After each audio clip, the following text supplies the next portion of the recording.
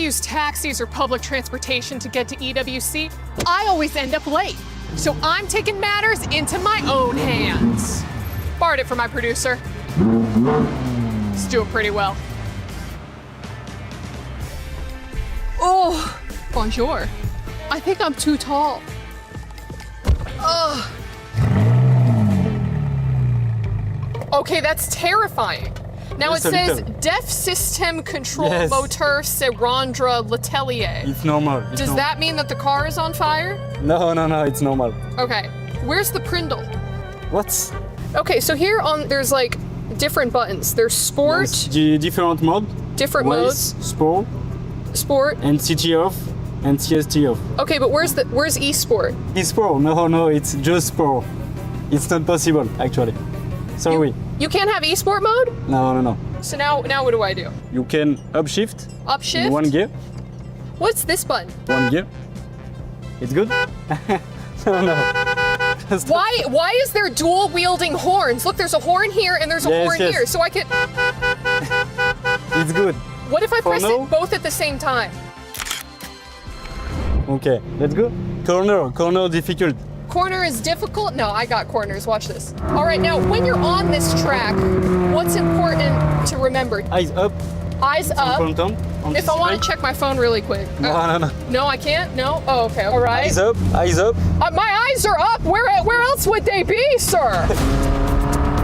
Okay. More gas. All right, I'm gassing it. You are too slow. Stop here.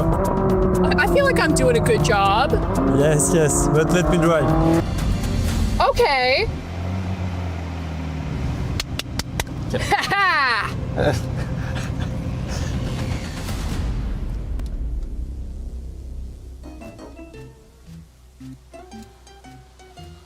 I don't think I was driving that slow. Yeah, I feel like I went pretty fast. I don't know if you would go much faster! Oh my god! I thought I was Tokyo Drift, brother! Holy crap! Wait, there's a barrier. Are we gonna stop at the barrier? Oh my god! I should have listened to all my middle school teachers and high school teachers and college teachers. Playing video games your entire life is only gonna put you in life or death situations.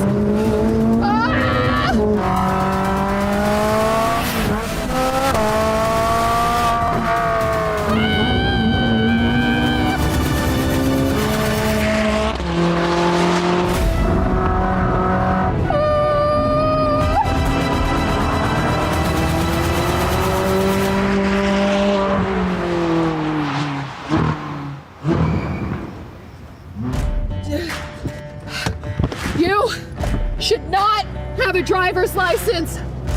None of this is okay.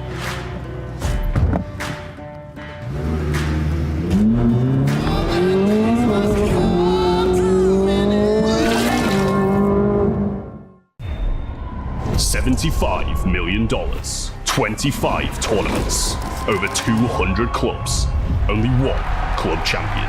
The Club Championship is the beating heart of the Esports World Cup. Over 7 weeks, esports clubs send their players to compete. Every placement, every win, every podium earns points for their club. At the end of 7 weeks, every point counts. The club at the top walks away with $7 million and the title of best esports club in the world. It's not about being the best at one game. It's about being the best across all of them. Depth, versatility, consistency under pressure. One championship trophy, one title. Who will take it? Watch history unfold in Paris at the Esports World Cup 2026.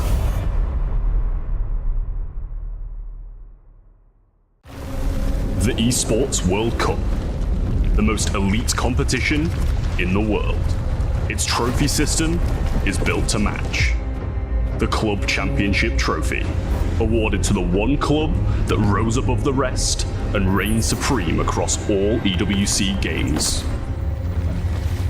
Every participant earns a key engraved with their name. That's their right to compete. Reigning champions hold a key unlike any other. The game trophy is the ultimate prize for every games champion. incomplete until a champion's key is inserted. The champion's keyframe is locked into the totem, a stone marker of legacy, etched with every EWC champion. The losing keys are crushed. The champion claims 3, a personal reminder of who they defeated. The rest are preserved beneath the totem, in resin. Every fallen contender captured forever. Will you be remembered or forgotten beneath the totem? At EWC, nothing is granted. Everything is earned.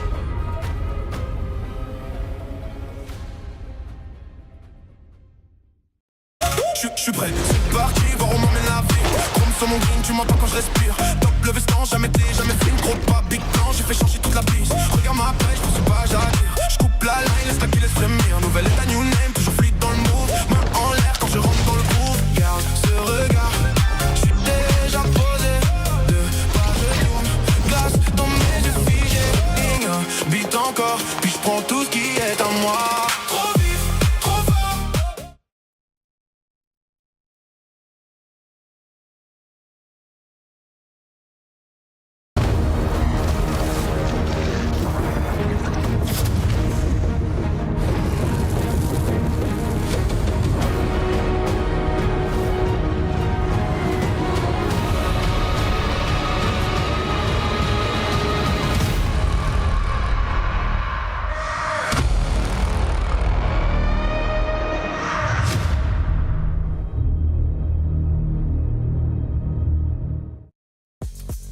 Good morning, good afternoon, good evening, wherever you may be in the world. Welcome to CROSSFIRE EWC 2026, and we have some fantastic action for you on your screens once more here on the B stream for CROSSFIRE. My name is Dan Gaskin. I'll be desk hosting for the day, and I have two wonderful commentators / analysts / anything I tell them to be. We've got Scriv and Penguin. Guys, it is a pleasure to have you once more. Scriv, yesterday, a pretty intense day for a lot of these teams. Any favorite moments you had? I think the Nemesis 10-1, that was pretty exciting to kind of, get baited a little bit into what they might have been able to do. But yeah, it was a lot of teasing, a lot of excitement about upsets, and that's kind of what we're after. Maybe we get some today. Penguin, how did you find your first day yesterday? Yeah, I was super excited to watch the games yesterday and the action of CROSSFIRE. I mean, I wanted to talk about the 10-1 as well because this is one of the surprises that we've been looking at, and then the games after this. And I mean, everything in CROSSFIRE is unexpected, so you cannot expect who's going to be winning because we expected Rock to dominate Nemesis, and Nemesis just dominated them, and everybody's talking about it on the socials. Lots of unexpected things, lots of maybe results we didn't think were going to happen, but one thing we know is going to happen is how this tournament runs, how the format goes, and basically what's going to be happening in the group stage. As you can see, we had 16 teams. We've got to whittle those down to 8 squads, and that's going to happen pretty much today because we get our qualification matches. They're going to happen. We have Group A, we have Group B. In terms of this format, I mean, with it being a group stage bracket that is winners bracket and losers bracket, do you think that these teams like having that fallback, being able to, that second chance of a lower bracket? Yeah, definitely. I mean, a game like CROSSFIRE, the maps can be quite constant. Everyone feels quite comfortable in that sense. So maybe you do pick a map and it doesn't quite go your way, and that sort of series over. We saw that yesterday with Execration, right? Exactly. And I think that having a second chance to just fresh slate, new day, forget about yesterday is always going to be a really big opportunity, yeah. Because that changes when you go into then the playoffs, right? It's just single elimination bracket. Yeah. Suddenly then you don't have that safety net and it becomes a bit concerning. I mean, when I used to play, I'm a fan of having a lower bracket because this is a second chance for you, and maybe the first day is not the best day for you. Maybe you're not having your best day today, so if you have a second chance, usually you are not as pressured as playing without any second chance. So on playoffs, that's the playoffs. That's why everybody on the playoffs is just fighting for this spot. And everyone's fighting for that prize pool as well. You can see on the side of your screen, 2 million big ones. $2 million going to be available, 750,000 for first place. Back when I used to compete at Scriv, it was a voucher for a sandwich shop and maybe a controller if you were lucky. And now these kids get to play for so much money, and they are very lucky indeed. I think that that is part of it, right? We were discussing this yesterday in the pre-show. The prize money, it puts a lot of pressure on you, Scriv, and you've got to try and forget about it when you're on that main stage, right? Yeah, absolutely. It's obviously a very big deal to these guys. I think there's a lot of that competitive element that really does come in. There's a lot of money on the line, sure, but these guys want to be able to prove that their region's getting better, that their region can compete with the best.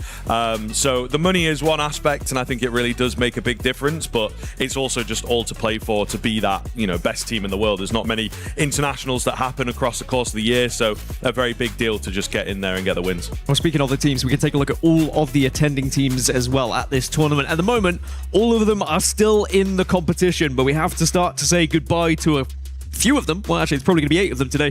We've got Group A, we've got Group B. Penguin, just looking at them all, I know we had some results yesterday, we have some favorites. Who do you think might not make it through to the playoffs? It's gonna be tough to say, but I think it's gonna be GK. Ooh. I've watched Excretion yesterday. I mean, I know that Excretion gonna be playing GK, and they are both having the last chance now. I mean, the way Excretion played versus Liquid was just insane. I mean, I know they didn't have a good Porte, but they did have a very, very good Black Widow, and I think they can just elevate this gameplay into another map. So I think GK might be the first to leave. Well, I gave him the hard question. Scriv, who do you think is going to go through? This is the easier question, right? Yeah, sure. I think, we've got the likes of AGAL, we've got the likes of a little bit of Baisha as well. I think that these are the 2 teams that everybody's watching at the moment. They should definitely make it through. I'd be interested to see the likes of Stallions, though. I think that could be a fun one to see those guys go through as well. So there'll be a few teams in there that I think will raise some eyebrows, making the qualification. Well, we can start to look back at what happened yesterday, and we really had, games full of everything. There were some one-sided affairs, there were some stomps, there was some overtime. Once Scriv got on the desk as well, thank goodness, I was asking for it. I do think that today we're going to see even more closely contested games as we get further into this bracket. But just looking back at some of these highlights, Scriv, it was difficult for some of these players to, I think, expect what was going to happen, because some of these teams, they just came out all guns blazing. Yeah, absolutely. I mean, you very quickly get into the action. You've got to be hot in the game of CROSSFIRE, right? The momentum picks up very, very quickly. We talked about early rounds, how important they could be. But yeah, there was a lot of sort of getting caught off guard, a few comebacks required, and indeed a few very, very important timeouts for some of the teams we caught. Penguin, I was really impressed with the Brazilians yesterday in particular. I loved the way they played. We've seen a lot of regional difference so far at this competition, haven't we?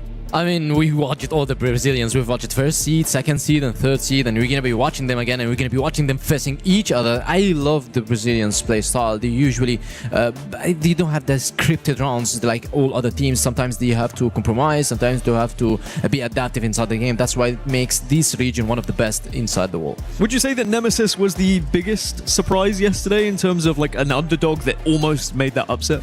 Yeah, I think so. As we've said, everybody's kind of talking about it, right? It's a really great map. It's a bit of a shame. They nearly had us believing on the 3rd map, but not quite. So a big test for them.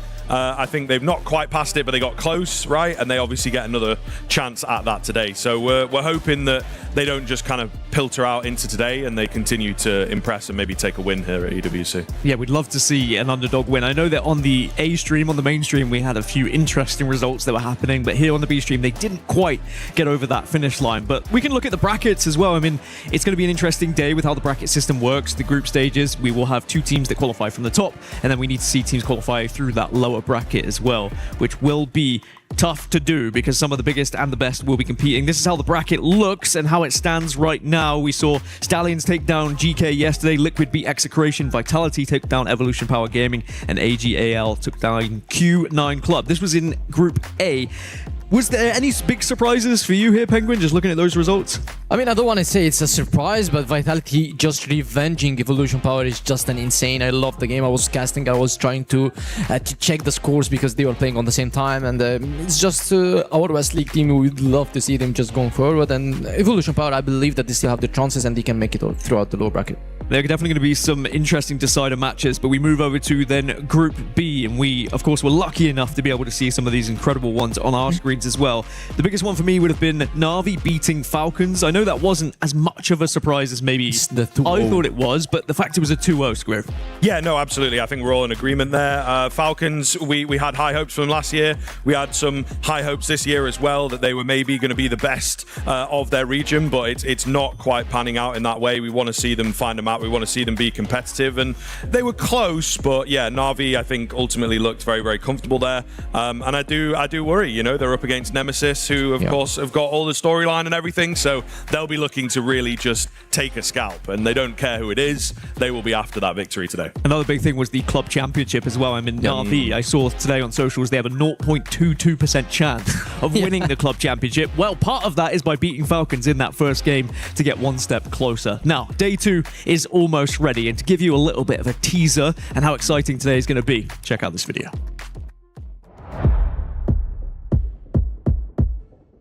Team Liquid, we haven't met each other yet, and we're looking forward to face you. Eu espero que a Team Stallions estejam preparados.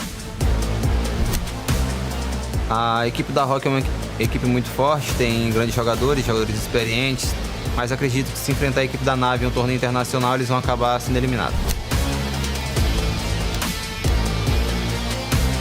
Anubis là một bí ẩn nhưng mà chúng tôi sẽ cố gắng hết sức.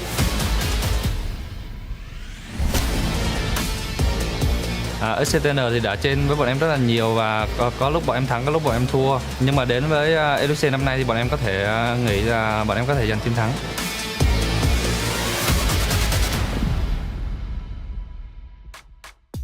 No more excuses, no more day 1 nerves as we move into day 2 now. You have to make sure you are secure in your seat. Otherwise, if your seatbelt is not strapped in, you may find yourself eliminated from the competition today. But moving into day 2, boys, we have some exciting matchups, as we've already been able to allude to in the pre-show. We have elimination matches, we have qualification matches, and this is how everything is looking in today's schedule. Stallions versus Liquid, Na'Vi versus Rock, GK versus Execration, and Anubis. Very excited to see Anubis on our stage versus Vicious. Scriv, first looks at this one. Favorite matchup? It's got to be the first one. I think Stallions Liquid, to be honest with you. We have like the meeting of two teams that have ultimately shown different sides of the game. Stallions very, very, very dominant yesterday, and Liquid having to work hard, getting a payoff on Porte, of course. So we'll see how they are able to compete when they sort of meet. You know, Stallions, are they going to be able to repeat it from yesterday? Liquid, have they still got energy after the comeback on Black Widow? We're going to find out. I mean, since Kriv just picked Stallions versus Liquid, I would go for Na'Vi and Rock because this is the derby of the Brazilians. Yes, I know it's first seed and third seed, but still, Na'Vi just beat Rocky Sports on the CFBL playoffs 3-0 and immediately just followed by a comeback from Team Rocky Sports, and they beat them again on the lower brackets, another 3-0. So this is gonna be deciding. It's like a best of 3 in terms of games because Na'Vi won 1, Rock won 1, and now on the international stage, they need to have a winner. So both of these boys want the qualification matches. For me, I like the elimination matches, baby. I like sending teams home because I like tears. They taste great. No, I'm joking. I don't want anyone to go home. Now I'll start crying. But Stallions versus Liquid is going to be our first matchup of the day. And I've heard a lot about Stallions, right? They have been the team that has been on the lips of everyone, it seems. Are they one of the best squads that we have here in CrossFire? Are they up there? Could they win this whole thing, Scriv? I mean, they come in as a bit of a dark horse, if you'll pardon the pun. But ultimately, I think, you know, we also have a few flag bearers in the green room, right, from the Philippines. So it definitely helps the conversation around that. But yeah, I think they are certainly capable. The scene over in the Philippines has been slowly on the rise. And I think that this might be the year that they can really upset a few teams from that Chinese region, especially if those Chinese teams are a bit too focused on each other, you know, and trying to beat out, and then Stallions kind of creep in. You've not quite done your homework on them. They really do have a chance of taking it all, yeah. Who's the go-to players on this squad? Who should we be looking out for on Stallions? Definitely Chris from this NO, and I guess KLP is having a very good tournament as well. So we are talking about Noah and KLP, two best players on Stallions. And I want to just say about the Stallions, I mentioned last year that they had no pressure going into international stages and they went to runners-up on CFS 2025, and now they are starting to have some pressure because everybody's starting to favor them. Before, if you are playing versus Stallions, you would favor the Chinese teams, so they have no pressure at all. If they win, they are the underdogs. If they lose, so I guess that's the expected result. And they were able to take down GK 2-0 yesterday. It was pretty comfortable in the end. But we move over to then Team Liquid, their opponents in this one. We again got to watch that on this stage. They took down Execration 2-0. It was actually more of a fight back from Execration than I thought there was going to be. Black Widow and Porte went in favor of Liquid. Scriv, talk to me about this Liquid team. What are their chances here against Stallions? Yeah, I mean, it is going to be tough. You have a lot of experience on this team. There's still some great firepower, but what they have is a lot of resilience, you know, to see a 1997, I guess that's the year of his birth, compared to the 2000s, so we've got plenty of on the other side. Yeah, there's a lot of experience here, right? And I think that that's something that they can really, really lean on. They also have a deep pool of like, okay, you've got the hot hands, we're going to give you all the resources here. We saw that with 7-7 on map 1 yesterday, but then into map 2, not necessarily needed as much. So they have a lot to work with. It's just kind of a case of focusing up and respecting their opponent and indeed bringing that A game, which they didn't quite have in the first half of Black Widow yesterday. Nearly cost them. Yeah, exactly. And Excretion, the way they execute and the way they played versus Liquid, because Liquid, look at the names. ATRF, he's a world champion. Dynamis is a world champion. Gookin, he didn't thought that, but he would love to. And 77, this guy and WY, they are the newest additions to the Brazilian scene, and were performing to the best. So look at how Excretion played versus them. The executions, I just mentioned on the green room that I like how Excretion is playing. That's why I just favored them above GK, because the way they execute is just they have the same smokes for every strategy. So you cannot guess. When I was playing and there is a team is playing like this, I'm just so puzzled. I don't know what to do, because every single time they throw the same smoke, so you cannot expect what strategy is going to be gone. And before we get to the veto process, I guess it's a chance to pick your guys' brains a little bit of what we might expect. We had 4 different maps played between these two teams. Neither of them cross over. Neither of them are going to be the same. Do you think that's going to be a target ban situation? Are they going to be doing a lot of research last night to try and go up against one of these squads here? Well, I guess Stallions, they target ban everybody because they play the 7 maps. I mean, for Liquid, sometimes we've seen target bans into themselves, because sometimes they hate playing Ankara. They sometimes also hate playing New Mexico. But if you look at the Stallions, they play the 7 maps. So I think they might be target banning for Liquid. Yeah, I think there was definitely a lesson learned yesterday as well. Normally, a lot of teams domestically will ban that Black Widow against Liquid. Yeah. It didn't get banned yesterday, and you see what they're kind of able to dig deep and come back and all that sort of stuff. So they obviously have a lot of experience there. I think maybe the Ankara will come out here as, again, a little bit of a target. It was the decider yesterday in Liquid series, and then we'll see. Liquid might go towards Porte just because it looked so good yesterday. Yeah. They might stick to that Black Widow if it's open. There's a lot of options, I think, for Liquid in particular, but as you say, Stallions have a lot of versatility, so it's going to be difficult veto-wise to know which way that Liquid might want you to go. I think Stallions have got a lot of options there. Speak of the devil, and she shall appear. Smart. It's smart. Black Widow is taking away Eagle Eye, and we're going to go over to Subbase. Subbase has been my favorite watch so far this tournament, it has to be said. So Liquid are going to be attacking on that side. Stallions pick defending on new compound. Penguin, talk to me. What are you thinking? I mean, Subbase pick by Stallions is just going to be insane, because we know that the Brazilians, they know how to play Subbase and they're very good, but Stallions, it is their best map. If you remember Obimaniac back then, when they used to be called Obimaniac and they played versus the Chinese teams, they have never lost on Subbase since 2024. So these guys on the international stage, especially on Subbase, is just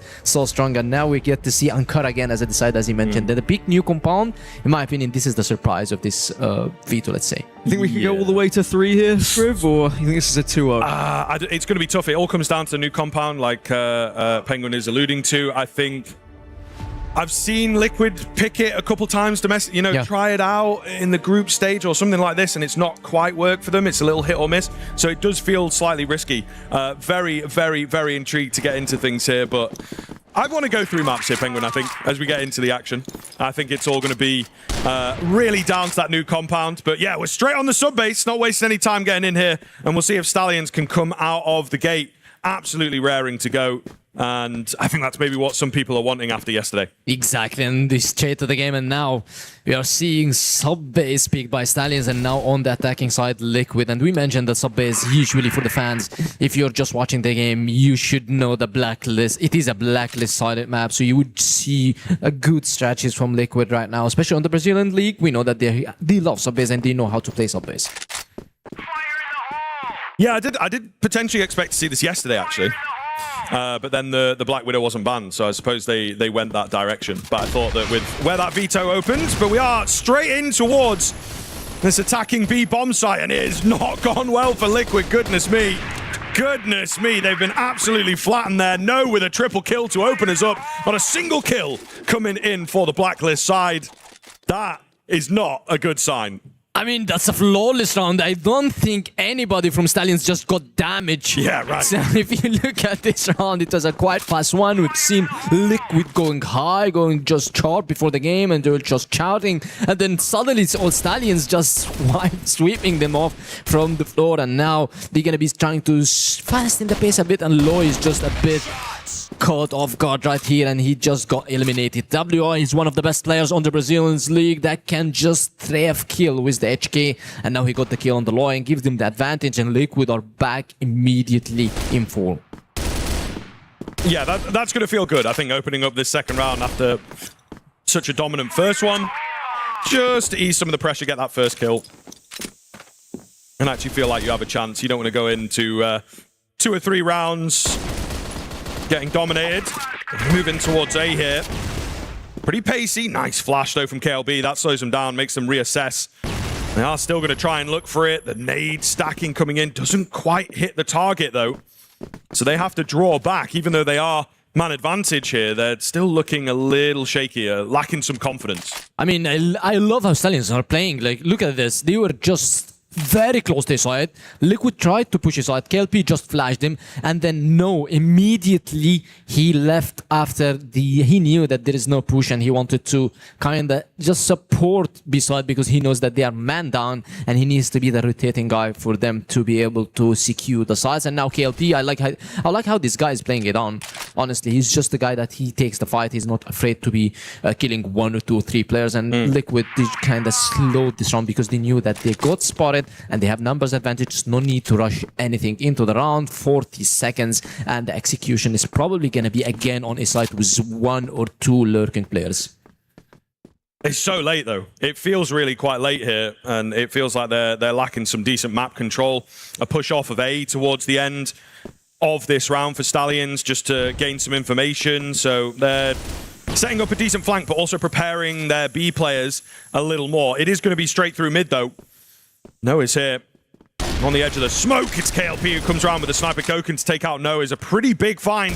KLP gonna have to go crazy. 10 seconds, he's dropped the C4, slowing them down in a big way. KLP keeps them coming, and it's KLB from behind to finish it off. My goodness, Stallions are looking good. This guy, man, on Darkroom, you need to get red out of him. This is every time he's there, he's not gonna let you pass through. And this is exactly what we've seen from Liquid last game. The same round. It was a split to B-side. 3 through woods, 1 through vents, and the other through machine. And immediately NO just sneaks and gets the kill on 77 and gives his teammates an advantage. Jai, now he's trying to support on his side. He knows that there might be a push into the side, and a good read from Stallions. Actually, KLP just gets a double, and WI just trades it immediately and makes it 4-on-2. Looking really good here, isn't it? Looking so good for the Stallions. It's a 3rd in a row as Team Liquid. They try the pace change. They try to catch you off, catch you sleeping a little. It's not working. Stallions, immediately for me, looking scary. Looking very, very scary. Man. This is not in a good position for Team Liquid, as they have struggled, it is safe to say. The man advantage in the second round, don't win it. And 2 very, very dominant finishes to give Stallions their 3 rounds. Looks very, very impressive. Up in the vent, getting cheeky with it here for KLP.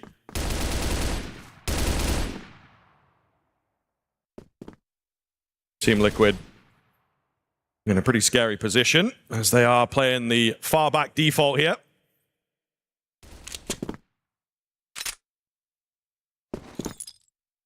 I mean, KLP is just trying to deny the crazy plays from Liquid onto Vents, and exactly this is what is needed.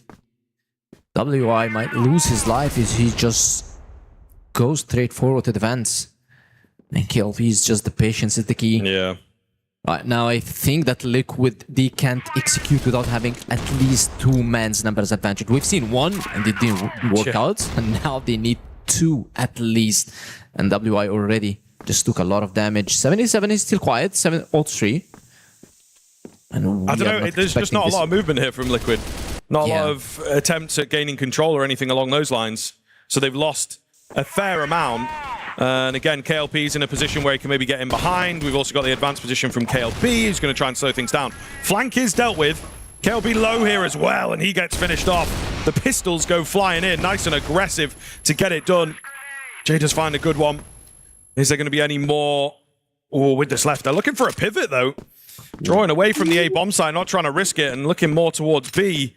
Again, Stallions are going to be prepared for this. They also just bail on A. So it's like the defenses are still looking like they're in a good spot. Got to try and cut them off here. What is the avenue? Which way are they going? Danimals with a big find. Jay gets super aggressive there. I guess desperate to try and get anything done. And the trades come in the end. Team Liquid with a quick pivot, a wacky rotation, but it works. They're on the board. I mean, the key kill for their...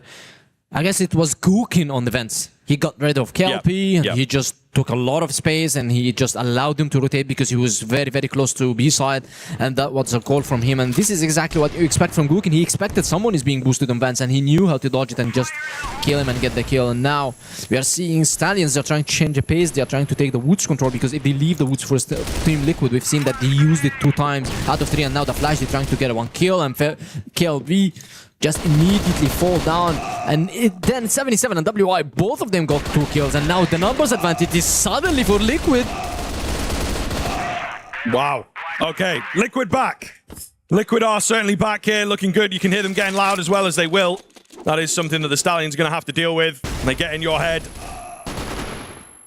The Stallions rocking straight out of the gate. Team Liquid with some good responses here in kind of the perfect spot, right? Yeah. Just as we start to worry that it's going to look dominant in the first half, they have managed to start responding. The question now of what Stallions do as they face forwards. Some kind of response on the cards potentially from the Stallions. Easier said than done at this stage. Team Liquid holding pretty far back at the moment. Again, not looking to give away any early kills. They will send some information forwards, though, as WY looking for that first kill. I mean, it's working, right? They slow down things and try to get some information, but they're kind of looking for a mistake from Stallions. I believe that Stallions are not the teams that are gonna give you the mistakes easily. As we can see now, the change in the play is a fast rotation strategy coming out from Stallions. 2 around Cage, 2 around B, and it was going to be very quick. And I think this is the best for Stallions. And now Eno and Loic each gets 1, and Jai just backs it up. 77 is the only guy who's fragging for Team Liquid, and suddenly it's a 1v2, and then No just tells him no, and he's back on board. 4-2, and Liquid just kinda throw it away. 4-man in BC is just not the best strategy that you can do versus Stallions. Yeah. Liquid not looking super comfortable on sub-base. I think it's safe to say, right? Like some of the rounds, some of the developments are not great. We're moving fast. Sneaked again. Roy, just get caught. Really, really nice early move from Danimals to watch out for that. We'll give Liquid the upper hand here in round number 7.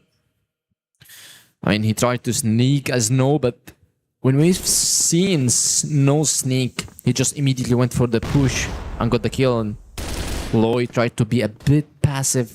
He wanted to use his trigger discipline just for his side, but didn't work out. And now Stallions, they are back on numbers disadvantage, and we've seen these guys multiple times in such situations, and they came back from it winning the rounds 4-2. And now it is 1 minute and 35 seconds, and Liquid are kind of the team that's slowing the pace, trying to get information. They have numbers advantage. I get it. They didn't need to do anything, but now Gookin is trying to take steps.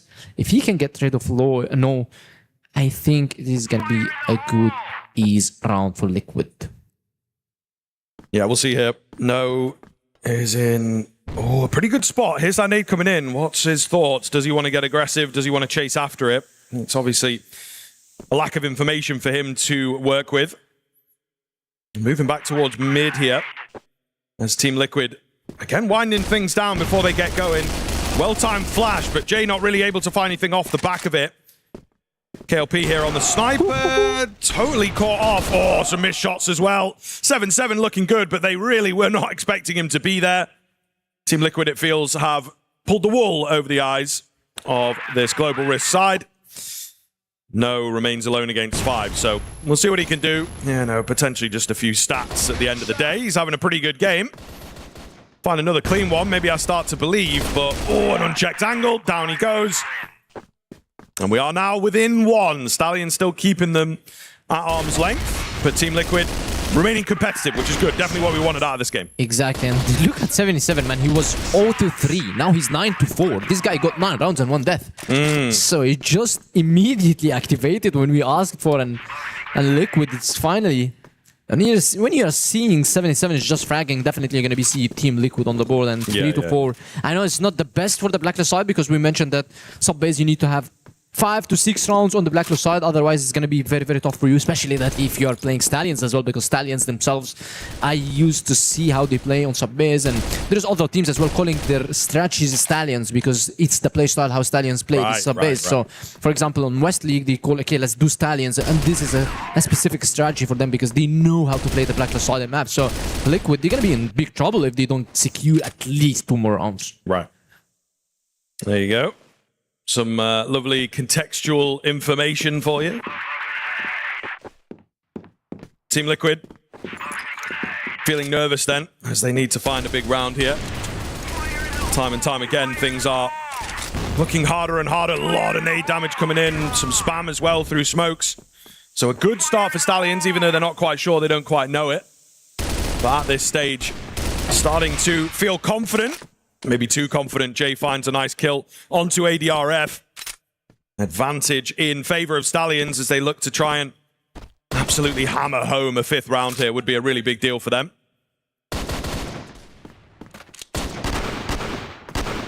I mean, with Liquid on the numbers disadvantage, I'm starting to get worried because usually if you see Stallions, you'd say, okay, they can flip the round, and they did multiple times. And now it's going to be the vice versa of this strategy. And let's see, KLP is trying to fight back on a side. This flash is going to catch him off guard. And yes, it did. And now he's going to face 2 double. Look at Choi just immediately flicks. And KLP just gets 1 before dying down. And now backed up. They did the bait strategy on his side. And it worked perfectly for them. And now it's going to be all up to Gokin, the god tier sniper from the Brazil. Again, it's 4 Filipino players, just fears nobody else. And now Lloyd just immediately just quick scoops him and gets 1 more on the board for Stallions. I believe that this is going to be very, very, very tough for Liquid now. Yeah, looking good. Stallions looking good. And just able to stay in there, you know what I mean? Team Liquid are getting sporadic rounds. There's not enough stringing together, not enough momentum from them at all to feel like they are in control of the game. And that's always going to be a pretty big deal. Again, as we say, against Stallions feels like an even bigger deal. So Stallions looking good here. Felt like we were maybe going to get the marquee matchup. It's still pretty close. Still could go either way. But it does feel like, as you're saying, Stallions giving themselves a good foundation going into their Blacklist side. Nice little contact out on towards A. That finds the first. It's pretty cheeky. Some good nades as well. A lot of damage coming in towards middle. Gokin with the hold. Yeah, brilliant round here from Team Liquid. Really well put together. Some fresh ideas. And it works super, super successfully. No and Jay looking for a way back in, but it does not seem like it's going to happen. I mean, it is a much needed round for Liquid because otherwise it's going to be one-sided game on the Blacklist side. Now, Stallions, I think they did their best on just having 5 rounds on the global side. Now they're going to be switching to their favorite side because I believe they picked sub-base because of the Blacklist side. How good they play this side and how well organized these guys are. But still, they are playing versus Liquid. They're playing versus one of the best Brazilians team, the 2nd seed, the 1st seed on Season 1. So now they should be having some troubles as well, just fighting through Gokin, just fighting through 77, because this guy is also having a very big tournament and one of his best days as well today, because you would usually see him fragging that much on this tournament. And now Stallions gonna be trying to shuffle their papers and try to dodge both players. Gokin, 77, they are all trying their best to put Liquid ahead. Yeah, if they can.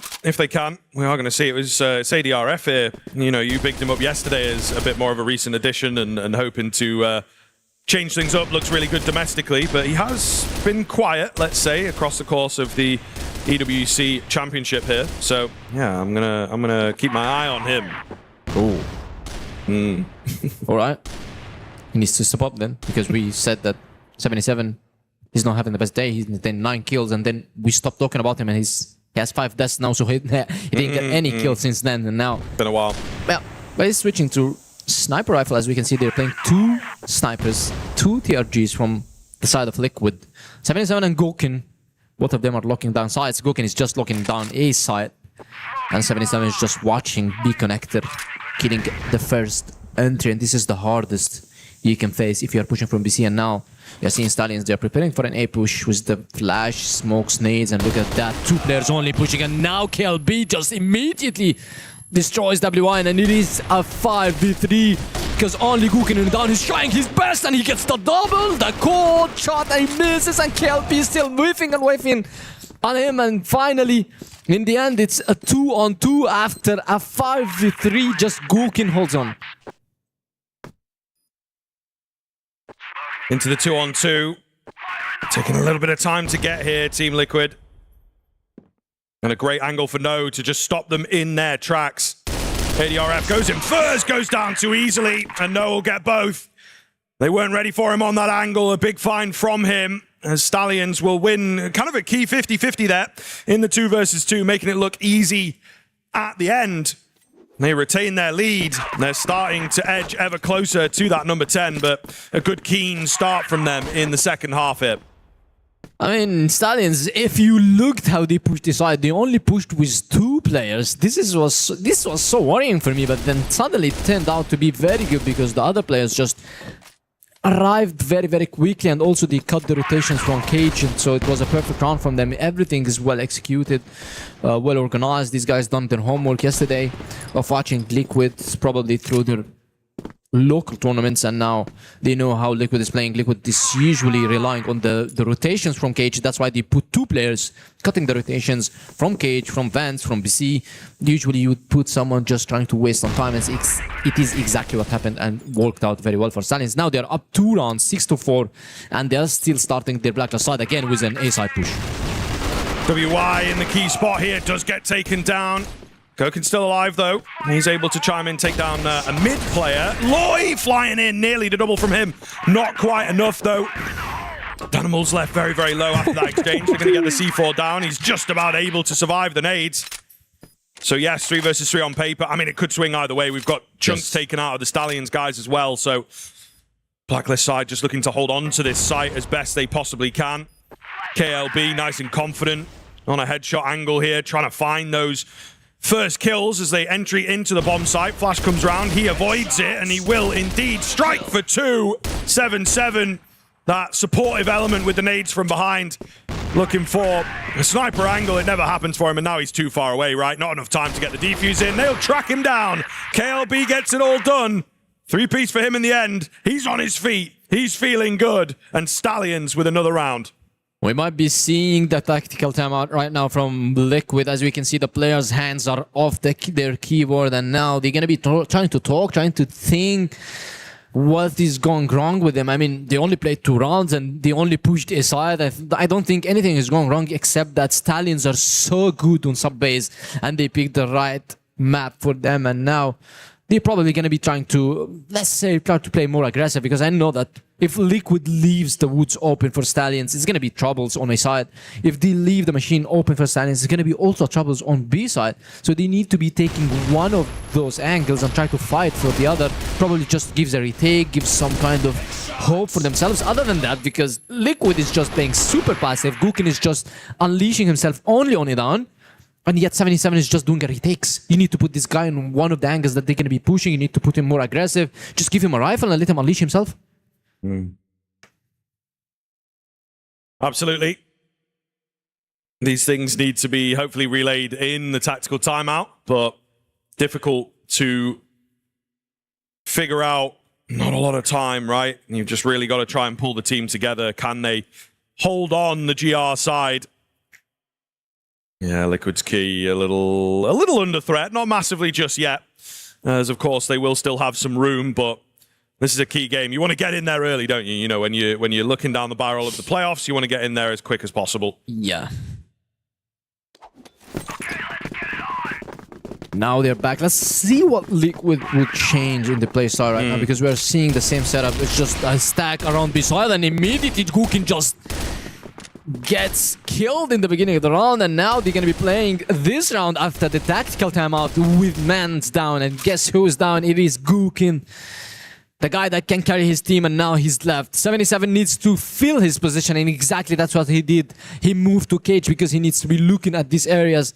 The stack around quad boxes, they expected Stallions to be going a fast B-side push because this is one of the rounds, but it didn't turn out to be this time, and now Stallions just swing woods to get the red out of Goken. And yes, as you took your tactical timeout, Tanks as well took his time to talk with the boys and just tell them to go swing and get Goken out of the picture just early on this round. Yeah, I mean, it was double sniper. I think that was kind of the very core of the idea from Team Liquid. So to immediately get rid of that is really quite solid. However, they will walk into the trap ever so slightly. 7-7 over here as well. Always confident, always able to deliver. Can he do so in this moment? Pistol comes out. Brings it down to just 2 now of the Stallions. Drop that C4 as well, and he'll keep on going. 7-7 with some huge finds to keep Liquid's dream alive here. A huge, huge find. I mean, if you watch how they played this round, they played the double A-top setup, the Chinese setup that we've talked about yesterday. They still did it again, and just we've seen the Brazilians just usually using this setup when their numbers down and they're having troubles just defending a side, and this is exactly what they did. They had a fast rotation. This setup is actually all on fast rotation. If you're playing 2 top and just leaving A side completely open, as you can see, it is a fast rotation, fast retake setup. If you go to B side, you have 2 players immediately just following into you, and if you are having an A side push, you can immediately do some nades, some stacks, some flashes, and do a retake into the side. Well played by Liquid, changing the pace of the game, and finally they got 1 round on the board on the global side. Now they need to stack few more in order for them to get into that draw between them 7.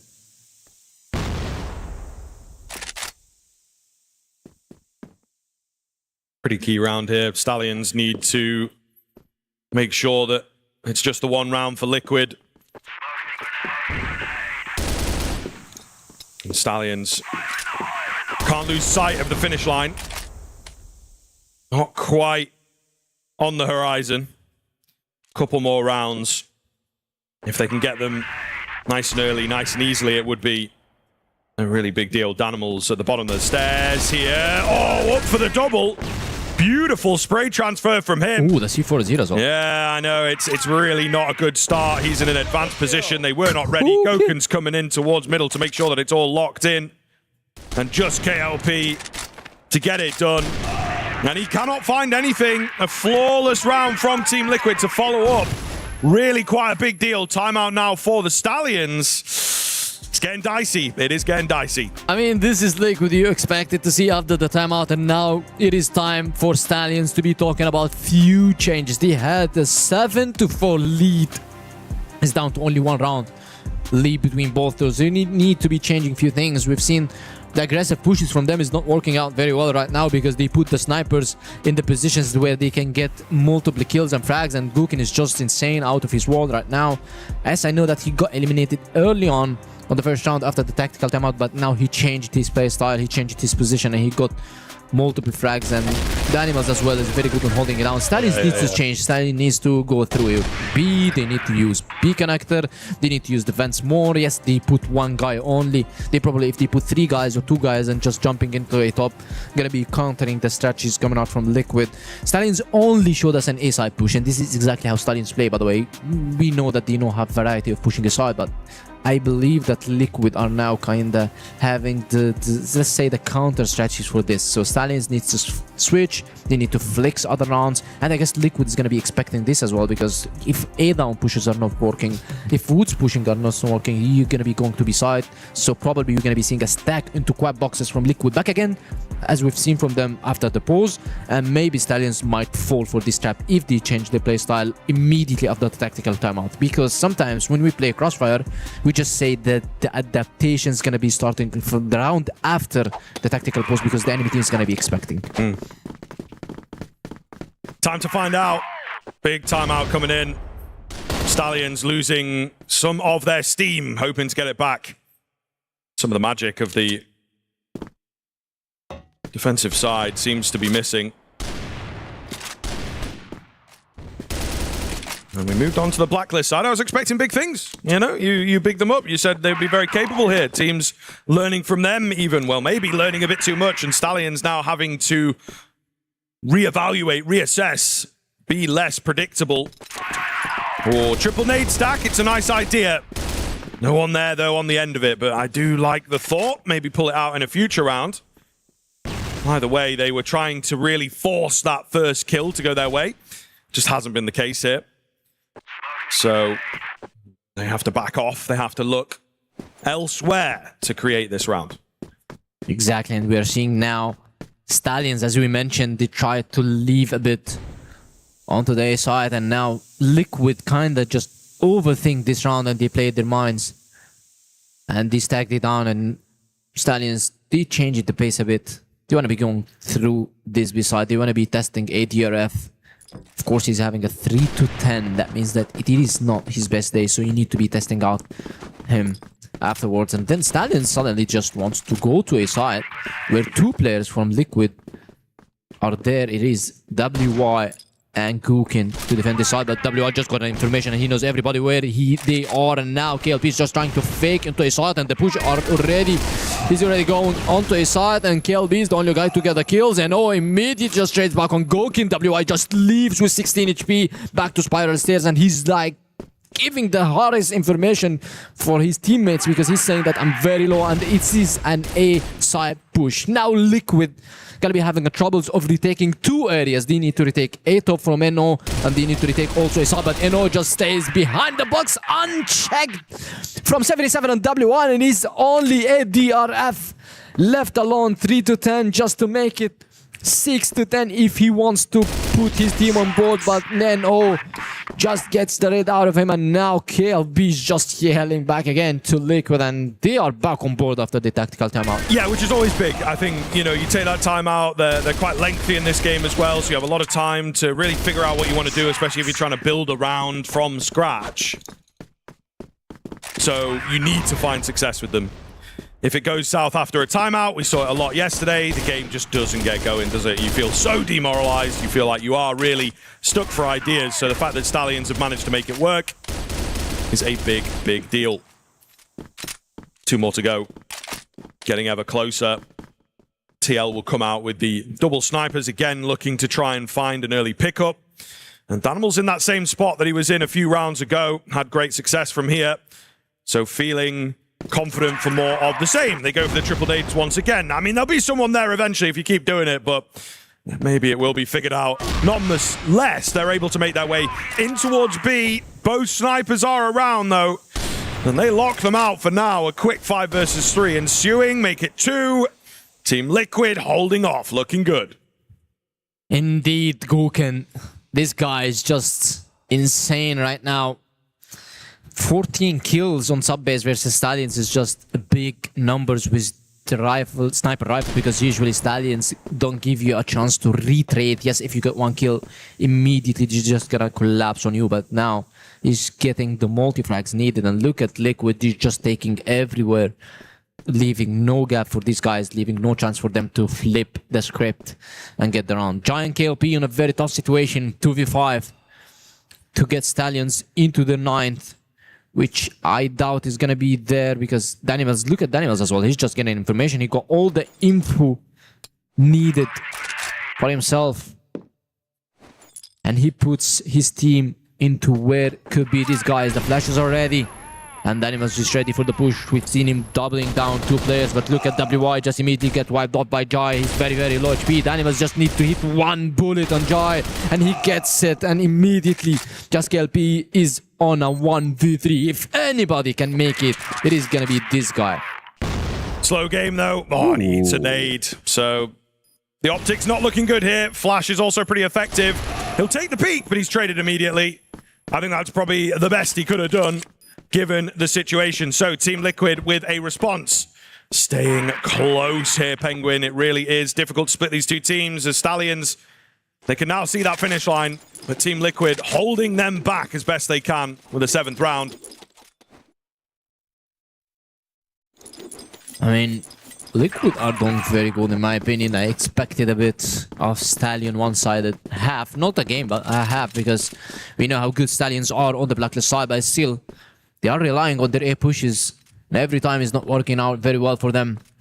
Especially after how changed Liquid did on a side. They stacked He put a rifle, he put a sniper, and then they're just looking into one more cage stack. Gurken behind this smoke is just trying to find anybody, just oversteps from the doors, trying to be very, very sneaky after that. And then still ADRF, we are looking at him and he's not performing very well, and the guy is not tested at all. The Stallions are still want to be going to down. They don't want to be trying to contest this guy, and Gurken almost quick scooped one guy behind the smoke. Just be firing him, and still minute and 25 seconds on the clock, and Stallions are nowhere to be close any of these sites. We're seeing the C4 is just trying to move around the cage. Probably it's going to be a B crush because we are seeing one guy on machine, one guy trying to make some noise on BC, and the C4 is going to be followed into the guy with machine. So it's going to be 2-on-1, 2-on-2. Not 2-on-1, it's going to be 2-on-2, yes, exactly. And it's going to be throw beside with a fake onto his side. Not biting though, I mean they're keeping the defense on B for the most part. Maybe able to split them though, just got to check the angles. They're really convinced that someone's playing that right hand side. Not going to be the case, it's a mess over here. Just about able to even up the numbers, take control of B, but an overstep from Jay. Gets a little aggressive there, doesn't he? Bit too far forward, will go down. WY with a key find. And it's all on to know here. He's having a great game. 21 kills to his name. Looking for just 3 more in a very, very important round. Here, the nade gets the job done. Softens up another. And suddenly he is in the 1 versus 1. Danimals is the only one to stop him. He's been spotted now as well. No looks good. The headshot lands. And Stallions with a 9th. The 1v3 out of nowhere. I mean, if this guy is just clutching like this, just getting these kills, I guess Liquid are now mentally destroyed and they need to be having a relief after this round. A 1v3 from him, a nade kill, and then followed by 2 double kills. Yeah. That's insane from him. Unbelievable, you might say. Gurken opens here. Loy looking to get caught, and he does. Team Liquid are not happy. Back with a vengeance into around 17, trying to extend play here if they can. Looking likely in this round 5 versus 3. They've got the C4 as well. Yeah, didn't notice that until now. Really big finds therefore. And Stallions are way out of position. Really trying to find a way back in here if they can. Slow going as they're sort of, you know, trying to confuse things, not go straight towards that C4. Animals to go down. Nice clean kill. Makes you worry ever so slightly. Smoke comes in. They'll opt to push through it. WY the next port of defense. Oh no. Oh no. They're doing it. They're taking the kills where they need them. Trade is there onto ADRF. It's all on Gurken. He opened this round and somehow they're getting away with this. No, up to 26. I mean, if he is in proceedings, there's always a chance. Gurken to save the day. He's got to clutch up against 2. Moves around here. He's tracking them. He has maybe let them slip by. He's not quite sure. He's not quite sure. Oh, no. Gurken maybe going to get backstabbed a little bit here. He has missed the timing completely, Penguin. It's unlucky for him, man. I mean, he was checking and then suddenly these guys just cross. And they think they're not gonna hunt for the kill, you're just gonna drop the C4 down and hope for the best on their post plant. And now Gurken thinks it's an A side because he just came from B side. He's just got bamboozled by them. That's awful. That's really rough. And it's obviously going to buy a lot of time. Maybe becomes a very different looking post plant now for the Blacklist hold. He's out with the pistol. He's just got to try and get in there and hope that he can overwhelm, hope that he can find the headshots. Been spotted out now, of course. Patient game. KLB will take him down. Stallions to do it. The 5 versus 3. The 5 versus 3. Liquid will look back on that with a heavy, heavy heart. A really, really key round that got away from them. But Stallions, a fantastic game. There were some hiccups. There was some slowdown. But they were in control the whole way through. Only by a couple of rounds at a time. but still able to just hold on to that lead the entire time. 2 of these rounds are clutches. We've seen a 1v3 from No. We've seen a 5v3 from the guys. Let me tell you that this 1v3 just pushed, Liquid into some kind of madness round, which made them just push immediately to Machine. They push Woods. They tried to get back their confidence. Exactly, they got 2 kills and then suddenly just crushed by 3 players from Stallions. The 1v3 should have never happened. Let's be completely honest. When that happened, I was like, all right, yeah, this game's chalk. This one's done. Yeah, exactly. And I think they'll look back at that. And as you were saying, Scriv, without it, this could have been an entirely different game. Maybe we go to overtime as well. Yeah. It felt like they dropped the ball a little bit. But, you have to move into map 2 and hope that you can just kind of forget about that one. It's a difficult round to forget about, though, isn't it? No, it is true. It is true. I think, as we alluded to a lot, you're maybe prepared for Stallions, on this map. Sub-base is going to be a really, really confident one for them. But all the same, Liquid, it felt like they were just very close all the time, not quite able, to take the lead, not quite able. And then there was those, key rounds in there where they should have done it, where they should have snatched control, and they let it slip through their fingers. So they really only have themselves to blame, and nobody else is going to know that better than them. No one else is going to know it better than No, right? No was constantly on the kill feed, constantly putting kills on the board for the team, and in the end put up, 20 plus frags for the roster? I think if you've got someone playing that way, you're going to be feeling very confident. Yeah, that's their captain. That's their guy that always flips the script for them. And this 1v3, I was about to say it's doable because 2 players are very low HP, and then he tosses the nade, kills one, makes the other very, very low HP, and then Danimal suddenly finding himself in front of a guy who just killed 2 players, having very much confidence in himself, and just got 1 tapped. So, this guy just flipped the game for them. I believe that, as Scriv said, if this round went for Liquid, we could have went to overtime or probably just a win for Liquid. It's always easy to say when it's a 1v3 it shouldn't happen, Scriv, but was there anything they could have done differently in that 3 versus 1? Because they were kind of stuck in the room. The nade really hurt them as well. Yeah, no, for sure. I think it's also kind of getting the onus, getting the speed in there, to just make sure that you are not allowing this guy to isolate fights, not allowing him to direct things. And that also, I think it's quite nice because you can extrapolate that to the whole map.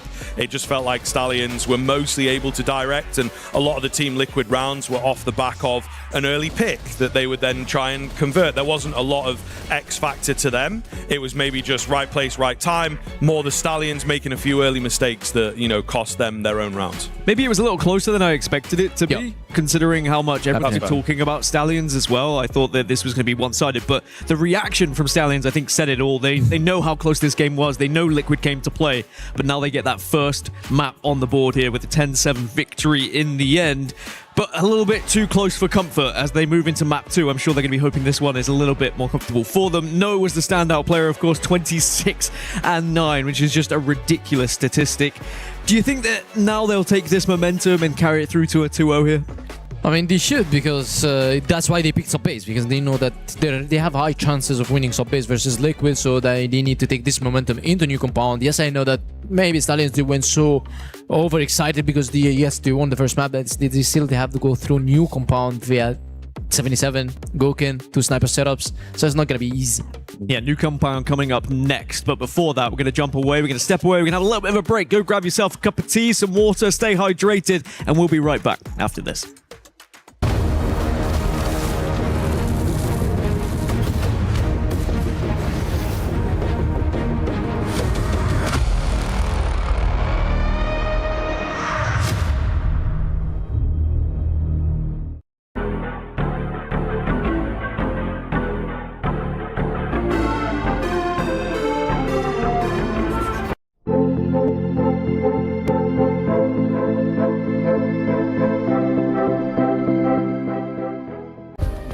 Play is in our DNA. Whenever we let it out, it becomes our superpower. Now imagine an entire city being built to supercharge it. Kadir City, powered by Play.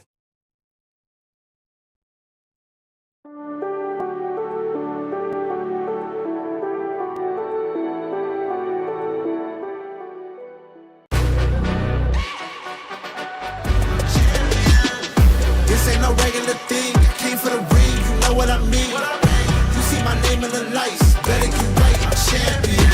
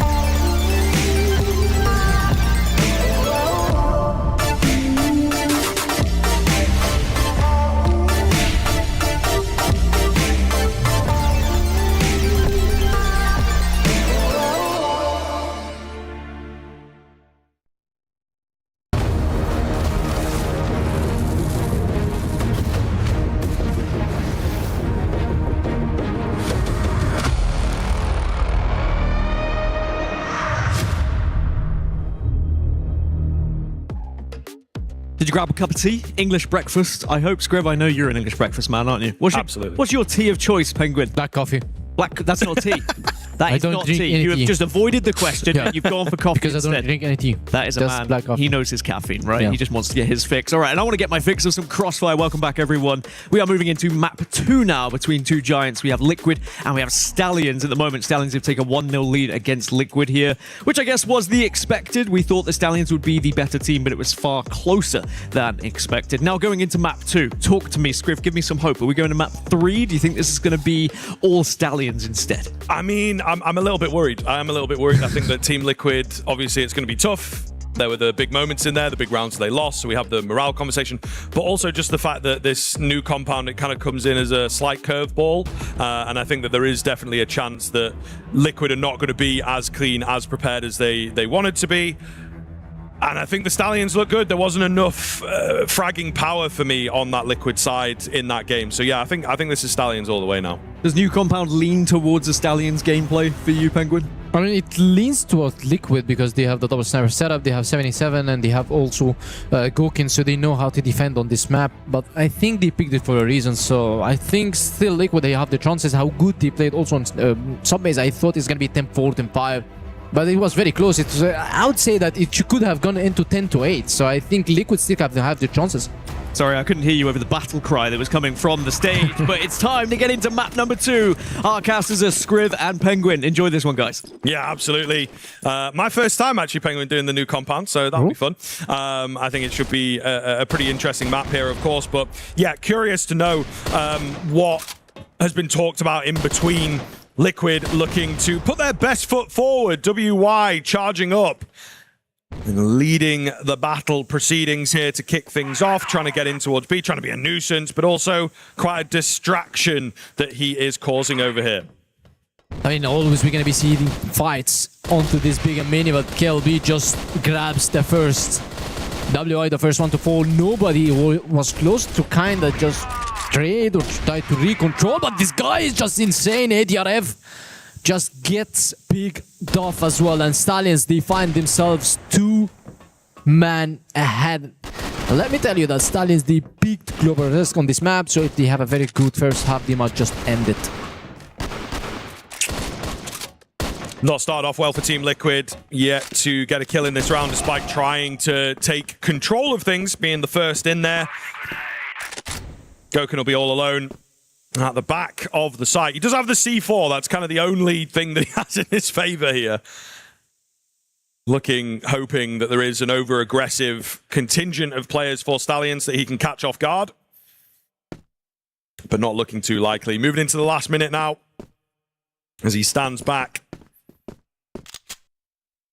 What are the plans? What are the ideas that he might be coming up with? I think he's just trying to be annoying in the early stages, you know, really make them work for it and find that final kill. A lot of an opportunity to talk things over into the next round as well. Gokin will go down, the inevitable, a flawless one to kick things off again for Stallions. So it's going to be immediately another uphill battle for the side of Liquid.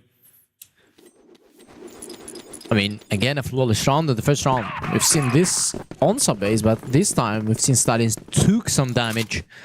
The first one on subbase, they didn't even get any damage, and now the fight through the mid containers. ADRF is just trying to recontrol this area.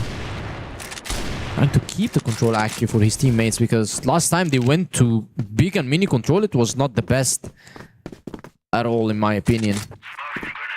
And it was a 1-by-1 solo control, and now they're grabbing 3 players, leaving the C4 behind, and just putting WI with at least 2 more players, so they can trade him when the control is going. The big is for Liquid right now, and the mini is just being controlled by Stallions.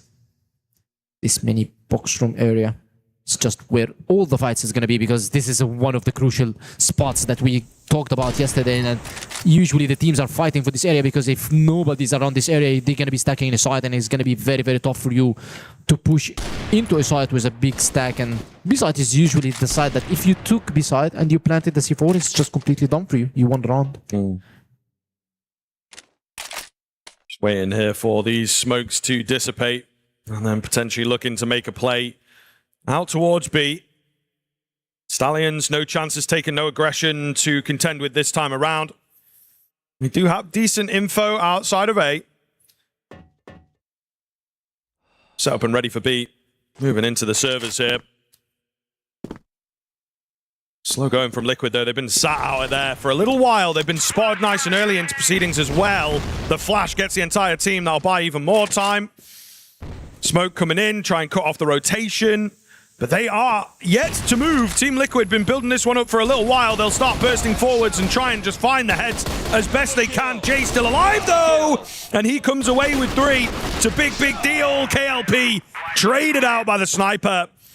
There wasn't enough support on the site initially. Jay does his best, but it's not enough. I mean, this round, what happened is that Liquid faked pushing first. So all of the Stallions B defenders just throw their flashes, and they had to go, let's say, through a dry round. They didn't have any flashes, they didn't have any smokes, they have no utilities, so they just tried to go one by one trade. Just Joyce, as you mentioned, he tried to go very hot in this round, getting 3 kills, and then Go can just immediately just finish this round into their favor. And Liquid, first on the board on the blacklist side, is very good signs for them and makes them at least having some size of hope, because Stallions, the way they started this round, this game, was very strong. They killed everybody. It was a flawless round. It was a pick by pick. It was a solo control from Liquid. I was expecting more organized control, and this is exactly what we've seen from them on the next round. Probably the first round was just, hey, let's test waters. Let's just check how these guys are playing on the big and mini. And the second one was the complete strategy that they did, and it worked out very, very well for them. Yeah, a little bit of a technical pause here, I believe. So hopefully not waiting too long on that one for you guys, but just keep you updated. All the same, comes at an inopportune moment. I, for one, I think as a competitor, would not be a fan of the early pause. Just want to get into it, get warm. But I don't know that there's any time for an unexpected pause that feels good. All the same, looking to try and find which team is going to have that hot hand moving into things. Stallions, they get the first look at the logo. There's the big man, of course. Absolutely crazy numbers. Hoping to get a little bit more of that here on New Compound. Yeah. And still, I'm trying to check what is going on with this technical. It was, I guess, one of the players was pointing to his headset, I believe. So maybe. Yeah. Maybe. Certainly. We'll get back in when we can, I'm sure. But a pretty big game here, of course. You know, you want to be hitting the qualification and avoiding that lower bracket, avoiding that elimination. Playoffs, I think, is for these two teams here as well. Just the general expectation. Liquid missing out on it last year a little. They were very, very close, but didn't quite make it. And I think that they will be disappointed with that. You know, you have a few ex-world champs and stuff on this team. So they at least want to say that they left a piece themselves. They were in the playoffs. They played one of the big boys, or they played the eventual winner, whatever the, you know, bragging rights you may need. I think a very, very big game in that sense is often where teams can crack under the pressure. That looks like a good sign, doesn't it? Little fist bump. Here we go. Back into the action. As the slowdown, is it going to benefit to have some time to think? Maybe, maybe not. All depends. I love the psychology of the game. It's something I really do get into. Of course, Loy getting aggressive to start things. And he will go down very early. It's a classic. You take a long time out, you just get straight in there, hope to catch them off, but it doesn't work here. Yeah, I mean, Lloyd just lost his life. It was a 3-man push into the ASI, into the A-long. And they just do the control. But look at the Stallions. They're trying to reclaim this area. It is so deep from them. And now NO just finally gets WI. But at what costs? NO just lost almost 60 HP. And now they're going to be fighting through this. But Danimals just falls to no one. He just loses his life into a 1-man bullet. And gets them back into a 3-on-3 after the numbers advantage that Liquid had. It was a 5v3, and now they are back on action because of this guy, this Wonder Kid. He's just making numbers for his teammates. 3-on-3. Key round here to be getting in the bag. Team Liquid taking it slowly, moving out towards A, clearing every angle they possibly can. Making sure nobody is hiding around. There is a good defense over on A because we've got all this information from No. So KLP going to be ready. KLB, looking to back him up, but he's doubting. He's maybe moved back towards B, and yeah, it's a little confusing. They don't rightly know what's going on. KLP, though, he's quick with it. He will lose his head on the second time of asking. Maybe would have preferred to see him stay alive there. There's a flank that comes round, able to get one. Gokun moving aggressively to try and get this kill. Sniper out for KLB, pistol out as well. He's swapping all the guns, and he will eventually look for a reposition here.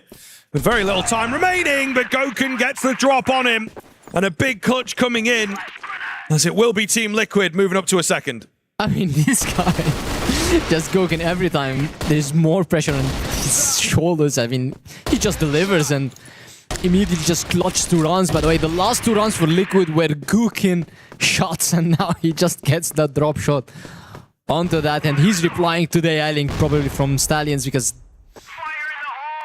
he's probably getting more mad, and now KLB just whiffs the shot, but Chai just immediately just backs him up with 2 kills, and now,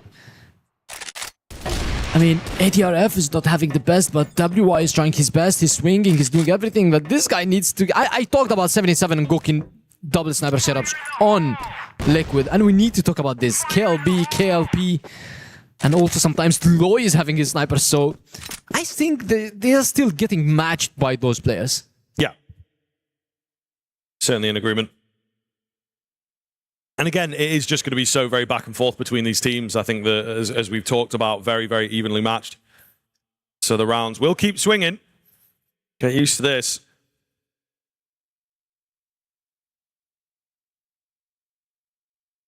C4 not quite sure where it wants to go at this point, as they have hit a slowdown on the TL side of things. Of course, you would expect that. 2 men down, looking for a cheeky opportunity if it presents.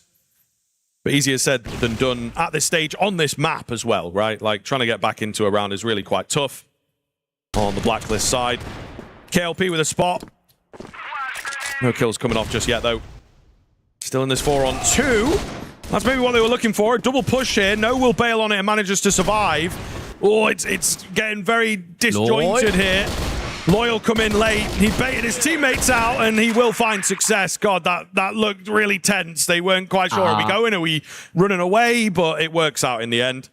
I mean, they were about to flip it because I've seen how good Stallions are on defending onto this B side, and then suddenly just Liquid changed the pace, goes to mid, try to find some kills, and exactly what they did. But now we are seeing Liquid trying to recontrol the map. They will try to recontrol this area because Jay just playing aggressive, and ADRF finally just finds the first kill and gets his team the numbers advantage needed. Stallions are kinda just pushed. If you look at that, you just have the B pillars, have the B connector. You probably have also an early information on A long. Just one guy playing deep on A side, just leaving completely the mid and B side open. You're just risking and gambling the push where Liquid gonna be going, and I still think it's gonna be very good because if they push into a side, these guys can just immediately rotate and then have a backstab into them, but know that plans are changed and all of Liquid players are going onto the side. No, blinded up, but he's able to spam away. Just got in the corner in time. Picks up 3. Absolute insanity. It's all going to be down to Gokun here, who has responded with 2 quick kills, but it's not enough for him. No, with a huge moment. And I thought that was risky, but he just manages to creep into that corner unseen. Half a second later, and he's a goner. Absolutely massive, and if he can get going again, Team Liquid will have a real problem. 3rd round for Stallions as we now hit 3-2. Still just a slim lead. KLB to open, though. Stallions looking to extend that lead here in round 6. And guess who is the one to fall? It's Gokin, just followed by the Animals. The IGL, the brain of Team Liquid, just falls, and Stallions are getting under the skins. You can tell from the pre-fires, you can tell from the yell, you can tell from the shooting on the dead bodies, and now Stallions are winning the mental game slowly but surely. These guys are getting under the skins, and now KLB is just having a big blast on this side. One more kill, WI just to fall, ADRF is to trade, and 2-on-4. Just make it a 1-on-4, and now it is gonna be their time for a tactical timeout. Stallions are just running the map. Yeah, really nice round. Great response. As you say, the whole energy just lifted by that insane individual moment. And they look to keep that trend going. Timeout called in the middle of that one. So we obviously have Team Liquid trying to stem the bleeding. And they can feel things getting out of hand. They can feel the mental just dropping immediately. Get some voices going. Hopefully try and come back into it. Stallions, meanwhile, there's a few happy faces over here. They just want to keep it all the same. No need to change things up. It's all going rather well so far.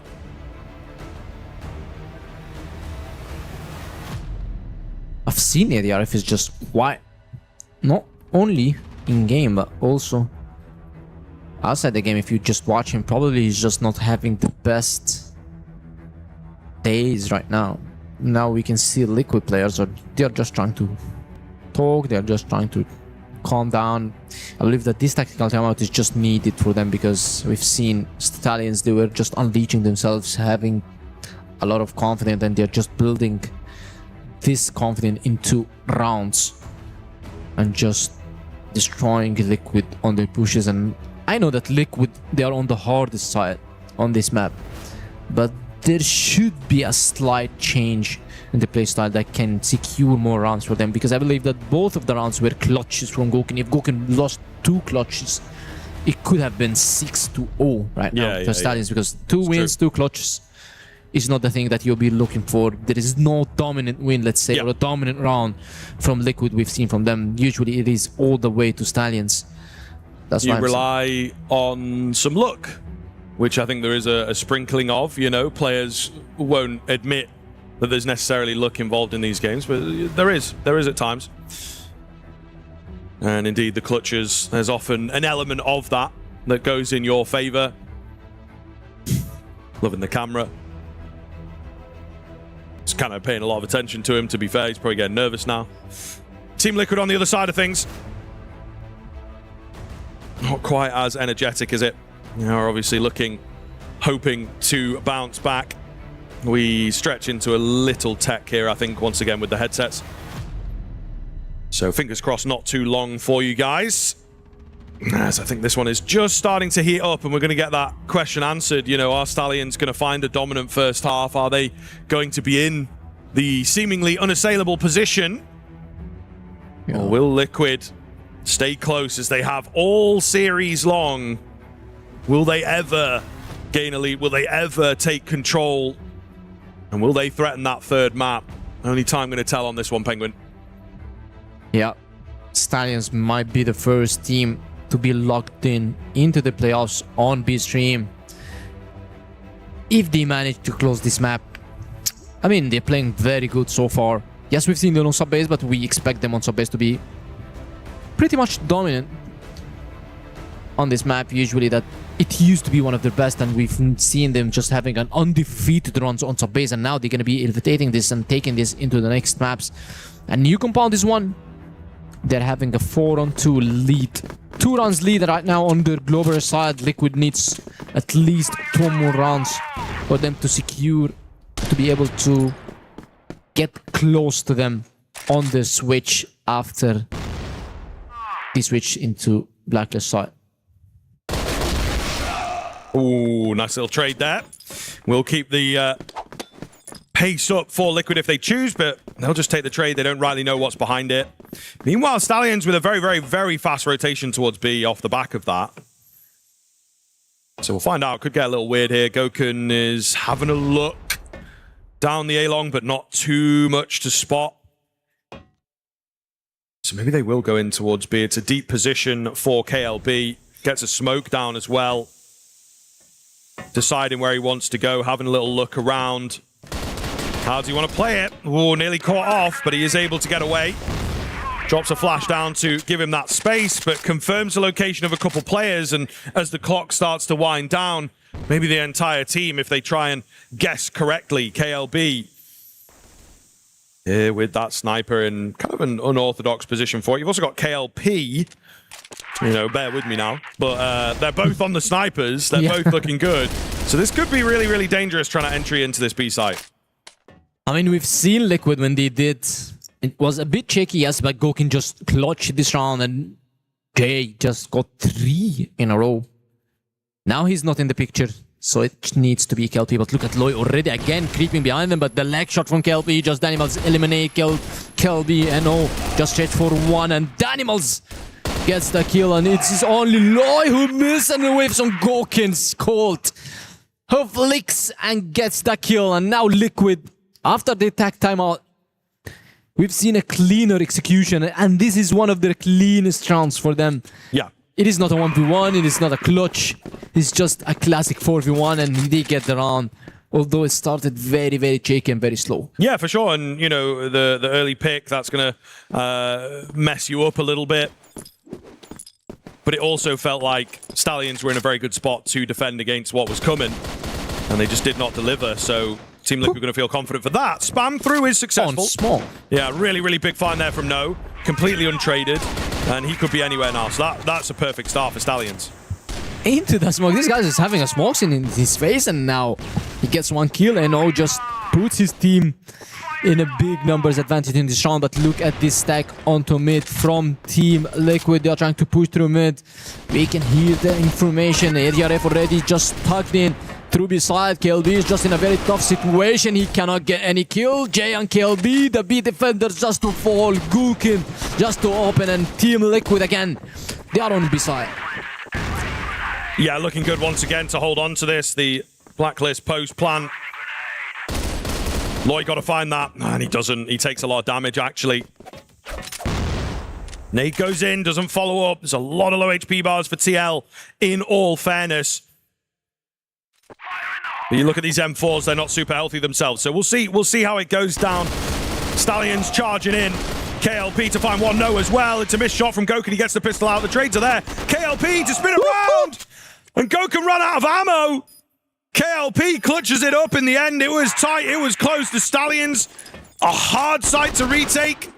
A man down. Unhealthy. And they get it done. I mean, I just told you that if you got B-side, it's just round over for you. But this is not for Stallions, because this guy... And this is the difference between if you're playing with USP and when you're playing with Colt. Yes, Colt gives more damage, but USP have more ammo. And this is exactly what is needed for KLP just to secure this round. Another clutch for Stallions, and now the push from Liquid. They always face the clutches with aggressive rounds, aggressive pushes, but KLP just puts a shot down into the ADRF and keeping the size and hopes alive for Stallions. I mean, Stallions, they sometimes fall shortly at the beginning of the round, and sometimes they are very strong at the beginning of the round. But what I'm sure is that if it goes to lower time, let's say that's lower 1 minute, Stallions definitely going to be having a lurk, going to be having a push, they're going to be just grabbing information, just pushing an intel. That gives them an advantage throughout the rest of this round. Try an A instead. Jay is here, first line of defense. Kind of has to go massive. Oh, and they look to move away. They're trying to grab some information towards middle. That timing's pretty good on it, though. Jay's still able to get back. Ready for this hit. As they just see if there's a lurker coming in. Oh, goodness, they're doing it again. KLP with that sniper. It was just that quick little look out towards mid to see if there was anything coming. Gives them a good idea where they can put their resources. Gokin finds himself alone here against 3.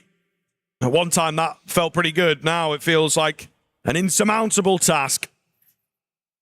Taking his time on it. C4 right in front of him, hoping there's an overstep, but I don't think it's coming. They've got this round in the bag. Number 6 should be done here for Stallions unless they mess this one up. I mean, Liquid. Compound overall is not their map on EWC because we've seen also Liquid just played versus Rocky Sports last time. Yeah. At the Cider game on Compound and they lost it 10-3. I did think this. I did think it's like they're obviously trying to test. They're obviously trying to work on it, but maybe need to just leave it alone for now. Easy in the end.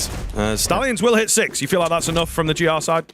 Definitely, yes. 6 is good because after the change, I would say that the Blacklist side is just 4 is good, 5 is perfect. You can get 5. 6 is insane, but now Liquid, they're going to be in way tougher spot than the first round. And so kind of more of an even map, you would argue. Yeah, it is, but 6-3 is not an even score at all for them. So, and it is, as I mentioned, it's their map, and look at the nade, it just did a very big damage to them, and NO is just fully flashed 77 just to get the first kill, and they double it down. And Jay just can't find the kill, and they're back alive on this round. Yeah, a really calm position that Team Liquid will put themselves in. They get aggressive, they put their foot down, and they win the round. I think is a very big deal. I've got to get it over the line, I suppose. Don't speak too early now. We've had Stallions stealing some away. Not going to be the case here by the looks of things. KLB against the world does have that C4. Loads of time, but just a lot of players to get through. And they're going to start to figure out where he is. They'll definitely know about him now. Clean onto Goken. Very clean indeed. He's got to be savvy to the fact that WY has pushed in. I think easier said than done. He'll check his angles, but is he going to be that vigilant? You wouldn't have thought so, right? So there's kind of a flank coming into him. In a matter of moments here. Oh, the timing. Yeah, he's not ready for it. WY takes him. Team Liquid open up well on their GR side. The round looked very shaky and scary for Liquid at the beginning. We've seen the nade, we've seen the swing from No. He almost got the kill on 77, who got 2 piece on this push. But now, they're going to be trying to do the same again. The nades are not quite... Well, no damage to be taken, but look at the animals, it's just good for 1, and immediately got traded. Beautiful push from Stallions into the control just to have the A-long control for themselves right now, which gives them more space, more room to work out, and they need to be stretching also Liquid's defenses. When they take A-long, usually you'll be trying to rotate from beside, trying to shift a bit the map, and this is exactly what is happening. As you can see, 77 is just trying to be very close to mid-CT and also beside due to the lack of players on his side. But he's still Goken on his side. He can handle himself. He can get 1, 2, 3 kills before dying.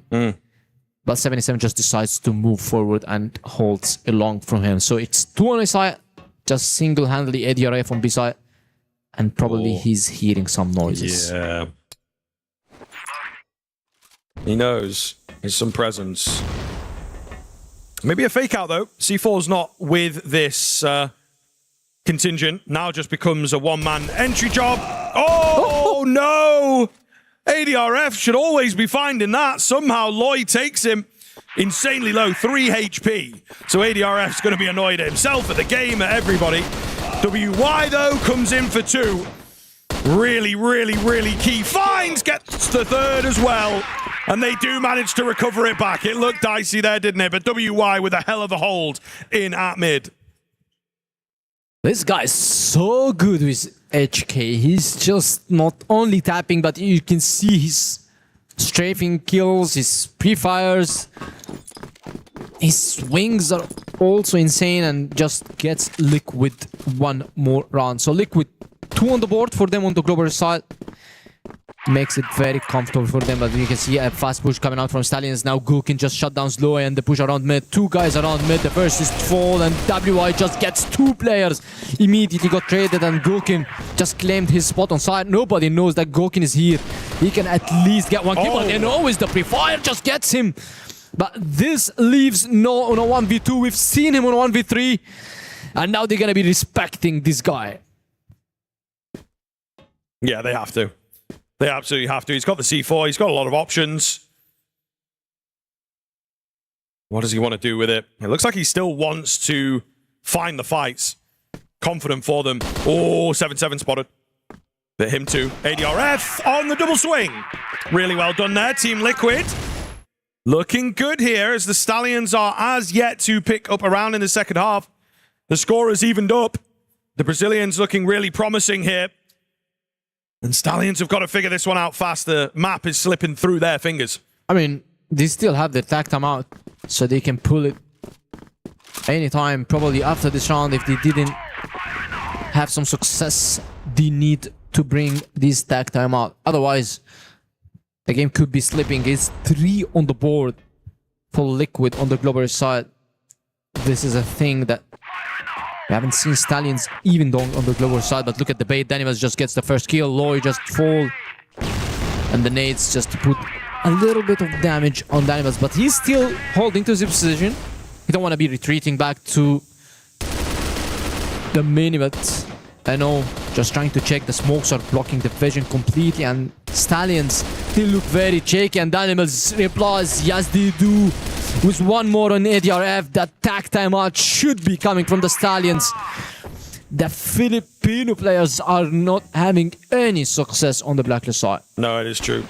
It is true. The rounds themselves starting to get very, very dominant now. Something has got to change drastically. Do they have it in them? You know, we talk about some of the youth. Can be a really, really big deal with Stallions. Team Liquid, all this experience now coming to the forefront and confident in the work that they've done and the pick of new compound. Despite some shaky results on it in the past, they're looking really good here into the second half. It's just a question of if they can keep this up, if it continues, and it can all flip on a dime. Unlikely to happen in this round, though. So Team Liquid, if I'm not mistaken, for the first time in the series, taking the lead here. You might have had it maybe once on map number 1, briefly. No, I don't think so. Yeah, I don't think so either. They'll trade things out. They'll get it done. They move up to 7, looking really dangerous. Yeah. And now the tag time out. Tanks. He definitely has a lot in his tank, and he needs to be talking to his teammate. We can see GLC. All he's doing is just hyping his players. Nothing needs to be changed from Liquid side, no, I believe. I absolutely think not. Everything is going very fine. The guys are switching their strategies. They're mixing their plays. They're all doing some baits. They're doing some fakes. They're trying to play aggressive. Gukin is just everywhere. He's in A long. He's in mid. We've seen him in mid, A long, A. He's just trying to pick. Of course, he's not going to go to B side because 77 is there. Because the sniper, so no point of just going there. And Danimals is doing a very good job with ADRF as well. In the end, Stallions, I still think that these guys haven't fully committed into one strategy because Liquid is not giving them a chance. It's not giving them a space. There is no space for them to work with. And when they got the A-long and we've seen them, they have the space, they went to B-side and they died. They went to mid also, they died. So I guess Stallions needs to be changing the pace a bit. They need to be playing more fast. They need to be hitting on the sides. If you have a space, just use it. If you don't, you need to create one through B-side, but the B controls for Stallions is not the best. We've seen it going 1 by 1 again. We've seen this from Liquid on the first round, but now Stallions, they are repeating it for a couple of rounds before falling. So I believe that Tank's going to be talking about the controls. He's going to be talking about committing it to the side. Yes, you got control, just commit on the side. Yes, you got an area, just push into this side. And now I can hear that Liquid, they are going so hard. Yeah, and I mean, this is the thing. Once this team starts like picking up momentum, getting loud and getting in your head, they can be really, really difficult to stop, really difficult to deal with. Jay looking to kick things off here. He'll lose his teammate. He sets up not just 1, but 3 kills. Can't quite find the damage in the right place, though. So 2 players very lucky to remain alive on the Team Liquid side. Jay does get that trade, though. Very important that he does. Keeping things heavily even now. They look for a way back in towards the B-bomb site, potentially. But not quite clear, even to us, where they want to end proceedings just yet. I mean, if you hear Liquid after getting the kill over No, they were just so loud, shouting there because they got rid of one of the best players on Stallions, which actually puts them into a good position. But look at the HPs from Gukin and Danimals. They've lost a lot to get out from this situation, and now they're going to be taking this control, and let's see how Stallions going to be changing their playstyle, because last time they took this control, they just went to B side.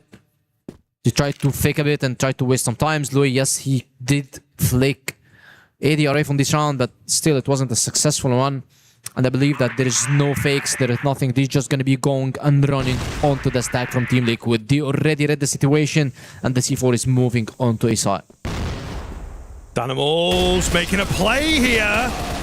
Very risky, comes away with one. ADRF to be traded quickly as well. Goken, though, he goes unchecked. KLB spins around to find him. So important that it does. Looks like he was on for another. Plank comes in, WY a little further away as he rotates in from B. A big 1 versus 1 here. Has to be won. WY spotted now. KLB trying to keep his cool, trying to get aggressive into him, though. Taking the onus, and he will win it out. Takes a while, but he gets that headshot in the end. A huge clutch coming in as the Stallions even it back up, finding their first blacklist round. I mean, it all started from this, exactly. Jay just getting 1 kill, doing a big fair damage on both players. And yes, we've heard Liquid going very loud after just killing No, because they thought it's gonna be an easy round. It was going to be, but just WY loses the clutch. And finally, we're seeing Stallions winning a clutch on this map, because mainly the clutches were on sub-base. And we've seen 2 clutches from Gokin. And now the controls are shifted onto B side. From A side to B side. And Stallions, they're changing their play style. They are successful after the first tag timeout. I mean, that's their second timeout, because they took their tag timeout on sub-base. And they're successful now on this map. So I believe that Stallions, they're gonna be having still some hard times. Liquid are still closer to win this map. Now let's see. Oh, nice little trade. Important, but it's somewhat of a bait setup. They have to be careful going past this crossroad here. Danger awaits on the other side. A key crossfire. Looking very, very good indeed. ADRF. Flash comes in for him, and he's able to deliver on one. Danimals here, round the corner, gets his. Goken as well chiming in. They've done very well. KLP has to move quick, and he's not fast enough. Liquid answer back. And Stallions walk right into that trap. I think they knew something was up, but they still gave it a good go. It works brilliantly for Team Liquid. The setup is just perfect. I mean, it's the swing from WI just baited everybody on Stallions, because they thought that he's alone and he's trying to get some information. He's trying to grab some intel for his team. So they said, okay, we got rid of him and let's push into mid, and they found another 2 players. One of them was the B player, the second B player, which is ADRF, as we've seen, and he's doing very good. Comparing him to the last map, and now he got 10 kills, and we've seen also Loud. He's trying to hype, shout, and go as loud as possible. And now Liquid, they are closer than ever on closing this map. I think Liquid, they still have the better chances because they are on the global side. The global side is so good, in my opinion. They have a lot of good rounds. They got, like, I guess this is their 5th round only in return of 1 round for Stallions. Yeah. And those numbers are pretty damn good. Regardless of your map and your sidedness, still feels very, very good. Especially in a game that, on map number 1, was quite tight. You know, a couple rounds here, and then it'd trade back to the other team, and then back again. Lot of nade damage here to kick this one off. Not what Stallions wanted. They've got the deep control that they were after in the previous round. Looking to do something with that. But with these HP bars now against them, it's going to be hard to complete the round here. Yeah, and No, it's just taking a lot of damage, and we haven't seen this guy as we expected. But look at Liquid, they're playing very aggressive. It was a flash, but no follow-up. And Dukin is just holding this other area all on his own, and KLP just knows that Gokin might be there, and he just passed through him, I guess. Like, Gokin just turns and gets the kill. Jay just eliminates WI, but Gokin is still there. He's still ready to get one more, and it's his triple kill. And Eno is just left alone on tower, and he can't do anything because all the players were here. Now Liquid are so much louder than before. Yeah, I mean, looking good here. Looking very, very good, aren't they? Key rounds, tense moments, but still able to keep their cool. Gokun having a vintage performance, looking really, really good. We maybe missed him slightly yesterday. He had an all right second map, if I do remember correctly. No with the key find. WY in, though, getting super aggressive, needs dealing with, and he has been. They're looking to keep the pace up on the Stallion side. Oh, big one from No. Just the tip of the head spotted. Gokun goes down, 4-on-2. Stallions are angry, and they are not letting this go without a fight. Going to be down to that one-round shootout by the looks of things as Danimal's up against 4. Yeah. Now, Stallions, the overtime is in the line. I think it might go for an overtime, but Liquid... Yeah, you thinking? You feeling the OT? Looking good, I think, in that sense. Yeah, I'm definitely agreeing. I think that's the thing is that Liquid usually when they have the round on the line and they just one round to close the map, they play aggressive, they kind of throw a bit. This round, playing aggressive is not a throw, but you can just play it slow because it's working out. You just play on your sides and you're having a very, very good defense setup. But look at this damage on Jay, just can end Stallion's hopes onto a new compound. Ankara is the next if Liquid just can make it happen. Well, there is the million-dollar question. Set up outside of B. Contacting in, not too aggressive. They will take an early peek. KLP goes down. They look to join him, try and charge in, but doubtful. Yeah, this is looking indecisive. Stallion's going to pull away after losing that first. Worried about deeper rotations. I'm not super happy with that Penguin, to be honest with you. You know, they go in, they don't really dedicate to it. Yeah, they don't commit. That is the word. And it gets away from them. So now Team Liquid just have to see this off, have to just go through the motions and get those trades. It's going to need a hero for Stallions.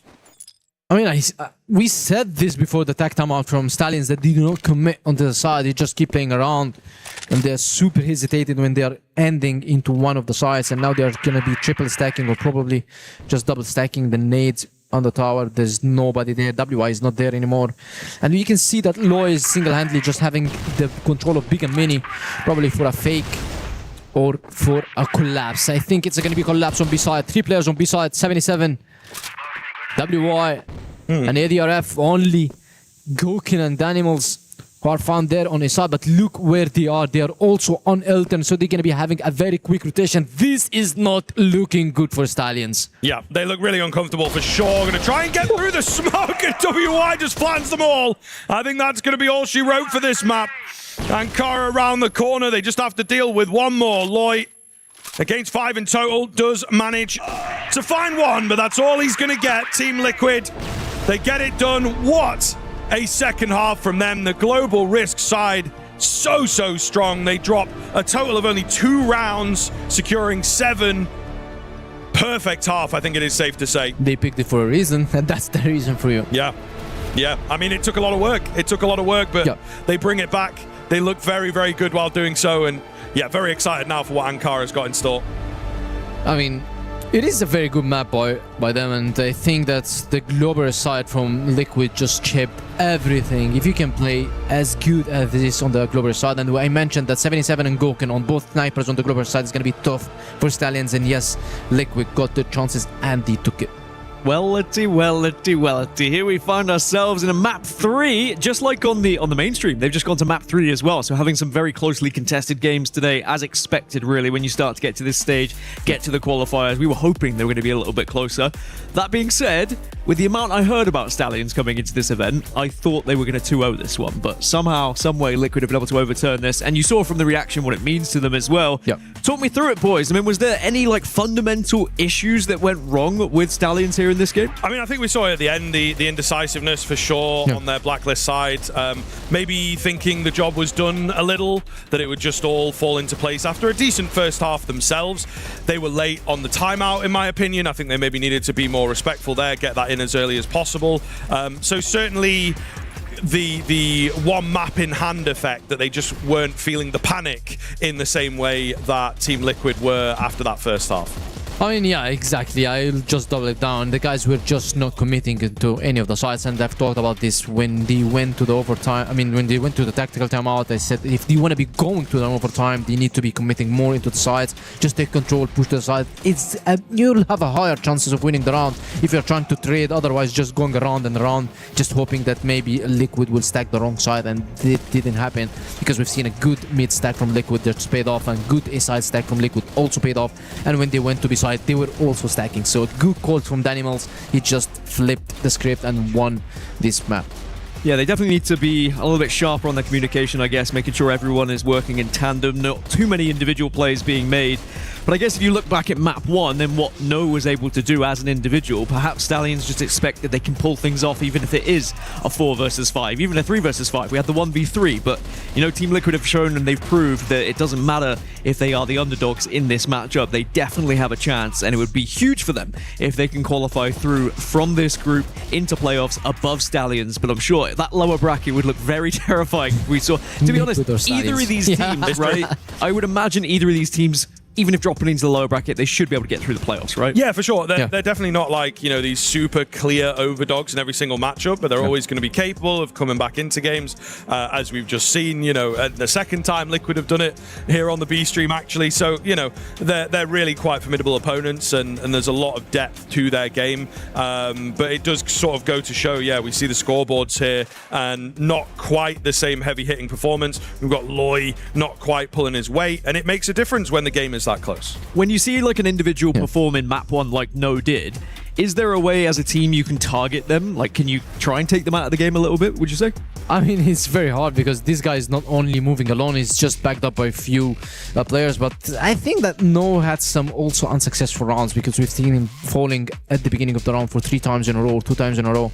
So this is exactly what Liquid needed to shut down Stallions, and it worked out very well for them.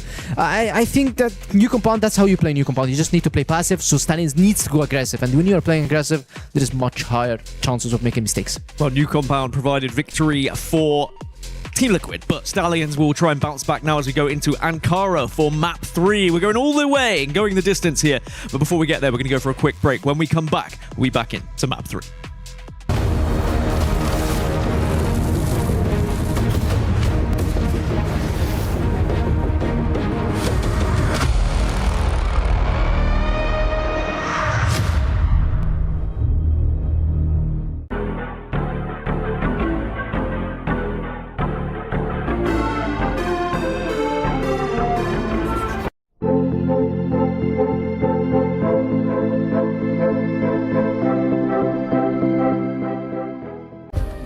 Play is in our DNA.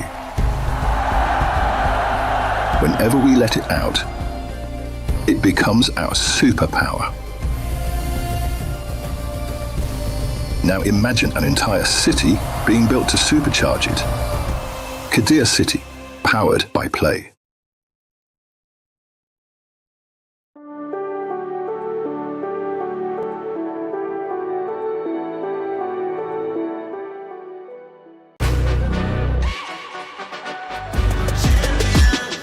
This ain't no regular thing. I came for the ring, you know what I mean. You see my name in the lights, better get right, I'm champion.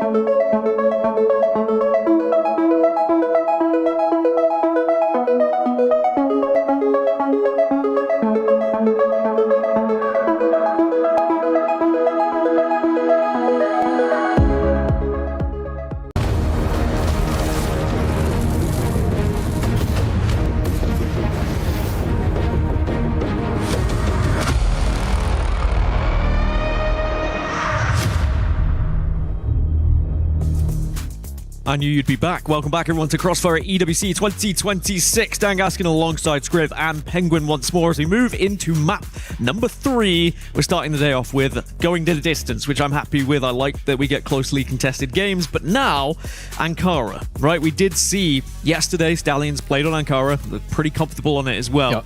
Would you say they are the favorites now going into this one, Penguin? I mean, Ankara is just the map that Stallions can shine because they can move. You've seen them just moving around, just going here, going there, just trying to fake.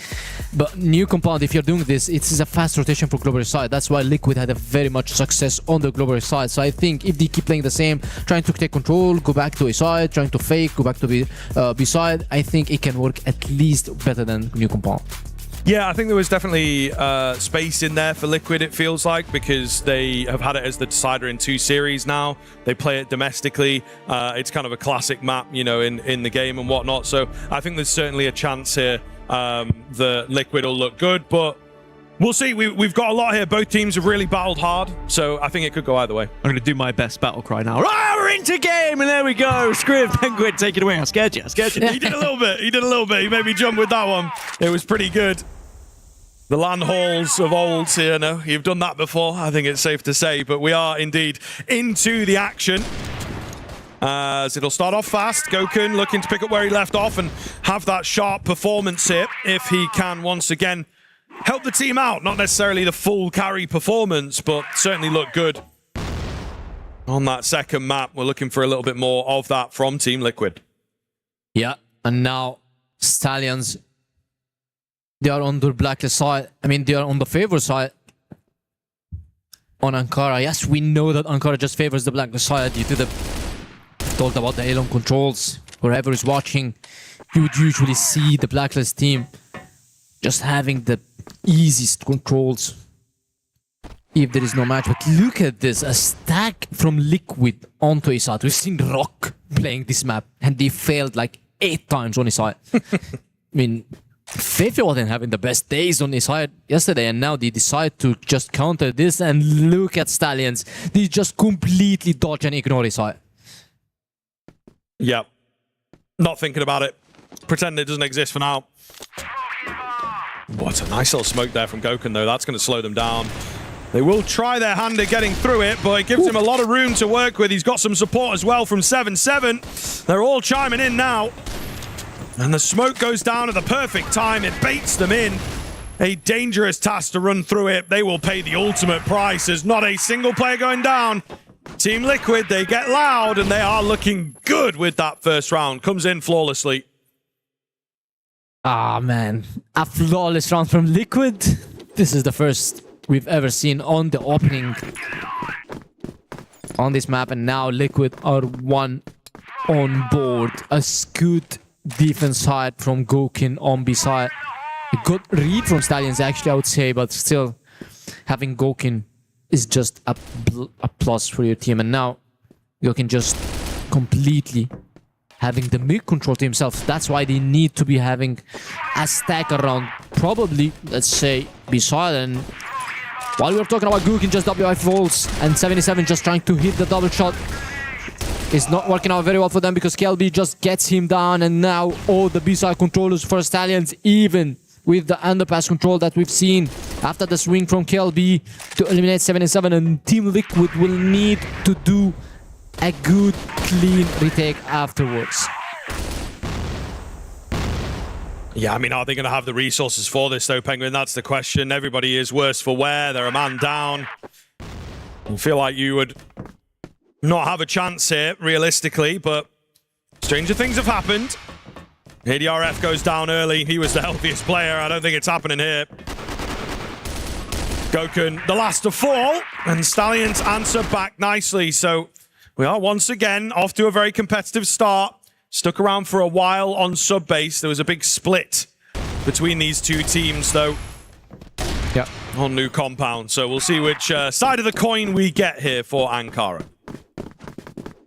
Draw on board, and now Stallions, I mean, last round it was very good communication between the players because 2 players covered the side, 1 player just pushed underpass to get rid of 77, which gave them a big and huge space. And usually if you want to be having a good post plant, you need to be having a space. This space allows you to get the information early, so you can double peek some area, or you can have some stack onto one of the sides if you're having big space. That gives you the side that you need. Smokes onto his side. Loy is just trying to fake around the side, and yes, Smokes, he's gonna flash, and the push around beside from underpass right now. 7-7. Under threat. Oh, he needed some help. Danimals goes down early. Not a good look. And he will get one. He does well in that, to be honest. He was under some serious pressure. Meanwhile, Loy holding off at the back, got all three on the way. He doesn't quite know it yet, but this corner as well, unchecked, could be deadly. In for two. Gokun on the trade, but he's now got three more to find himself all alone. Quite far away and gets caught switching up to the sniper. He will go down. Big find from Stallions and really cleanly done. I mean, very smart round from Loy. If you look at this guy, if you look at his POV, he's just insane. He smoked this side, he faked this side, he went through the B shack into CT. He didn't go through a side because, I mean, through a shack, because he knows that if he's going through a shack, he's definitely gonna be spotted from the guys rotating from his side. So he just got a very good angle and very good position to stay at it to get the double kill. Now look at WR, he's trying to strafe kill, just finds the kill. Jay gets a little bit excited and just swings the balcony, and this is a death wish for you.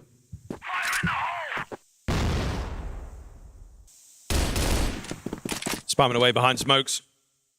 Stallions putting a pin in the aggression for now. Just holding off for a moment. Try and have a reassess. There will be some rotational play from Team Liquid as well.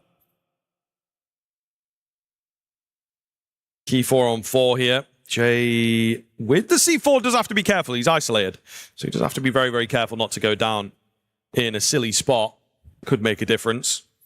All the same, they'll look to join back up here going into the final minute or so of proceedings. B-bomb site feels pretty vulnerable right here.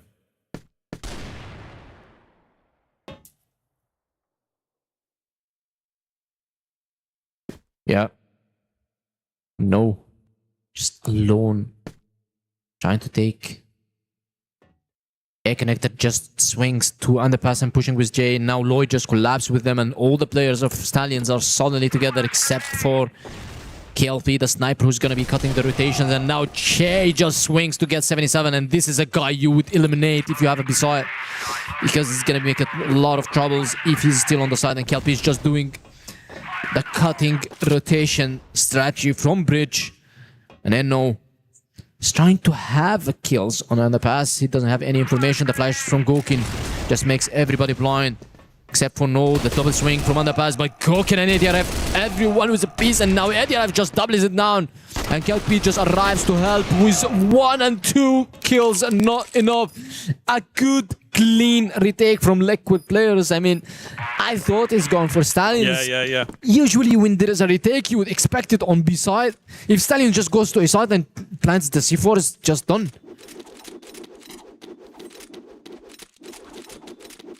Yeah, we'll see here. There's got to be a keen response from the Stallions, but so far it is very back and forth here. Early stages, but no one's stretching ahead on Ankara. And it really is going to come all the way down to the wire, I think. For this particular series, could be a very close affair and a real heartbreak for the team that has to go down into that lower bracket. But thankfully, I suppose you still have another chance at it. It's more so the playoffs that await on the other side of this, though. Being one of the first teams to secure it, you get a lot of time off, a lot of time to prepare. Just these small factors can make a big difference to your game. Go back and review this one for sure. You know, some key moments where things could have gone a lot better for both sides. Double sniper out for Team Liquid. WY spots a few, baiting them in. That's the idea. And he will manage to find the first. Good crosshair placement. Dealt with. It's 7-7 who, you know, they were trying to draw them in for the sniper, but he doesn't deliver. Yeah, it was the bait for 77, and then suddenly he's just not hitting the shot, and WI just gets the kill. And look at the damages that's been done on Liquid players. ADRF with this shotgun on tunnels. He's trying to have as much as he can do on this angle, but Danimals just swings away and gets the kill. No, immediately just both of the players just got killed, and this is exactly what I was talking about. If you go to his side, it's gonna be easier for you just to do the post plan, and 77 just tried to go crazy on the side, get probably 1 or 2 for his teammates, but he's unsuccessful. And now Stallions back ahead, unless Gukin just pulls a miraculous one before, which I doubt to be done. Yeah, indeed. I mean, I think we're all in agreement there. Oh, he heard his sneaky switch. little find. Yeah. Any more for any more? It maybe looks like he's after a few stats, trying to keep his numbers good. He's not even going to send it into the site, so we'll just let that C4 go off again. Gives you a lot of time to talk things over. They're trying to really maximize the response here. Slim lead comes round for the side of the Stallions. Will they be the first to break the deadlock here and string a few together? Yeah, very, very well recovered from them, considering that first exchange looked like it was going to be dangerous, but they do well in the end. I mean, yeah, you can expect more from them, but they just secure Gokin. It's just a fall and about expecting more. And look at the double stack on underpass. Danimals just find 2 kills. KLB and J just fall.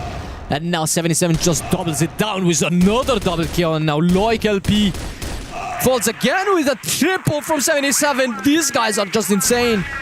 Danimals, 77, both just gets the full squad from Stallions and just secures this round.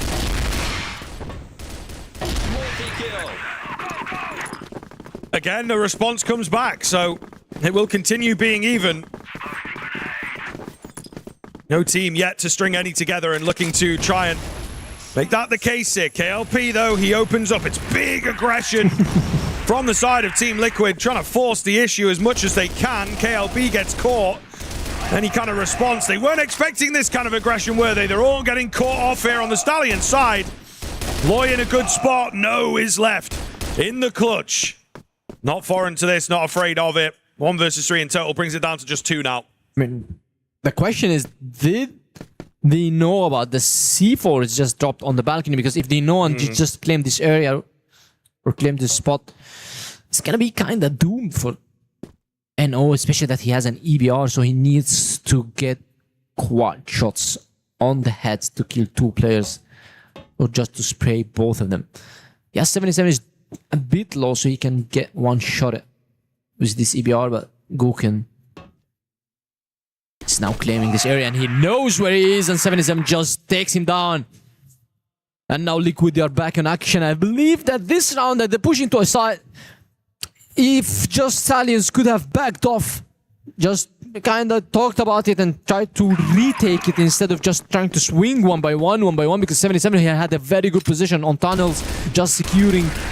Anybody just goes into quarters, and this is exactly what happens. So Stallions just fall 1 by 1 onto this push, and now again Liquid, they're trying to do some kind sort of fake that they pushed aside just to put 77 on this spot, which is a very good spot for him to get an early information in his side. The stack on B side should be done now. Look at the position where Danimals, and this is exactly what I want the Stallions to do last round. Just back off, talk about it, and just reclaim the spot.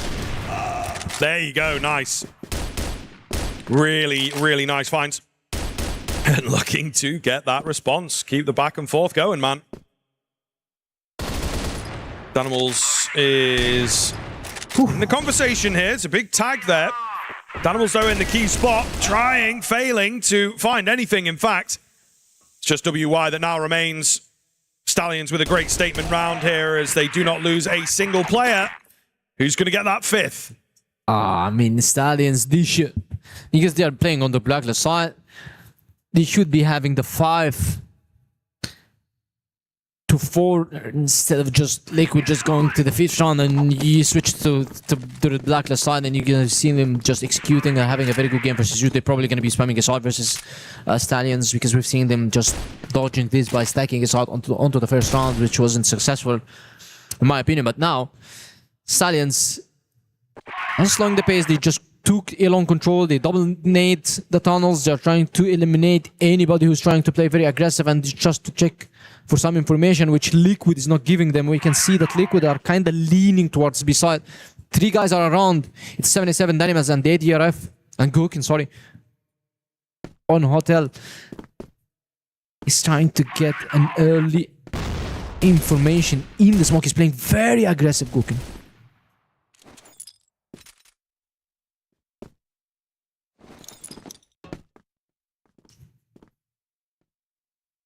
Yeah, very difficult, I think, for Stallions to find a clean way in.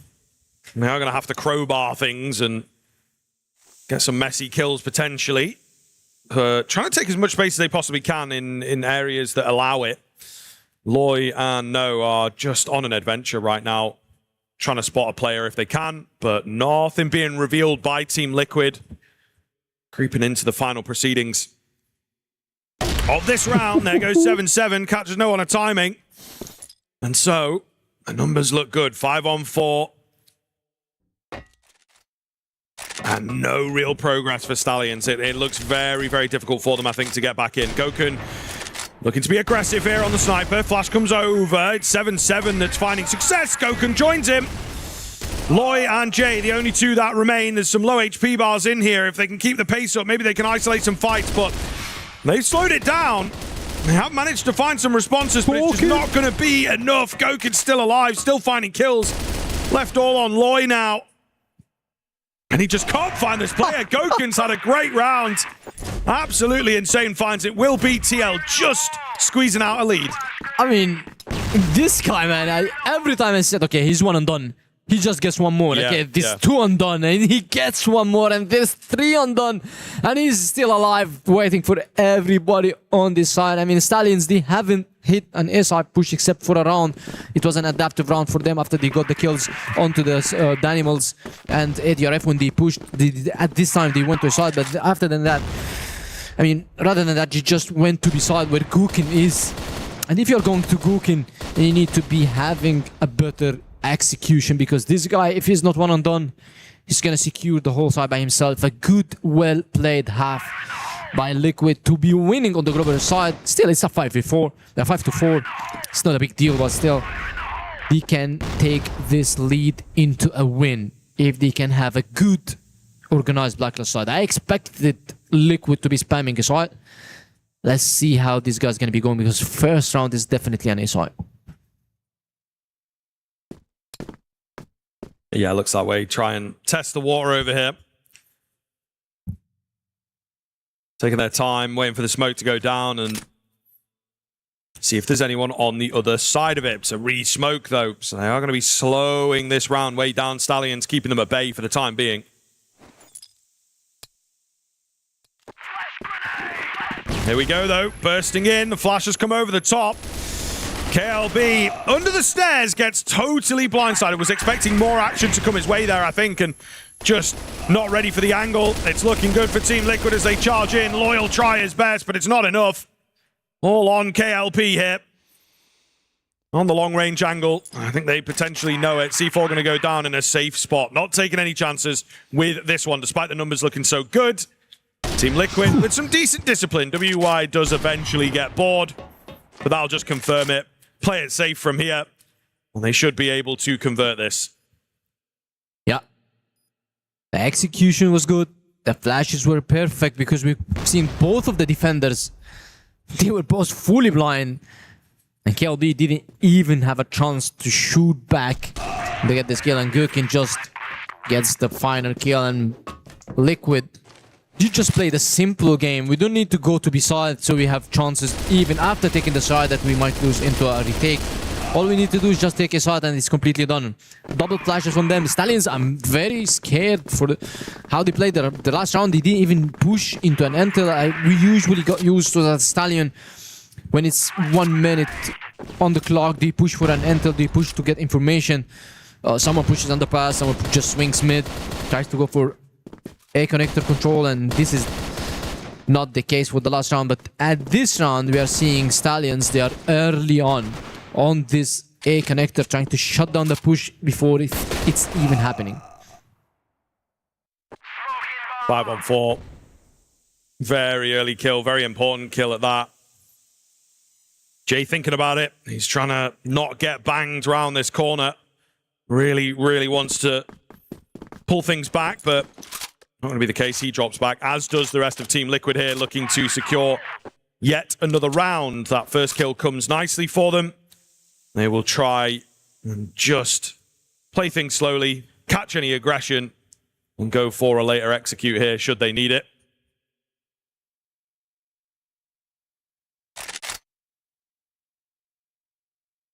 Goken. He knows that maybe Stallions want to be going aggressive because they have numbers disadvantage, and this is exactly what KLP doing. He's just scouting for an information right now, and this is what I mentioned, that we usually see Stallions pushing an intel 1 minute or lower in the clock, and now they have an idea it's going to be silent. This is starting to rotate. KLP is just the guy to have mid, underpass, and across the side ready. And these double setups from them is just because nobody's going to be on the underpass because KLP is still in mid. So it's going to be a very good round by Liquid if they double swing this and get the red of no just early on. And now all the players are starting to push, and no just doubles it down and triple kills by this guy. And now Liquid suddenly just falls, but Goken just gets the round on a 1v2. I thought it's all done. They both swing him with the Colt, and he gets the double, and now everything is falling apart for Stallions. Yeah, that is difficult to be on the end of. I think it's safe to say really, really going to have a negative effect on the mental. They're not going to be happy. They are not going to be happy, especially after, you know, an individual moment of their own. Losing out on the clutch at the end, it feels really, really bad. Can they bounce back, I suppose? Some moments now to talk things over. Timeout taken. Stallions got to try and get back into it. It's exactly what happened on map 2 as well. They have the steam taken out of them, the wind from their sails, as we say, and they never got it back. Seems to be happening here again.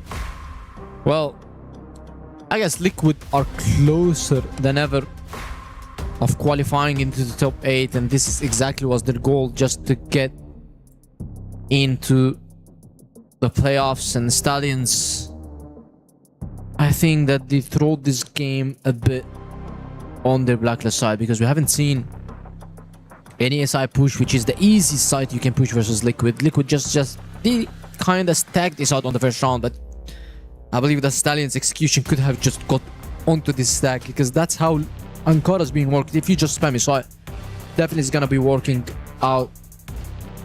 Now we can hear how loud Liquid players are before going into the game. And now Stallions, let's see what change they have done on their game plans, because they haven't looked solid on the blacklist side except for sub-base. That if you look at the new compound, they weren't solid at all. No executions, they're so hesitated. And if you look at Ankara as well, we haven't seen a good blacklist side from them.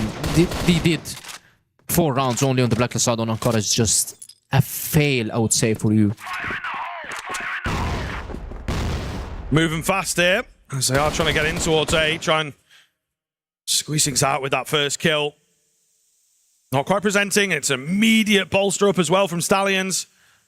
Not messing around, as they will rotate players in very, very quickly. Couple of kills come round for Stallions. No, again, on the individual moment, is able to hold for a couple. And they were very ready for that one, Penguin. Team Liquid, perhaps slightly overconfident after the way things have been going. After that timeout especially. They will get a taste of their own medicine there, as the Stallions finding a key round now to move up to 5. Still a little bit of work, though, as they look to close things out. Yeah. And we've mentioned that Liquid, they're going to be starting to spam his side until it fails. Now it fails, so they're going to be pushing it to his side, getting 2 kills immediately. No, he had a good read on this push. They stacked beside on the beginning of the round, but yet they failed to get any damage on Liquid players, and they're going to be facing themselves. Now they have a 5 V3 lead. Liquid, they should just be closing onto one of the sides. Of course, the easiest is this side. You just take the side and it's over for them. No retakes and no chances for them to get back. We can see Stallions are trying to creep around. They're trying to push mid. They're trying to take some spaces. But I don't think this space is going to matter. A 5v4 is going to be so tough, especially after Loi's death. Yeah, looking that way, Liquid with an immediate response here. As they are set to find number 8. Unless, well, didn't even get the words out, and KLB will go down. It starts to look a little dangerous now for the Stallions. Yeah, definitely. As it has begun to get out of hand. And Team Liquid, I think, as well. In the ascendancy, you know, they have 7-7, they have Gokun, these two sniper players that are really, really running rampant right now. WY a little quieter, but not necessarily needed, I think. So we'll find out. Some aggression coming in outside of A. Stallions trying, but failing to create that first kill. A quick response from Team Liquid towards B. Yeah, and now the hotel control is all for Liquid. They just copied the past strategy, and if it's working, why to change it? And now I know just backing up Loi. The push is going to be happening on Versailles. I am afraid that this CROSSFIRE can just shut down everybody on Liquid and take one kill from Loi and another from I know this is not what you are expecting from such CROSSFIRE. A Liquid, they are still holding onto the positions. Yes, the C4 is dropped. WY just needs to step a bit ahead, and Gokun just immediately snaps KLP from side, giving hopes and signs of life back again for Liquid. Oh, yep. Really key find there from Gokun, as it will be down to just Jay here. Trying to get in behind, trying to track them, I think, and he's not far off. He's just missed out on getting them, though, and now he's gone the wrong way, so they will potentially get a drop on him. Oh, no, he moves towards B. I thought he was perhaps rotating fully. He's going to stick in one eye on B, sensing that this is going to be the end point. He would indeed be correct, so a big moment for Jay if he can get this done. Can he get in the right spot at the right time? No, he gets sideswiped, and Team Liquid bring it down to just one round now. This is looking very, very dangerous indeed, as they will just need one more to secure their place in playoffs and to really surprise a lot of people. I think people had Stallions taking this one. Might have been some work. I had them taking it. But here we are on the third map, especially looking really quite strong on the side of Team Liquid. Yeah. And now they're only one round away. My opinion, just Liquid can keep spamming his side. And they're gonna make it. Sooner or later, they're gonna make it. Because you still can't defend only with 2 players versus 5 players pushing with you. 3 of them is just flashing. 2 is trading. 1 god-tier sniper is just covering. Everything is going very, very well for Liquid. I believe that Stallions played this map pretty wrong. Because that's not how you should be playing the Blacklist side. We should be focusing more onto a side. Yes, it is the meta, but still, you need to abuse it until something happened, and then you change. Again, Liquid are onto a side. And yes, we expected that Liquid is going to be only going through a side, and they are delivering. One more flash, and could be the last push. Flashes are good. KLP is no flash. He can get one. 77 is pretty much low. Now he falls, and No just backs up. LDRF and WI each get one, and No just pushing again. Trying to get this side. It is a 3v3, but WI is very, very low on HP. He's not having a good map. He's been quiet for a while, and now Danimals with the C4 plant and Loi. And No with the lurk from the back. Yeah, they seem kind of aware of it, though. Flash is a little shaky there. ADRF to find a key one. He will be traded out. It's WY under the stairs who gets it done. And Team Liquid will take it. They move into playoffs. Stallions going to have a bit more work to do. The dark horse of the tournament has just been surprised, especially on that third map in quite a one-sided fashion.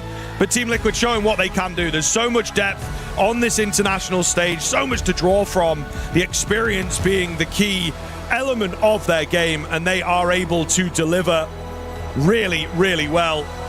I'm very, very happy with that performance. I mean, Gokun ever cool, ever stoic, but a lot of energy there as they shoot up, a lot of noise being made. And Stallions, it was a relatively strong start into this series. I think they will be disappointed with the fact that map 2 got away from them. And it seems like although they tried to keep it together, it just wasn't enough on that third map there. I mean, if Gokun is alive, Liquid is alive. And this guy has been performing very, very good throughout the entire series, and now Liquid just books their first spot from Stream B, and this is the first team that we can say that yes, they are officially qualified to top 8. Yeah, really, really happy with it. I think a great game, just so much to be happy with, you know, from a competitive standpoint. Very close, super back and forth until it was that very final half. It felt like that Liquid were able to get the job done. So Stallions drop down into the lower bracket. Team Liquid will progress into the playoffs. Our second team of the day, if you include the mainstream as well, that have found themselves booking their ticket into the top 8. As for Stallions, well, it's going to be a journey of trying to battle through that lower bracket, make sure they don't fall to elimination. But let's be honest, right? Stallions, they should still make it. They still showed a lot of positives. It's going to be a bit of a knockback to their confidence, though, I would imagine here. Yeah, I think that's kind of the key thing. Again, it's the mental side. We talk about that a lot. I think it's very important in this game. And they just struggled at key moments. Maybe the timeouts came a bit too late and they're not able to sort of dig deep enough. And it allowed Liquid, who are based on the momentum, to just use all of their strengths in a really good way. Do you think they were trying to play Liquid's game a little bit too much? I mean, after the first map, they were kind of yelling across the main stage, trying to get in their heads. Yeah. Maybe that amped Liquid up a bit too much for them. Yeah, that's the Brazilians. I mentioned this, me and Scriv, when we were just commentating. These guys, when you just kind of make a good round or make a good clutch, it just gets in their heads and they instantly push versus you. They play very aggressive. They try to just pull back the mental from you, and this is exactly what happened by Liquid on the first map, second map, and the third map as well. So I guess Liquid knows how to deal with these things. Now for Liquid, they've booked their spot. They're going to be in the top 8, Scriv. What do you think the journey's going to be now for Liquid? How far do you think they could go from what you've just seen in that one in particular? I mean, they're making it hard for themselves. I think that against some of the more, well-structured and individually terrifying teams that we do have in this tournament, they will potentially struggle. They're relying on the odd overdog performance, like from 7-7 yesterday. We saw a bit from Gokun here. Can they rely on that every single series? Potentially not. I think that Stallions... It's one of those things, man. They have so much potential coming into this, but they obviously just have a big issue getting those tougher rounds in the back. Well, we have a fantastic opportunity to jump to an interview on the stage. Paladin has grabbed one of the players. Who have you got for us?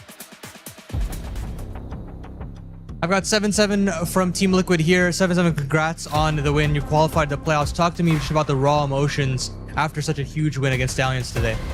Então, parabéns para vocês pros playoffs. Como é que foi esse jogo tão emocionante hoje? Como é que vocês estavam se sentindo para essa partida? Agradeço pelos parabéns. Acho que eu tô me sentindo muito bem, porque a gente nunca quase classifica e hoje foi um dia diferente. A gente conseguiu manter nosso jogo, nossa constância, calma, e foi um jogão. Eles também jogam muito e tem muito o que nos ensinar também. So yeah, I'm very proud for the team, very happy. It was a tough match and we're super happy to qualify for the playoffs.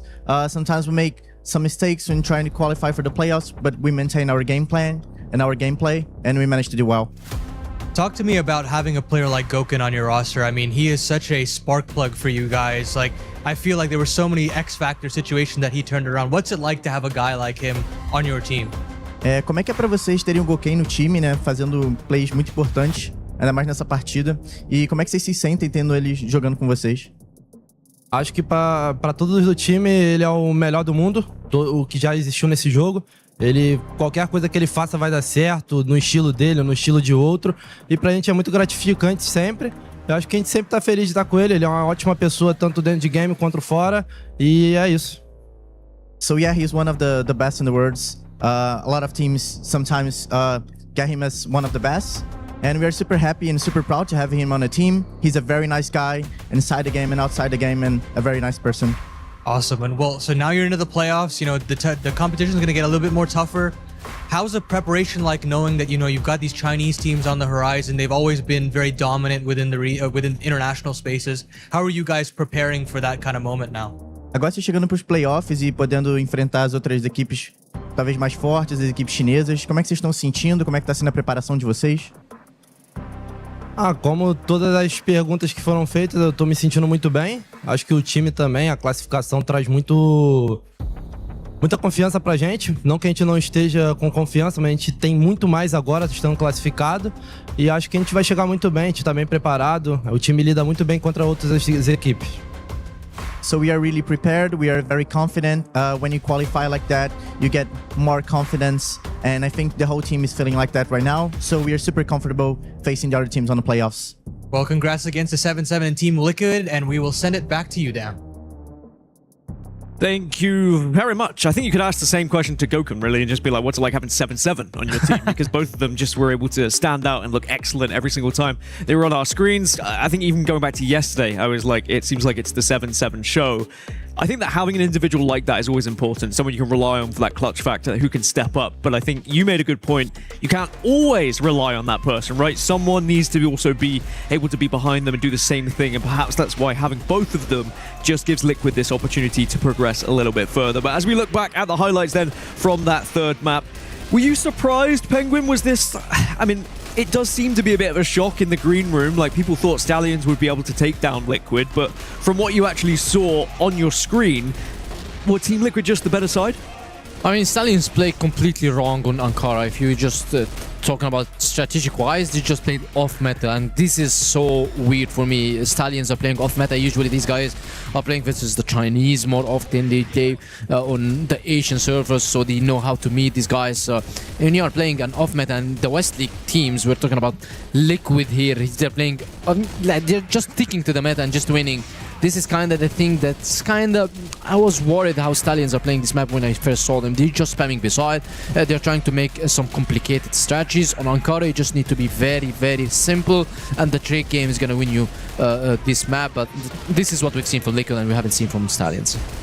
Yeah, I think they got a little worried after map number 2 in particular, like not quite having the same confidence in themselves, feeling like they need to change things up and go against what might be expected of them and things like this, so potentially getting into their own head, because that second half on this one, on Ankara was not good enough, and I think that they will know that, right? We had some very, very tight rounds and clutches and things that make the difference on map 1 and 2. Just wasn't really the case here. Team Liquid dominant till the very end. Yep. You could see them just gesturing towards their opposition as well as they found that victory. A few choke symbols as well being thrown across, and for good reason. I mean, it was Stallions really who started it all. They were gesturing towards them after map 1, but then Liquid, they have the last laugh here as we look at the statistics. Anything that jumps out for you statistically here, Scriv? I mean, maybe again, as it was on map number 2, coming into map number 3, a lack of just something that does jump out at you on the side of Stallions. You'd maybe expect it from this kind of scoreline, but yeah, they just didn't really seem to have anything to follow up on map number 1. No doing his best, but again, these like impact moments and whatnot just weren't really there. We had Gokun, we had 7-7, and we've talked about them looking in different places, Liquid. Perhaps they are starting to find some consistency, 7-7 a more recent addition, and it seems like that's added some more stability to Liquid here in an individual manner. Would you think that, if you're a fan of Stallions, are we still going to expect them in the playoffs? Yeah, definitely. Like they're going to get definitely through that low they're going to get to the playoffs. I mean, it's just probably a bad game for them. I'm talking about Ankara, of course, because New Compound, Liquid played better, but I still think that Stallions played Ankara wrong, so we cannot just judge if Liquid is good, if Stallions are good on Ankara, unless we see them playing the real Ankara game. Yeah, I mean, Ankara was definitely, or has been, for me, one of the most entertaining maps. It seems to be a little bit of a spanner in the works for some of these teams. There's a lot of questions around it as well. The strategy has been a little bit off, like you were mentioning as well. Maybe some of these teams just need to play a little bit more like default. It seemed like perhaps they were overthinking it a little bit, Stallions here. Yeah, I think there's kind of a key C word in conditioning, right? Like, you just have to be very, very careful not to go too deep too fast, like you say, sort of overthinking things. I think come in, hit a few rushes, hit a bomb site, with all 5 players, rather than trying to fake things out or draw some attention, and just keep it simple, really. And I think that Stallions get too ahead of themselves, especially into that third map. They were really in their own heads. Well, it's Team Liquid who are able to get their first ticket into playoffs from this B stream anyway, as Stallions will drop down to that lower bracket. We'll have to see whether they can fight back through tomorrow. For now, though, we have to progress into another winners match and another qualification match. It's going to be the Battle of Brazil. We've got Na'Vi versus Rock. I'm very excited for this one, as I'm sure you are at home. So after this break, we will get into that one. But for now, we'll be right back after this.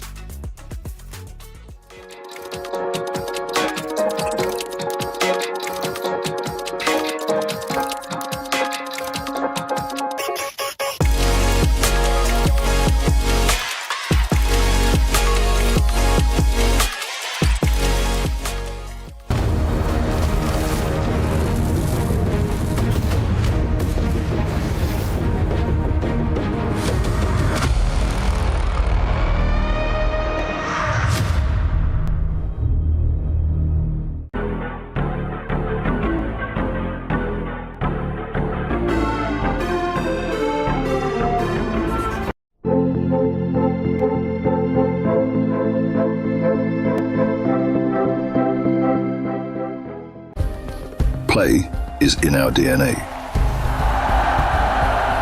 Whenever we let it out, it becomes our superpower.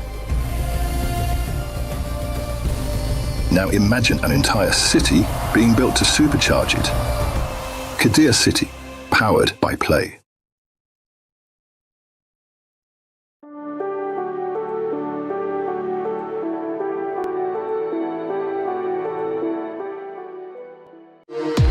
We were there. For every click, every clutch, every respawn. We were there for the years of grind. And we're here. Now. The proud founding partner of EWC. Powering the biggest event in gaming. Shoulder to shoulder with the world's best. Making history. Greatness deserves a stage. Lenovo Legion. Reach your impossible.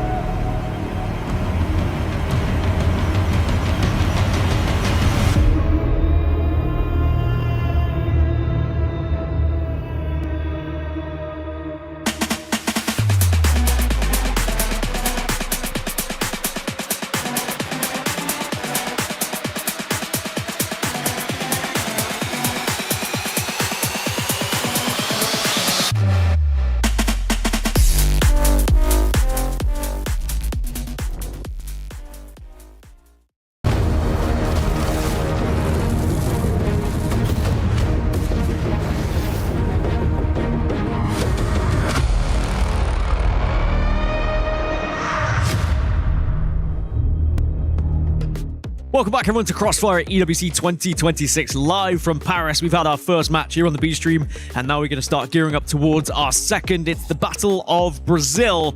We have got two fantastic teams, and I've got two fantastic hosts, analysts, characters. Doesn't matter. I get to call you whatever I want at this point because you're doing everything, boys, and I appreciate you've got Paladin now joining us instead of Scriv. Paladin, I mean, how you been doing? I saw you on the main stage earlier. You've been just a little bit of everywhere so far. They're running me everywhere. They're working me. And you know, it's been fantastic. Now that we have day 2, we've got people more in the venue. Yeah. Seeing the crowd, seeing the supporters for Liquid as well. That previous series was absolutely fantastic. It was a really good series. It was a very closely contested series as well. But now we move into Na'Vi versus Rock, which is one that I think when I looked at the schedule, I was like, yeah, this is going to be a juicy one. Can we top the first series? Do you think this one might be even better, or do you think this one might be a little bit more one-sided? No, I guess it's not going to be topping up the first series because the first series was a banker. It was 3 games, and you've watched Stallions ups and downs. And I mean, Rock and Na'Vi is not going to be the same as Liquid and Stallions because I love seeing teams from a region just playing another region. But Brazilians, they probably know how both play. Yeah, because this is going to be a playstyle that they're both familiar with. They probably have practiced each other a lot and played each other in their own region as well. I mean, leaning towards favorites, we obviously know how good Rock are, right? They are the #1 team. That being said, from what we saw yesterday from Na'Vi against Falcons, it looks like they are here to play at this tournament. Yeah, absolutely. I mean, there's plenty of players that you can look towards and say, yeah, these guys can win you a map, can win you a series. But, you know, what makes this series so interesting is domestic matchups completely throw all ideas of or your preconceived notions about these teams out the window. And that's what makes this really, really exciting for me. Very exciting, and you can see that the Rock players are making sure that they are all on the same page with a little bit of a huddle as well. It has been a pleasure to see the differences with the CROSSFIRE teams, how they amp themselves up, whether it's with a little pre-match discussion or whether it's with the war cries that we seem to see from every other team as well. But this is a fantastic opportunity for both these teams to find their spot in playoffs, of course. The winner of this will guarantee that spot. The loser drops down to that loser's bracket where they'll have to play through tomorrow to try and qualify for their spot in the top 8. Now, when it comes to Na'Vi on the other side, Penguin, they are a team who have been able to demonstrate they can get the win on sub-base, they can get the win on Black Widow, whereas for Rock, they found a win on New Compound and Black Widow as well. Similarly to what I was speaking to you about earlier, do we see target bans now happening with these two teams? Because they know each other so well. Exactly, because they know each other. We are talking about 2 Brazilian teams, so definitely this is a familiar faces for both. So for example, I have a very good sub base, but I can't play it versus Rock Esports, so I need to ban it, although it's my best, because I know that they're good and they can beat me, or probably their playstyle just counters my playstyle. So it's quite easier than playing on other regions, because other regions are a big gamble. I can ban one map, but they could be kind of secretly just having a surprise map for me. So that's why I'm saying when you're playing versus a team that you already know, the bans, the V2 is way, way, way easier. Do you think there's an advantage for Na'Vi here, Paladin, in the fact that Rock are the #1 team, so Na'Vi have probably been able to put in a little bit more research into how Rock play? Yeah, absolutely. I mean, at this point, it's all about mind games. It's all about anti-stratting, and they have the opportunity to completely do it. And there are weaknesses on this Rock team. You know, they are the #1 team in Brazil, but I still look towards how poor their Ankara was yesterday. I looked at the issues that A-side defense had. You look at Fifi and VNC not being able to crack anything. That's easily something that if I look back at the demos from the Na'Vi camp, I'm saying, okay, this is the map that we want to target. This is the site that we've got to target, and we've got plenty of opportunities to get the job done. So that's a look at Rock Esports. We'll transition and look at Na'Vi shortly as well. I mean, Penguin, this Na'Vi team, they have 5 fantastic players, but who's the standout for you? Who is the #1 on that Na'Vi? Laucom. Okay, and this guy did a very good job on Juan. This guy as well is having a blast, and especially that Juan is going to be playing versus MG, but let me say that it's a shaky MG because we haven't seen the best performance out of him. So if Juan is having a good day, Rock can lose these fights because of this guy. Because we saw a lot of like 1v2s, 1v3s as well from Juan yesterday, didn't we? Yeah, we did. And I mean, it doesn't stop there. You know, LKT had a fantastic series yesterday, constant stream of frags from him. And then JV with some huge anchor moments on the defense and some big clutches as well. Yeah, lots of clutches, which is very important. You need that player that you can rely on. But this was Na'Vi arriving earlier on today with confidence, as they should, because yesterday was a really premium day for them. A dominant 2-0 victory over Falcons, which was unexpected with some, I'm sure, in the community. But after watching it, Na'Vi just look like they are here to play. They are here to upset anyone else in this tournament, and it would be the upset of all upsets if they could take down Rock here. I'm sure it would echo through the entire arena and the CROSSFIRE community if they are able to do so. But it's a long journey. It is going to be a best of 3, of course, and I am curious to see how these picks and bans go, because if Na'Vi are able to maybe suss something out, maybe if you could try and get Ankara against Rock, you might be able to do what Nemesis were able to do, because that was the biggest thing from yesterday, right? Was that Nemesis game where they were able to absolutely dominate them. It's not. We're not talking about only a Nemesis one map versus Rock. It was 10-1, and this round was kind of a clutch as well. It could have been a 10-0 in favor of Nemesis, especially that Nemesis didn't do anything. If Nemesis even played out of their minds, just put all this trap book, I would say, okay, Nemesis were better. Yes, Nemesis, of course, they were better, but you just spammed one single stratgy, which is pushing aside, and Rock had no answers for this. Well, we're going to get a look at the picks and bans and the veto system shortly, as I'm sure there is going to be some interesting ones here. I mean, Paladin, talk me through what you're seeing. This is crazy. I mean, so Na'Vi banning out Ankara is very interesting. I mean, the fact that you couldn't even float it is unfortunate to me. I would have at least liked to have used a ban from Rock side. They'll go into Black Widow, which I still think is a usable map for Rock. I think they look pretty solid as a decider yesterday. And then Na'Vi going into sub base. This, you know, is very worrying to me, just because I do feel like Rock still has a little bit to give on that map. You think about it domestically. Of course, that all being said, it's interesting that this matchup has these 3 maps, because to me, anything can happen when they have played each other as many times as they have. I mean, yeah, Rock Esports on sub-base is not going to be as Falcons, because Rock Esports, usually when they play, they have Action, they have VNC. Those 2 players on sub-base are kind of scary, but as a Na'Vi player, what are you going to be doing? I'm sorry, but I need to play my map. Well, we are ready then for our second series of the day. It's Na'Vi versus Rock, and you've got Paladin and Penguin. Guys, take it away. Excited to be here in an all-Brazilian derby here. Qualifying match number 2. A chance for another Brazilian team to join the ranks of their compatriots of Team Liquid, getting an upset victory over Stallions earlier today. I am Paladin, joined by Penguin, and I'm excited to get into Black Widow, where we had a lot of exciting moments, Penguin, a lot of exciting sequences between both of those squads. But the fact of the matter is, I think we've got a slow build-up for this series as a whole as well. Yeah, look at this. Look how Fifth is playing the A alongside. He's just getting the info needed for his teammates to stack beside, and it's very, very smart from him. He's getting the early information on Snake. And now he can push this info into a stack into sides, because MG is watching Cat, and mid is being hybrid. Peak by Action on B doors, as we can mention. And as we can see, I think this is one of the best strategies you can execute on the first round, because usually Na'Vi wouldn't expect Fifi just pushing too deep for such information. It's so smart play coming out from them, and look at this. They might be falling into this trap. The crossfire between Action and MG is about to start. The smokes are ready. MG is isolated. Action is trying to push and check if there's a push, and now he knows that it's a mid push, but all the players from beside just coming around. Silva just gets the first kill. AKX just traces it out, and it's all 1-for-1. Oh, here's a split back in A, though. They abandoned the B split, and AKX finds another one. 4-on-3 now as Na'Vi gets the bomb down. A favorable advantage for them.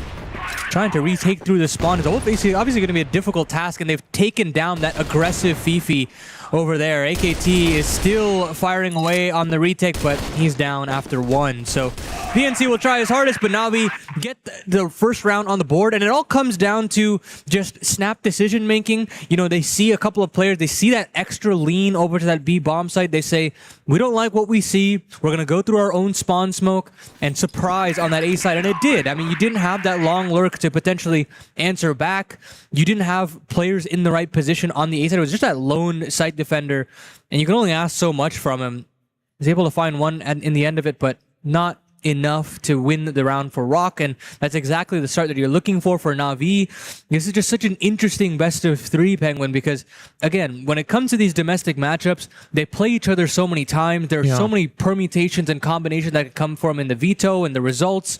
It's a ripe opportunity, especially for a more upset or underdog team in Na'Vi to potentially qualify for the playoffs altogether. Yeah. And I think how Navi's playing on stage is actually a bit, or maybe a slightly better than on client or just like in online. Because they play more into a team, they have so much more communication, they feel more hype, and they have more variety of strategies, so probably it's a better ground for them. And now, after a short technical break, we are back into the game, and Navi just unleashes themselves into the bridge, into the B-side control. And just probably might want to end on B-side. And look at this, that pre-fire from Action just eliminates LKK before even going into side. And now AKX, this guy's doing an insane job so far in entering the side. Just opens it up, and JV just backs it down. And now it's all down to Fefe and MG to reclaim the side. Kwan is already in base, which is, in my opinion, very worrying for Navi. If they can slide into the side, he's not gonna have time. Should be okay though. Still 3 players on B. And I like how dynamic and aggressive Navi are, you know, regardless of the seeding, regardless of how much better Rock has done domestically, still a load of confidence to play ahead of that deep smoke being tossed in by the defense. And that completely catching Action off guard. Action is kind of going through his protocols, going through what he wanted to usually do. Hold on. Beefy and MG get a couple, but yeah, bomb's too far gone. So Navi should still be comfortable for this second round, and you're already seeing a little bit more confidence brewing from these youngsters. And for Rock, they're definitely going to have their work cut out for them. You know, you think about how slow they started in the series previously, yesterday on day 1, and the expectation here that you know, have to back the seeding that you've been given. Winning your league, qualifying for EWC in a great style. Yeah. How do you back that up in the competition here? Exactly. Now in this competition, you're seeing only Navi on the board. Silva and MG, each with the piece. Makes it 4-on-3. Navi still, they love being down in numbers, but not that much, because MG just picks one more and Action just puts KV to the door, and now Juan is alone. Such a beautiful quick score from him. But still, it's a very tough situation. 1-on-3, C4 is dropped. And now he needs to get all of them, because VNC himself is now in base, just trying to catch him if he's going behind them. And I think Navi might be just losing the first round, and VNC just got an info. He's trying to play time, he's trying just to waste some time. Because Juan, he needs to be doing the moves, he needs to be the one who's making the play. The C4 is dropped on Cat, and 2 players are covering, and VNC also is trying to have a backstab on Juan. Juan understanding that there's multiple players on every which way, and he picks the wrong angle to swing first, and VNC capitalizes. Well played from VNC to value his life and basically box in Juan and disallowing him from ever having a chance at the clutch. We know what he's capable of. We've seen it on this map of Black Widow as well, so definitely capable, but smartly played from Rock to expunge any opportunity there. Now Navi tried their hand at this mid push. I do like how Rock decided to respond. They go very aggressive. You know, you fight off of short, you fight off of the underpass there. And now MG's continuing the word of life. We talk about that head-to-head between Juan and MG in this series, and so far it feels like MG's coming out on top. Navi now going aggressive with the bomb still in base to at least try to take this A side. Juan getting advanced positioning, finding VNC after a nice pre-aim, but still threats lurk around every corner. MG, Action, Silva, they're all here. And with that, this round should be done and dusted. LCZ looking for anything, but won't find anything just yet. Yeah, and it's Action, and near flawless round there for Rock, and the favorites answer back almost instantaneously. Yeah, 2 rounds for Navi, just followed by another 2 rounds for Rock. And let me tell you that 2 rounds on the global side is very, very good to be having. A very close score between both teams, especially that we are talking about the Blacklist side from Navi on Black Widow, the pick by Rock. So they should definitely have some variety of stretches, and one of them is just taking B bridge late on the round. But LCZ and LKK just denies this control. VNC just single-handedly takes the water control. He whips on LCC.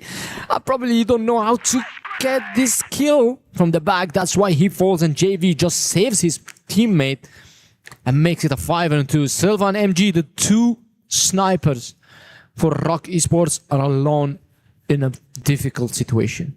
One might say impossible. Yep. Trade potential is very high now with Na'Vi in this 5-on-2.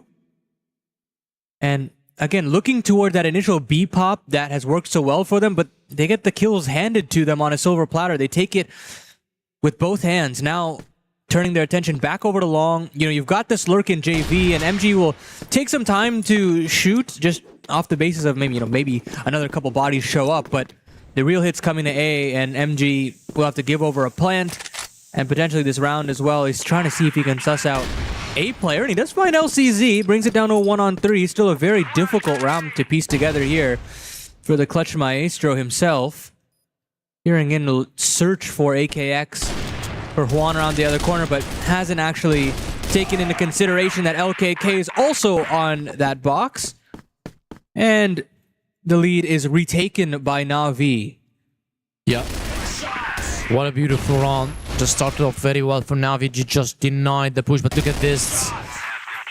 Kills from LKK. I just love how this guy is just getting the kills over there. And now, I guess, Rock want to be trying to do the same, but the flash just denies. AKT, or also known as Action, just falls back. And I mean, Na'Vi just don't want to give up the whole map for Rock, which is kind of acceptable. Look at this. Fefe again is trying to go for the sneaky info play, and now Juan just having information and how they are playing. This should be countered next round by Na'Vi. They should be putting the EBR, they should be putting the wall bangs into Fefe if he tries to do the same. 3-2, is it? I still see that Rock are in a very good spot when it's very, very close, especially that they are starting on the global side. Yes, it's the map that Rock picked. However, still Na'Vi are doing very good job so far. As we can see, just MG single-handedly took barracks control. And it is only Fefe with the EBR. Undercat just watching mid and Undercat having help from Silva, who's also scooping the mid doors. Interesting setup, but as we can see, Na'Vi just moving forward towards his side. Oh, here's a rotation here from Silva. That third player shifts back from B over to A. They've got that barracks control as well that could come back to haunt them. JV and MG, that's a fight to keep out for in the late round. But Rock are kind of starved of information elsewhere. They don't have mid space. They don't have that aggressive bridge control either that's been denied in rounds previous. So they're going to commit through short. They're going to try to see if they can suss out where Silva's gone off to. And they found their man, LCZ, with another. It's just MG now, and that bomb will go down. Another rotation comes in from Action, and he'll find another body. As bomb continues to run down, Action jumps out the window to his own demise, and there's JV to strike with his late mid-lurk, and Juan will chime in as well. Juan with a magnificent sequence there. Coming in second and doing the job, and then some. This Blacklist side from the side of Na'Vi looks splendid. Yeah. We expected, and they delivered. Na'Vi, they are still trying to take these controls. They are not afraid to take the fights. As we can see, they're just 4 men around the long. And instantly, let's say that Rock, they retreated. And also, AKX, he just smoked B box room so that nobody from Rock just kind of plays some adaptive gameplay. Yes, you took it long, we're going to be taking beside. He made it harder for them, and yes, he took now the beside. So the whole map control is now for Na'Vi. They just need to take the cat control and everything is going to be theirs. Probably a fake. They can send a fake, they can send a split, they can send a double fake, they can send someone to scout, they can do everything they want. The whole map control is only for them. And Rock are playing completely passive, except for MG, who's kind of stepping in, trying to get this kill, but whiffs the shot. We've talked about MG's not having the best games. And now AKX trying to deny this information from Silva. Silva already knows that they are on site, and the split from side is just coming around the corner. And probably wait around for that smoke. They've gone through it in times before, and there comes the flashes. They will actually engage onto MG and Fifi as quickly as possible. They actually jumped down to the spawn. Juan's found one, but Action's getting some action himself, but suddenly a flurry of frags come back for the Blacklist side, and it's all up to VNC now in the 1-on-3. He knows that he's got LCZ pinned here, but he can't actually capitalize. He's got to allow him to escape, and LCZ will on 15 health.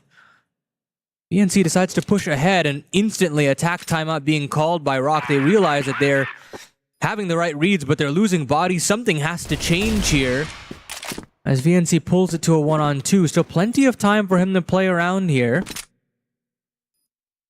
Jumping around, trying to close the distance, but Juan still has this long angle. Still a very dangerous one for him, but VNC snuck all the way around. Finally, Juan turns around. Na'Vi rack up their 5th round on their Blacklist side. They are cruising through Black Widow. I mean, they are playing very good. Let's just look at how good their controls is. They are usually the team that's putting the control. They're usually the team that's setting the tone in the map. You take B side, we take A side. You leave B side, we take B side. And we shift it into A side, and this is exactly how Na'Vi is playing. They took the A-long control in the last round. Only AKX was on B side. He played very passive. He played very, very defensively. He waited for the actions from Rock, but Rock didn't show any actions, and this is exactly Rock's mistake last round, and probably what's making Rock very, very weak on this map, that they don't do any reactions, they don't do any aggressive plays. Yes, we've seen Fefe on the first round. He went behind the box trying to get some information, but this is not an aggressive play. It's just an aggressive information taking from him, but no fights, no pushes. The only time they fought was on bridge, where Na'Vi just destroyed him with a double kill from LKK and the AKX. Now Na'Vi, I don't think they need to change anything, but they should be expecting more fights coming out from these guys. They should be expecting Rocky Sports changing the pace of the game, trying to take some fights, trying to take some controls, probably faking some controls, or maybe playing adaptive versus you.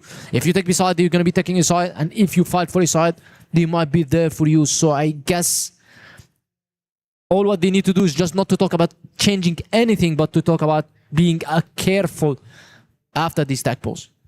You know, I think about the aggressive bridge pop that Rock had to take that B-side control, and I like the idea, but it did feel a little foolhardy. It didn't seem like there was the communication and the chemistry that we've known Rock to pull off in previous series, and it cost them. You know, Na'Vi are just a little bit sharper right now, a little bit more tactically savvy, and again, they go into duel and bridge, and the attack timeout comes out.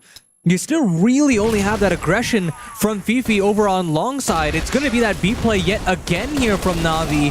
And Action again gets the pre-fire, but he doesn't get the kill. The trades are immaculate here for Na'Vi until Silva chimes in with the double himself. Huge work there from the side anchor. And thrusts Juan into a 1-on-2. He doesn't have the C4, so he's going to have to go the long way around. Hoping that if he goes back to the Blacklist base that he'll be able to clip one and bring it to an even keel, but no one's here. MG is sitting all the way on short side, jump spotting, trying to see if he can figure out where Juan's gone off to, but even MG backs away, so a lot of room for Juan to get moving, and I don't think that Fifi's aware of that C4 being dropped. Otherwise, you know, MG would have probably moved over, so everybody kind of in the unknown right now. And there's so much time to rot off the clock. Juan can really play as slow as he wants. Now, decides to maneuver back over to the doors. But he's got to see if Fifi's moved over to the window where he will reside. Slowly but surely, Juan encroaches upon this B site, and it's just a matter of moments. He isn't able to flick fast enough, and Fifi finds his man. A very necessary 2-on-1 conversion there from Rock as they bring the lead down, or cut the lead down to just 2.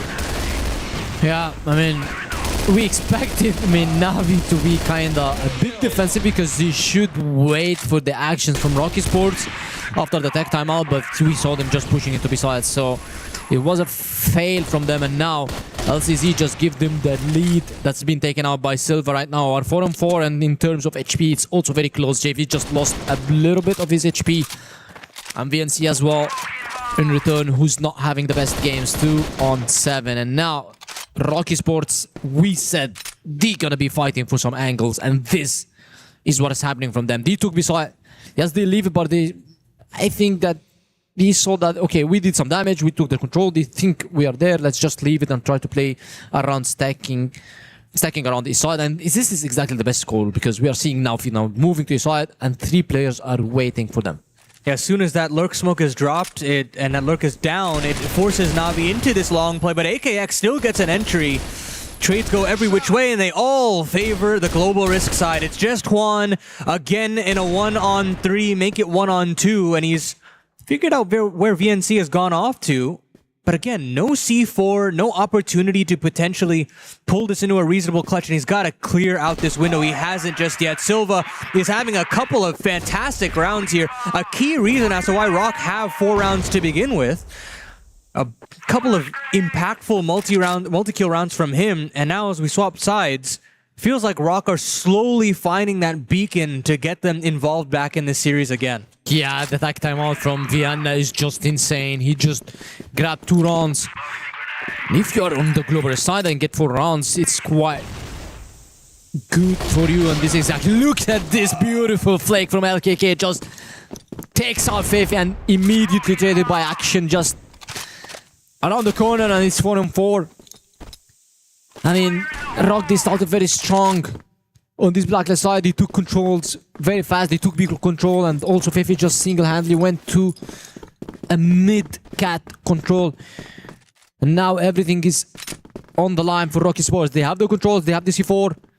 Yes, they don't have that numbers advantage, but on the blacklist side, 4 is enough for you if you want to be having a good trades. Rocky Sports, they saved the game by getting the last 2 rounds after the tech timeout from Vienna, and now they're gonna be showing us a good blacklist-sided half. Just to mention, Rocky Sports is the team that picked Black Widow, so they know how to play this map. Probably, Rocky Sports, they usually pick Black Widow versus anybody except Liquid, I believe, because of Gokin's and Seven's crazy kills on the sides.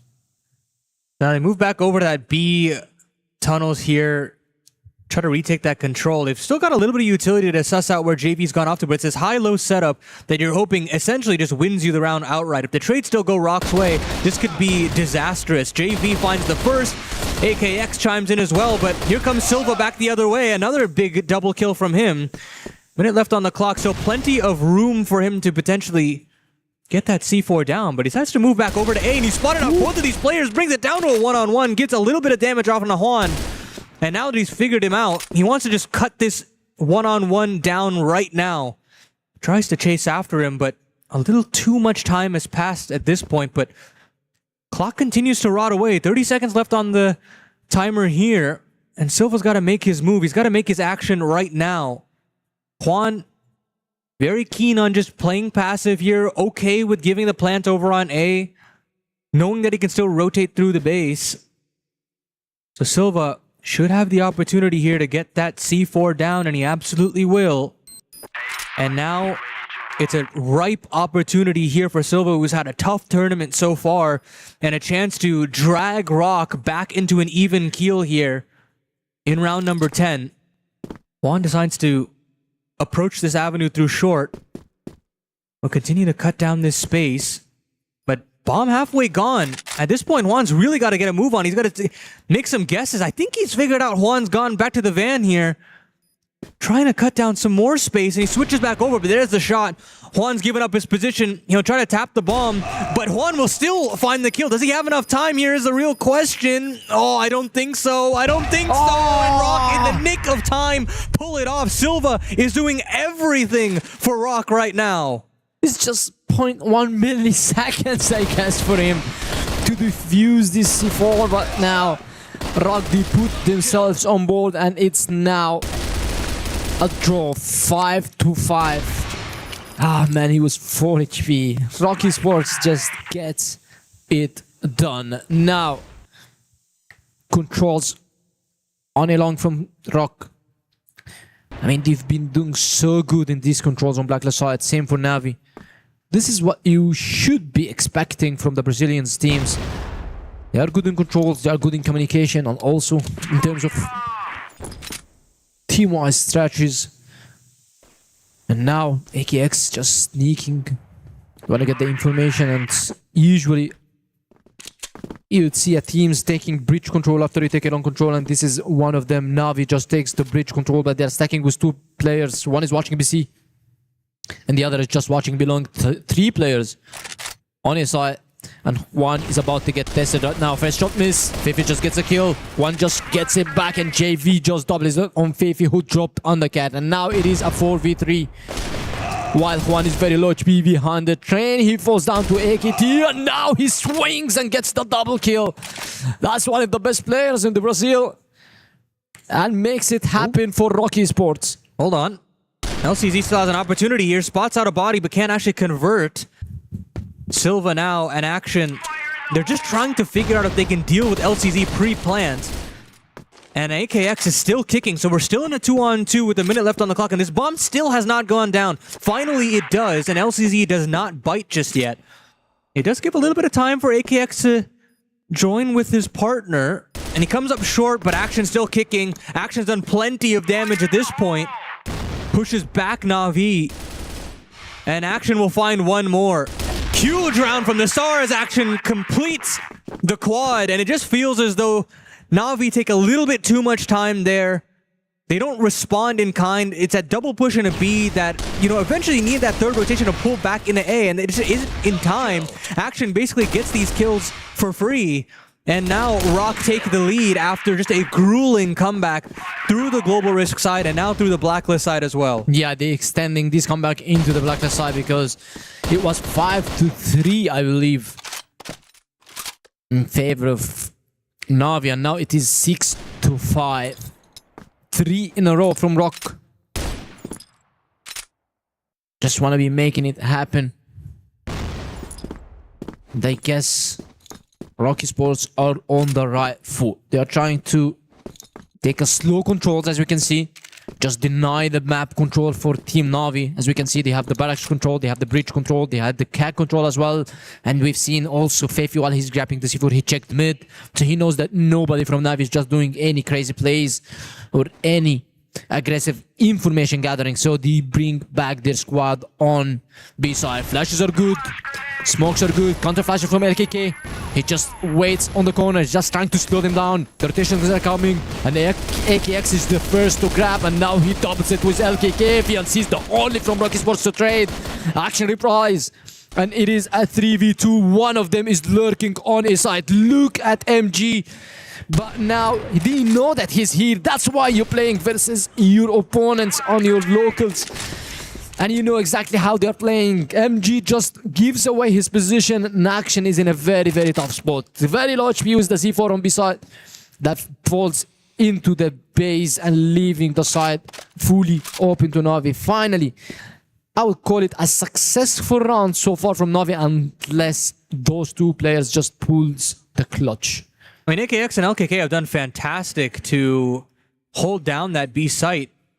But as you mentioned, AKT in this low HP situation and MG being figured out over on long, it really cuts down your options. And with 25 seconds left on the clock, boys, we got to get a move on here. And they'll basically just switch positions. Action will go up through long. MG will come up through cat. Searching for LCZ in the window, and there won't be anybody spotted just yet. Action will continue to encroach. 10 seconds. I mean, at this point, you have to move. You have to get this bomb down. If I'm LCZ, I'm swinging here, no matter what. He'll try to get this bomb down. He should be able to get it safely. LCZ knows where he's gone off to, but MG, the Guardian Angel, just bring your saves him. Just saves him. Bring your pistol and just jump, as you mentioned. But we still have an opportunity here for Na'Vi to equalize. Still a 2-on-2. Juan's still alive. JV still known for a clutch or two. Bomb halfway gone, and that's a huge kill from MG. Makes it very difficult here for JV as he comes back up over the ramp, and he gets spotted out from Action. That does feel like a blunder from LCZ, and Rock capitalized. There's that difference in experience, Penguin. Yeah, I mean, he should have took his pistol and just deny the plan. That's all he needed to do in the last round, but I mean, Na'Vi just gave away. I said it as a successful round unless these guys pulls this clutch, and yes, they do. Action just doubles two players. LKK and JV both lose this alive. In the smoke, and Action is here. Brings up some action on Elong and just gives his teammates the numbers advantage needed to secure one more round.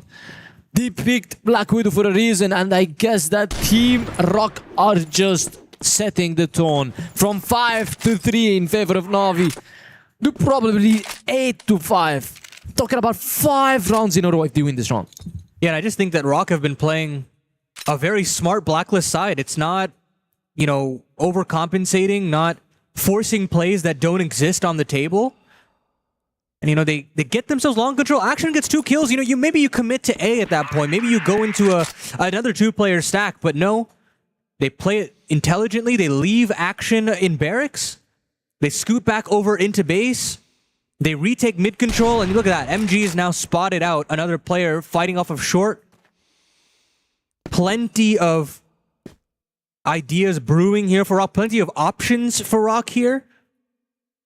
And as they go back into B bridge, they should still have a favorable opportunity. Still going into a 2-player setup here, mind you. Juan and AKX are definitely formidable. But this execution has been solid in rounds past. Yeah. And we've seen Rock just pulls a clutch, so it's probably Navi can just do the same. They can have a good push. I mean, Rock Esports, all they need to do is just to burn some time, just make them do mistakes, and now they're going to be eliminating AKX on the B doors and giving themselves a further lead in the round. Juan is just left alone. He knows that he can't get any of those entries, and now LCZ brings it up into a 2v4. And MG is already creeping behind. I don't know if they know anything about this guy that's coming behind. He gets one, and Juan is already on B window, and they're gonna be collapsing on him. An 8-5 lead for Rocky Sports, and the tag timeout is yet to be called. Yes, now Navi, they bring their tag timeout.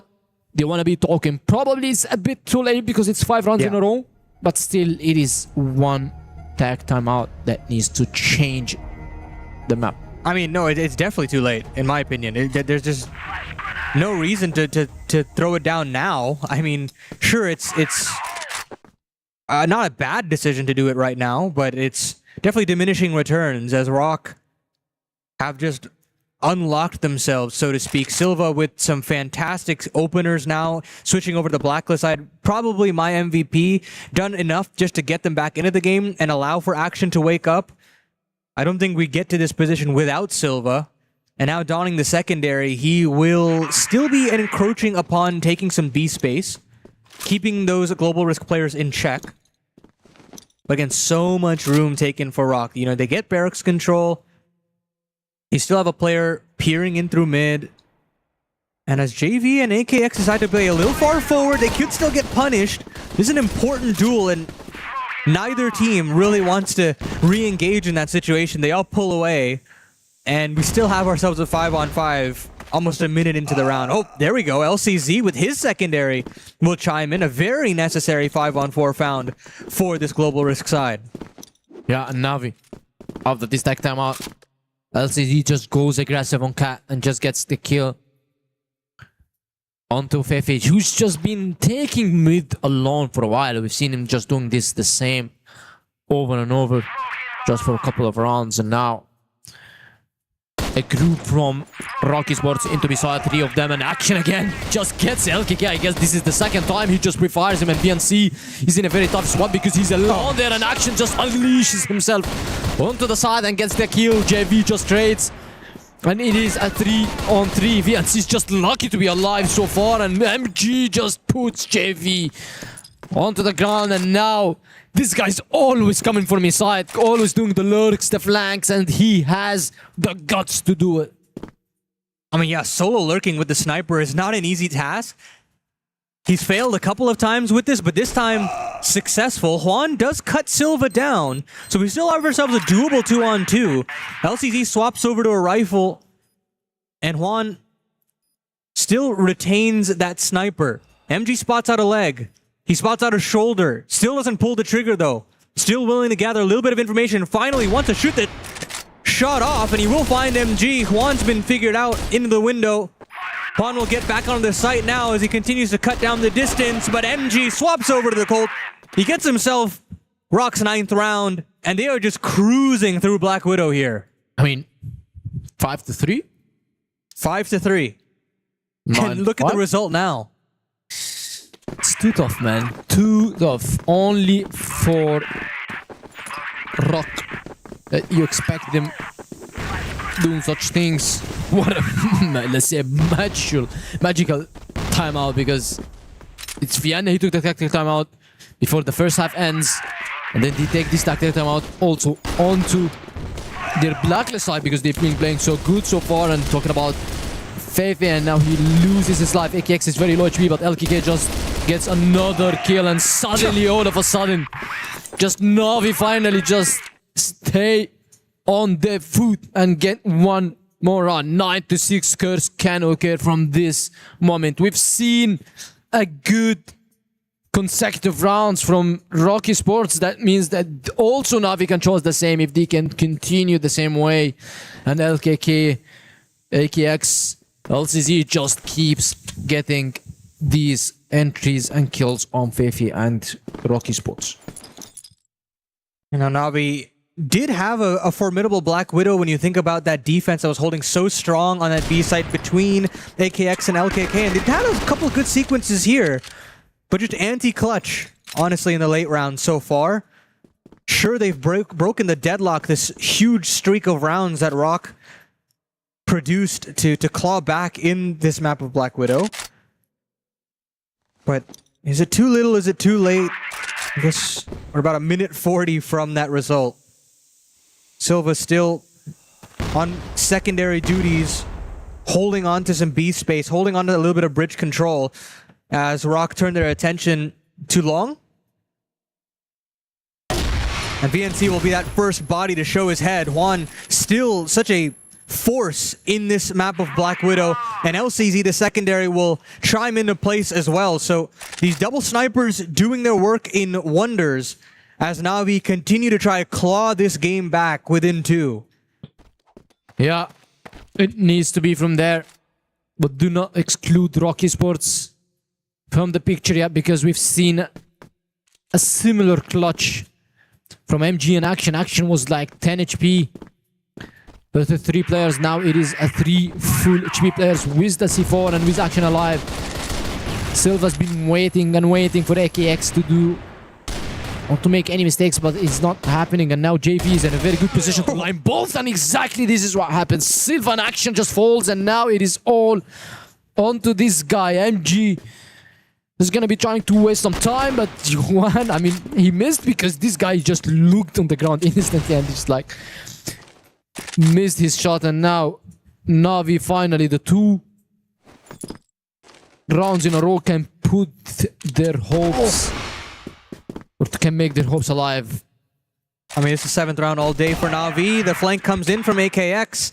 With that C4 down, it's just a difficult situation. JV does very well to get that double headshot sequence there. I mean, it's just a couple of millimeters, couple pixels, and you know, if that doesn't go that way, completely different situation for Rock. Maybe the trades are effective in round number 16. They close it out, but Na'Vi holding on for dear life. You're getting sequences from the guys that you're looking for.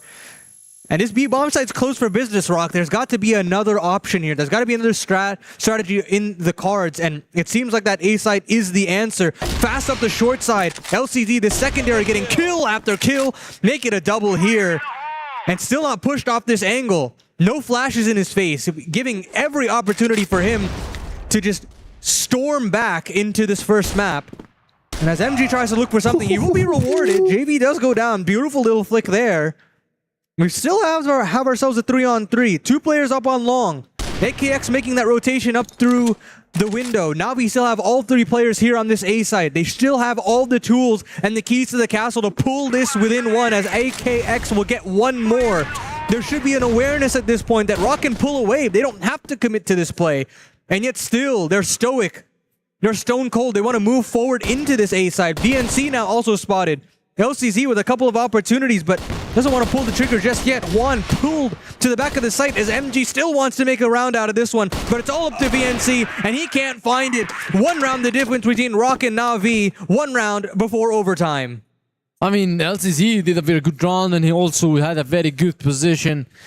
I believe if he went through elevator, not through a window, it could have been easier, but in the end, it's the same result. Na'Vi one more on the board for them, and they are taking us into an overtime. Rocky Sports, question marks on the last round. They tried to push very, very aggressively. Just a dry push, underestimating Na'Vi into his eye, but LCZ was ready and firing, getting 2 kills for his teammates and securing an assist on the last. Now, 9-6 Curse is only 1 round away. Rock, who took 6 rounds in a row, just needs only 1 to close this map. On the other hand, Na'Vi, who started very strong, they finally back on live. And they can do it. And they can make a good comeback for them. Slow play from Rocky Sports. It only started with a control onto a long. They hope that Action can double kill 2 players on the side or probably in the smoke. However, it's not the case for this round. Complete passive gameplay from Rocky Sports, the blacklist side, and an aggressive one from Na'Vi. Na'Vi's just taking bridge control. They're having some fun, but LCZ just wastes one of the most important shots. Just gets Vivi anyway, and the bullets are just gone. Action just trades, and it is in the end a 1-for-1, and I believe that Rock D need to fall back. The full rotation came from Na'Vi onto his side, so they should be leaving this side for Na'Vi and try to reshuffle their papers. Na'Vi not making that second rotation though, still very gung-ho about keeping 3 players on A. It's only AKX that can deal with this sequence, and he's gotten so much aggressive bridge control, but how many can he realistically get? Maybe 1, maybe 2, but is that enough? I mean, at this point, VNC and Silva get a fantastic flash given to them. It's a freebie for VNC. The smoke drops down in the doors. The cross is available. A bomb plant is here. You'd like to think Rock is favored in this post, but on the crossover, LKK gets 1 more. They don't want to let this bomb go down. They don't want to play this post plant. But Rock still is allowed it. They do kill after the bomb goes down. But it's Action and MG. These are the 2 guys that you want in the clutch. They've already produced 1 highlight for you. Why not 1 more? LKK, JV, try to come up through the door. They try to push into MG and they find him. And they'll find AKT as well. It doesn't matter. It doesn't matter. The curse is absolutely in. Penguin, 9-6 turns to 9-9. We've got ourselves some overtime. I mean, the swing from Silva was just unnecessary. I mean, his swing, he prefires. Yes, I know that he had the C4, but you could have swing without just shooting because you give away your position while he's shooting. And he got killed. So he forced VNC to push, reclaim the C4, go on site, try to plant this bomb. There was a smoke that gave LKK an advantage because his swing killed the C4 planter. And he ran away, and then suddenly MG just couldn't hit 2 shots. And now we are seeing Na'Vi back on one of their best sides or starts because they had a very good start. It was a 3-1 lead for them, and now all they need is 2 rounds at least on this side and they can make the comeback happen. Fefi just swings very, very aggressively, takes a lot of damage onto AKX, who pulls away himself onto B side. Now it is a slow play coming out from Na'Vi, but they're just testing the waters here on B Boxstrom. Yeah, you don't have that same aggression from Rock into the bridge side of things. Very keen on giving up this B execution as Na'Vi comes bounding in. Silva finds 1, but Juan on the trade. VNC needs to step up to the plate here as Silva will be the one to do it instead. Charges through the doors and gets himself a triple, but that's all he's gonna get. It's still a 1-on-3, total 1-on-4 here for Juan. And we'll be able to pick up the bomb. He knows VNC likes to play this position in the cubby, but he can't find him. VNC will find that necessary kill. They retake the lead. Of course, the curse brings them back into overtime. You'd have loved to have that round in regulation, but not to be. Regardless, I think Rock will be happy that they get their foot on the gas yet again. Yeah, they get 1 round and they start on the global side very strong. Although Action just died without any action from him. But still, Silva just swings and steamrolled this fight, and MG finally hitting the crazy shots, and LCZ just loses his life. Silva as well is trying to back him up, but MG just falls to the over-aggressiveness for himself. JV just picks one and makes it a 4-on-4. Na'Vi, I mean, they are trying to reclaim this area, but look at the swing from Fefi. It just makes JV very, very low HP. Still, the side is easy to take in favor of Na'Vi, and as we can see, Action is still alive. He gets one, you want to get the other, but Silva just drops with this gun, and this is exactly what we asked LCZ to do. Just drop with your pistol, get the kill, and get the numbers advantage for Rocky Sports. They are up 3-on-2, but the C4 is with LKK. This guy is already trying to creep and collapse on VNC. That's a big kill. A massive kill now. It puts a lot of pressure on Silva, and Silva does find one, brings it down to a 2-on-1. LKK trying to figure out where Silva's gone off to. He can't find him.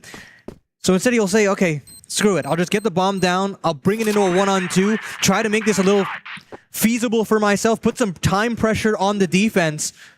And, you know, AKT is all the way back on A. He's still got to book it over here, but he's not figured out where Silva's gone off to. LKK finally swings back around. Silva can't connect. Then LKK taps away one more. It's all onto Action in the 1-on-1 as he tries to cut down some distance through the door, and Action will do it on the pistol.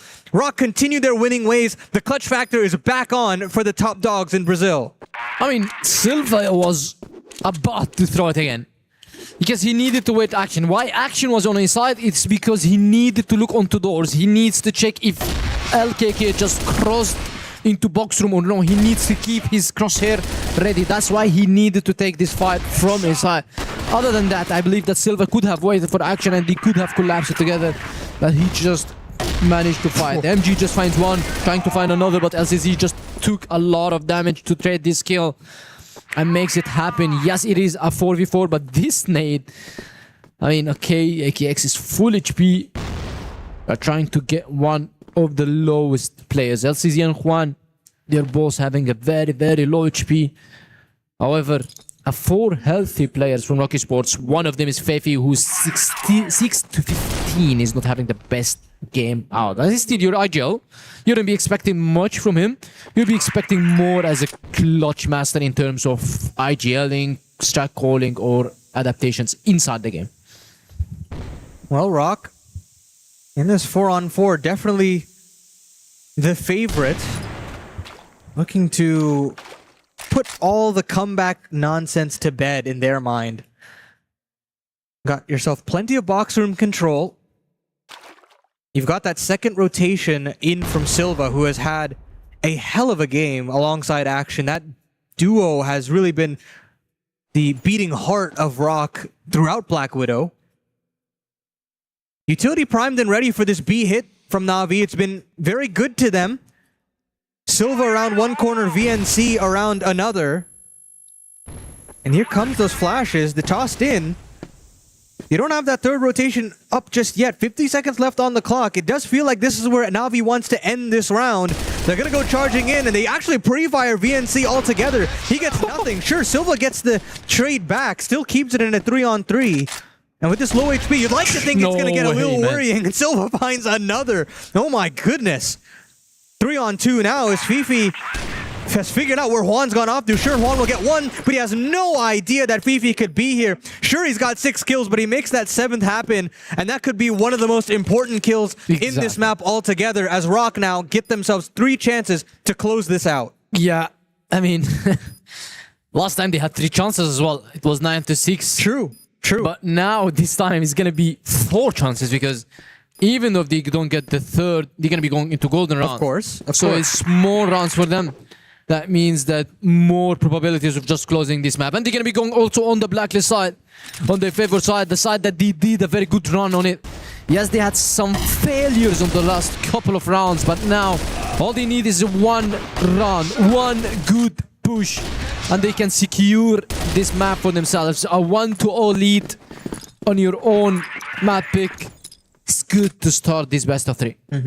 You know, if I'm Rock in this situation, I'd love to go aggressive. I like to use one of my opportunities to completely change up the pace, but they don't actually go through with it. It's actually Juan that goes on the aggressive. It's a little bit of a short push here from the defense. They get rewarded with the opener. They get themselves a 5-on-4. They start to put a little bit of pressure on the Rock, but Rock with the counter right into box rooms, right into bridge, excuse me.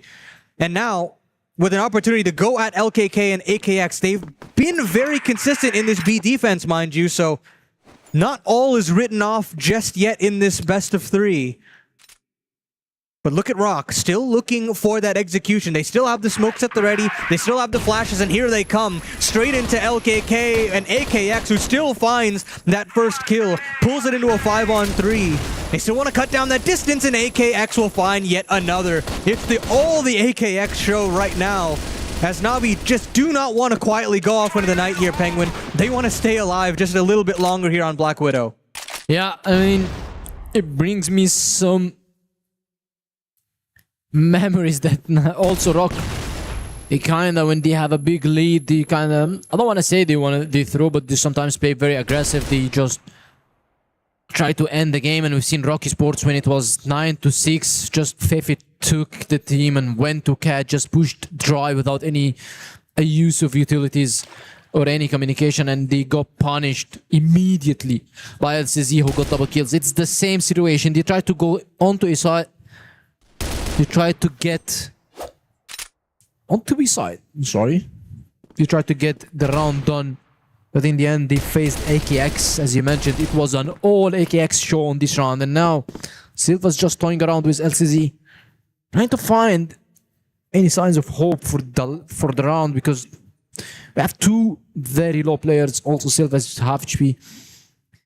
That's what makes it a very, very hard. Time is ticking, C4's drop, and Silva needs to move now. I guess with his move, still he won't be able to make it either to plan, neither just to get any of these kills after the JV kill from base. Now it is 1 for Na'Vi.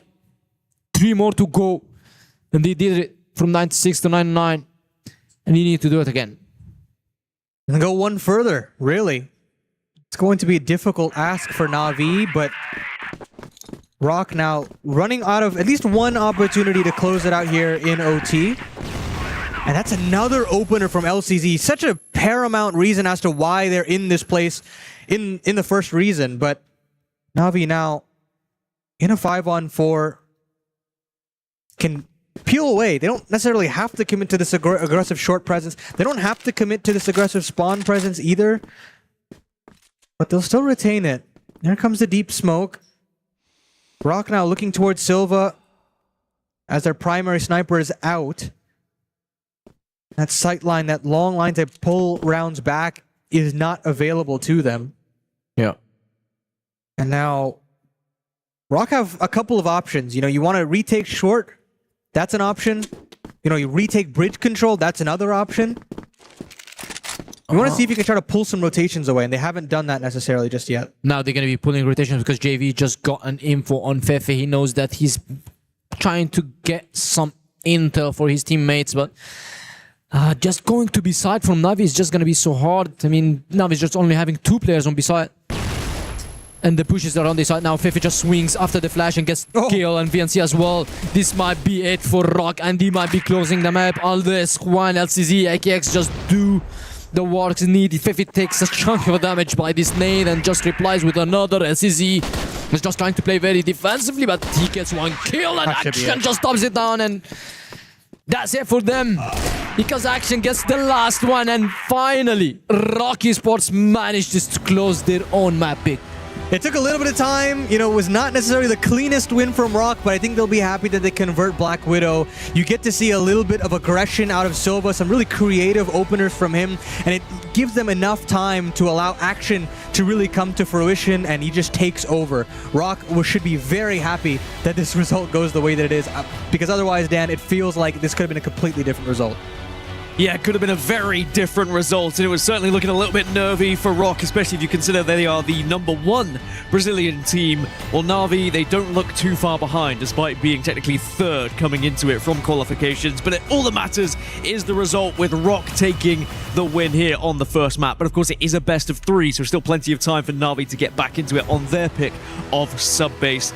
Let's dive a little bit deeper into it, I guess, here, Penguin, because we learned a lot from ROC. They struggled in certain aspects, but when you get into overtime, sometimes that's where we really separate the men from the boys, and they did look like they just had a little bit of security about themselves.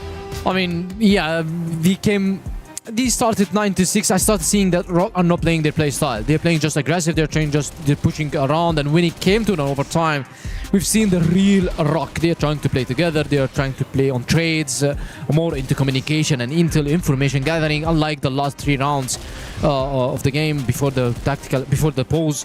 So I think ROC, they saved this game by the tactical timeout, and after that they saved it by just going to play a bit more into a teamwork than solo plays on the overtime. Yeah, I think the best part about ROC is when they are able to change pace, but I feel like they change the pace too often in that trying to close out those last 3 rounds, essentially. So for me, I just feel like once ROC can kind of ease back into their original style, it feels a lot more comfortable for them. And as you could see, it was just top to bottom domination once we switched over to overtime. A bit frustrating perhaps for Na'Vi, though. I mean, going into overtime, you do lose a few rounds in a row, but then when we switched sides, I thought it was just going to be the same. Like 3 in a row for them. They were in a 5v4 in that last round, but then still were unable to convert it as well. Just came down to an individual play where you get a 1v2, and it seems to be happening a lot here in this tournament. All you need is that one person to step up. They get a big double kill, sometimes a big triple, and then they find themselves up in the round, and it really does help give you that advantage. But that is going to be the statistics that come through in the end. Penguin, anything that jumps out for you? Yes, this guy, I know that they didn't have the much success, but this guy had a very good game. And if you look at ROC, 49 kills from Action and Silva. Silva, honestly, as I mentioned, he threw like 1-2 rounds, but he did a better rounds than this, because the round that he swing, we could have waited, his teammate could have ended the game already. And the other round where he was in box room, he also made Action in a very tough situation, but then Action just finally clutches the round. But still in the end, he's having a 24 kills. So if he's having a 24 kills and just throwing a couple of rounds for you, I guess it's gonna be a thing you take every time. Well, it was certainly an interesting watch. It was an enjoyable one as well. But the Battle of Brazil has concluded map 1, but we still have a best of 3 to try and conclude here as well. So we're going to go for a quick break. When we come back, we'll have map 2 on your screens.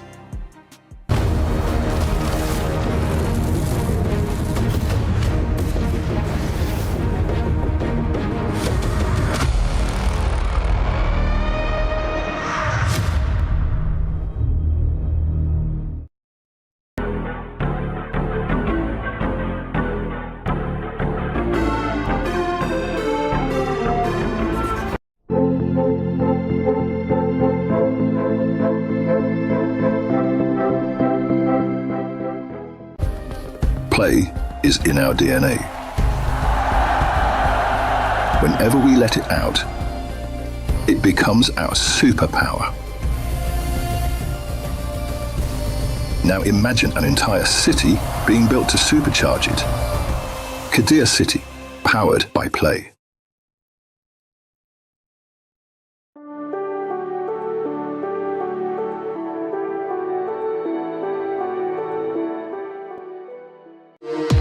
We were there.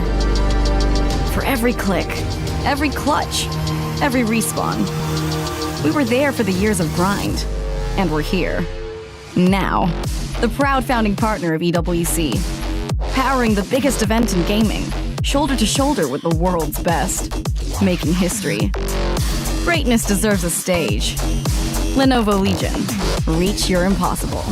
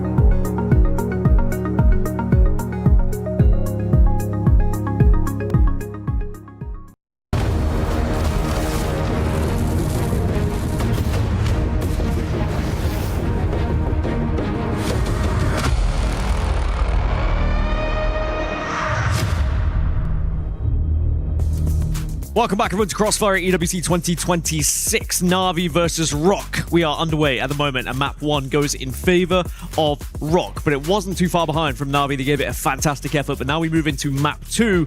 Can we see Na'Vi get back into this one, or do you think they threw so much into map 1? They get it into overtime, they get so close, but can't quite get over the finish line for them. Do you think maybe this is just one step too far for Na'Vi?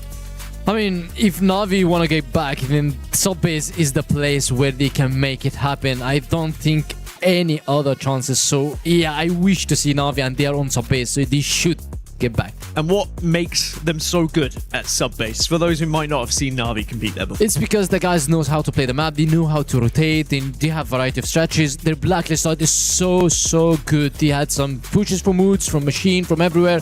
So that's why I'm saying that I guess Na'Vi they can make it, but also they are facing Rock. Rock is also good on subbase. Do you think Na'Vi will be able to take down Rock, or do you think Rock is going to build from this one? I think Penguin's right on the money with the fact that if there is a map for Na'Vi to equalize, it's probably subbase.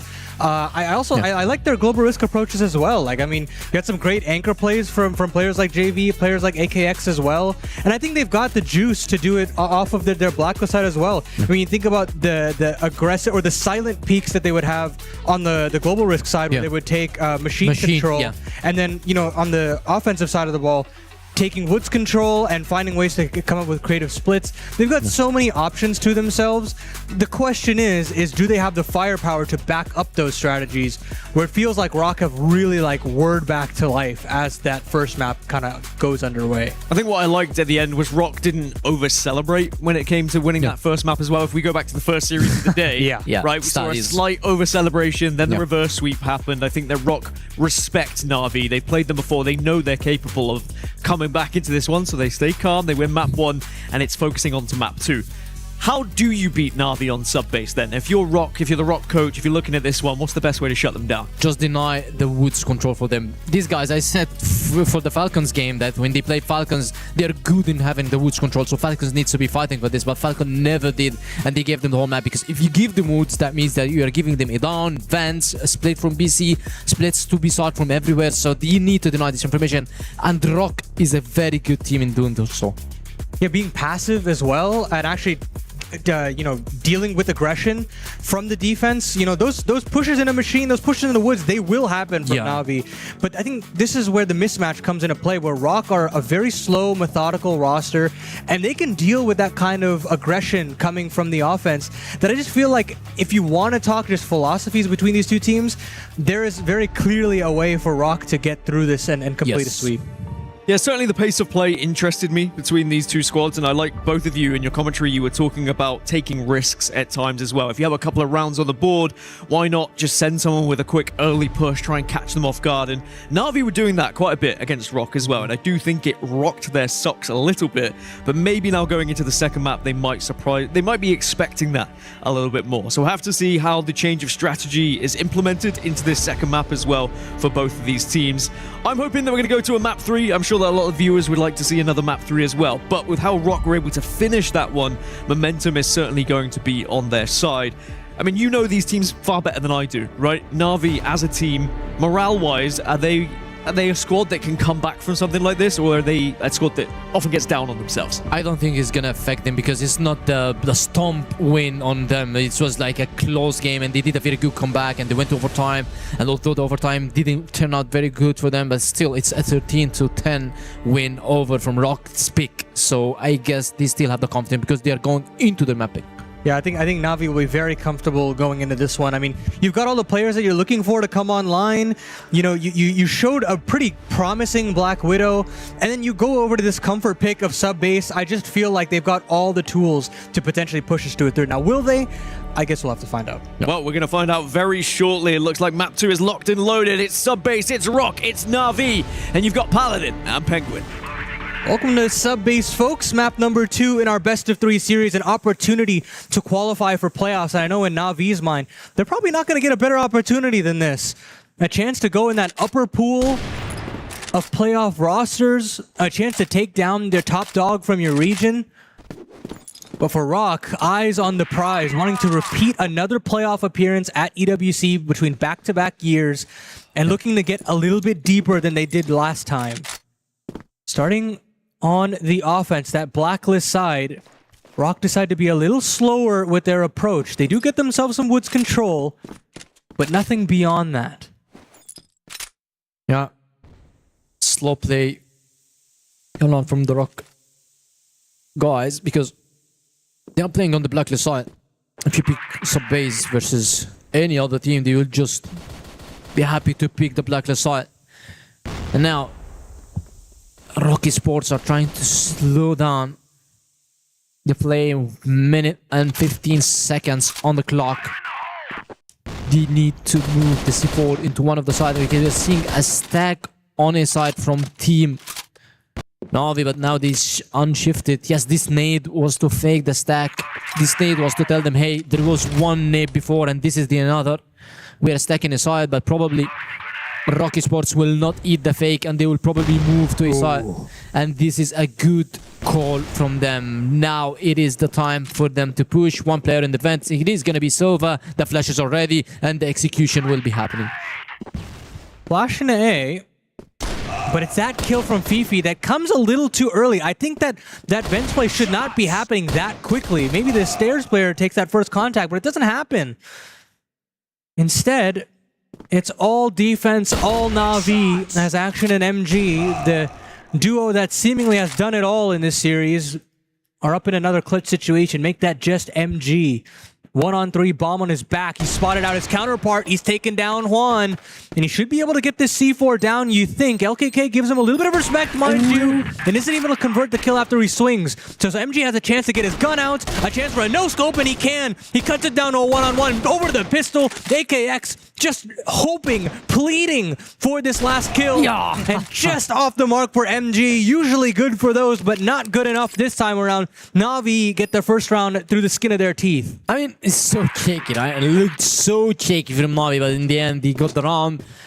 It was good, as you mentioned. That slice step from Fifi was just a bit too early. He just should have waited a bit, the guys from the stairs, to push, to get into the side. And then he's going to be having a better timing for himself. But these mistakes cost you rounds, and the rounds cost you games. And now one of them is for Rock. Na'Vi just secures the first round of the global side, which make them very happy, because if you're playing on the global side every one round, and look at this triple man pick from Machine, they're trying to push late onto the side, but this is not Falcons. Rock are ready and they know how good they are on such game plays and such mind plays. Now it is a 4v2. LCZ and Juan are now on a mission to reclaim this round, while Faith is very low HP and Action as well is very half. It took a very big damage behind the box and made him very half HP. 43 HP, and it is a very tough situation for Na'Vi. Just having two players on the global side on sub-base is kinda unlike any other maps. Already sub-base favors the blacklist side. Imagine if you have numbers disadvantage as well. Oh, that's a nice shot from Juan though. Does make it a little bit easier, and he has spotted out Fifi, but isn't able to convert. Very necessary opportunity squandered there from the young sniper. But Juan will be unrelenting. He'll fight forward. I mean, he doesn't have to really do this, but with LCZ going down, it feels like he has no other choice. Rock now should get that plant over on the B site. They respond in kind. I mean, it's that all-in affair in the machine push there from the global risk side of Na'Vi. And you can tell that Rock have done their homework. They understand the Na'Vi that they're playing up against, and they feel like they fancy their chances here on sub-base as well. No strangers to this map in the pool. Yeah, definitely they played each other on this map, and they know that they can make some plays. We've seen the same exact situation. This is the one you mentioned, Paladin, on the desk, that sometimes they do a lay push into Machine, gives him an advantage, but Rock Esports, they were ready, they were in their foots. And now it is a 1-1. Well played round. And I'll give Na'Vi a good call about the last round. Juan just played very passive this round. He played from Dark. He's trying to get the intel from Dark, and now the push is coming on Woods. Fefe had to back up. Nobody's here to help him. No smokes as well. So it is a chance for Na'Vi just to get the kills, and immediately AKX just gets both Fefi and BNC. And Silva as well took a chunk of a damage, and now he's only 4 HP. And suddenly this round shifts to Na'Vi after the late push, this time on Woods. They did it in Machine, it didn't work, and now they tried on Woods. And it worked out very well so far, but we cannot exclude Rock from the picture so far. I mean, we definitely can with the lack of map control that they have. They do have this B space. That's basically all they have. And they're going to have to do a lot with it. Na'Vi with a 3-player stack over here on B. A player on the rafters. I mean, there's a great crossfire here between Juan and JV. And Juan will get that first kill as well. So AKT and MG will have a very difficult time on their hands. Body spotted. Juan capitalized upon, but JV with the instant rebuttal. All up to MG, who pulled a clutch like this very close. And has got a little bit more time to play with, but nobody's presenting an opportunity to the vet. Have a look in, but don't necessarily fancy his chances this time around. Could have spotted a leg there off of JV. Maybe just missed the mark. LCZ now up to bat. Oh, and it capitalized upon by MG. Now we can have a conversation. Or at least start that conversation, as JV's now been spotted. And MG is just not able to really suss out these one-on-ones. Finally is rewarded. JV did not have to go that aggressive. 15 seconds left on the clock now. Behind him. MG is a little blinded. And that actually does give enough opportunity for LKK on the flank. So another missed moment there from MG. A chance for him to have a highlight play. But it just feels as though Na'Vi are playing a very sharp global risk side. Yeah, that's why we know that Na'Vi is one of the best teams that's playing top base on Brazil. And they have a very, very high confidence levels when it comes to such gameplay. And Fefi now just kills LKK, who tried to play very aggressive on such angle. And the control from Vance. Look at Na'Vi. They are trying to chase Rocky Sports and VNC. I don't think he had any clue that there is someone there. And now the C4 is all in the hands of JV and LCZ. AKX as well is watching. Look how aggressive Na'Vi is playing this map. I mean, every single round they're pushing. But Fef is still alive. He brings JV his life. And now the C4 is still dropped on Spiral. I think it is gonna be a very tough round, but still Rock. Do you know that all they need to do is just round the time. Just let the smokes gone. Try to retake. Play together. Play for the trades. And we don't need the C4. We can win the round by only just trying to approach the C4's position. You got this player in Juan deep in the backside of this map.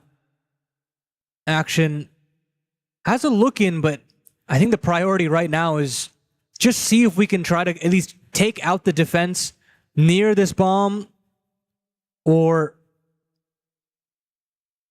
get the bomb itself, regardless.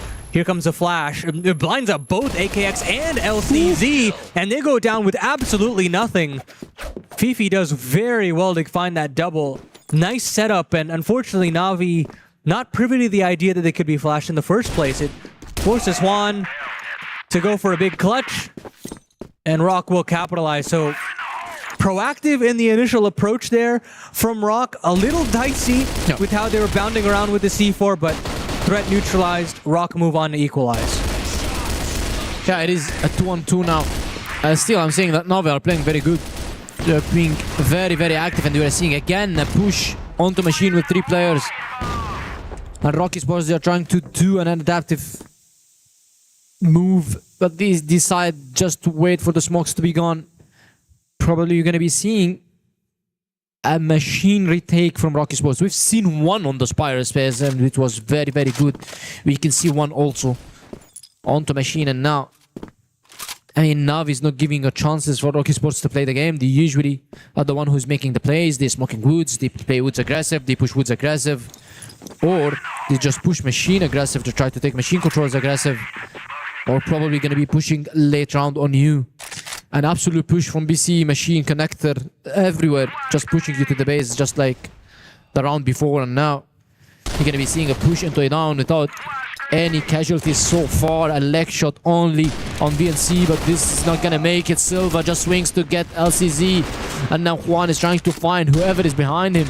But no success from Na'Vi so far. All the players are alive and nades are good. LKK is good for one. MG just chases it out. AKX just loses his life and LKK is fully blind on this fence. Silva's trying to get the kill over him, but the action, in the end, he's the one to get the kills, and it's a 2-on-2. MG is quite low in HP. Action is the only one who's trying to bring this round for Rocky Sports. LKK doing so much, making this an opportunity for Na'Vi to capitalize upon. Juan and JV hand in hand, cutting down the distance, making Action switch over to the pistol. He's so indecisive, and JV will find another round for Na'Vi. It just feels like this Global Risk side cannot be stopped. Hero moment after hero moment from this defense, and they just eke out the lead. Yeah, I mean, a very good round from Na'Vi, I would say, because Na'Vi is usually the team that's making the plays. They push machine, and they still had a very good A-down hold. Normally, if you push machine, you would have the weaknesses on his side. That's why usually, look at that 5-man push into mid from Na'Vi. They get the first, but Fefe and MG treads it immediately, and it's all Bloodbath in mid. An immediate shutdown to such pushes. That's a real confidence booster there for Rock to deal with such a sequence. I think, you know, I understand the aggression with wanting to take Woods, trying to be a little bit more in the faces of Rock, but 5 men into one position like that, basically a perfect spot for them to get triangulated upon, is definitely frowned upon from my perspective at least. But Rock, given a second lease on life here, need to really chain the rest of these rounds together on this Blacklist side, because Na'Vi feel like they've already done enough so far on Subbase. We've seen how formidable they are on the offense. Double nades from VNC and MG do not find anything just yet, but a lot of space being taken. Woods control firmly in the favor of the offense, and Rock continue to encroach from this B side as well, and what a shot there from MG. Instantly opening things up, and they want to continue. They want to move all the way in. They want to challenge JV. JV runs out of bullets, and VNC, Silva, Fifi, they all have their moments. And it's just AKX now in the clutch. Cuts it down to a 1-on-2. Okay. But we'll have to make a long rotation all the way around, because that bomb will go down shortly. He decides to maybe cause a little bit of a fake, showcase footsteps moving back over to A, walk back into B. Rock still not willing to put that bomb in the dirt. We'll hold for just a little bit longer. Minute still left on this clock, so plenty of time to play with here if you are Rock. Maybe a tap? No, a commitment completely there from AKT. Yep. Now, Action will still peer over. AKX 16 HP, has to get it all done on his own. Has to figure out where these players have gone off to, but this crossfire has already been established. Action has gotten up into the rafters, and Rock will reclaim the lead. Yeah, I mean, a good round from them, a good split. It was a fast, and you mentioned that it was a control, but they decided to commit on the side. MG was leading the push after the kill, and then suddenly everything falls apart in favor of Rocky Sports, and Na'Vi just find themselves a 1v3 now. We're seeing a 4-man stack. That's what makes Na'Vi one of the best teams on Subbase. Look at these guys. A 4-man stack onto his side. Nobody on his side. Nobody on A top. Nobody watching vents, maybe. LKK is only just watching Woods, watching vents. But the rest are only having a machine and B connector watch. And this is so scary for Rocky Sports if they decided to go to B-side. And imagine if they did and just wasn't around. I mean, Na'Vi is going to be very disappointed for this one, but I see that the classic double vent setup coming out, which can take LKK out because he's not watching vents at all. A bit too gambly for my liking here from Na'Vi yet again. Put so much on the shoulders of LKK, who, you know, mind you, without the resources, has stepped up in rounds past. This one might be a bridge too far. Rock now considering that vents commitment, but don't actually go through with it just yet. Maybe a B splits on the cards. A couple of options for Rock, and you know, for their sake, I hope they don't make the wrong decision. And finally, they move back over. They get themselves some wood space. And And they look to commit to A. Smokes are nice to give them a little bit more breathing room. And now there's no nade for LKK. A rotation comes in from AKX to help and support. But now that LKK is down, you're thinking that maybe they can commit to A, but no, the split is in. This late honeypot approach here on B could be everything as AKX strikes, and there comes JV and LCZ. Huge work from Navi. The gamble does pay off, and Navi equalize. I mean, if Rocky Sports watched Navi last game, how they played versus Falcons on sub-base, in particular on B side, because they definitely have seen JVs having a lot of success on that side. And Falcons as well, they were having success on A side, so they should have been trying to check on these plays, but now... Yeah, there's only been one A execution this whole map so far. Yeah, and that's it. If you get one A side execution, I believe that it's going to be higher chances of just going to B side, because B side a lot of corners to check, a lot of angles to release, and now Rocky Sports are still kind of trying to find the win on this half. I mean, 4-on-4 is good if you are playing on the global side. But imagine if you get one more round and it is a 5-4 and then you just switch, you go to the blacklist side, and it's your picked map. Definitely this is a map 3 on the line for Navi if G just can make it. Well, I mean, even if they don't get that 5th round, I think they'll be very happy with what they've done here on the defense. Now, a little bit more pace added to Fifi, and he gets an opener straight away. Still plenty of time on the clock as Rock now with his tempo change have completely caught Navi off guard, and they've gotten themselves the A side pretty comfortably. 3-on-3 now as this afterplant is a ripe opportunity for Rock to claim a slim lead at the end of the half. Here comes the rest of the offense, or the defense rather, in AKX. MG will capitalize, flash in his face. He is blinded up, but JV in the meantime goes down, and it shouldn't really matter at the tail end. Rock have done just enough to surprise, and they'll get themselves that slim lead that I mentioned, and we'll have a whole lot to do on the global risk side now that we swap. Yeah, Navi, they were very, very good. I mentioned Navi, they're kind of good on blacklist side, but you also, Paladin, you mentioned on the desk that their global side is very, very smart, and they have some kind of mixed strategies, late pushes and everything, and we've seen all. We've seen pushes through mid, we've seen pushes through B connector, machine, woods, everything, and now they're gonna be playing on the blacklist side, and the JV just opens it up on Feifei and immediately traded by MG. It's 1-for-1, but the control is for Rock. I would take it every day, and I would just push every time, if it is 1-on-1, and yet you have that spot. Action with the counter strafe, he's trying to get the kills. LKK, this smoke gonna slow Navi down. The nade is gonna do some damage. Yes, it does. And now the counter smoke from Navi to pressure Action from this position. And it is. Now they cross to B top, and Action is fully flashed, but he's managed to get one, and MG as well just gets another. The push from BC, but Silva's right here to cover it up. And Juan is the last player alive versus VNC in Action after taking down Silva. It's not gonna be an easy task, but definitely it is doable. After this kill, if he managed to get it, and Action just runs out to bullet and tries to get on top of the rocket and just gets the kill, and he's laughing. What a way to end this round by Action. I know Action is given a wry smile there, because that goes awry after a couple of whiffs. Yeah. You're not going to be happy if you drop that one.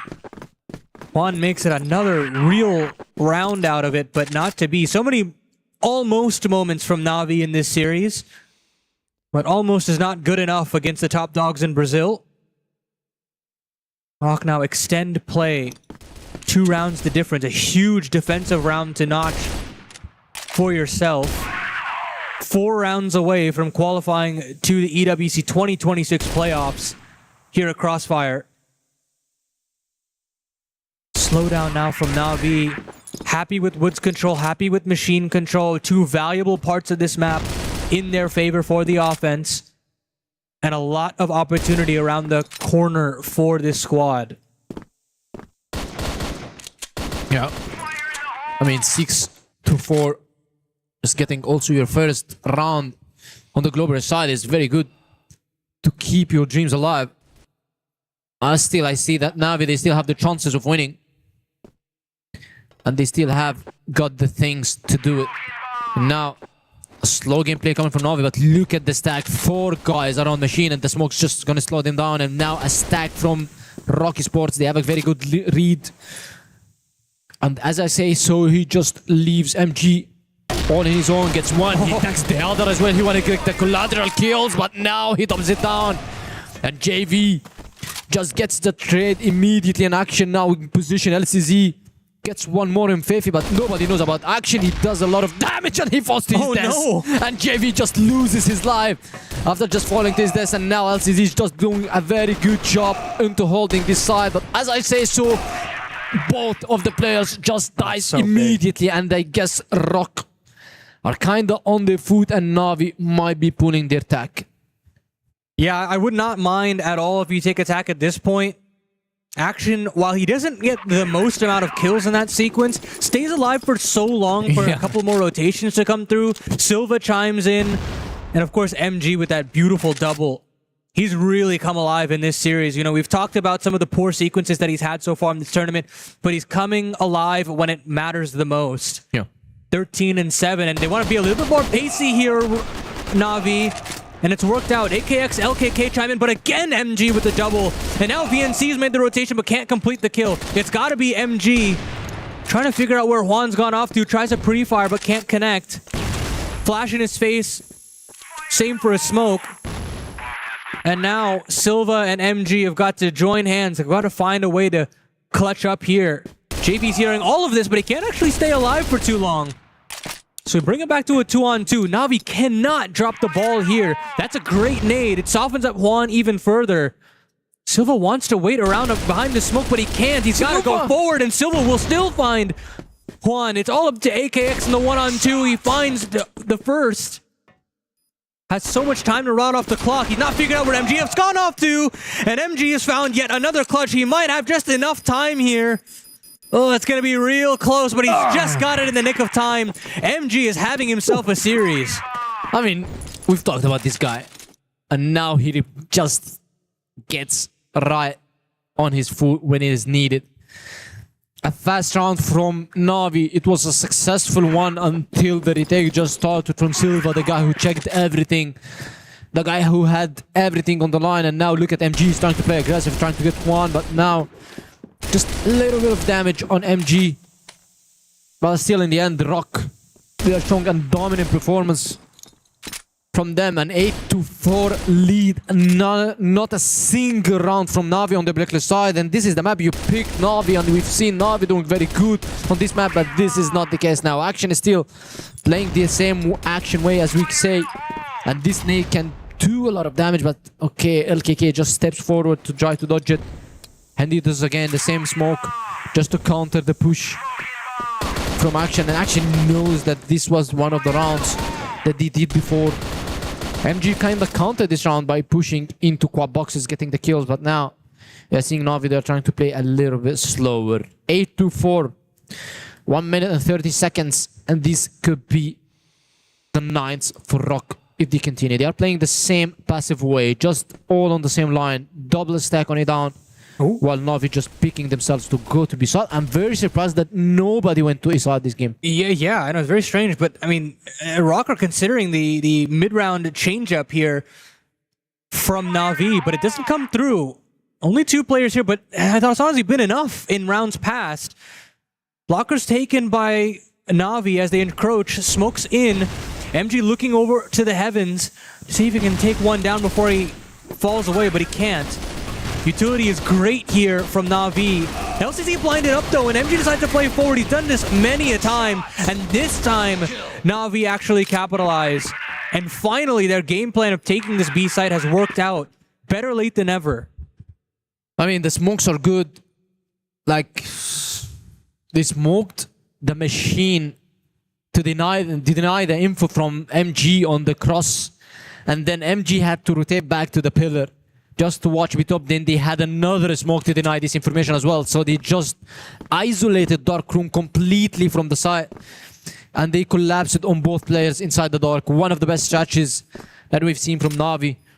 A good counter smoke utilities that made it quite easy for them to execute on the side, and now VNC is just giving his teammates some time to talk about it. How are we going to be countering this? I guess if they did the same, they need to have someone on B-top. The last time they had someone on B-top, they had Action on B-top. He did a lot of damage on JV that he fell to his death, and then he got one more kill on the downside. So if they keep smoking the information, then put one guy on B-top and he can do a lot of damage. And now Na'Vi just trying to play a bit defensive and changing their playstyle. They take Woods control, but MG this time is not around. I mean, they haven't really fought for Woods at all, Rock. And I mean, they haven't had to, considering the A splits haven't been a thing in this series, or on Subway specifically, on both sides, mind you. And again, Machines control the priority for Na'Vi, round in and round out. It seems as though they've done their homework. But here's the adaptation from Fifi. Close range. Looking to put this gun to work. Unorthodox for sure, but he's had some significant impact in this game. Na'Vi still slow down, still looking for a potential split for B. And the utility is primed and ready. We've seen how potent this execution on B has been when it's worked. And look at this, a couple rotations moving over to A. This is the ripest of opportunities for Na'Vi to pounce on this B site. It puts so much pressure on Fifi and MG. But there goes the shotgun. Fifi restricted to one, and MG, long-range quickscope, will still keep a man advantage here. Gets a rotation over to B as well. Minute left on this clock. Na'Vi have got to get a move on at this point, but rotations continue to come in from the defense. Silva finds his man. MG with another. It's just up to AKX in the clutch. A 1-on-4 necessary in total, and he won't find it. Rock have themselves 9. They have 4 opportunities to close this one out in style. I mean, you've seen MG. He changed his position. He went to be top, just right as we mentioned. If you want to be countering these B splits, if they're gonna be smoking you, then you need to be playing on B top, and he immediately went to the top and got double kill and saved Rock's run. Now a push from them, one good for one. MG immediately traded a sniper for a rifle. You take that every day because you've made Na'Vi without their sniper rifles. That means that their pressure is going to be way less. But look at LSZ. He almost had the time to drop without getting spotted, but now he is spotted. He needs to get back. He needs to fall back because this one mistake can cost you the game. Okay. LCZ does rejoin back with his team, gets back into safety. And again, man, again, a B split. The idea here for Na'Vi. I mean, this has to just be the strangest blacklist side that I've seen on both ends of the spectrum. Yeah. Not even looking towards the staircase on A. No commitments through the vents. I think we've had one round of a commitment into A. And you also have to give the shoutouts to both of these defenses for somehow holding strong on B. Not easy to do with 2 bodies. But you have to give MG the credit where credit is due. He's had so many multi-kills, so many doubles. And Rock have every chance now to pull this one off. To advance into the playoffs, to silence the doubters, so to speak. And put this series to bed. Show who the dominant force in Brazil really is. And as they encroach upon B yet again, here comes that third rotation in the form of Silva. When there has been 3 players here, it's just been shutout after shutout for Rock. VNC cuts down the lurk, mind you, so now everything is known for Rock. They know that it's a B commitment yet again. Sure, they're blinded up, but AKT, MG, leave it all up to AKX to come up with a massive clutch to keep them in this upper bracket, and I don't think he has enough life in him. Just manages to scoop up one, but the nade finishes the job, and Rock will advance to the playoffs through that upper pool. Yeah, I mean, they play very good and deserve the win, and as you mentioned, we haven't seen any side push. And we've seen the mid-round adaptations from Rocky Sports were the best. We've seen the B splits from Na'Vi. They were good, but they had some answers. That is big given from Rocky Sports. The B top was the key element for them to get into this game, because every time you smoke MG, you try to smoke him from... If you're smoking dark room, if you're smoking also quad boxes, he's gonna be going on B top, he's gonna be getting kills, he's gonna be finding the frags needed for himself. A well-played game by Esports. Yes, we mentioned that Navi are very good on sub base, but still it's Rock Esports. They are also a Brazilian team, so they know how to play sub base. So we have another team that has managed to find themselves into playoffs, and it's going to be Rock Esports taking down their Brazilian counterparts in pretty emphatic fashion in the end. It was a dominant one-sided game on sub-base. I was expecting maybe a little bit more from Na'Vi, but Rock, they just had their number, and that's probably what happens when you play them multiple times. You play them in your region, you've been able to study them as well. As for Na'Vi, they will drop down into that lower bracket and will have to fight through tomorrow to try and qualify for their spot in the top 8 and into that single elimination bracket of playoffs. Well, that means it's 2 series down. Still 2 to go though, but of course we can dive into what happened in that second map there, Penguin, because you know, I was watching it, and at the start, Na'Vi were keeping it close. I was like, all right, we're going to get another one that's going to go back and forth between the two, but then suddenly Rock just sprinted away from them. Was it just the switch of halves and Rock were more comfortable in the second? If they switch to half is the thing, how? Because Na'Vi was doing the global side and then they switched to the blacklist side and they haven't found any success on the blacklist side. And Paladin mentioned a couple of times that none a single split to a side. None using it up, you're not using woods, you're not going into vents. Yes, we've seen LCZ one time going to vents. You think push into a side, we haven't seen anybody around stairs.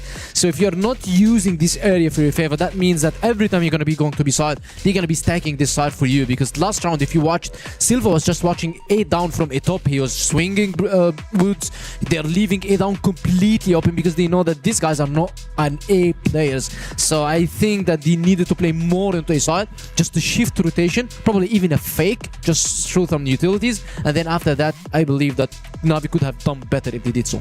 I think even sacking around to just commit to A, just having an A rush all throughout, that could have set you up for the rest of the half. I mean, at that point, you will have an extra rotation that moves over. You'll have that double setup in the vents.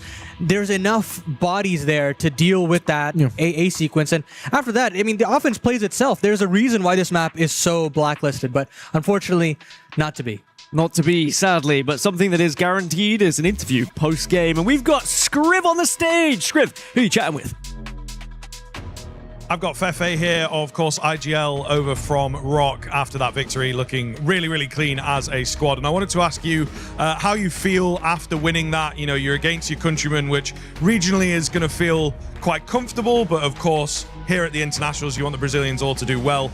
So how are you feeling after the victory here? Como é que você está se sentindo depois dessa série um pouco confortável, né? Um jogo mais clean nesse embate entre os times brasileiros. E o que você tem a dizer sobre esse resultado? Acredito que falo pelo time todo, a gente tá muito feliz, a gente tá muito confiante.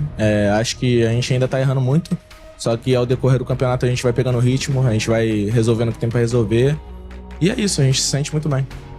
So we feel very confident after this win. We feel very happy, like the whole team.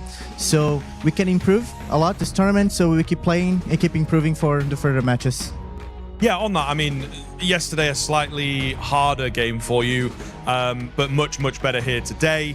Was there a lot of talk in between games after yesterday, or do you feel that it's just because it's a team that you're more comfortable with for the cleaner victory today? Após a partida de ontem, vocês vindo para a partida de hoje, vocês conversaram bastante? Como é que foi o clima entre vocês? Esse é um jogo que vocês já estão acostumados mais a jogar, que é um embate entre dois times brasileiros. Então, vocês conversaram bastante sobre as táticas ou tiveram coisas novas? Cara, quando a gente soube que... A gente já sabia, né, desde antes de viajar, que a gente poderia enfrentar a Na'Vi, que é uma equipe muito forte, uma equipe brasileira. A gente já sabe... Ambos os times sabem como jogam um contra o outro. Então, a gente teve uma conversa... A gente definiu o nosso plano de jogo, conversamos bastante ontem, conversamos sobre o jogo contra a Nemesis também, que a gente não podia entrar meio que de corpo mole. E deu certo. So it was a comfortable match for us. So this is a match that we've been playing for a long time against Na'Vi. They're a super strong team, but each one of the teams know their game style more or less. So we kind of just focused on that, and we trying to get more things for this match, and everything worked fine.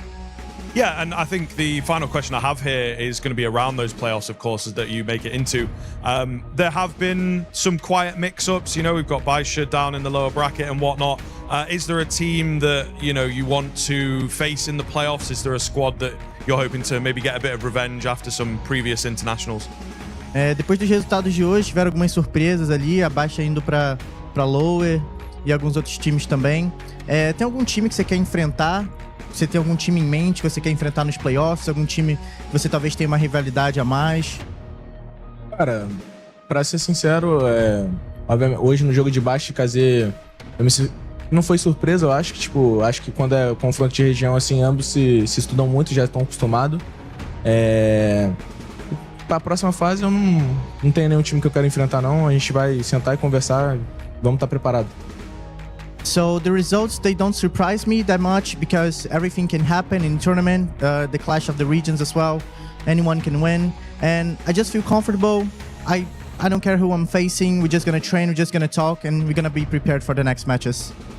All right, wonderful stuff. Thank you very much to Fefe and Rocco here. Back to you boys on the desk. Cheers, mate. Yeah, a good interview as well. Nice to hear that you're going to be confident whoever you're going up against. I think that's important going into the rest of the matches. You get a little bit of a break now as you watch everyone else competing and try to qualify through playoffs as well. But that's one thing that is assured. Rock are through. That's all that really matters for them. But in that map too, it was slightly more one-sided than the first map. Certainly in the early stages, it was back and forth. It was closely contested. I thought we were going to get maybe another overtime situation in two teams who know each other very well here. However, in the end, Rock were able to start to really get things going, particularly in the second half.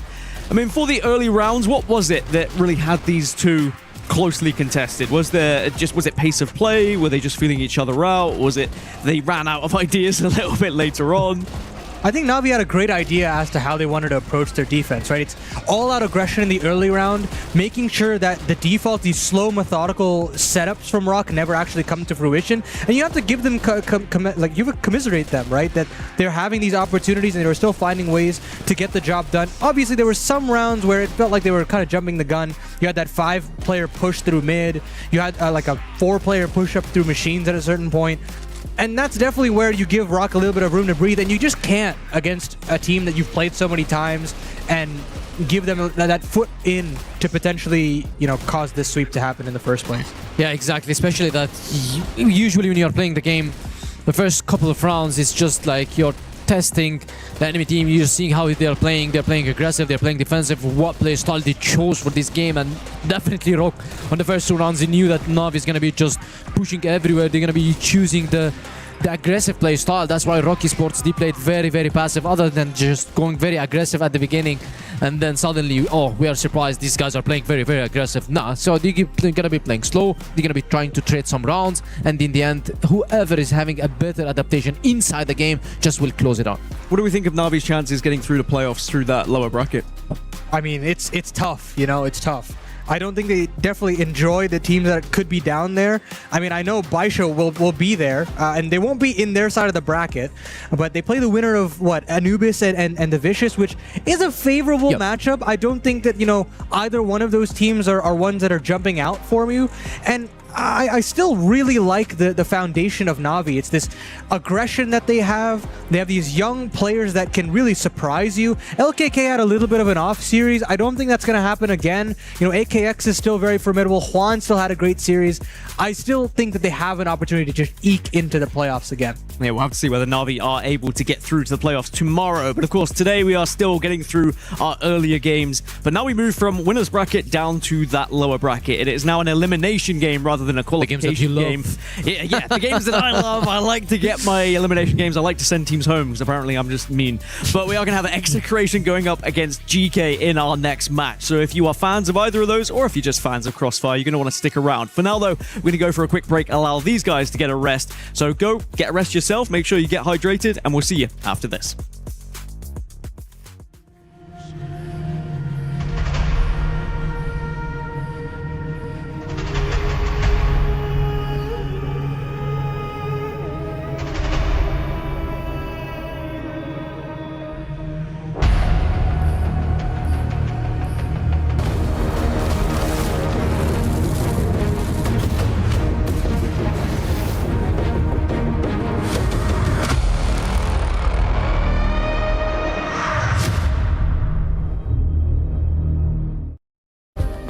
Play is in our DNA. Whenever we let it out, it becomes our superpower. Now imagine an entire city being built to supercharge it. Kadir City, powered by play.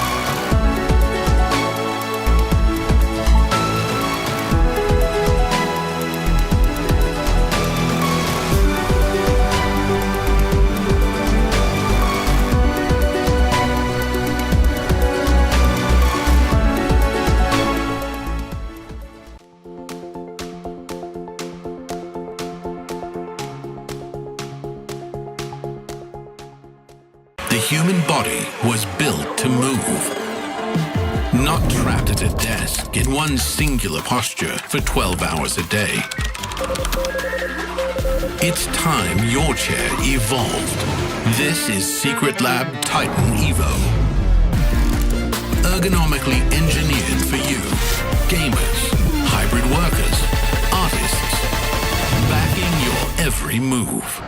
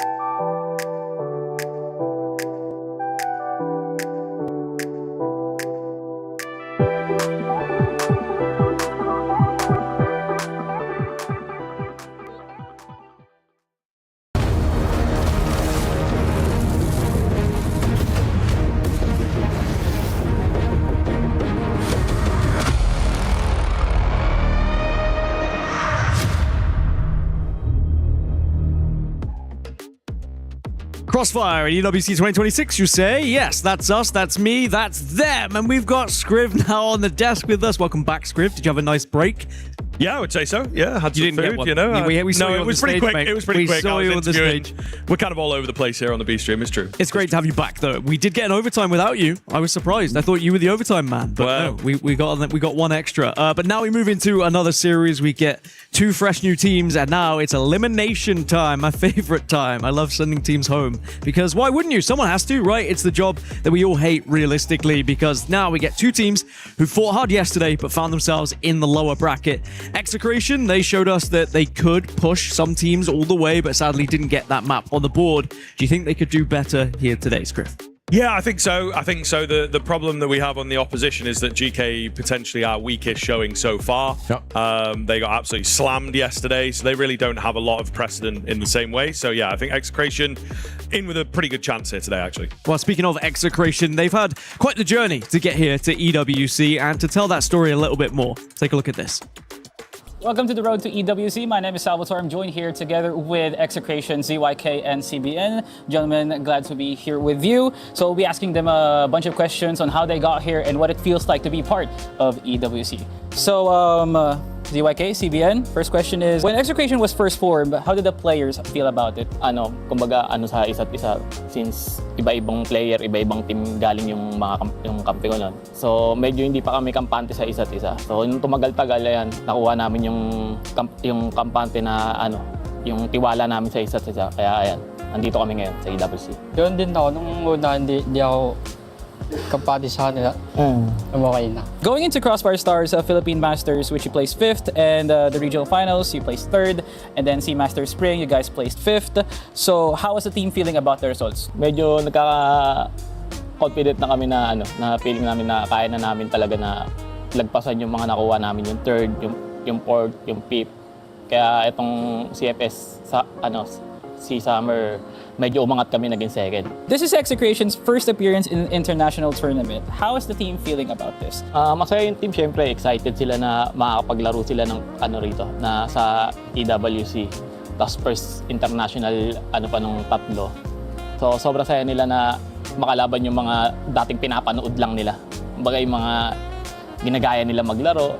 Sobrang saya nila nung talagang nag-qualify kami dito sa EWC. That is all, ladies and gentlemen, the road to EWC. I'm Salvatore here with Execration, and good luck to my fellow countrymen, and good luck to all the teams competing. Bye-bye. Oh, maybe I'll come back. There we go. I couldn't hear myself. I was slightly worried. I like hearing myself. Their first appearance at international competition at the moment hasn't gone so well, but it can start to get better right here, right now, against GK Esports. I mean, in terms of who did better yesterday, it probably was Execration. They came a little bit closer against Liquid in that first map, but then they got a little bit slapped in map number 2. Whereas for GK, they kind of got slapped in both maps. They didn't really get a chance to get going here. Do we feel like GK are going to get slapped here by Execration, or do we think this one's going to be a little bit closer?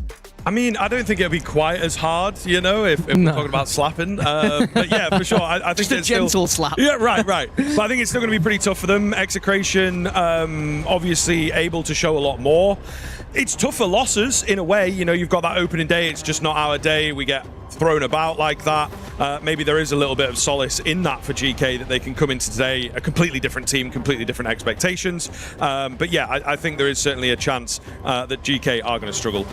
Penguin, talk to me about this Execration team, and we got to see them yesterday. I do think that Black Widow was probably their best map. I wouldn't be surprised if it gets banned away by GK, to be honest, if they did any research. I mean, I said about Execration that I like how they play. They usually are the team that's like, oh, okay, I'm gonna throw some smokes, I'm gonna try to play on your games, I'm gonna try to be in your minds. So that's why you would usually look at these plays and say, okay, this team has some sort of organized pushes. Yeah, then the other side is the crowd everywhere throughout the Esports World Cup, by the way. It's starting to get a little bit noisy. We are going to see GK going up against Execration here.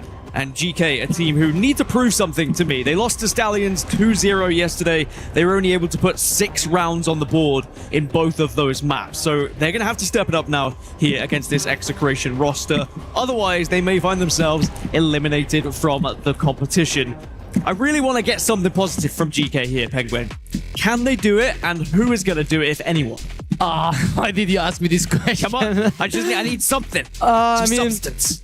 if maps goes well, I think GK can make it. And when I'm saying maps, they need to avoid wider maps. They need to avoid Black Widow, they need to avoid Ankara, they need to avoid probably, I don't think they're going to be playing New Mexico, but they need to avoid it as well. They need to play in close corner maps because that's where they're going to be at least trying to trade themselves. I'm not saying that they have no chances at all, but the thing is, if they play in one of the best maps for Excretion, it's going to be very tough for them because we've seen Liquid suffering and we've seen Yotep doing a very good job on such maps, so they need to avoid this guy. And you want to avoid the snipers, just go on a close corners map, new compound, sub base, try to go for some kind of sneaky plays on these games, and you're going to be having chances. And being in the lower bracket, of course, now there is no safety net. There is no blanket for you if you are going to lose this one, Scriv. So GK need to make sure that they are on their best form. But let's look at the map vetoes then. Let's see where we're going to be heading for this best of 3. Scriv, talk me through it.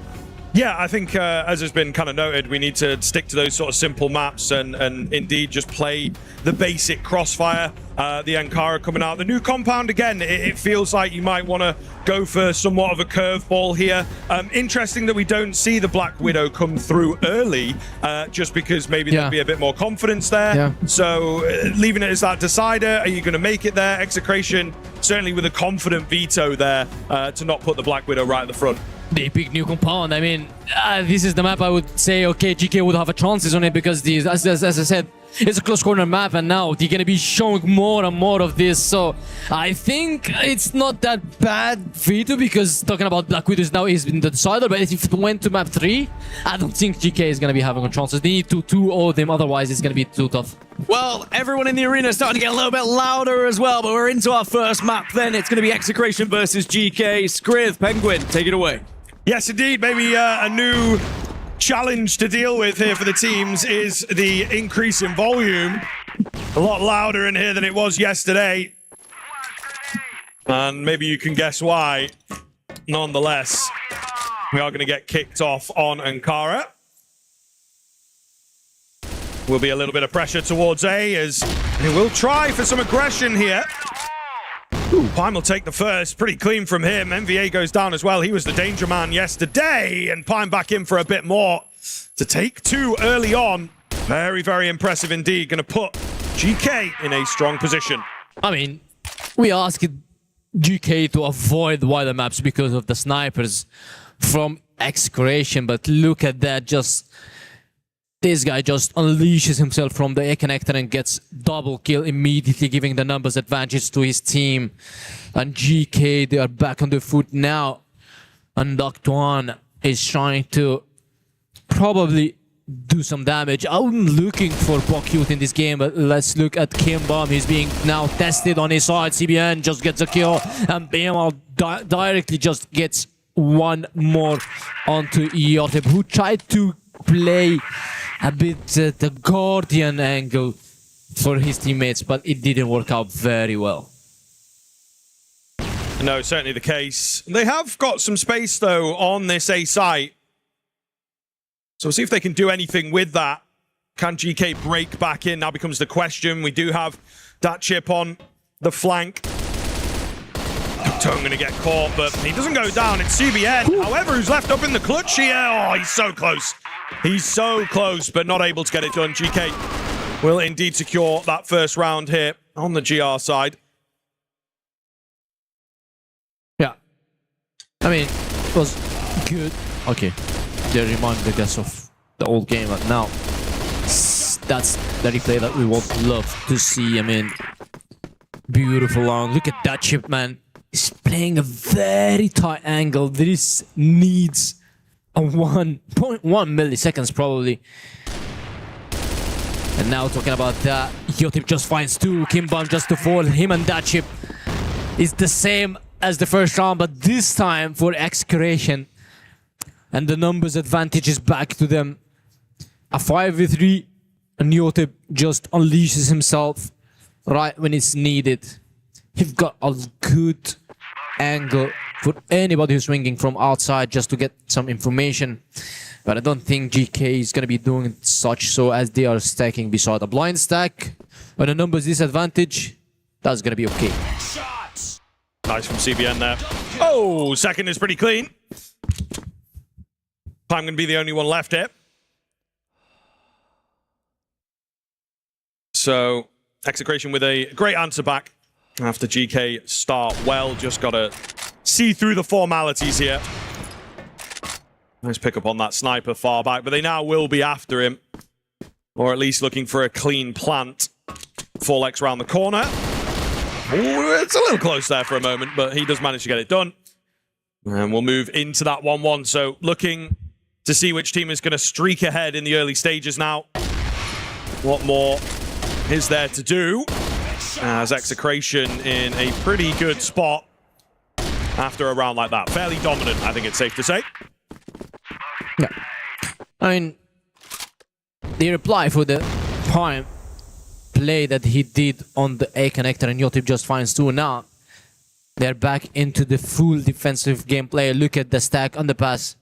2 players from GK is just trying to find anybody who's overstepping in mid, but right now, Excretion, they are moving forward with the control into mid. They give a damage to Kimbom, but the wall bank is ready. Dachi finds a kill. Folex just finds 1. He wants to elevate it into another, but Dachi with 2 kills so far. Look at CBN. He can catch both players coming out, and CBN gets 1, gets double, and immediately just opens up the side. He's very low HP. Still double for GK, both Cute and Prime. They're both on full health. Yeah, definitely doable. Definitely doable here. C4's going for a pivot, looking towards that A side of things instead. Can they read that early? Doesn't look like it. Doesn't look like it. So they're fairly posted up on B. Now, at this point in time, Execration should get the free plant there for, and it becomes a more difficult round, right? You're at the disadvantage. You lack the information. Before, it felt good. If they're moving into you and they're a bit low, you might get that double spray down. Not bad timing for Prime here on the flank, but it is being held for. Pretty clever stuff. CBN. Oh, timing is off for him. The shot missed, I believe, though. Flash will come in, pistol out, and will take him down. Prime spins around to find a second. How has he gotten away with that? It's all going to be on MVA here. He knows about one. He's got a good idea where the other one might be coming in from, but it does not matter. Prime will drop him. And Execration have absolutely fluffed their lines there. A big take for GK on that clutch. I mean, you are seeing a good gameplay coming out from GK so far. Yes, it's only 3 rounds, but the individual skills can tell that these guys are not coming here just to fairly lose without a single fight. We've seen Prime, this guy, double swing. Yes, both were very low, but he's very sharp on his swings. Now, it is a 2-for-1 in favor of GK on Ankara on the defense side. The map that's been picked by GK, so they definitely have some good plays to be done on the global side. And look at this Excretion. All the guys are just gambling the A side push. That's only Kim bomb on the side. Flashes are good. Smokes is here to block off the vision from the stairs.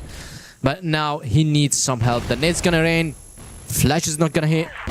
And now Excretion with the A side control. It is gonna be a 5v5 retake post plan from both sides, unless Yotip just eliminates one of the players early on, which is Duct One. Was found in SC. Nobody's with him. He's solo trying to take this control. I guess it's very risky for him to do it, because look at that. CBN just immediately eliminates him. Bakyu coming on for a long. Yotip is just nowhere to be found. Justin's find another kill, and suddenly it's a 4-on-3. 2 players on a long. They are very, very far. Yeah, for sure. Bakyu, ooh, does survive it for a little while. It's MVA at range, though, looking good on the EBR. Really great primes from him. Kimbom, his days were numbered. So, 2-2 now. Bouncing back and forth. Really could be all to play for in the early stage. I mean, the fact that, you know, GK keeping it competitive so far is a very good sign, right? They're able to clean up their act from yesterday. It may surprise us ever so slightly coming into this one. It is the map that they went for, though, so perhaps going to feel more comfortable on it. It's pretty far back default here from Execration, as they look to just spam away, maybe catch some early aggression. Hopefully keep these rounds bouncing back and forth if they can. Double nade, it's close, but it doesn't quite reach Kimbom in the way that he would have wanted.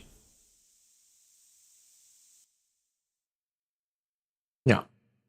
Slow control coming out from Excretion.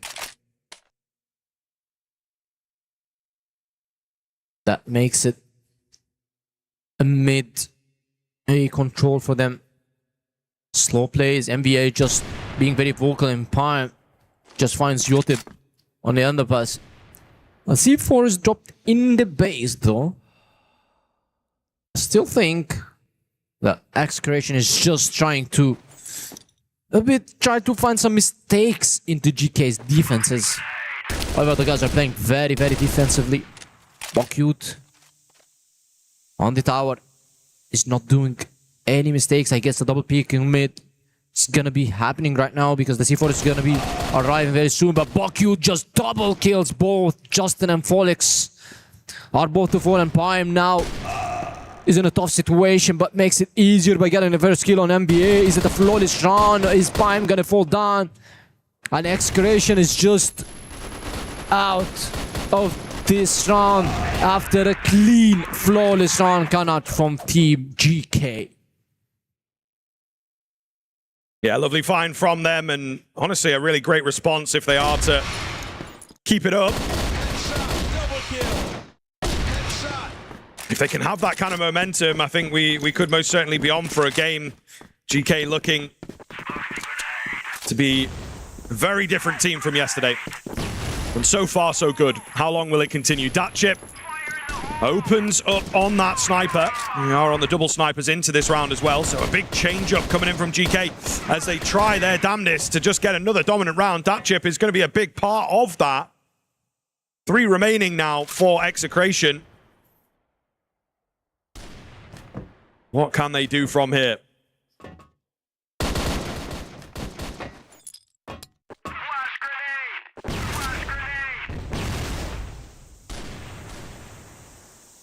Five on 3 just makes it 5 on 2 because Bokyut just picks NBA off and Folix is just the last opponent, and we can hear the guys are being very, very aggressive when it comes to such gameplay, and Bokyut just ends it on a win.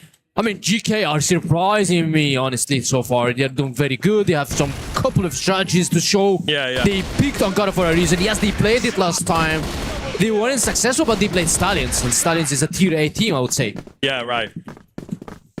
They are a very different team. I mean, they are a team as well that are going to be able to take over the game. MVA does manage. Kill on Datchip, getting a little weird over here. Into the 4-on-4 with these opening kills. C4 needs retrieving now. I mean, aggressive move was successful. Spamming away, not much to be found just yet, but it looks like it will be a B finish here. 4legs to lead the charge. He's flashed off pretty well there. Slows them down, buys time for the rotations. More nades coming in as well, so Blacklist side got to be very, very careful at this stage. They will take Pyam, who is that first player. Tone as well, taken down pretty easily. Bokyut and Kimbom, the only ones left. The C4 attempted, doesn't matter. They find all the kills in the end here, Penguin. And I thought GK were going to be in the right place, but certainly not the case at this stage. I mean, Excretion are still a team you would consider them. But the thing is, they're playing on the Blacklist side. Yeah, I expected more from them. I expected them going into sides, pushing more into a side. Because as you can see, GK are now stacking a side. They expect Excretion to be going to such gameplay, and they leave the C4 on base. They're still trying to commit to their slow gameplay, I would say, and may probably capitalize in any of Teams GK's mistake. But this is not going to happen because GK is just playing super passive on such rounds, and now they're going to be taking their time on these controls. 2 on A long, 1 to grab the C4, and now they're going to be moving on to the side where the stack is. I think that Excretion have made their minds. It is an A side push, but Bokyut is just about to leave the side, and I think it's going to be a 5v3. Bokyut is ready with the counter flash. All the flashes are ready. Execution is gonna be there. Kimbom with the shotgun. Is to kill anybody, but the flash is good. Kimbom is flashed. He's shooting. He's trying to get the kills, but Folix just eliminates him immediately. Bakyu just gets the trade, and it is a good second flash coming out from Team Execration, but still GK is holding on. All players are on side. The fast rotation is coming, and GK just managed to secure this push unless Yotip just gets the double. Into the one-on-one now. Yotip looking to complete this after it really did not look like a winnable round. C4 down, plenty of time to play with. He's just waiting for Datchip to make a mistake, really. Datchip is on the move. He is running around. He is trying to find a way back in here, but I just don't really see it happening for him, at least. So he's going to have to wait on top of that C4 and just hope to win the fight. You can see him on the minimap there, just checking left, right, but Yotip is coming in.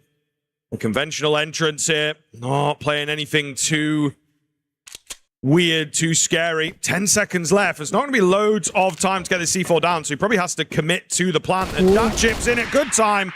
Yotip gets caught.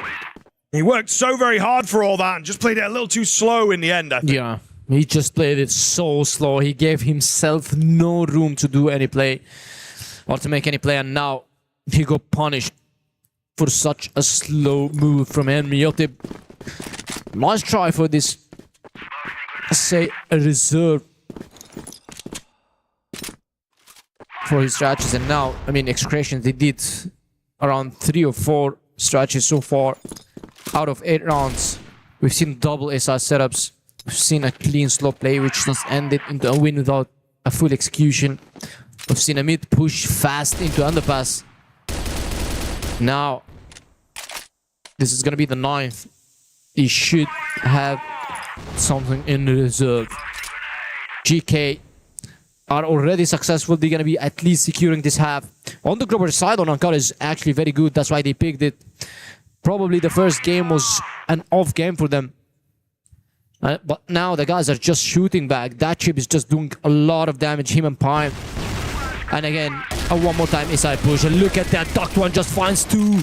Justin and Folix, the 2 entries just fall and makes it 3. CBN couldn't trade, and MVH just running for his life onto A connector, finds Pime and get the kills on him, and it is 1v5. Once more, a chance for a flawless round by GK, the team that we all underestimated coming out to this matchup. Yeah, I mean, they are looking good, right? I think there is definitely a world in which they've just kind of gone back to the hotel last night and really worked on how they felt, really worked on today, forget about yesterday, and just look forwards. Working well. However, it is only map 1. Potential for it to go further, potential for Execration to have a bounce back, but a good first half coming in from GK. They'll be looking to repeat that now, moving into this second. Changing things up ever so slightly, but the momentum with them, and they look very, very good while doing so.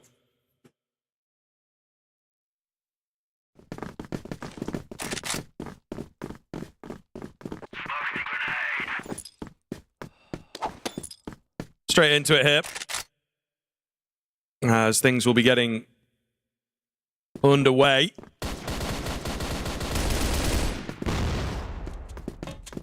GK picking up well. A lot of control gained outside of A. Just a question of what they do with it. You know, I think Execration not afraid to hand it to them here, Penguin. Yeah. And now, the same game plan coming out from GK, but this time, the A side is only having Kimbom on crazy boxes. Now, the C4 is going to be picked. The move is going to be around the side. We have 2 players from Execration just defending the side. Yotip just single-handedly just watching mid. I guess they decide to go through underpass peak, maybe a mid peak. But it's not going to be an A side because even Kimbom, the A side defender for the blacklist side is just leaving to the underpass, and all the players gonna be falling to MVA, which misses the first shot, just pops up a flash just to slow down things, but I think GK is not gonna stop, and now MVA just find the first, immediately traded by Doctuan. Gets the kill on him. CBN just still on side, tries to find one. Yes, he did. He gets the kill and gives his teammates a numbers advantage, and now Pime just pulls Folix away, and look at that, Pime just with a double, and Dachi with one. Makes Biotip all alone. Onto this clutch one more time. They're trying to find the kills, and Pime is just delivering. GK are showing a completely new style of gameplay, comparing it to the first day. Yeah, absolutely. I'm looking a lot better. It is safe to say. And it's good to see. It's good to see. You know, this year's EWC continues to be competitive, continues to be difficult to predict, which is kind of what we want. So if that's in the air, those Chinese teams, they got to watch out. Could get a little scary for them. But here in our game, it is GK really looking good. And they want to hit a quick finish. I think they're certainly capable of it after finding that first round. Gets up to 8 here. And they are in prime position for a very, very one-sided first map to kick things off. I'm going to open up again for 2. What a game this guy is having. Considering insane. We've not played that many rounds, he is really fragging out. Yeah, exactly. I mean, only 10 rounds, 16 kills. That's a 1.6 KD for this guy. On Execration, the team that we all favored coming out to this matchup.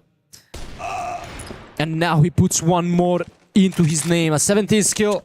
And Execration is just trying to play very aggressive versus him. They're trying to have some kind of aggressive gameplay, aggressive play style. And now the timeout is just being called by Execration's coach. They need to rethink their strategies. And 8-3 is on the line for them. A 5v2. That chip is very low HP, but Pime is just on the bridge. Just falls to Justin. Immediately just wipes him out and takes his head off. Folix trying to start to reclaim this area, but look at the crazy angle from that chip. He had no HP to work out with, and now the 5v2 is down into a 3-on-2, and Folix is just moving forward, trying to get the kill. Doctuan and Kimbam, each for a piece, and now a timeout for Execration. Yeah, it might be one of those situations though, man. Too little, too late. You know, they're so far ahead of you. We do not have a lot of room left on this particular map for the side of Execration. Very, very scary indeed. And not quite what we were expecting. Maybe there would be a map in here taken away. I think it would have been competitive though, to be honest, Penguin. I don't know about a one-sided affair like this. Yeah. So we'll see if there is some room, some comeback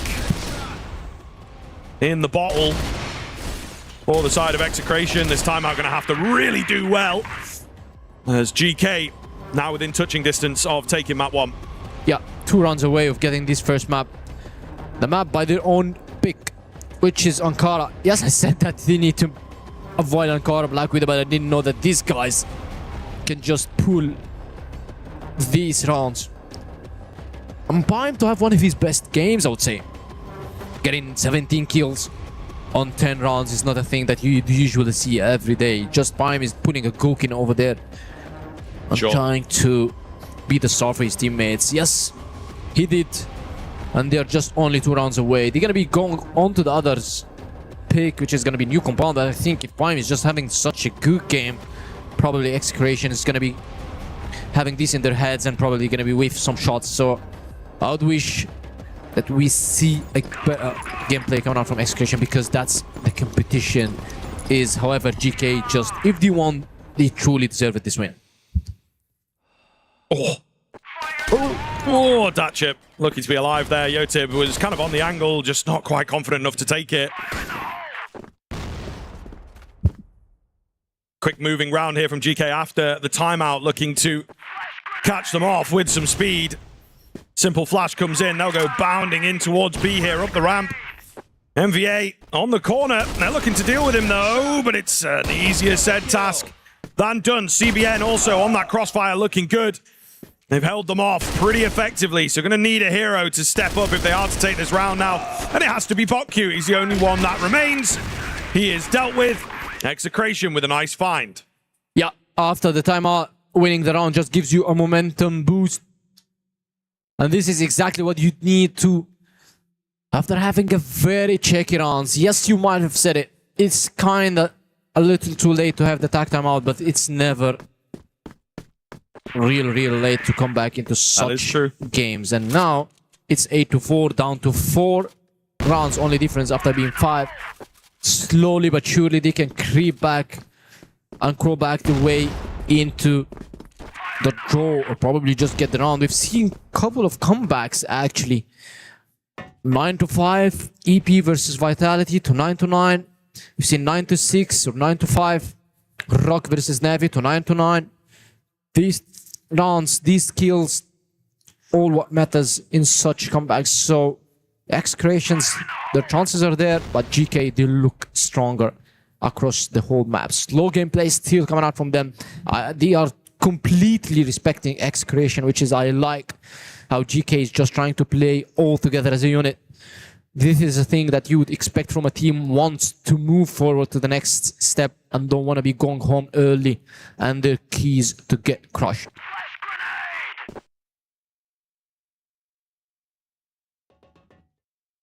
Contacting in towards B here, trying it once again.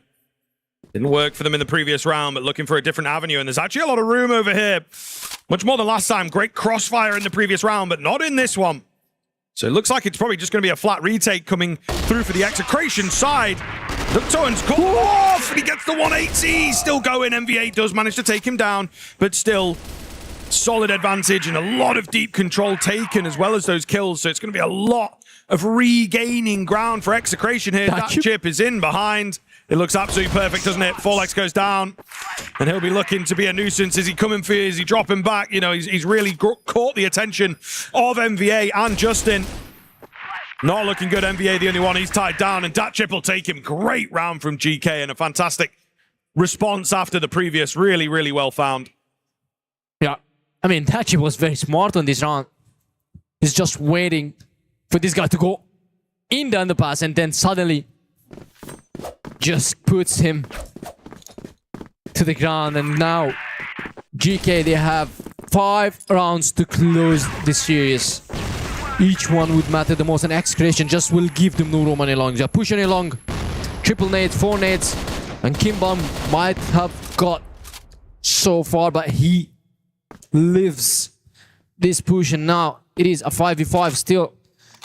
Not big damage, just CBN took a little bit of damage by the nades.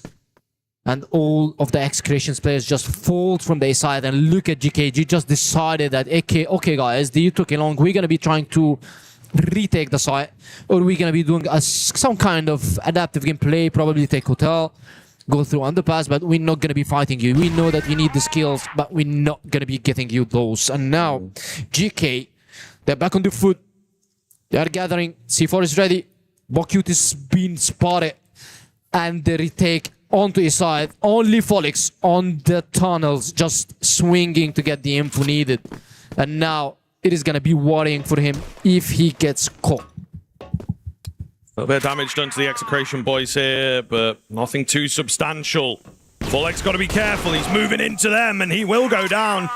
Tried to grab some info, find a timing, but he will be caught off, and it could be a big catch. There's a smoke in the way now, and the Tracers taken down. Datchip with a really big find. 5 on 3. MVA on the back side misses his chance.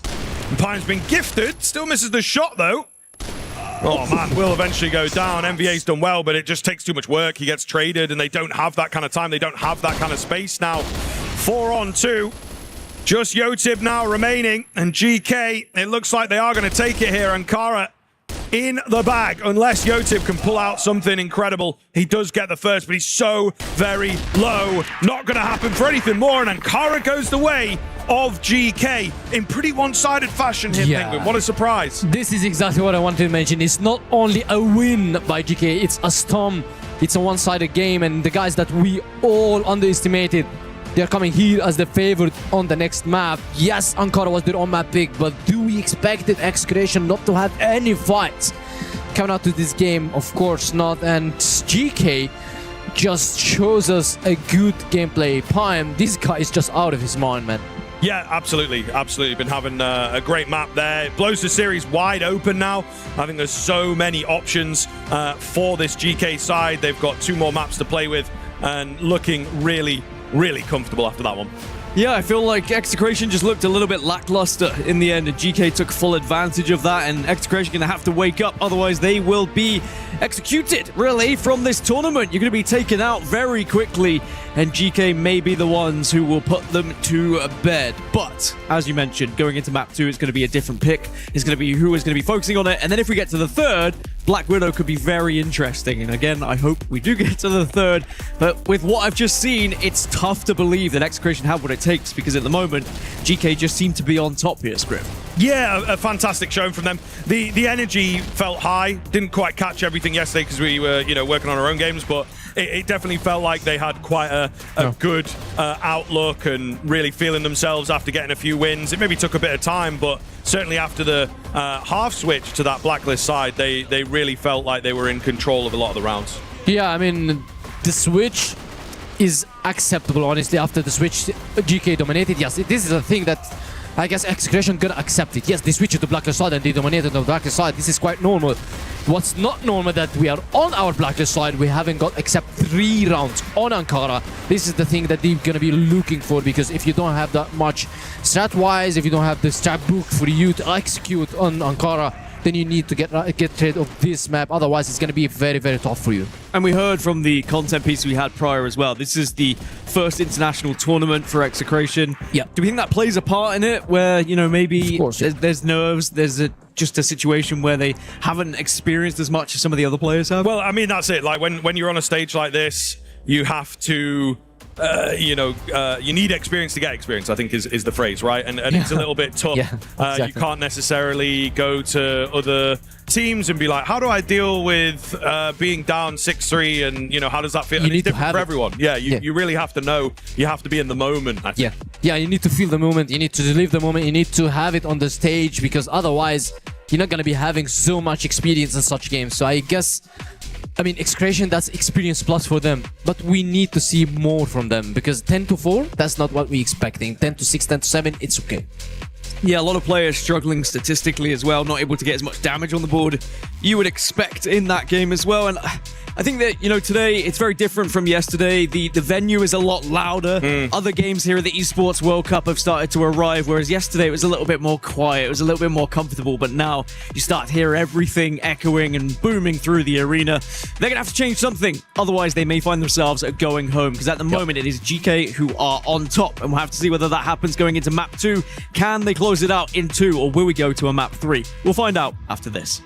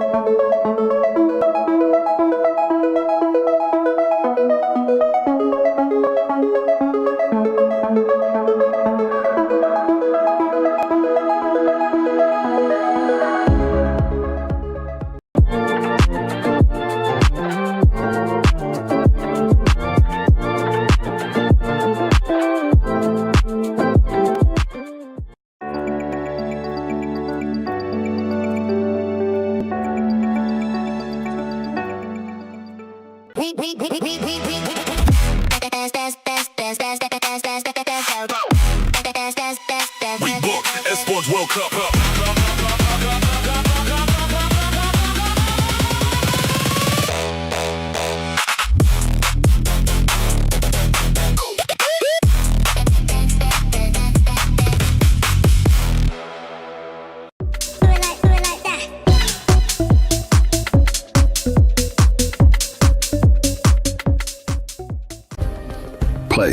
is in our DNA.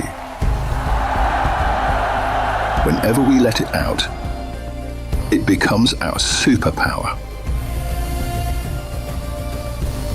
Now imagine an entire city being built to supercharge it. Kadir City, powered by play.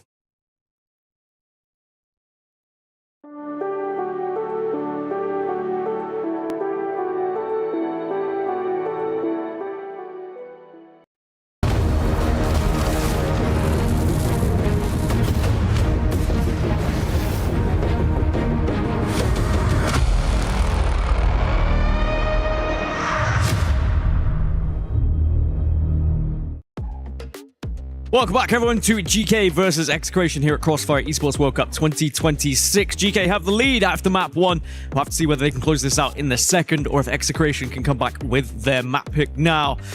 Hopes are high, I'm sure, for us on the desk. We want to see Execration do something here in this second one. That being said, GK just looked like the dominant force in that first Penguin. I mean, yeah, they look so good, especially on the global side. Pime, this guy just run the whole map and he had like 18, 19 kills and just 14, 12 rounds game, I guess.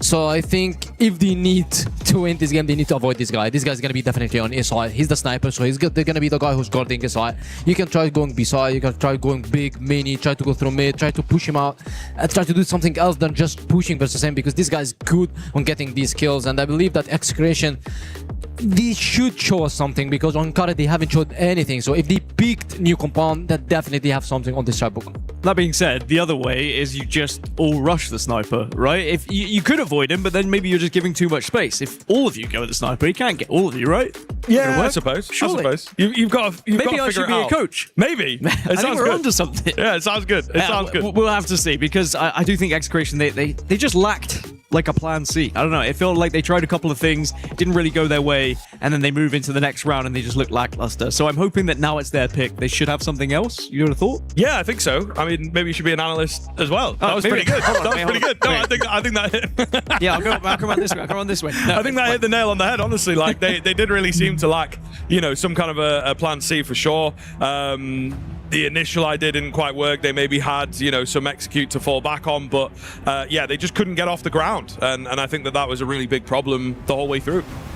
A big problem that they're going to have to figure out now going into map 2. Otherwise, GK will be moving on. Remember, this is not a qualification match. It is an elimination match. Loser is going to go home. Winner just moves on to the next round, where they will have to win that next one to be able to qualify into the top 8. It is always brutal when you are down in that lower bracket. We'll have to see who is going to be able to step up between these two squads. Penguin, what's your prediction for this one? Are we going to get a 2-0 in favor of GK or Execration coming back in? Can I switch my prediction? I just mentioned that Execration just can get this win easily, but this is not the case for now. Probably this is not their day, but these guys, I mean, I will go for GK, I'm sorry. This time I switched. Sometimes you got to switch though, right? Sometimes coming into it, you have your predictions, you have your favorites. This is not correct. Statistics can be there, but it's about how you play on the day. We'll have to see who's going to step up here in map number 2. Scriff, let's get into it. Yes, absolutely. Looking forward to this one. Hoping, praying Execration can give us a game here, but GK, man, they look so sharp. Pime especially really could be difficult to deal with here coming into this, and we just don't rightly know what to expect. I think Execration, I would have gone with the map that you got the most experience with so far, the like recent experience at least in Black Widow. And maybe we'll see if we get a chance to speak to them on the way out. We could potentially mention that, but for now it's new compound. And for now it is Execration battling to stay alive, starting off on this blacklist side. Yeah, and now GK on the global side, we are seeing only one sniper. It's Pime. And it's rarely you would see one sniper setup coming out from the defense on new compound, because usually you would love to have the variety of having two, but look at that. They are replacing the sniper with 2 players on beside. It's a stack around Big and Min, and Bukyu just swings. Takes Justin out while he's taking the trigger of his nade and gets him out of the picture very early on. 1 minute 25 seconds is all they got is Big. They haven't even got into Mini. They haven't even went and executed into the side, while GK are still keen on just stacking this beside. A good call, honestly, in my opinion. if you look at this, look at that one. He's just pushing through Elong. He might catch Folix off guard, but Folix is just ready. Gets the kill and reminds them that this is not a marathon to run at. And Folix is just good on such holding these corners. And yet after that, the smokes to mid, the rotation to beside, the end is going to be onto the stack. Yeah, it could be dangerous. Could certainly be dangerous. The numbers of the defense not looking too bad. There's not loads of time as well. GK really got to play this well. CBN, he goes down early. Oh man, that chip doing well though. In from the corner, flying with the pistol. And they are looking strong once again. Folex does manage to take down that chip, but at what cost, right? He's the only one left. It's so much HP as well for that. And he will indeed fall. GK open up very, very well here, Penguin. Yeah. A great round, almost flawless. Not quite, but very, very dominant all the same. Yeah, and I like the way how GK just pushed the information, because the push tried to get the info and intel from Elong. Yes, he fall to Folix, but still they committed to the stack and they trust their feelings and they paid off. GK 1 on the board. 9 more to go. And the X-Creation are just pushed to the edge, just going to this map. Might be their last, might be their start of the reverse sweep. And Justin just replies immediately with a kill on that chip. A good swing, got kill, and now the numbers advantage is going to X-Creation. And CBN, this guy, we've seen a very good rounds from him, but the inconsistency from his plays is just the thing that we would be talking about. Sometimes we've seen a very, very good aggressive plays from him, and sometimes he's just falling early without any single kill on his side. Oh, Kimbom, a lot of damage that he takes there. So not looking too good as GK kind of defied the odds in the previous, looking to do that once again. Execration set up outside of B as they look to try and take a hit here if they potentially can. And indeed, they will go for the execute. So looking to improve based on what they hit in the last round. It didn't work for them. They'll do it again. Kim Bum comes in at a good spot, manages to find 2. Botku backing him up as well. As once again, GK are holding really, really cleanly here. Over on B, playing in the servers, making it difficult. Botku looking clean. Yotib the only one left. I think he knows his days are indeed numbered. Hoping for a flank, a free kill maybe, but it's not coming. C4 at the feet of this GR side. Yotib trying to play around just a cheeky little corner angle. He's been spotted. He gets double swung and he gets taken down. GK 2 in a row now.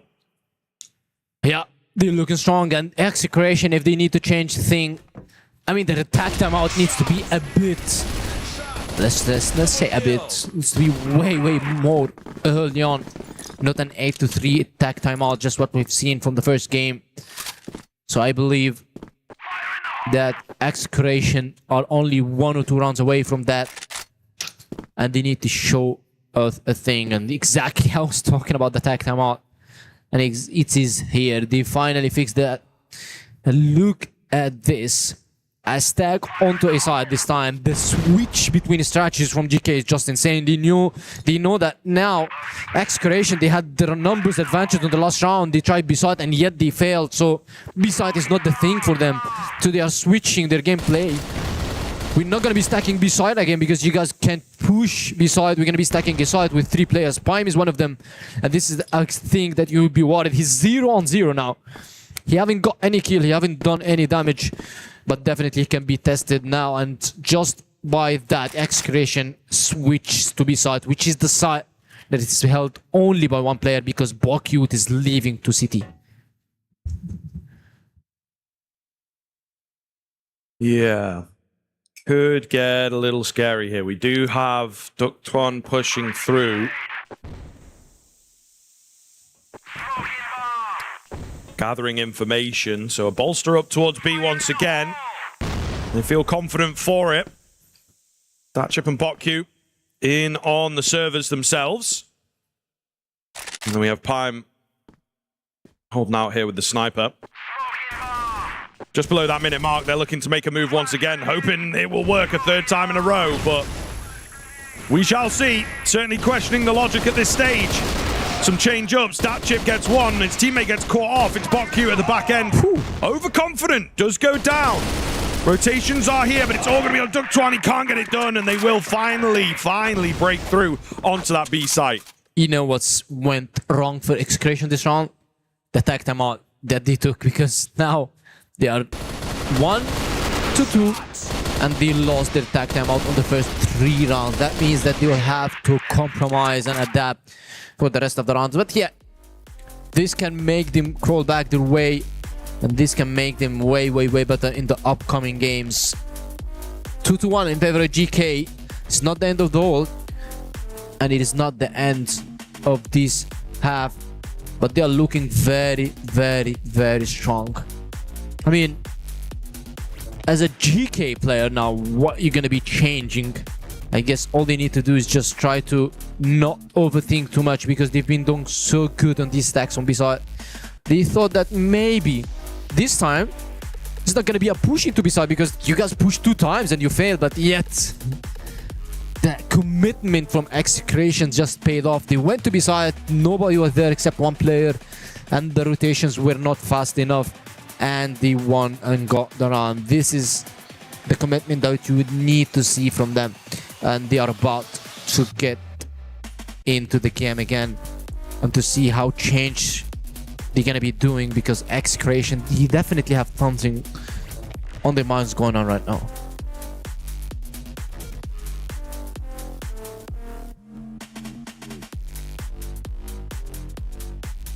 Very important to figure it out early. We are back into the action. GK gonna feel the tension, I think, after a timeout like that. Execration not messing around on this map. Maybe had a feeling the Ankara would be a tough one for them, but they need to make sure that they get the new compound in the bag for their tournament life. But also, I think they know that they are capable of taking it here. That would be kind of the more annoying thing, that they're very confident in their new compound. We'll see what the timeout does for them. Whether they do have the ability to bounce back.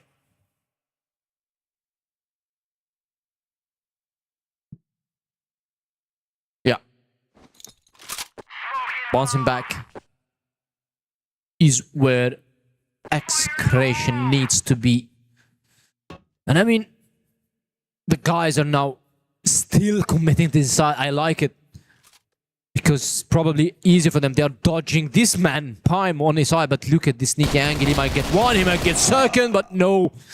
Folix just swings to get the kill, and the smoke's instantly gonna be thrown to slow the play, but Bokyu just changes his mind. That's why we're gonna see Execration just committing to the side, but Pime just called it. Don't smoke, I'm gonna cut him off while pushing the side. And finally we are seeing this guy getting his first kill after leaving the side. A side is being quiet, so he goes to B side to get the kills. Yo, Tib. Oh, eats that nade. And they will finish him off for good measure. So GK answer back immediately. That's after the timeout as well. So got to feel weird for Execration. Couple steps behind and unable as they continually hit this B site. And I've seen a couple games like this before on Compound, a new Compound. You know, it really is the B bomb site simulator at times for certain teams. Yeah, if you watch it, the A stream Vitality yesterday versus EP, they just played like 4 or 5 rounds in a row into B side. Yeah. And they just stream rolled him and into a 10-3 win. So probably we're going to be seeing this again, because look at Execration. They're just stacking also B pillars, but they're playing a bit passive now. C4 is dropped. That means that it is only for the controls. And now, again, GK just played their minds. Just overthink this round. They switch into an A-side stack. Probably an A-long stack. I don't want to say an A-side stack, because it's an A-long stack to get things in the head. And also Execration, they haven't changed anything. They didn't switch their playstyle. They didn't switch their positions. All they did is just change their tempo. They're just a bit slower now into taking this B side. But still, C4 is dropped. The control is ready. And again, one more time on B side. Probably this is a fake. Take the C4, go to A side. This is we going to know. You know what? That chip. First line of defense gets flashed. Still alive though. It's Bokyu who spams through. Oh man, following the noise, following the info. He's able to find 2 on that smoke spam. 5 versus 3 now ensuing. Looks really quite good for GK. And Execration dropping back. Giving it up. And not looking good. Barrel spotted. 4 legs. Doesn't go down though. Pine missing out. Somehow. He'll be regretting that one, but all the same, still looks pretty good. 40 seconds left and no options for this Blacklist side. What are they doing? They're trying for a different avenue in towards B, but GK are ready for that. Just does not look good here. Does not look doable. Tuan with a key find. Yotib and Justin with all the work to do, and 20 seconds in which to do it. It's not a lot. Not a lot at all. So one overlooked angle should be the end of this one, and there it is. Kimbum drops that C4, and Pine backs him up. GK not losing a single player there. Starting to really pick up momentum here, Penguin. Yeah, I mean, the tag timeout is already gone. You don't have anything to do. Yeah, so true. Yeah, you just need to compromise. You need to just try to find a way into these defenses. Need to change your play style, just try to play aggressive. It's already lost for you. I'm not talking about the game, but the rounds. Just try to change anything. Probably a change is gonna make you see different results than just playing the same exact way than having this. So I believe that GK right now are happy with the slow play style that's coming out from Execration. And they want them to continue to throw. And talking about that, Pime just finds 2, Folix and NBA, just both of them to fall. I guess he got both on in the smoke. And this is exactly what we need from this guy. And Bokyu just gives one more and another flawless round. No, just Yotib gets Bokyu. And he got immediately traded by Pime. This guy is activated. That's why we've seen a 4 rounds in B-side. Because if you go to E-side, you have to go through this guy. And it is not good for you. And this is exactly what is needed. Well played by GK, well played by Pime, and now it is time for GK to change the pace. Hopefully, they're going to be starting to play a bit faster, try to find these trades, and even though they failed, they are already far behind, 5 rounds away from getting eliminated from this tournament. Yeah, this is really quite scary now. GK looking absolutely fantastic. Hoping to keep it up. Starting slow. As Execration really just desperate for a round, desperate to stay in contention. The longer this goes on, the more GK-sided it gets, of course, the harder it's going to be to come back.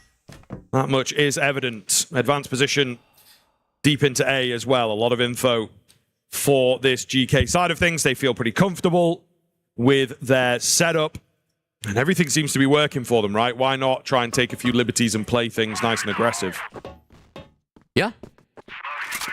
And now, Execration is still there on the foot, playing a bit slowly. Look at Pime, he's just trying to get aggressive in the smoke again. And this guy is just trying to play, trying to get in their heads, under the skins, and to be annoying as hell for them. And look at that push onto B-side. Okay, we're gonna be dodging Pime, we're gonna be going into B-side, but look at this.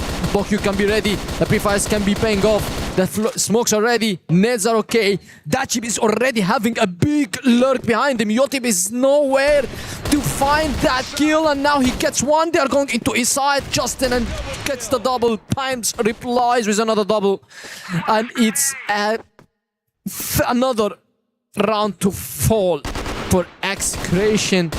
And I still want to remind everybody's watching that there are no tag pauses. They already took it on the first 3 rounds. This is the biggest mistake they might be ever made. Yeah, you might be right. Yeah. You might be right. Honestly, I think it certainly is a big mistake. They will be regretting it as these rounds start getting away from them. You know, they have to pick things up on the fly. But we're going to find out if they are able to bounce back. Just give themselves a few more rounds, though, to soften the blow, right, and not leave it all down to that GR side for your tournament life. Datchip, though, in for the double as he gets aggressive. Try swinging, looking good while doing so. Kimbom on the shotgun. How are they getting away with this? I mean, I don't know. I don't see it. Execration not giving us anything right now. Yeah, man, they changed the pace. I can't say anything else, and it still didn't work out for them. A 2v5, Kimbom just the only one that got some damage. But still, the damage is done onto the X-Creations roster, and they might be falling shortly. We might be seeing an 8-1. We might be seeing a 7-2.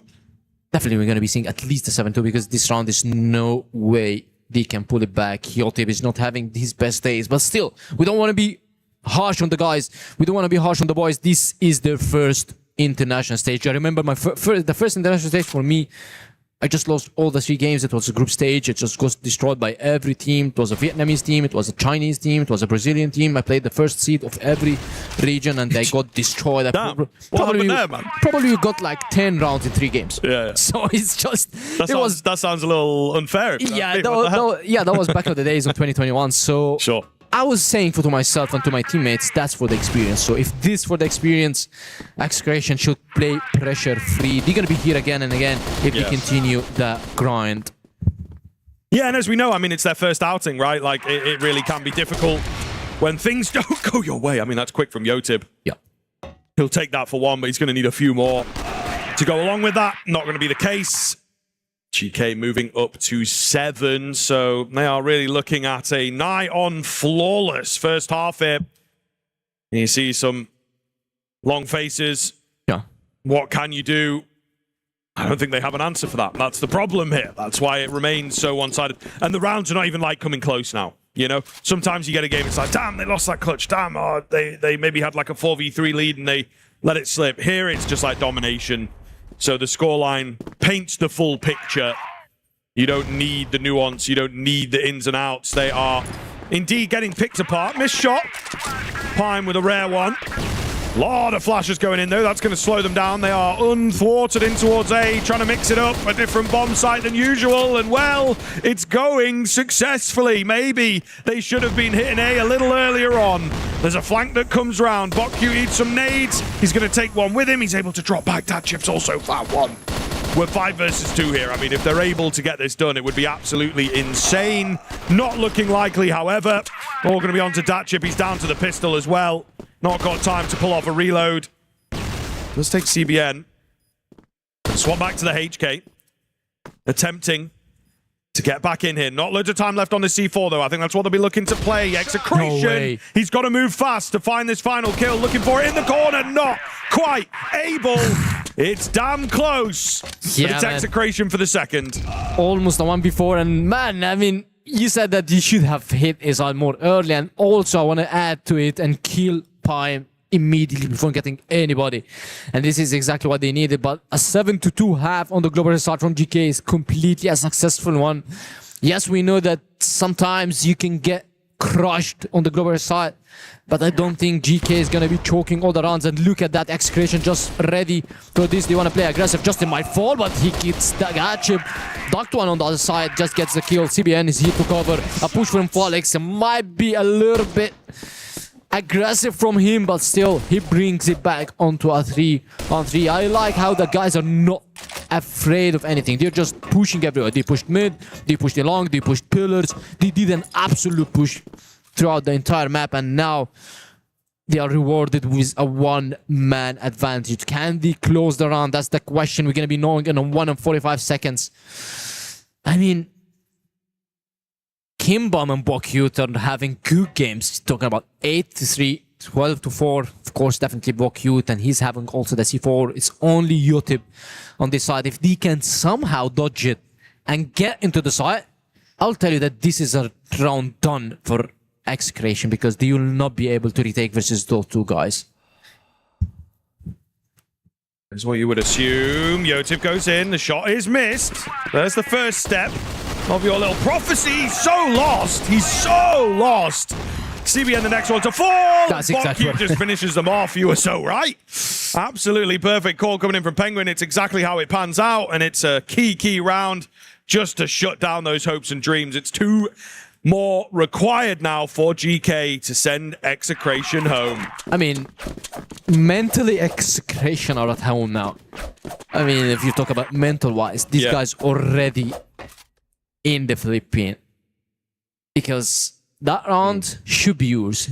You've done a push, had a good trades, you did a very good absolute push, you did one of your aggressive rounds, you burned one of your aggressive rounds on the early rounds, and yet you haven't secured a round. Look at CBN, he's trying to get one more kill. Duck1 just doubles it down. This guy is having a very good game. Him and Bakyu, Kimbam is here to support. MVA is just trying to get another frag before falling back, but he decides that this is not his case. A 3-on-3 right now. However, Yotib is still alive. NBA is not having the best games. He's 2-on-10. Unlike Folix and Yotib, probably all of them is not having the best games. Look at Kimbam swing. That, can he get the second kill? But no. Only good for 1 and big damage on Kimbam. They go through Elton. They want to be cutting MVA alive, but Yotib just gets Kimbam. A 1v2 Dachip. We've seen him on 1v4, gets 3 kills. Now it's a bit easier for him to be there on side. He needs to find the MVA, the guy that he didn't have a good game, but he secures the kill anyway. 1 round on the board for Execration, 1 for the mental. Yeah, I mean, gonna need a lot more. Going to need a lot more. I have to keep it real. You know, we don't want to build up too much hype just yet. They really do have a long road ahead to take us to that 3rd map of Black Widow. I'm sure in the back of their minds, they're kind of thinking, why don't we just, you know, pick into that? We've got slight bit more to lean on. But perhaps what happened yesterday has gotten the better of their morale. At least for that map. Maybe for the tournament at large. Looking for the first kill here. GK on some open angles, but nobody getting aggressive. Nobody giving them the fights just yet. Trying to use the length here of the sniper in particular. Oh, there will be a little look coming in behind a smoke, but CBN, Justin, they're thinking about taking some fights down mid if they can. They've got to be very careful with how they play this here. Make sure not to go down in unceremonious fashion. There's a lot of Blacklist players on the other side, but they will opt instead to actually re-smoke. I thought they were getting excited for a fight. Not going to be the case here. Yeah, I mean, CBN, he's full flash and he dies without any fight, and Duck1 just doubles it down onto Justin. Yotib is the only guy to get the kill, but Folix is in a very good spot. Can he get 1? Can he get 2? No, he gets none.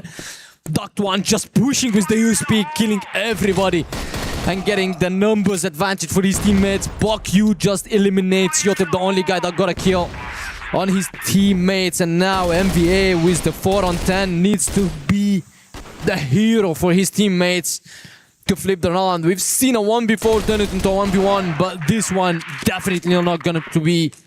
And GK are just so good when it comes to these pushes.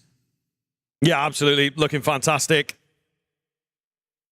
Certainly taking their time, but making sure to work out the rounds. Playing very well here. Thought for just a moment Execration might give us an extension of the game, but not going to be the case. We've got the nade stacks from both sides. In fact, that's a huge nade onto the Blacklist side. Their nades don't really find as much success, so it will be tough to keep a hold of things, given their low HP bars. We'll see if they can close it out here, but it's looking more and more likely for the game in general that GK are going to be taking things. MVA, though, he comes through, capitalizes on some of that damage.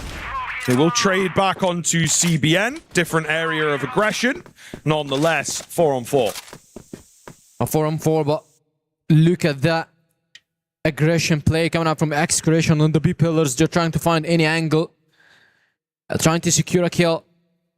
But yet to get any. Now, Execration, how they can change their play style to get 6 rounds in a row. That's the question. How they can do it. What do they have to make it? They might win this round, but after that, they need to get 1-on-1, 1 after 1, and GK needs to be falling 1 after 1. But look at this push coming out from GK. All the players are here They're ready to take this control. MVA is going to be tested in a very, very early time. And now he gets none. And Kimbam just eliminates him. The site is wide open. Pime is just trading. Folix is here to get double. And keeps the dream alive. But he swings to his death.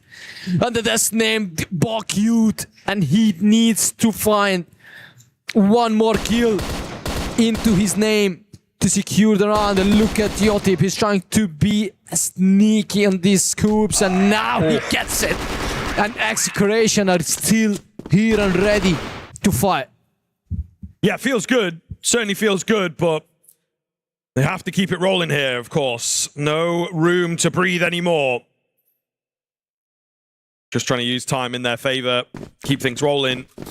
And get this comeback going. Not quite off the ground just yet. If you can get me up to maybe 7 rounds, I'll get a little excited, but GK. That's too much to ask, man. 7 rounds?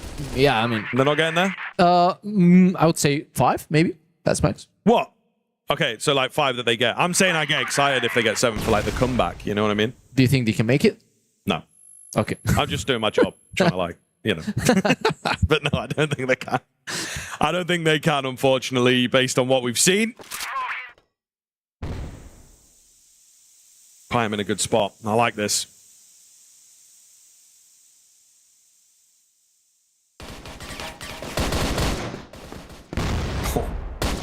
Oh, Boku looking to be alive. Pime going to get taken down as well. This could get interesting. As Execration in a pretty good spot now with the man advantage. Great flash comes round. Forlex needed a double out of him. There's still a trade down to just keep the numbers in favor of Execration.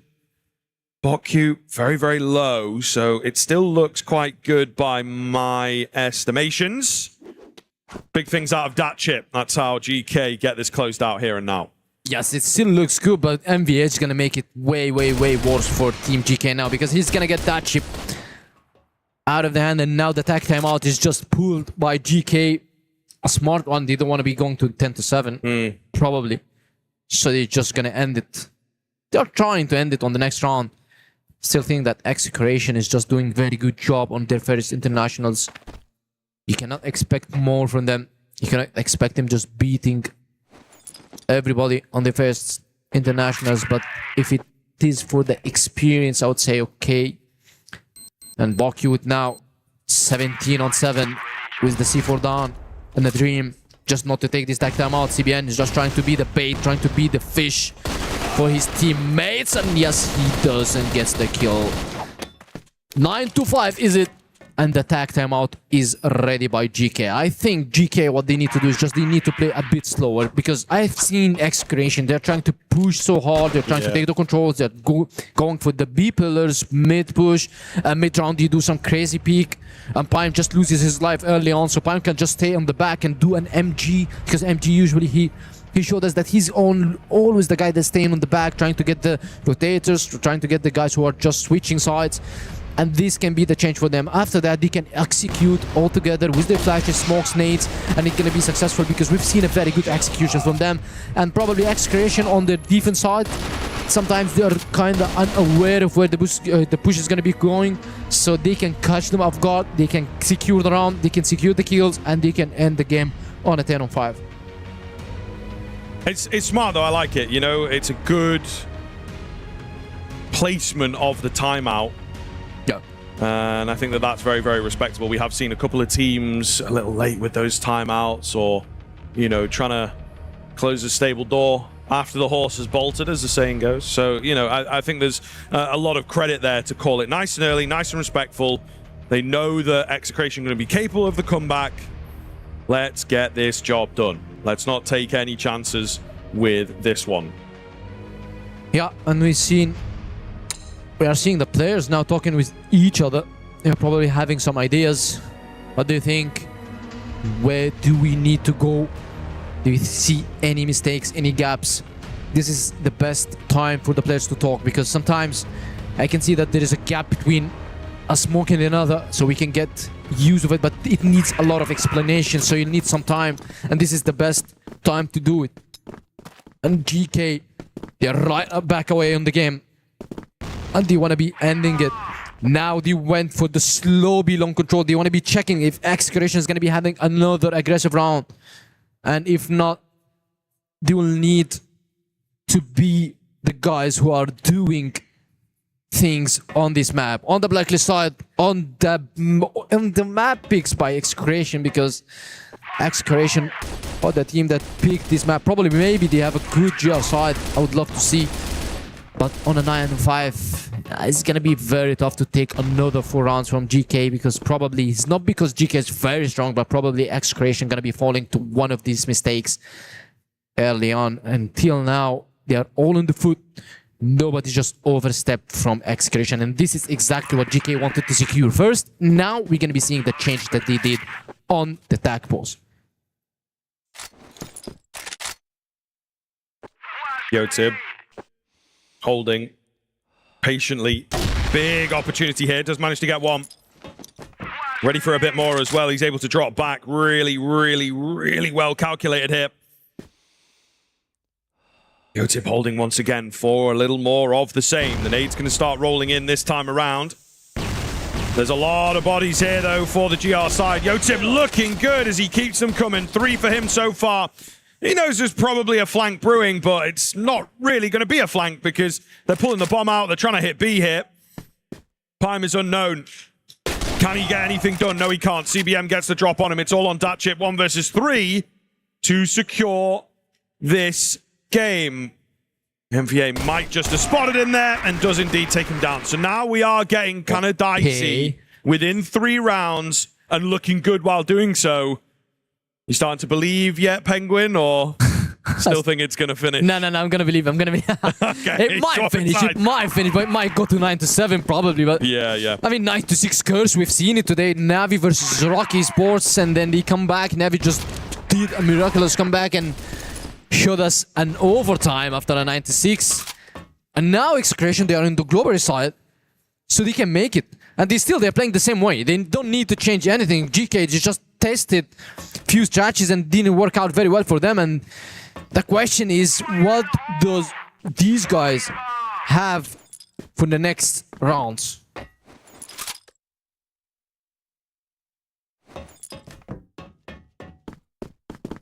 Yeah, we'll see. We'll see. It's a fair question. Can they keep things fresh? RGK also running out of ideas here. I suppose we're going to find out. This was kind of the marker. This was the moment that I said things might fully swap in terms of who our favorite team becomes. GK looking to close it out here and now. Edging towards that B bomb site if they can. Slow contact in. MVA playing info, and he will spot out one. Gets himself a smoke down. They will go barreling through it, though. They are unfettered. The flash is coming over the top as well. They're not wasting any time getting into the site itself, but MVA is here to hold and here to succeed. Down to just Pime, and he takes him too. Not quite the ace, but close enough on 4. 9-7. 9-7. Here we go. This guy's coming from future, man. These guys just seen it all. Who's gonna win? I don't know. I think we might go to a third. It does have the smell of overtime, you know. It's just gonna be hurting so much if just after all of this an Excavation just falls. I know. No, that is also true. But this is good. They're leaving a part of themselves here. Yeah. You know, they're not just checking out after a heartbreaking first map into this year's EWC. They are looking to really take it as far as they can. But is it far enough? Is it far enough? Yotib here, trying on the edge of the smoke, not quite able. Justin? Look at that, Justin is just pushing right away on GK and he might just get the kills, but that one is just here to swing and get the kill. Oh my god, man, that looked scary for a moment. And now GK, they have 1-man lead. Can they capitalize on that and just secure and close the game? Or they're gonna be a chokers from the side, especially that GK still, the other guys, I know that Bokyo, Kimbam, Duck1, Datchip, Pime, they went through multiple lands, multiple tournaments, but still they don't have that much experience. They're probably gonna be pressured. They still having playing for GK, which is fighting also for the Club Championship, not winning it, but for the placement. So now, how are we gonna be seeing it? MVA just sees them around. Probably it's only a fake for them to swing through beside, and now all the smokes are gone.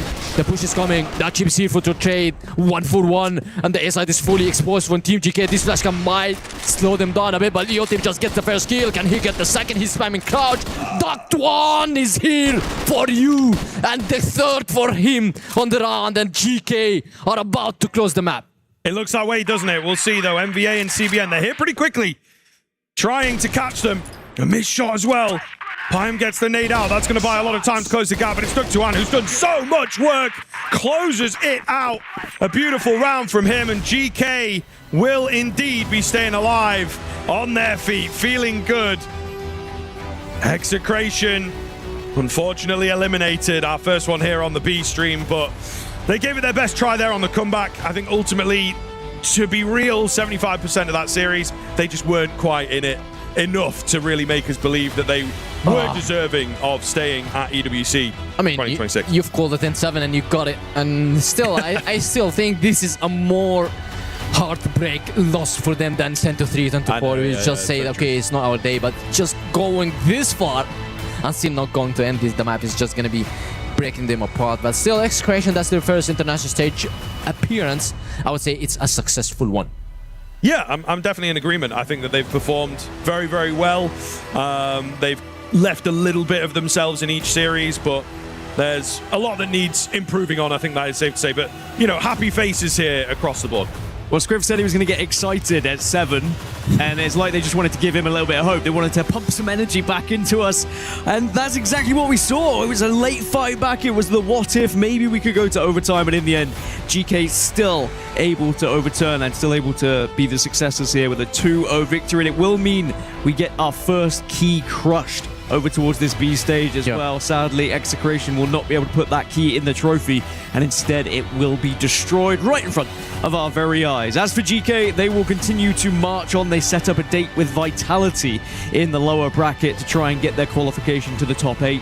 And with the Vitality booth right next to us, I won't ask you guys who you think is going to win that one. I don't want to put any pressure on you. You never know who's listening for this one. But let's look back at the highlights. I mean, it looked a little bit dicey towards the end, but it was early domination here from GK. Yeah, I mean, they started very strong. They had everything on the line. They had a very good global rounds, 7-2. And then suddenly we switched. We might have called it that it might be another 7-2, but this time in the favor of Execration. But then Bokute and Duct1 just tried to finish the game. I mean, GK had everything on the line. They had good good stat book, because I would say that they changed few strategies on their defense side. It is the defense side what made them win this game. 7-2 win on a side, that definitely makes you an easier, going to the second half, easier strategies. You don't want to be burning everything. You don't want to be trying to be so pressured. But I've seen GK choking a bit on the early rounds and then pushing this choke into the late rounds, but then in the end, they closed the game. Yeah, I mean, it's something we call the hair effect in competition. You know, the team that is like very, very far ahead takes their eye off the ball a little. I'm sure we've all seen it plenty of times in a game like CROSSFIRE. And ultimately as well, in CROSSFIRE, it's very, very hard, I think, to fully zap a team's momentum. So if they can get 4 or 5 rounds in a row and then you win one, they can still come back. They can still very, very quickly respond. So you have to be really, really careful. And I think GK, something to watch for future matchups for sure, is just how close that came. You know, really, really dangerous. Well, you spoke of the hair effect. Someone on the main stage with a lot of hair, Parlin. Who have you got chatting to on the side of GK? I'm here with Bayam. Just excited to hear from you with the win from GK.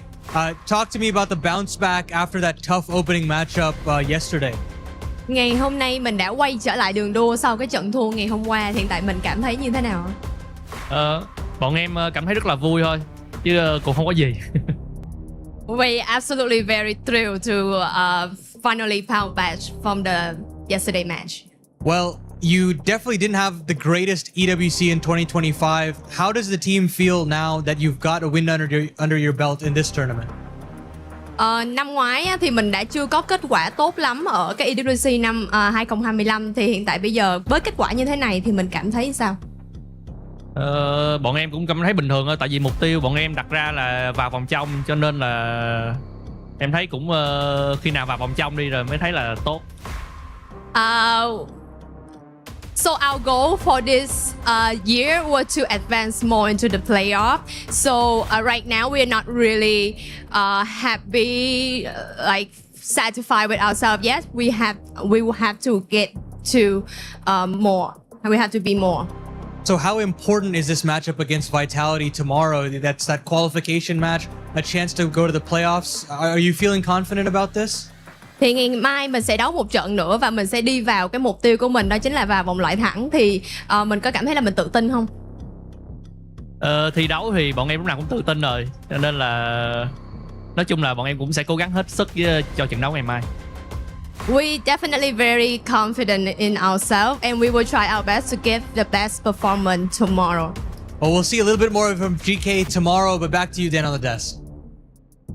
Thank you so much, Paladin. Yeah, I think that's important that, yes, you've been able to do step 1, but of course step 2 is about qualifying, getting into that top 8, setting realistic expectations and knowing that if you don't reach that top 8, then perhaps you've underperformed. So a really interesting interview. Great to hear that from the GK players as well. And I'm excited to see what they can do tomorrow against Vitality, because that will be their next opponent. It's not an easy one, especially I know there's a lot of teams in this lower bracket who are going to be gunning to try and get that top 8 spot. And we'll have to see whether GK can do it. But it means that on the other side, we get our first key crushed here on the B side, which is always a sad thing. It's a unique thing for the Esports World Cup. Of course, if you've never watched the Esports World Cup, every single team has a key. And if you're eliminated from the competition, that key gets destroyed. It gets crushed. Have you seen a key crushing live before, Scriv? I've not seen one live. I've not seen one live. Same. Oh, what a treat for you both when we get to see one. I remember when I saw my first key crush back in my day, it was scary because if you're there actually next to the crusher, so loud. Really? It's as loud as a gunshot, and it does make you jump a little bit. But we'll get that a little bit later when it does happen. For now, though, I mean, it's disappointing for Execration. I think they would have hoped that they could also have got to the top 8. But for their first ever attempt at international competition, surely there's some takeaways they could be proud of here. Yeah, no, I certainly think so. They were in a really good position against, some big legends on Team Liquid. Yeah. And a lot...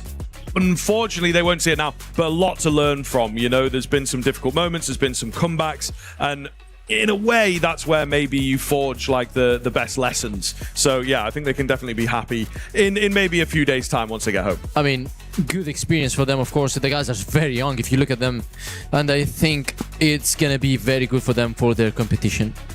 Well, we can now have the live scenes of the key crush. It's, I said I like eliminating teams, and maybe this is why, because this is my favorite part, getting to see the key crushed. And GK are able to do the honors of it as well, getting to crush their opposition's key.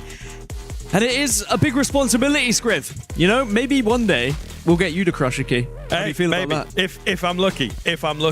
I'm never going to be good enough at any video games to do it like this. I'll tell you that for free. But yeah, I mean, it looks like a lot of fun, and certainly I think just adds an extra element. I mean, you can really see it like the moving. whole camera was shaking. It's not an easy key to get through, and I think that does sum it up in a little way that GK have had a tougher run to indeed get a key victory here today. But certainly, I think with the key being crushed, it's got to be an extra little cherry on top of the victory. It's also rubbing salt in the wounds a little bit as well, Penguin, that, you had that key and it just gets eliminated in GK. He's so happy, man. Celebrating. I would be too. I mean, it means that his key wasn't crushed, right? Yeah. They live to fight another day. They don't have to have their key crushed, and they will still be competing tomorrow to try and find a spot in the top 8 of playoffs. But whether they can get past Vitality, that is another question. And as I mentioned, Vitality's booth is right there next to me, so I'm going to say Vitality are the favorites for that one. Otherwise, you never really know. They might come for me. It's going to be a bit scary. If you had to give me a prediction, who do you think? Vitality or GK? Oh, good question. I would probably, say GK. Just we've seen some pretty. Say it quietly. We've seen some pretty good individuals. No, but I think they do look sharp. We've also not, at least personally, I've not caught a lot of the Team Vitality side. I know there's a lot of expectations for them. Again, given the venue, given where we are. I think it could be close, though. I think it could be close, but it does feel like, those West League teams can sometimes struggle. No doubt, Vitality. Okay. Just gonna be Vitality. He knows. He knows. He's a wise man. They were listening. I'm the one on the street. He's in the firing line. They can see him. All right. Well, that is going to be us done for the third series. We still have one more, though. Plenty more Crossfire action to come. And we're going to see Anubis on our screens for the first time this tournament. They are going to be competing against Vicious. So that will be the series coming up next. So if you are fans of either of the teams or if you're fans of Crossfire, you are not going to want to miss it. So go take a break. When we're back, we have Anubis versus Vicious.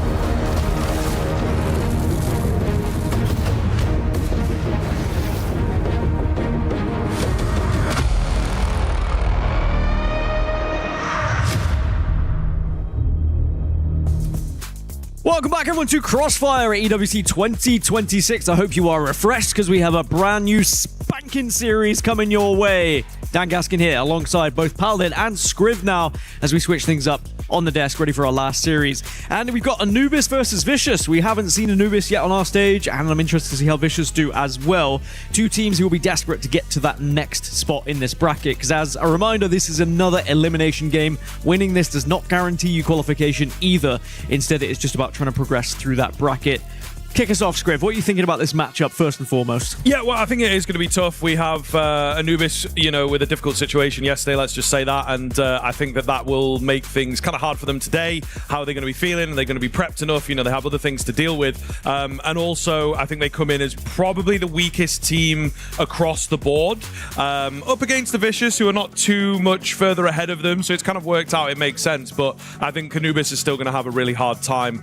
Can they match individually again is going to be a really big question there. I think they would have had a tough time against Baisha anyways in that opening round, but the fact that they didn't even have the opportunity to play in the server, get used to the LAN environment, get used to this big venue that we have, the fact that they can't even do that, that's what really rubs me the wrong way and why I'm worried about them in this opening matchup. Yeah, I think so. I think that they are definitely going to have to deal with those early jitters that they would have dealt with yesterday. But now, you never know. Maybe they'll be able to find a way through and surprise us all. I hope so, because it's always exciting to see what a team that seems like the bottom of the barrel, maybe if there's a surprise, we'll all be like, okay, we'll eat our words, which I think is sometimes fun to do as a commentator. Because yes, you can look at the stats, you look at how they performed, but suddenly when they blow you out of the water, you're like, all right, fair enough. It's good to feel wrong. But that being said, sometimes when this situation happens, we also go, yes, we were absolutely right. And they did get trounced. I hope it's not a trouncing, but we'll have to see. In terms of map selection, I know you guys, these two teams, they might not know each other particularly well. It's going to be difficult to try and go through a veto process. Do you have a favorite map, Scriv? What's your favorite to either cast or watch for these games? It's kind of a bit sad actually. I'd say Eagle Eye.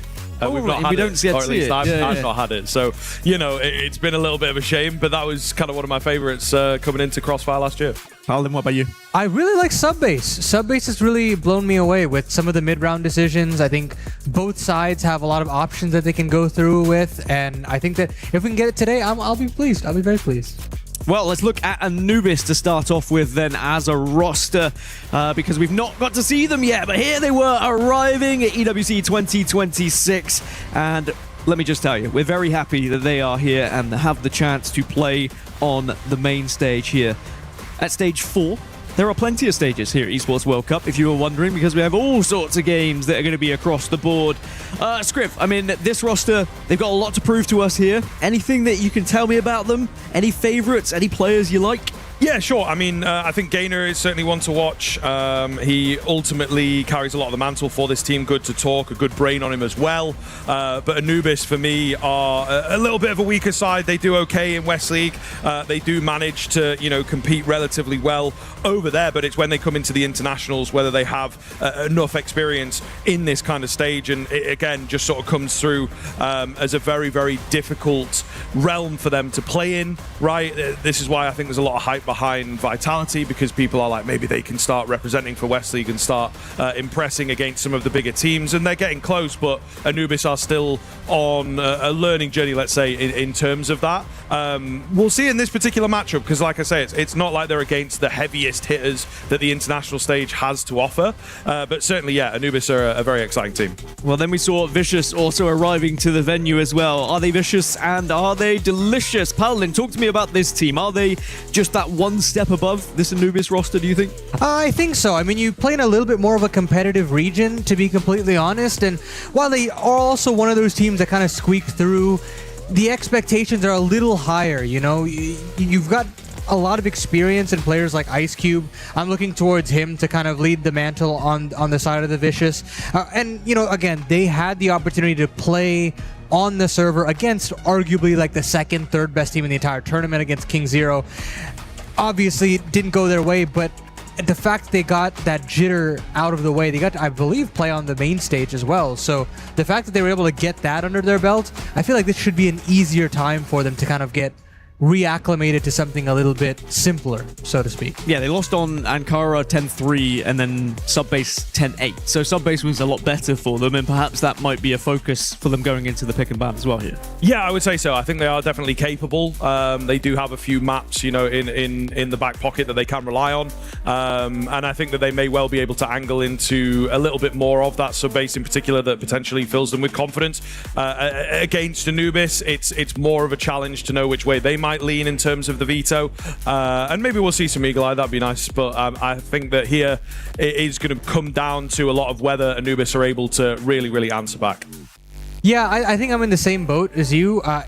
Whenever it comes down to these types of games, the pick ban doesn't nearly blow me away. It's more, can the veteran leadership keep the nerves down and, you know, kind of take the equation of pressure off the table? And if they can do that, I think you get a very different area. Sorry, I'm trying to communicate Eagle Eye. We'll see if we can get Eagle Eye. This is my Eagle Eye, by the way. We'll see if we can get very good. Eagle Eye. Maybe we get a Porte and compound taken away. Oh, there you go. Oh, there we go. See, this is why we learn sign language. This isn't actual sign language, but this is my sign language. There we go. That makes you happy, Scriv. Yes, absolutely. And I think, you know, it does come through Westleague kind of favoring Eagle Eye an awful lot. So it does make a little bit of sense. The new compound as well. We had it with New Mexico for a little while, where Westleague teams not necessarily wanting to lean into the newer maps, especially on an international stage. The Ankara coming through. I feel like, you know, there is, again, keeping things simple for the side of Anubis. It does make sense. So far, I'm kind of happy with the veto. I think that there's definitely potential here for Anubis to maybe steal one away. Yeah, I think Anubis getting a simpler map like Ankara, you know, very simple offenses that you put together. You know, that A side is always going to be very easy to breach into. And then you get Black Widow as a decider. I'm happy that we do get this. It allows for more individual playing.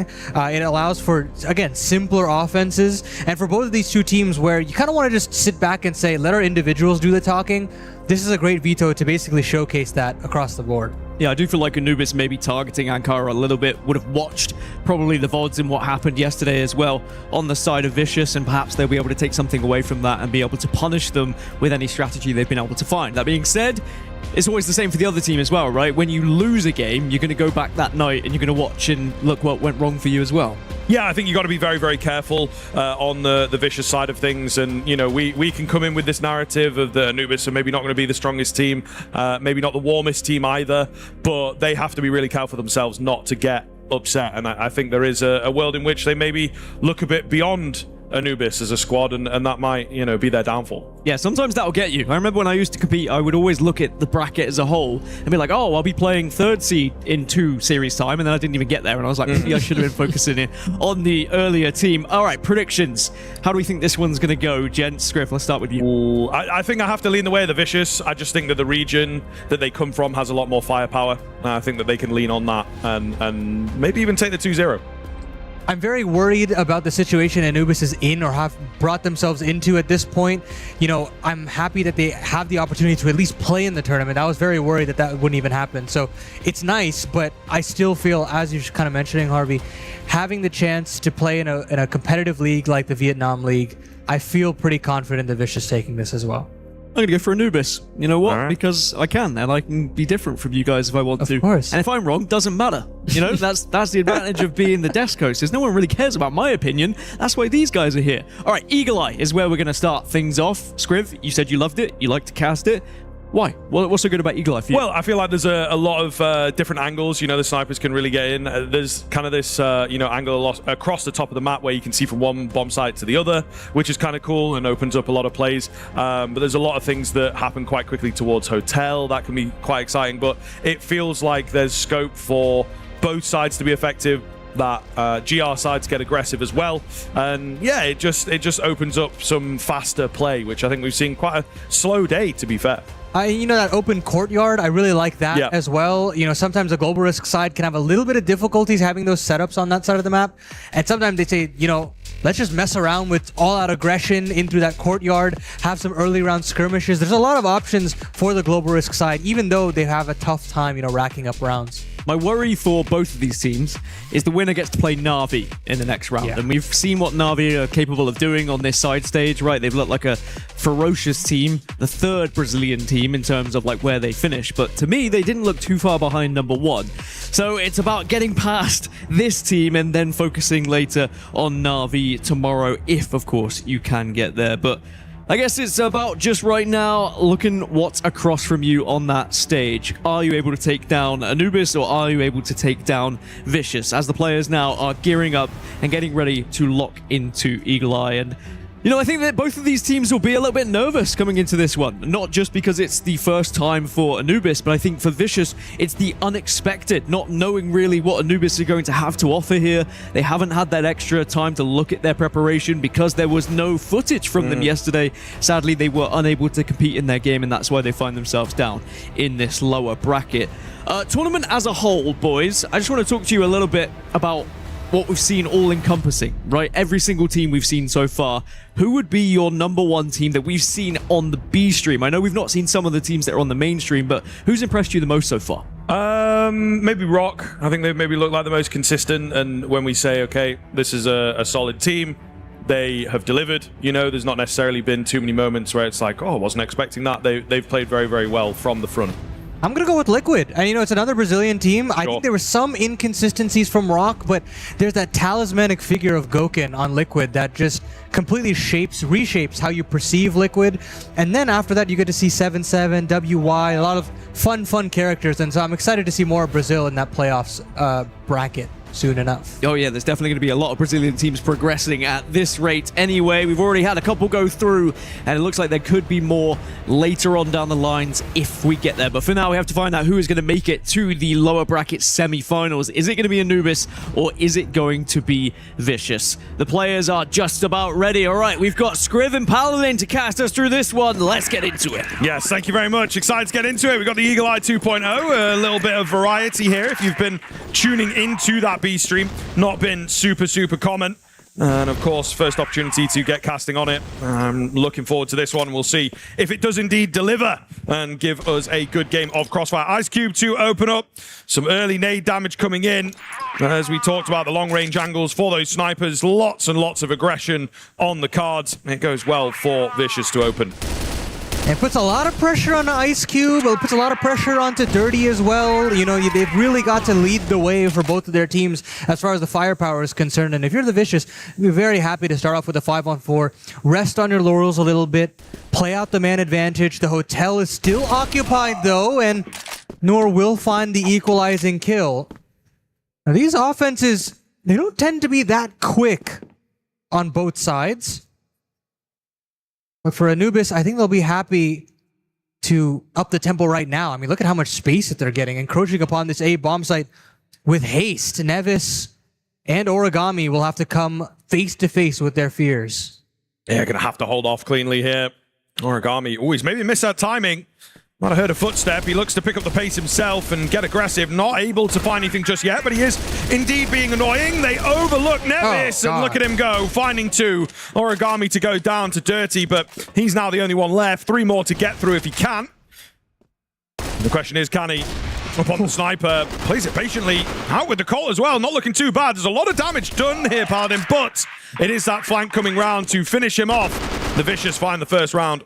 Yeah, that's very nice. I mean, it's a little bit of, you know, mismanagement there from Anubis on the actual site hit. A couple of corners missed, hoping that the flash kind of carries them throughout that round. But not to be, and Vicious capitalize. You have a big round from Nevis, a guy that you need to hold down that B bomb site. And alongside Origami, 4 kills between the two of them. And so far the defense looks good. It's a secondary picked up by Nevis. And again, this twosome seems to be getting the job done over on this side of the map. Yeah, certainly going to be the case. Nice find from Ice Cube. Just to shore up the round, it feels like here, Paladin. Oh, it's fast from Muffin, but going to need a lot more like that to get this round done. They will indeed look to play away as things are slowed down by the GR side. Vicious not looking to take too many fights at this point in time. Just gathering information if they can.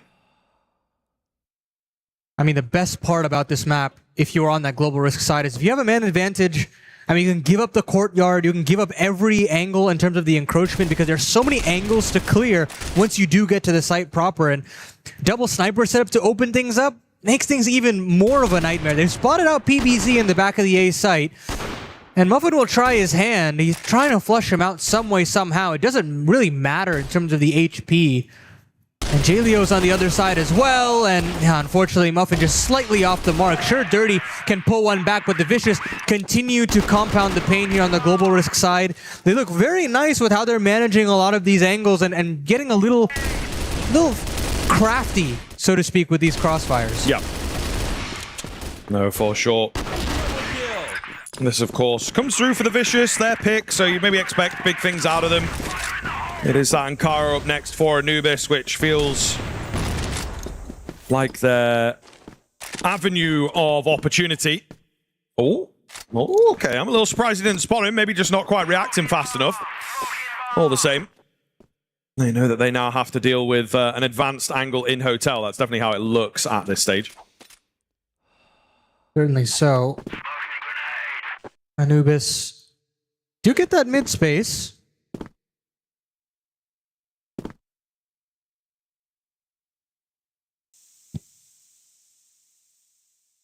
J-Leo pushing in. I'm not quite sure if he's able to find anything here or not.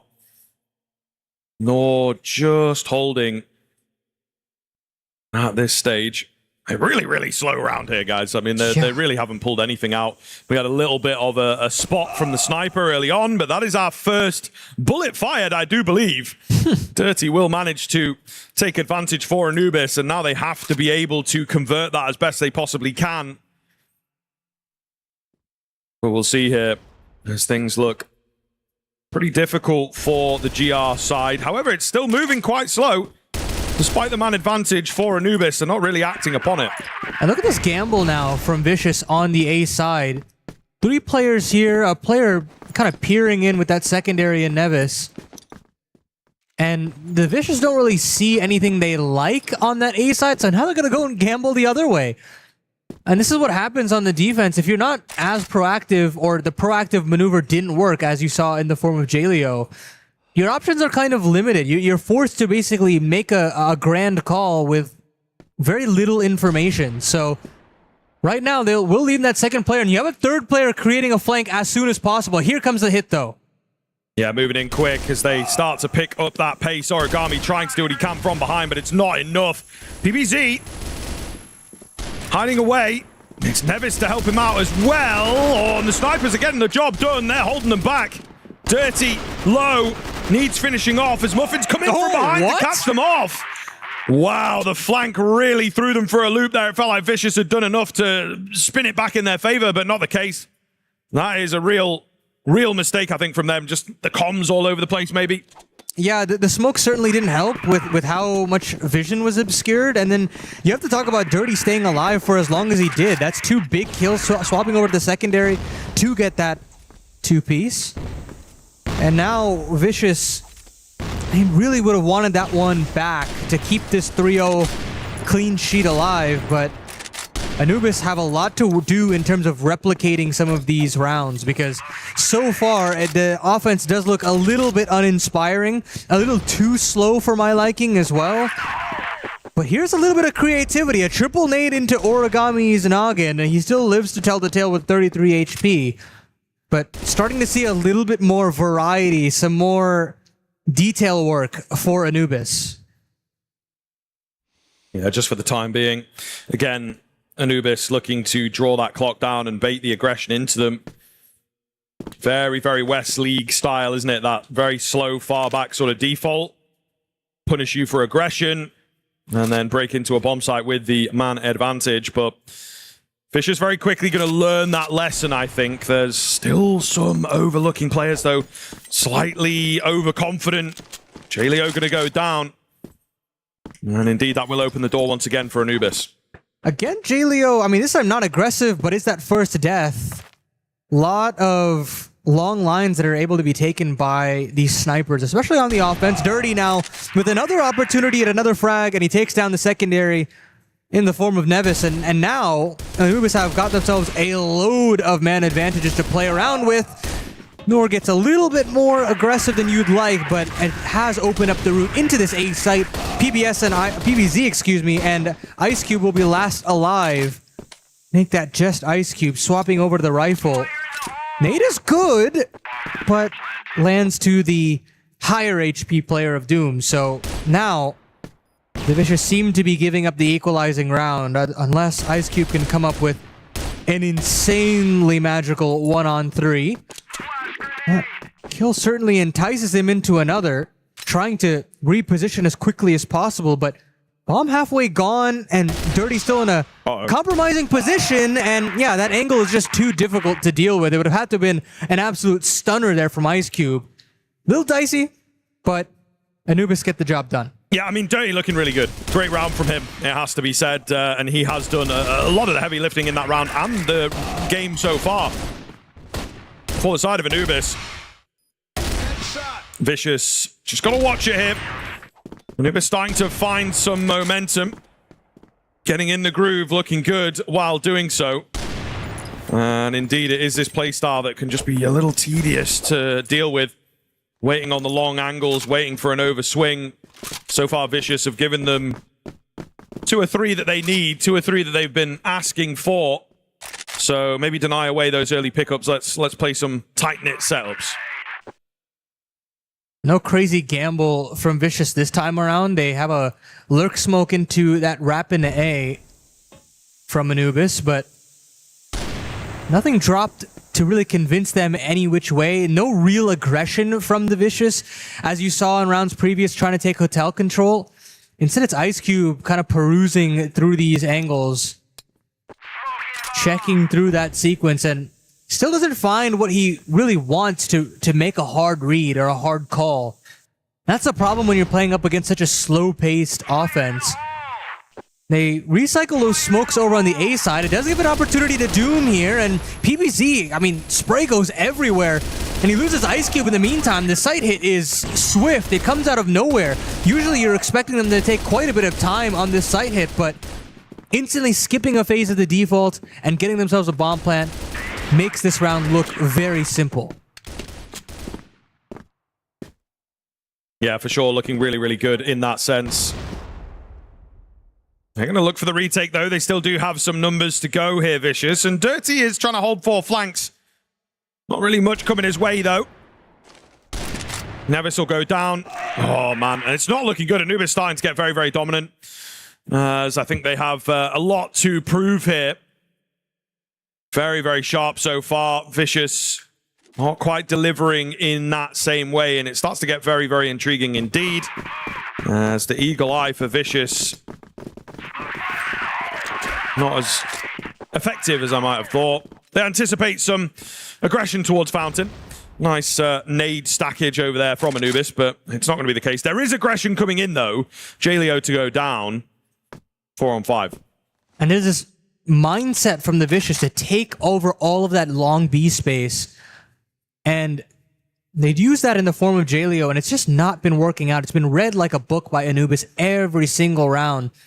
10 kills deep in 6 rounds of play from Dirty, and it has been so impactful in the long term.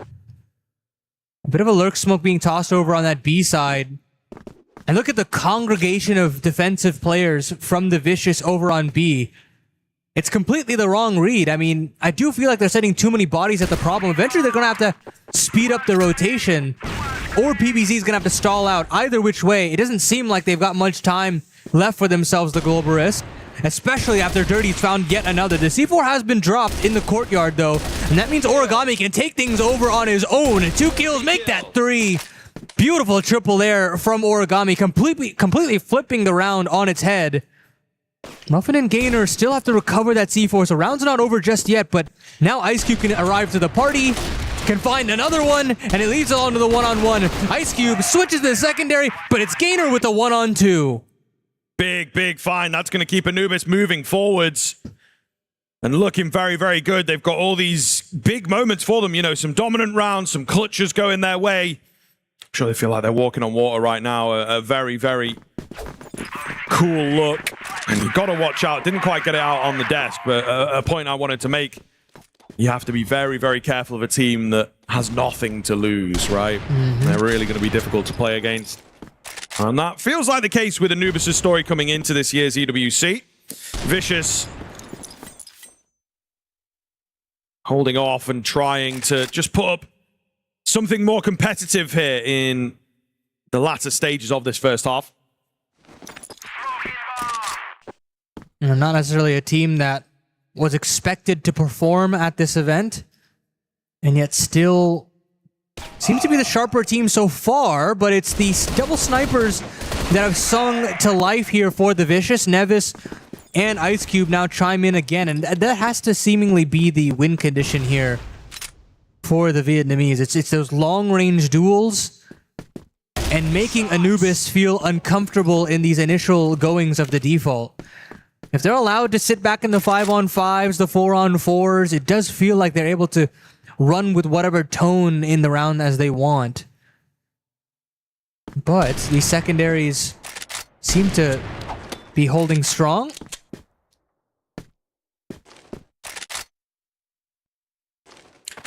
Just for the time being. We'll find out if there is a way back round for Anubis here. Taking the long route, as they will potentially look towards this B-bomb site. I think feels like one of their better options if they can. Timeout coming in as well after this round. We'll find out what the trend is at this time, whether they can bounce back. Still got a round to play ahead of them, though, of course. However, short-lived by the looks of things. It will be Doom. Maybe try and take a couple of names, but it's not really going to result in too much at this stage. Eats a flash. They will be after him. They will be onto him, and they will finish him off. So Vicious, for the first time in a little while, able to get a round back. And now the real discussion comes towards how do we deal with this double sniper setup? How do we encroach upon these sites without essentially a free pick on a Jaleo? Because as far as manufacturing these openings, there hasn't been anything really that exciting per se. They haven't really had to develop a split going through the courtyard into A. They haven't necessarily had to really attack the B bomb site in any meaningful way either. So I do like this timeout being called this early on. You know, racking up 5-6 rounds on this Blacklist side would be fantastic, I feel like. Then you can kind of get those double snipers going between Muffin and Dirty on the defense and try to take over for the West League-sided team. So, be very curious to see what the change up here. Maybe a pace change? Trying to go a little bit faster in courtyard control, or maybe faster into that A setup, getting Muffin or Dirty on that angle as soon as possible. Yeah, certainly I think some mix-ups, though, is the key component to consider here. Just to try and stay ahead. I think, again, they know that there's a difficult road if they lose their effectiveness here. So, an awful lot to keep up with.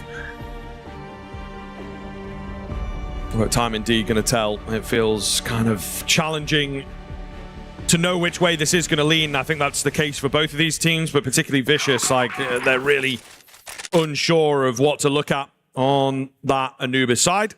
We're just about ready to go, but they have teased us. I think we have a small tech coming through at this time. Little headset off, so hopefully not too long of one to deal with, but going to be sat here for a little longer, I think, Paladin. You know, the tech timeouts have been efficient. We've had a great crew for the CROSSFIRE setup this year, as is every year. Very exciting to see how efficient the tournament has been so far. I've thoroughly enjoyed my time. Nice. Thanks, man. Yeah, we've been taking a few pictures while we're in Paris, you know. You came when you were very young. So we've been trying to recreate the pics. Yeah. That's been fun. I've enjoyed being here and the tournament as well. Of course, always good. You know, I like the sound of my own voice. So it's nice to be able to do CROSSFIRE. The games run on quite long, so I get to talk a lot. I'm sure you do. I'm sure you do. You get to be in a venue, you get to hear your voice, you get all the kinds of feedback. Yeah, it's good. It's good. It's a treat to be able to do here at EWC. And I'm sure these players feeling the same way, that they get a really, really great stage to represent themselves on. A lot of nationalities involved in CROSSFIRE still as well. And that's always a big deal, you know, got the country behind you, that scene behind you, a lot of expectations, and I know that Penguin's quite excited to see Anubis play here and hoping for big things. Yeah, I think the European side of things have always been dealt a tough hand. I really did like the moments from the Falcons earlier on in the tournament.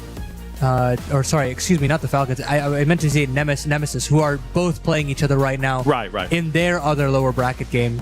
But yeah, the Europeans have looked pretty solid so far in EWC, I would say. I think the only team that we were like really having question marks about was going to be the team that we have playing right now in Anubis. So I feel as though the upward trends are definitely coming to fruition here for the European sides. They're always dealt a tough hand, you know. It's like they've got to always go up against these Chinese teams. I mean, the Vietnamese guys, the Filipino guys as well have both as regions really flung up themselves in the rankings. Even the Brazilians. I mean, the Brazilians at EWC have looked fantastic. So it's true. There's definitely a lot of catch-up work that the Europeans have had to do, and I feel like this is going to be a great learning experience for Anubis, and I think in their minds, to go deeper in their tournament, get a little bit more experience is the name of the game. Yeah, for sure. I think there is obviously a real onus on those teams to keep improving year on year. And with something like EWC in the calendar, it's going to give you a lot to aim for, isn't it? So, yeah, I think they do indeed get very excited, push their best foot forward.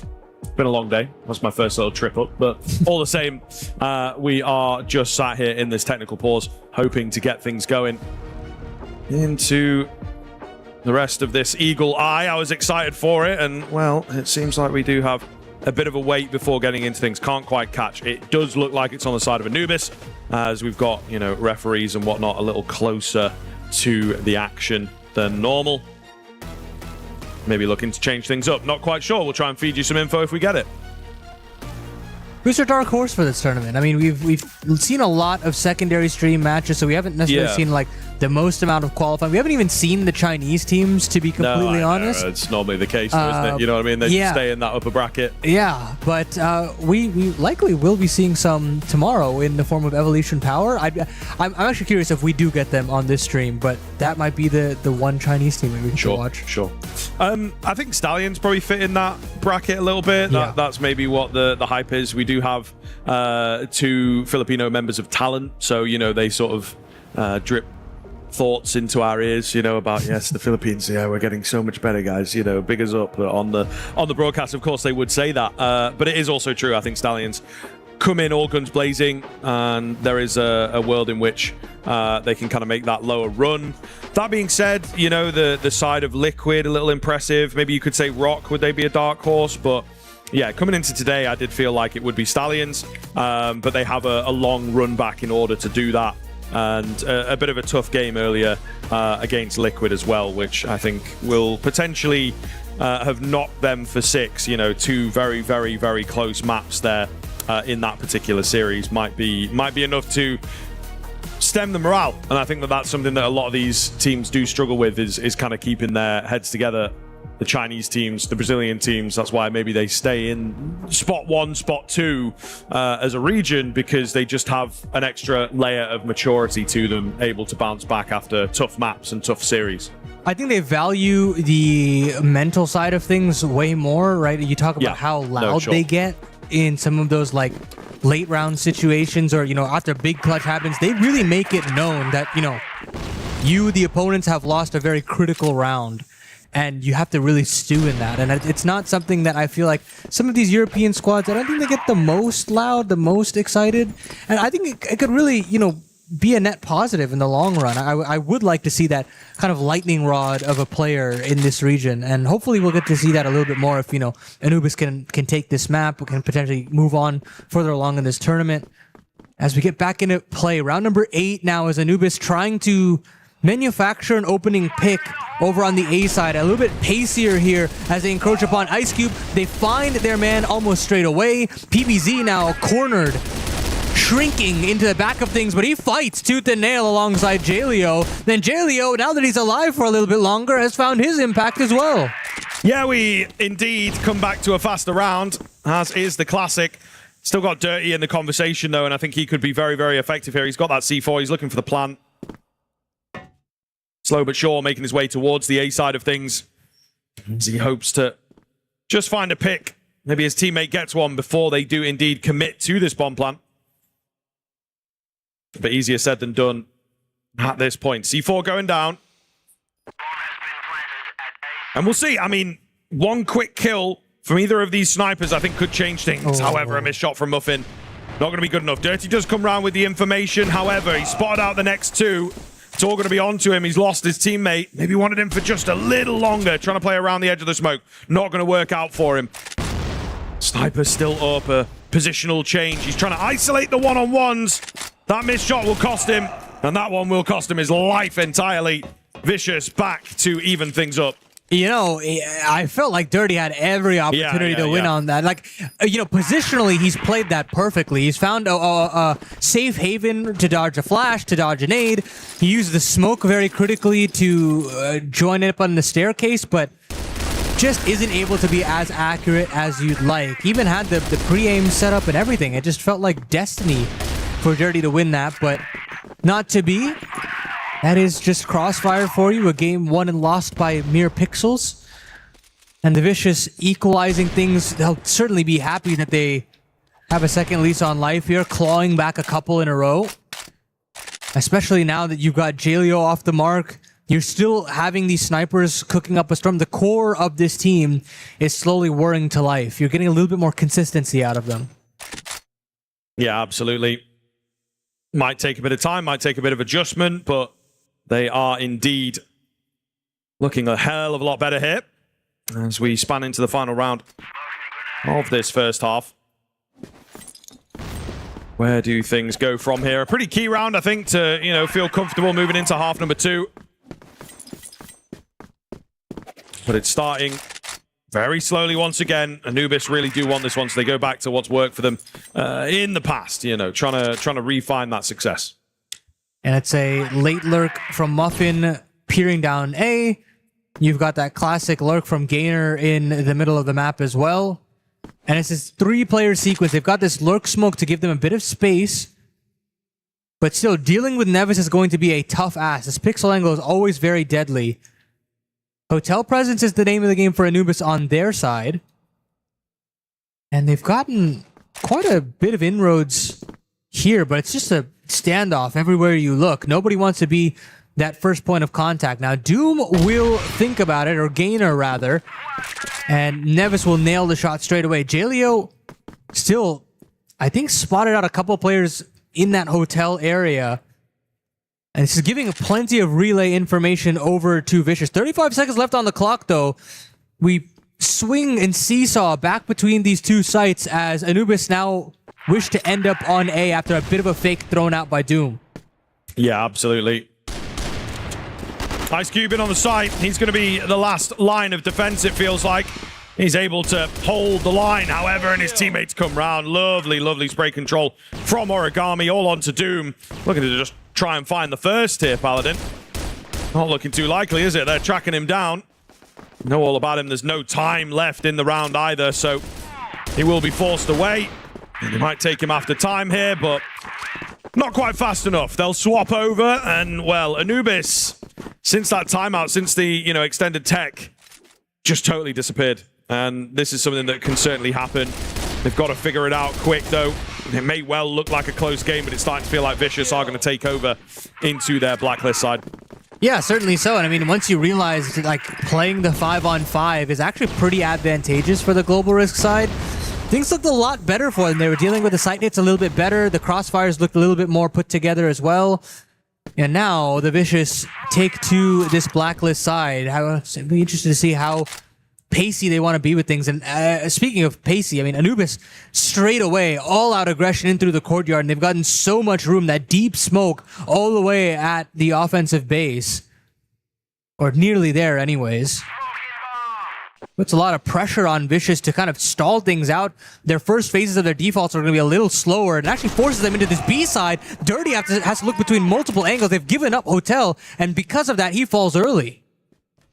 Yeah, pretty nice pickup. Pretty nice pickup indeed.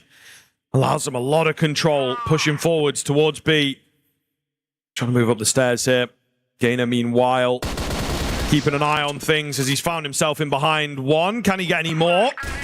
Origami looks for the trade, but can't quite find it.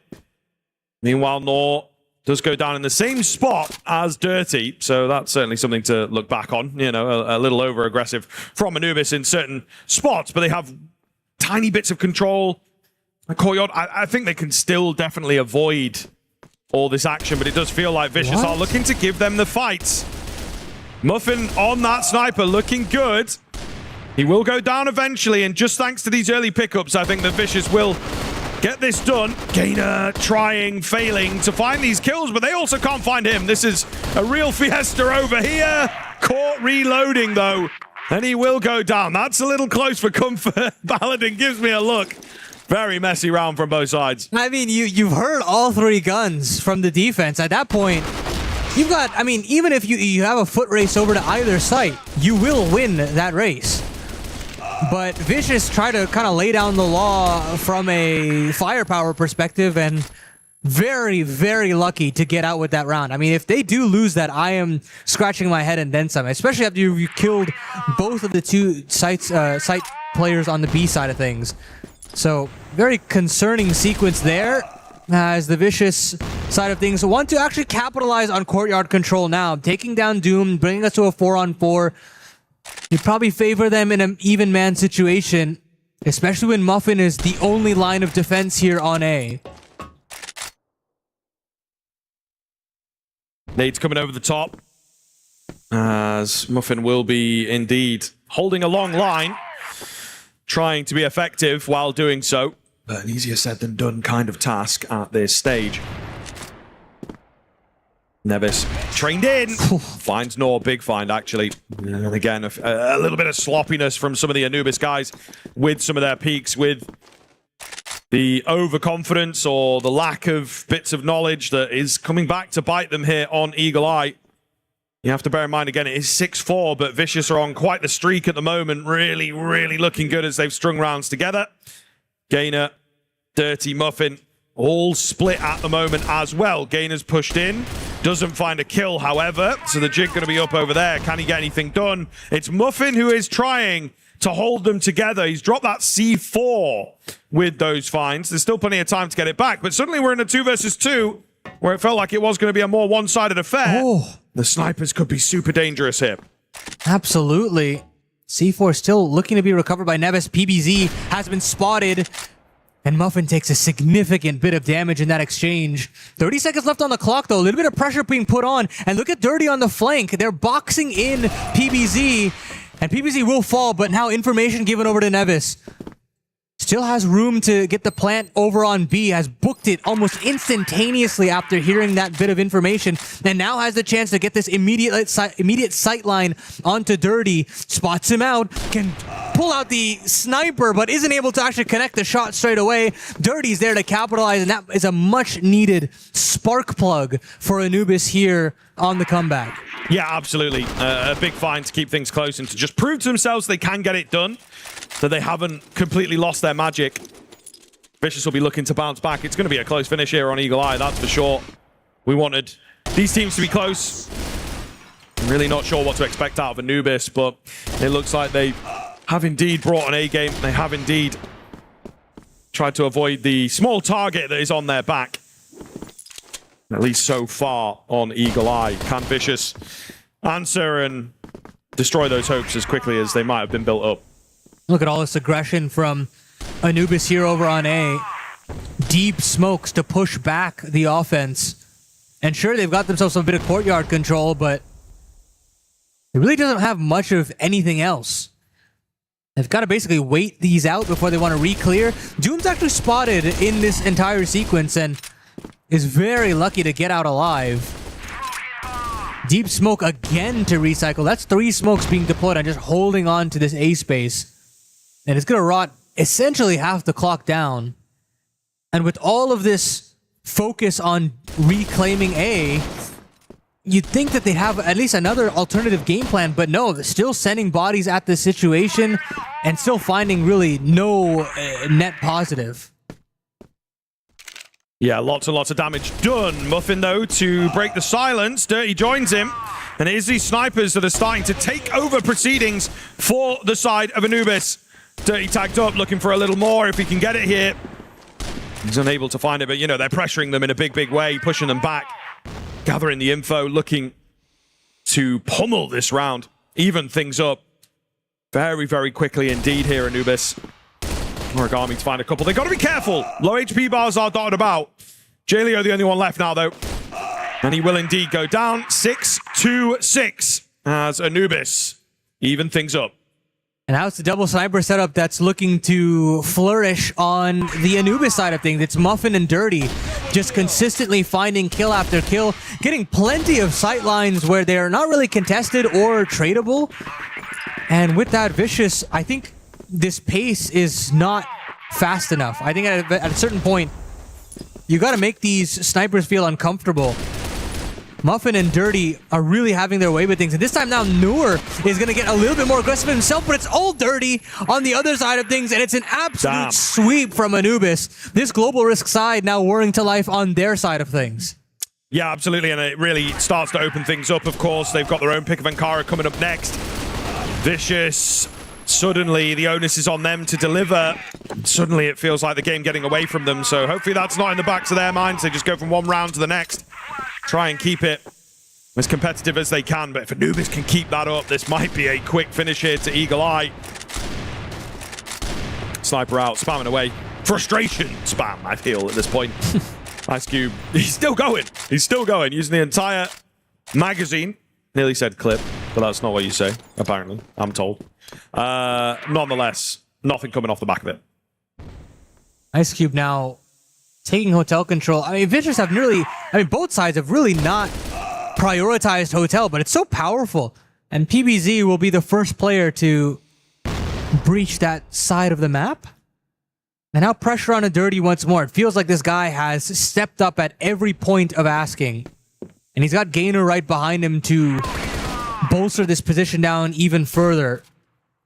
C4 still all the way back near the base. And so for Vicious, you can still see that this slow, methodical style that has really not netted them the success you've been hoping for is going to continue to be that slow, methodical play style. Yeah. All goes down. Kind of a big deal at this stage. Muffin misses out. Still got Dirty in proceedings. That's the one that you got to watch here, and they will indeed start moving into his crosshair. What a flick. As wide as they go, looking for a bit more. He looks so damn good. Ice Cube will try and keep them in proceedings here, but he's got a 1 versus 3 to complete. And there's another player at the back end of this A-bomb site that I don't think he will be expecting. Walk straight into it. Up to 8 now for Anubis after a shakier start there, but it's Big Man Dirty that they can lean on, having a fantastic map.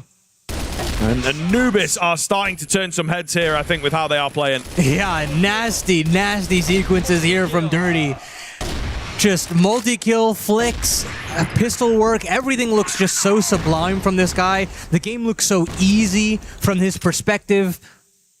Knocking on the door for nearly 25 kills in 14 rounds of play. You can't really ask much more from your primary sniper. And the fact that both your primary and your secondary on this B side of things have not been avoided at any point in this second half for the Vicious is kind of concerning. You'd want to switch things up, and now you've got this aggression from Noor, who's still sowing some seeds of doubt in the minds of this Blacklist side.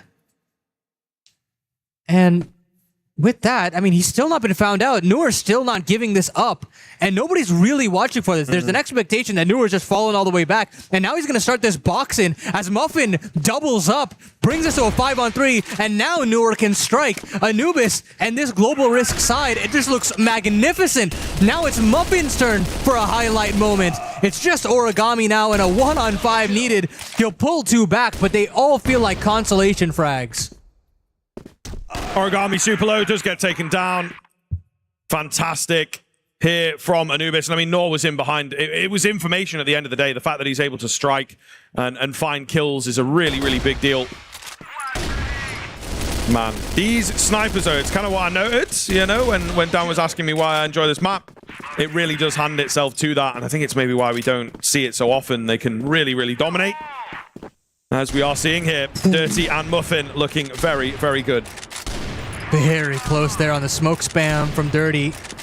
It just feels like he's destined to connect with one of these shots at a certain point. That's just how good he's been feeling right now. But again, so much of a focus from Anubis here through those double snipers. Over here on B. But this time it's a triple setup towards the hotel. Dirty on this small pixel angle. It has been rewarded quite a number of times. But Newer and Gainer now up to bat. Whoa, what a ripper of a shot from PBZ. And Ice Cube, who's been quite silent ever since the initial goings, comes alive. That nade is very good, though. Look at that combination between the double Ds. And Anubis will be your first map victors. It just feels like a dominant affair across the line once we swap tabs. Yeah, I mean, so good from them. A lot of energy, feeling themselves as they indeed are as yet to deliver. But absolutely fantastic from them. Really, really well played.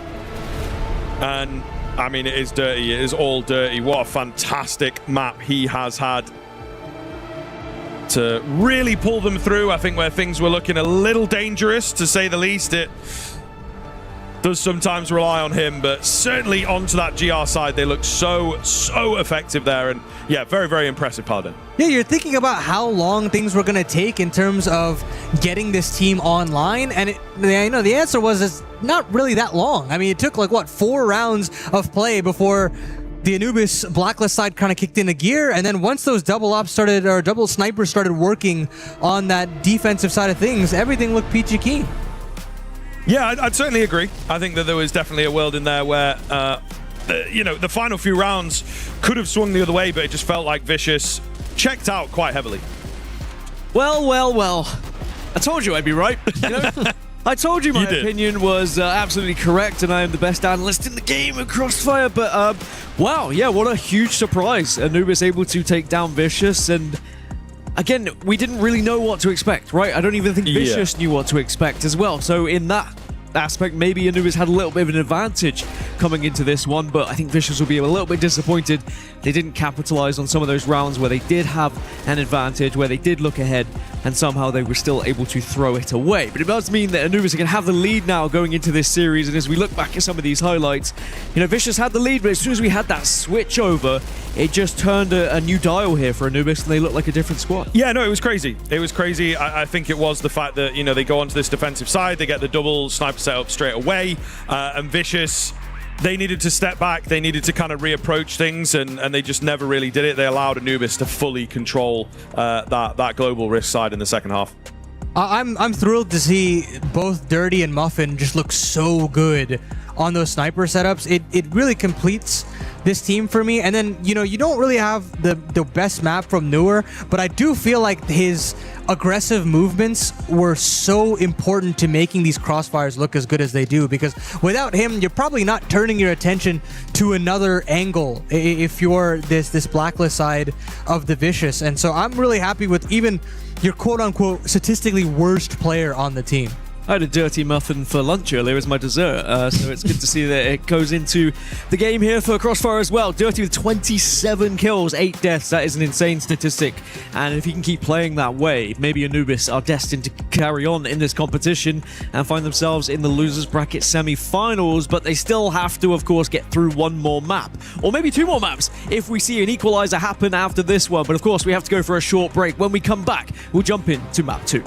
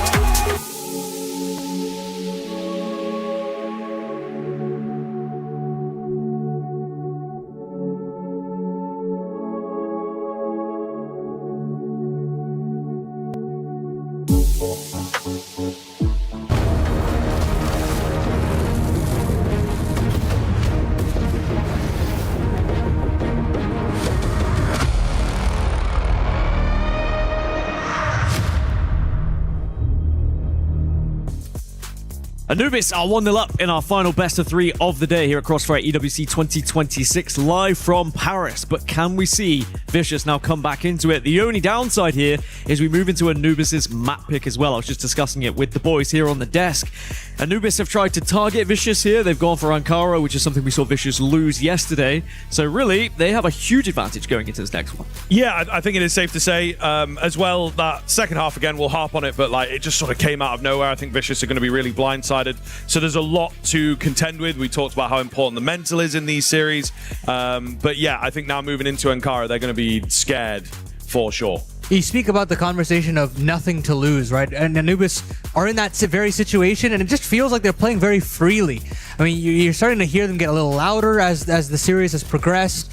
It just feels like they're at that 10 out of 10 position form that they're kind of looking for, that I feel like they have all the tools to get it over the line here in 2. And whilst it was a clear ban or a clear pick to try and take a map that we saw them struggle on yesterday, Vicious, they of course would have been able to go home, they would have been able to research it, they would have been able to find out what went wrong in case it does come back up as well. Do you think we will see kind of them benefiting from that here? Do you think they'll change up the strategy from what we saw yesterday? Yeah, for sure. I think they will have learned a lot. And they can certainly go away and take that into this upcoming game. Again, we've touched on Anubis, like clean slate, things like this. I think that Vicious will have a similar kind of mindset. There is also the fact as well that I wanted to touch on is Dirty being in there. You know, he's got a really, really solid first map for sure. Can he do that again? Not quite sure. You know, is it going to be a map that leans into the snipers as much? Not quite sure. So Definitely there's a few aspects that are removed from what happened on Eagle Eye. Right, it's going to have to be another appearance from maybe a player like Doom, Gainer, your riflers essentially, because Dirty can only do so much, and I feel like a lot of it comes down to more macro ideas on a map like Ankara. How do you adapt to 6 A-sided hits in a row? Like, do you send that third player over to defend? Or, you know, how do you change up the offense? You know, if that A-sided approach doesn't work, how do you find a split in? So there's a lot of ideas that have to come forth, and this is going to test a different side of Anubis's mental and strengths as far as the series is concerned. I mean, if it was up to Scriv, it would be Eagle Eye every single time. I think if it was up to Anubis, it might be Eagle Eye every single time as well, but we have to change map, sadly. And with Ankara, I do feel like the conversation has been so far that it's that kind of bogey map for a lot of teams. For some reason, they seem to struggle on it. Is it because one of the sites is harder to hit than the other? What is it about Ankara that makes it so different to other maps? I think it comes in maybe alongside Black Widow as, you know, your baseline map. Everybody's got to know how to play it. So it's like if you pick into it, there is a chance that your opponents are just so comfortable and someone's going to have that life game. Someone's going to have that moment. It doesn't necessarily fit in as a map for a lot of teams where it's like, right, we have to permaban this away. A lot of times domestically, it'll find its way into a series. So everybody has a lot of experience. Everyone is capable. And sometimes it's going to be your day on Ankara. And you hope that it's not your opponent who's having that day, which is maybe what happened to Vicious yesterday. It's funny because the only team that I can think of that does not have that issue with a gambling style is Baisha. And they seem to not be able to lose on that map at all. And it just feels like the Chinese teams have a great understanding of how to play the map. And it comes down to, you know, the fundamentals of why are you gambling? You know, are you using enough information to make those gambles, or are you doing it blindly? And sometimes some of these lower ranked teams don't necessarily understand that, you know, you need that extra bit of information before you call a gamble like that, you know, before you are actually having to fall into the conditioning a bit more. So I'll be very curious to see who makes these adaptations the fastest, and I think that's the team that probably comes out on top, because yes, there is some gambles, some risks that have to be taken as far as Ankara is concerned, but there is a way to bottle up those gambles to make it look a little less like you don't know what you're doing and you're just saying, okay, I'm just going to throw in some ideas on the wall and see what sticks, or, you know, there's some method to the madness, as it will. Now, just to put your feet in the shoes of Na'Vi, who are probably watching this one and very curious of how Anubis are going to be performing in particular, do you think they'll be surprised with how Anubis will be doing? Do you think they'll be worried with Anubis potentially progressing as well? I think they'll be surprised. I don't know about worried. I think they will certainly be surprised, but I think that there's going to be still a lot of confidence for Na'Vi. They've, you know, had a tougher matchup today. Just those domestic derbies can be a bit funky, like they can get in your head. There is obviously a lot of history there, but if they have to play against either of these teams, I would probably favor Na'Vi pretty heavily. I think about either map in that series looking pretty doable for Na'Vi. Yeah. I mean, what's the reason why they lose that map? And it's pure clutches, right? It's like these X Factor pressure situations that I don't think they'd be put in those kinds of circumstances again against either one of these rosters. I think they've got the deeper map pool. I think they've got deeper win conditions. I mean, you look at your third, fourth option being like what, JV and AAKX as well. Like there's a lot of options that Na'Vi have at their disposal that, I'm looking at this Anubis side and I say, okay, yeah, Dirty is having a hell of a series so far. Muffin has shown some prowess as well, but the Riflers have not necessarily blown me away yet, and I'm looking at the Vicious, and I'm trying to figure out who that guy is to step up for them, just in terms of this series alone. Do you think it's a case here that if we don't see Anubis close this one out in 2, Vicious start to kind of snowball a little bit here and the momentum gets behind them, or is it going into map 3? Is it just another 50-50 at this point? What do you reckon? I think there probably will be a snowball. I think if those individuals can come online, it will be difficult for Anubis to sort of stop them.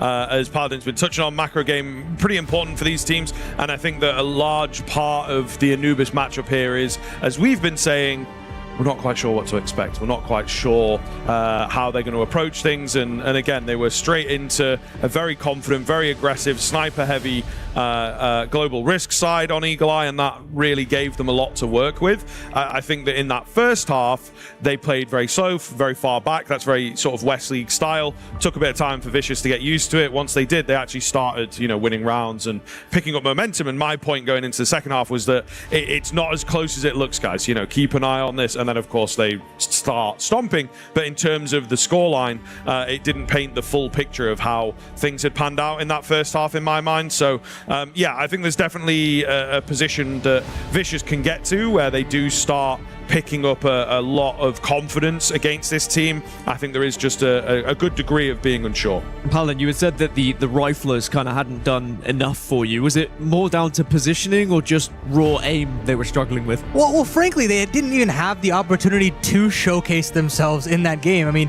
it's your double snipers that are doing all of the heavy lifting for you. So maybe it's not necessarily that I don't think that they have the potential to do it. It's more so I didn't see it here just because they haven't had the opportunity. Yeah. So, they're going to have to put up or shut up on Ankara because there's going to be no other choice for these Riflers but to step up.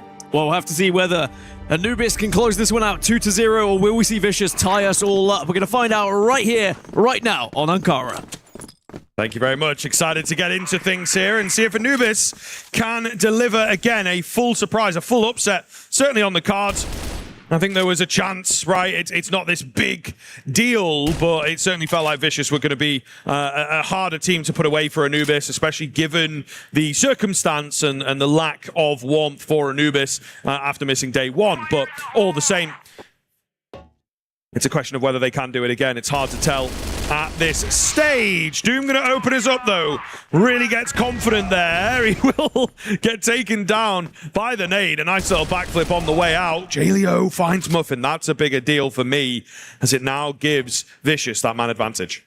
Big man advantage to have. Now they can kind of sit back, wait for the re-aggression to come from the defense, but nothing just yet. A little bit of a gamble here from both Dirty and Noor, and of course, they don't really have any other choice, especially considering Gainer's on this flank that's continuing to brew. Dirty decides to turn his attention back over to the defensive base, and he knows that Jaleo's around the corner. They're ships in the night right next to each other. Jaleo knows that Dirty's around the corner. Finally does find him. It leaves it all up to Noor and Gainer, who's now made a quick bit of movement here to flank. Now that he spots 2 of those players, and he knows where Jaleo's gone off to as well, or at least the general approximation of these players, but he can't capitalize, and Vicious really needed to start off on the right foot. Huge round to start off the proceedings on Ankara. Yeah, definitely an agreement. I think that they did rely on a round like that to go their way. I immediately felt like when that 3 versus 3 came in, I was like, oh, this could be pretty scary. You've got to be very, very careful if you are Vicious to not let Anubis immediately pull back an unlikely round in their favor. But we'll see. Moving forwards, if Vicious are able to keep up the string of rounds, so far, not so good. Muffin going to open. Global risk side on a map like Ankara is very difficult, but with the 5-on-4, it does feel a little bit more manageable. PBZ picking up that C4 does throw a little bit of doubt in this second round of play. They're looking towards that good old A site, tried and true in terms of finding a blacklist round. And a split certainly seems to be on the cards. I mean, it doesn't necessarily have to be. They've got still a boatload of utility to just make a site exi happen. You're looking towards a player like Jaleo to open things up for you, and Muffin's going to have to do a whole lot of heavy lifting with this sniper. Muffin behind the smoke. They're somewhat ready for him, right? But they are going to go running through it, bursting through our Vicious. Gainer with a fine, but he's taken down quickly. Muffin very, very low, looking to get back, hold on to the man advantage that they have here. Lots of nades coming in, nothing quite found just yet. C4 on its way as the smokes come round. I think that will make life pretty easy for Blacklist to get this bomb down. It's going to be long-range flanks coming round from Anubis to try and get back into this round. Not looking too likely at this stage.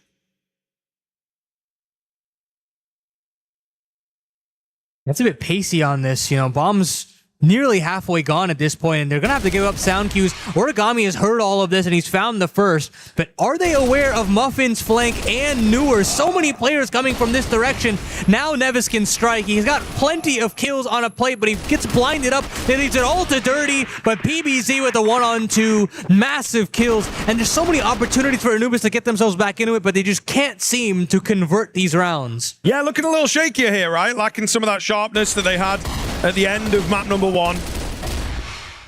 It does seem to be not the best of starts for them, despite things looking good. Maybe lacking some confidence, you know, 4 versus 3, dropping back. It might have been nice to see them just retain control of the site, sacrifice a player for it. Spam coming through. Sniper Tracer's looking to be followed. There's Noah moving in slowly here. Ooh, spots the tip of the head, can't quite find it. So both players will move back, but it's a good bit of information. It's a good bit of letting them know that you are around here.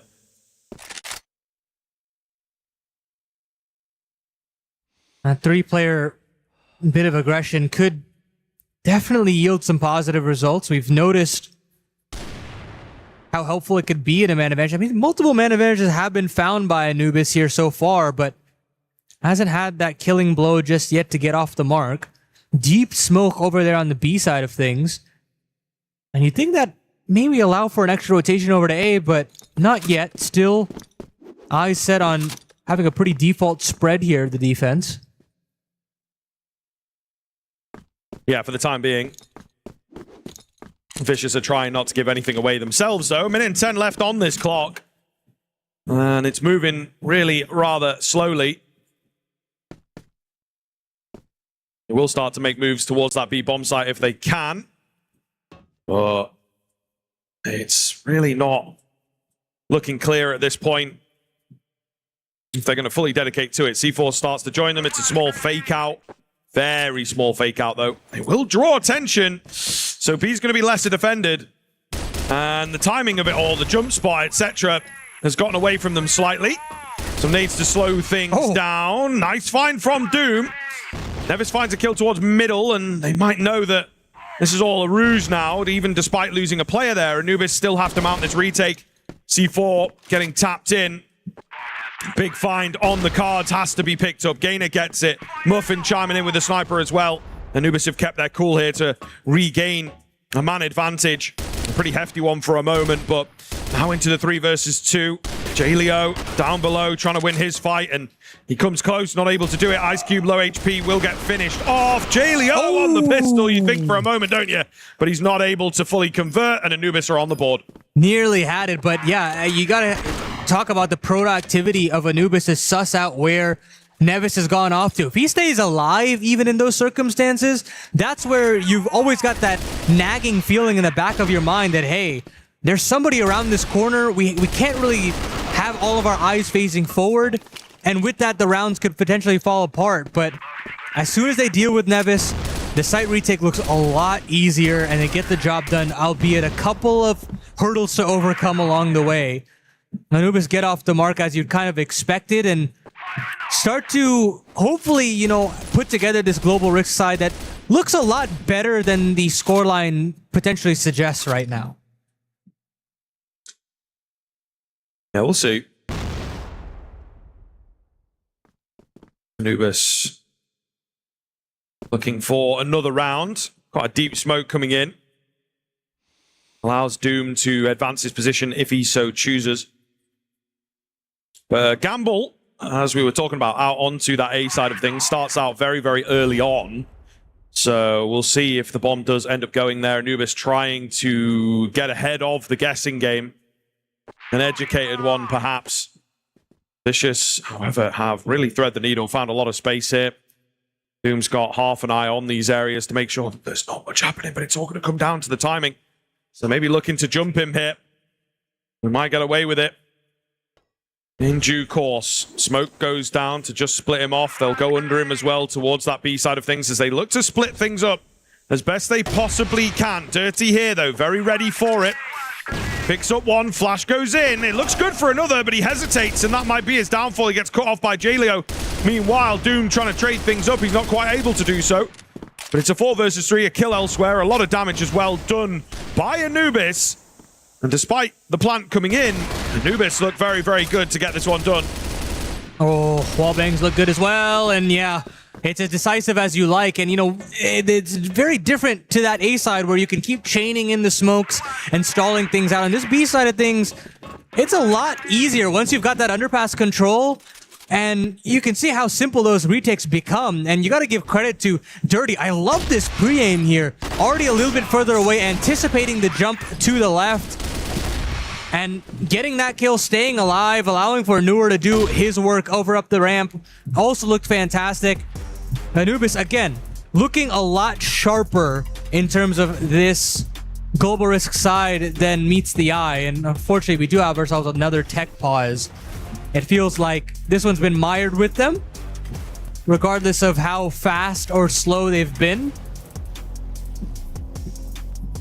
And man, I gotta say, I wonder if those drums are picking up on the mic. It's fun to see to feel how lively this venue is. And we've got, you know, so many different stages, so many different games going on. You get the read and the feel from all around. The man to my left currently dressing up as a bee. Hell yeah. Yeah, so there you go. Hope to see a little bit of the Vitality crew maybe if they continue to run deep here in Crossfire. It seems to be furious, so a little bit of that noise over there, a little bit of Brazilian excitement. And, you know, we've had plenty of Brazilian excitement in our division of EWC over here at Crossfire. You think about Rock advancing to the playoffs. You think about the huge upset that Liquid had earlier on in the tournament. And now we've got ourselves a very exciting playoff bracket. And you know what? I think they also made quite a bit of noise, which was really fun. Like, seeing the Liquid supporters kind of rise to their feet was a lot of fun as well. Yeah, absolutely.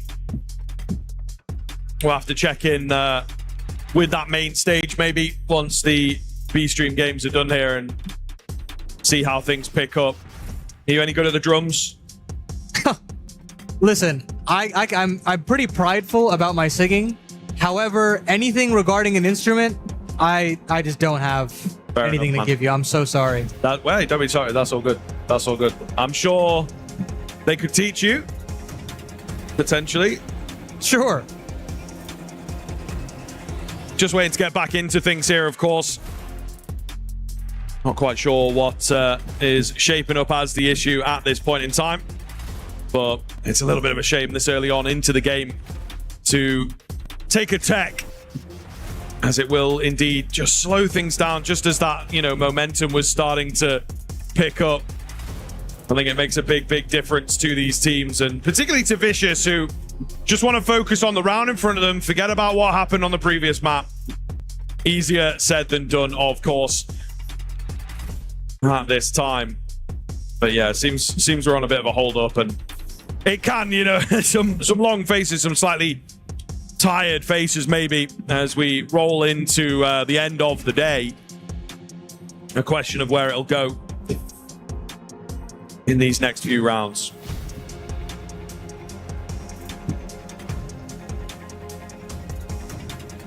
Feels like, unfortunately, for some of these West League teams, the tech pauses and what have you seem to be following them. No matter where we go, it's unfortunate that they've got to deal with this, especially considering the circumstances, but I feel like despite everything, they still look very poised, still very comfortable about the situation, and it doesn't ever seem to affect them. They always feel to put it to the side, forget about it as quickly as possible as soon as they re-enter the server, and things look so simple for them.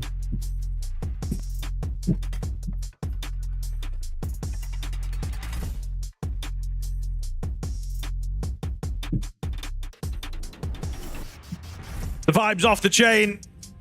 Now would be a great time to get back in and see how these players handle all this kind of noise, all this kind of pressure. And it does look like we're getting a little more active over here, just checking headsets and whatnot. So hopefully not waiting too much longer before we get into things. Yes, indeed. Here we go. So after a technical, thank you very much for bearing with us. We will be back into that action. And not a moment too soon as Anubis Vicious. Hard split down the middle here. Paladin will find out if Anubis can keep that momentum going. Wouldn't be surprised if they do. All 4 rounds of play now. Seemingly a winnable situation for Anubis. Still, scoreline reads 2-2 at the end of the day.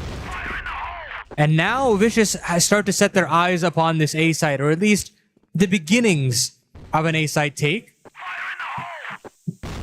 Deep nade to potentially jostle up Noor, but doesn't seem to meet the mark just yet. And this initial gamble is actually the correct one as we continue to see this round develop.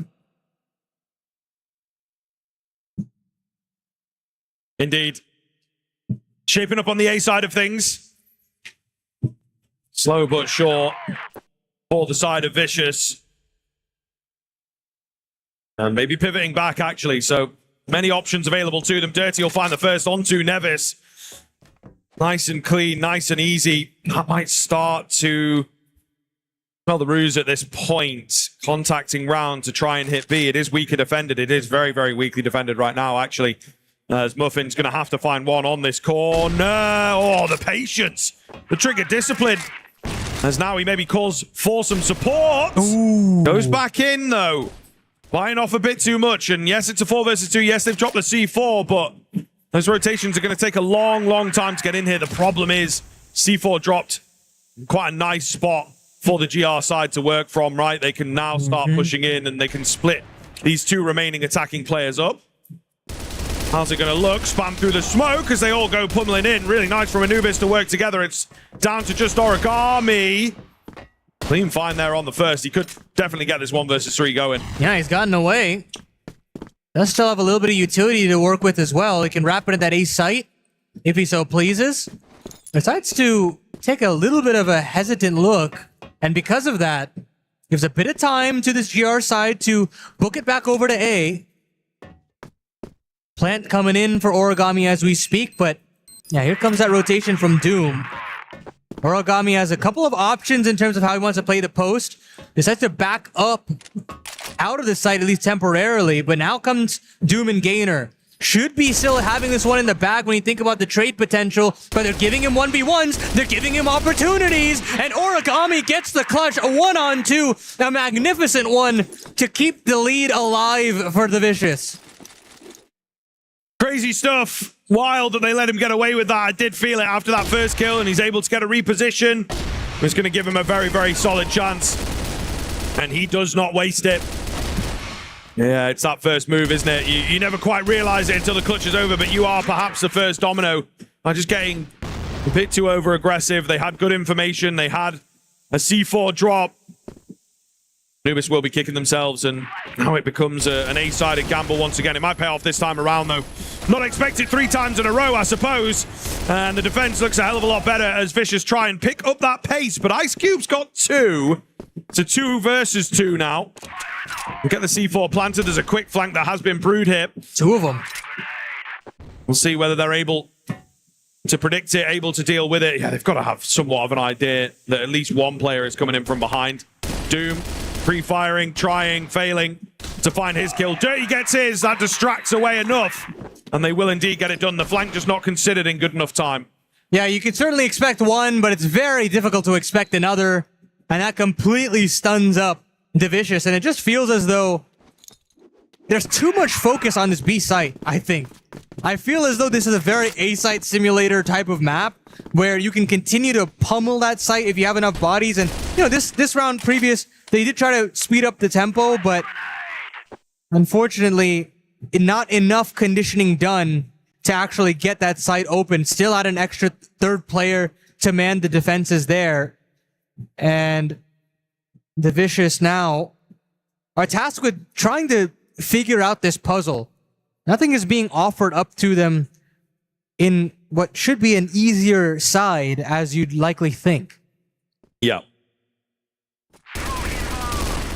Nor around this corner, trying to draw them in, and indeed will be successful in doing so. Only one, but maybe that's all they need. Again, it seems to be an A play, change in the setup here from Anubis. So they do move away from the stack. So it's the side of Vicious trying to get the drop on them, but Gainer has held so well. He comes in for 3. PBZ going to be the only one left. He's picked off by a sniper. That is perfection from Anubis. And the GR that we saw over on Eagle Eye 2.0 starting to come alive once again here in the past couple of rounds. You know, I had an expectation from, you know, one of these riflers to step up, but Newer's had his moments, Gainer's had his moments. It doesn't have to be the Dirty and Muffin show. And with that, you're starting to see a little bit more potency out of Anubis, this third-seeded European team, putting together a very respectable number so far in this first half. Still a lot of work to do, though. And for the Vicious, they realize, hey, we've got to slow things down even further. Pulling all the way back at every choke point in this map and hoping that they get offered up some sort of a freebie, but to no avail. Yeah, it definitely feels that way. See what Anubis are able to create for us here. If they are going to be able to string a few more together and look as dangerous as they did in half number 2 of map 1. Double snipers out. Looking to do it all again. Spamming away. No kills found just yet. Oh, here we go, though. They go flying in. Trying and failing to overwhelm. Trying to surprise. It's the rest of the team that's behind smokes that can't really do too much to join at this stage.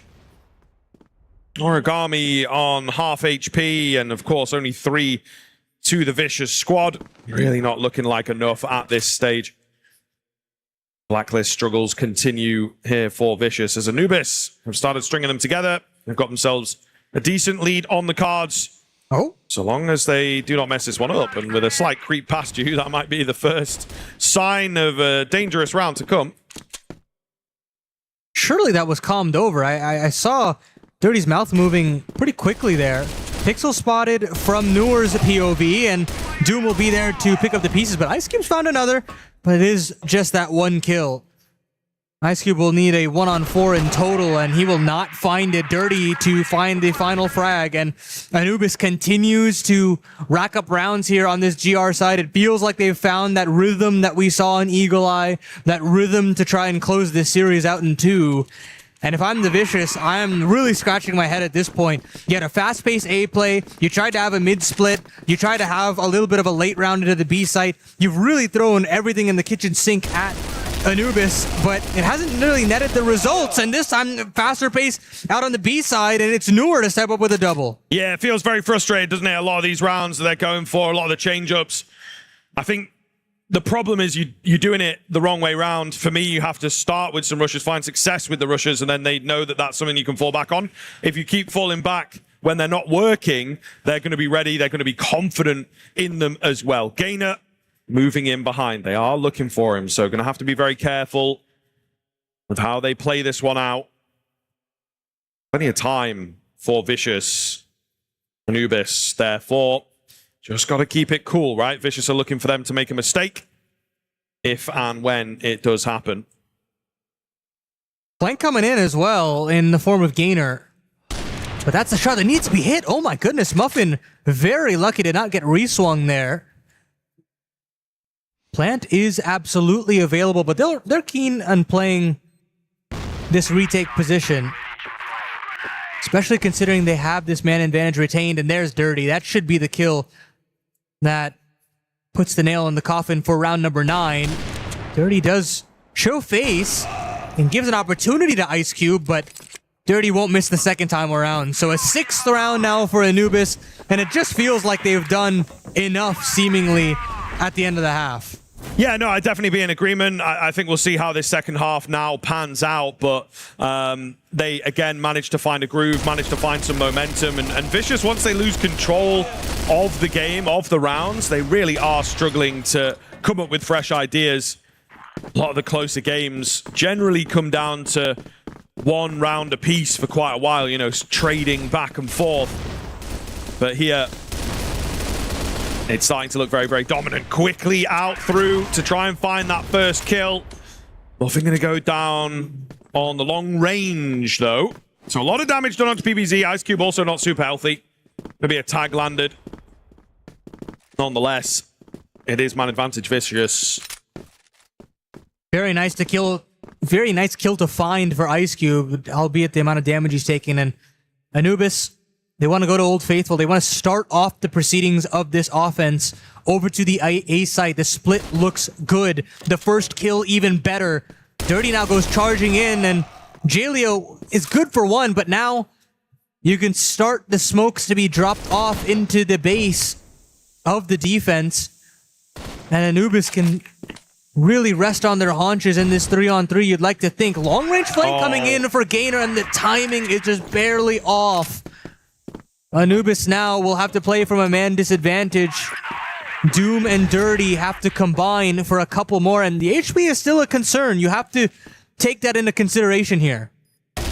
No, for sure. It's going to come into play. It does with that first one, right? A hell of a lot easier for the EBR to get things going here. Origami somehow stays alive, and Doom's maybe out of mare. It's left in the 1 versus 2 here, because they will look to try and find a big clutch out from Dirty. Oh, he's just robbed. He is just robbed. 6 HP the difference, as Vicious will get it done. Really did not look like it was going to be their day there in the initial 3 versus 3. But it falls apart in the end. And indeed, things going well as Vicious finding a 4th round, closing that gap. It really felt like, you know, I haven't heard much from the Vicious camp, and that was the first, like, real yell I've heard out of them. I think they realized, you know, somebody's got to be the vocal leader here. You know, it's not going to, that energy is not going to come out of nowhere. It's going to have to be produced over time, and there's still a long road ahead for the Vicious. You know, despite the 2-round deficit, it feels like there's a lot more to overcome when you talk about the global risk side of Ankara.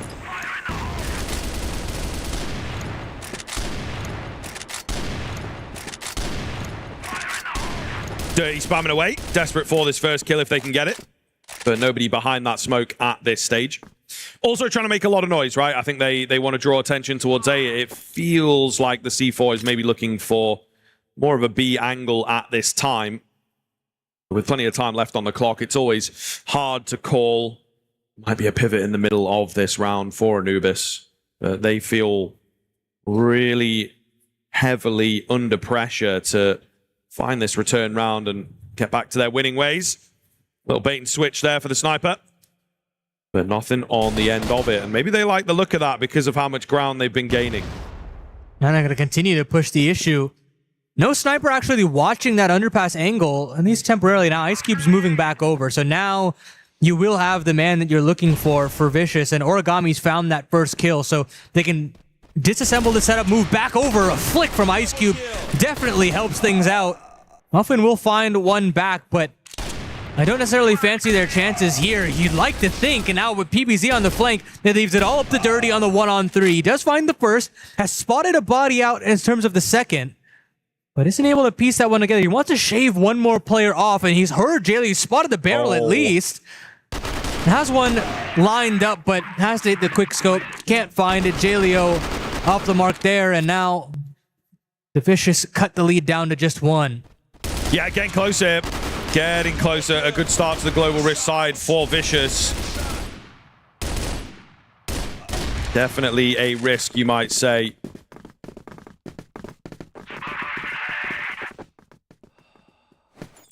One more round is the gap. Anubis hoping that they can figure it out, and it's a crazy off A kind of start for Vicious. And, well, things are moving towards A here. Muffin with a missed shot. Goes back in for a bit more. Lucky to be alive, honestly. That repeat was very dangerous indeed, but they are bursting out on towards A. Jaleo only on for one. Is it going to be enough? They're so far away from things here. Gainer, meanwhile, being annoying. Catches a rotator all the way from B. This really is looking dicey for Vicious. C4 has yet to be planted. Plenty of smokes in the way to stop them getting in. Small gap on the edge of the smoke will be abused here. Dirty on the pistol as well. And that feels like it should be enough. PBZ, he's got a man behind him. No, just have to be a little careful. Yeah. Just got to be a little careful, but it's all good. They had him dead to rights. Oh, that could have gone a little dicey there for Anubis. Bit over-eager there in the final goings, but crisis averted. Anubis now marching forward. A couple of hiccups along the road of this Blacklist side, but still, they extend the lead back to 2. Still look good when you talk about the grand scheme of things. It's definitely not a one-man show this time around. You've had moments from your riflers for sure. It doesn't have to just be Dirty and Muffin. And now, again, looking towards something a little bit pacier over this A side. Origami not called into question in the initial going. Same goes for PBZ. So a lot put on the shoulders of Nevis and Jaleo again. At least with how this round is initially shaping up. But they pull away, and it's actually the Vicious to go on the offensive here.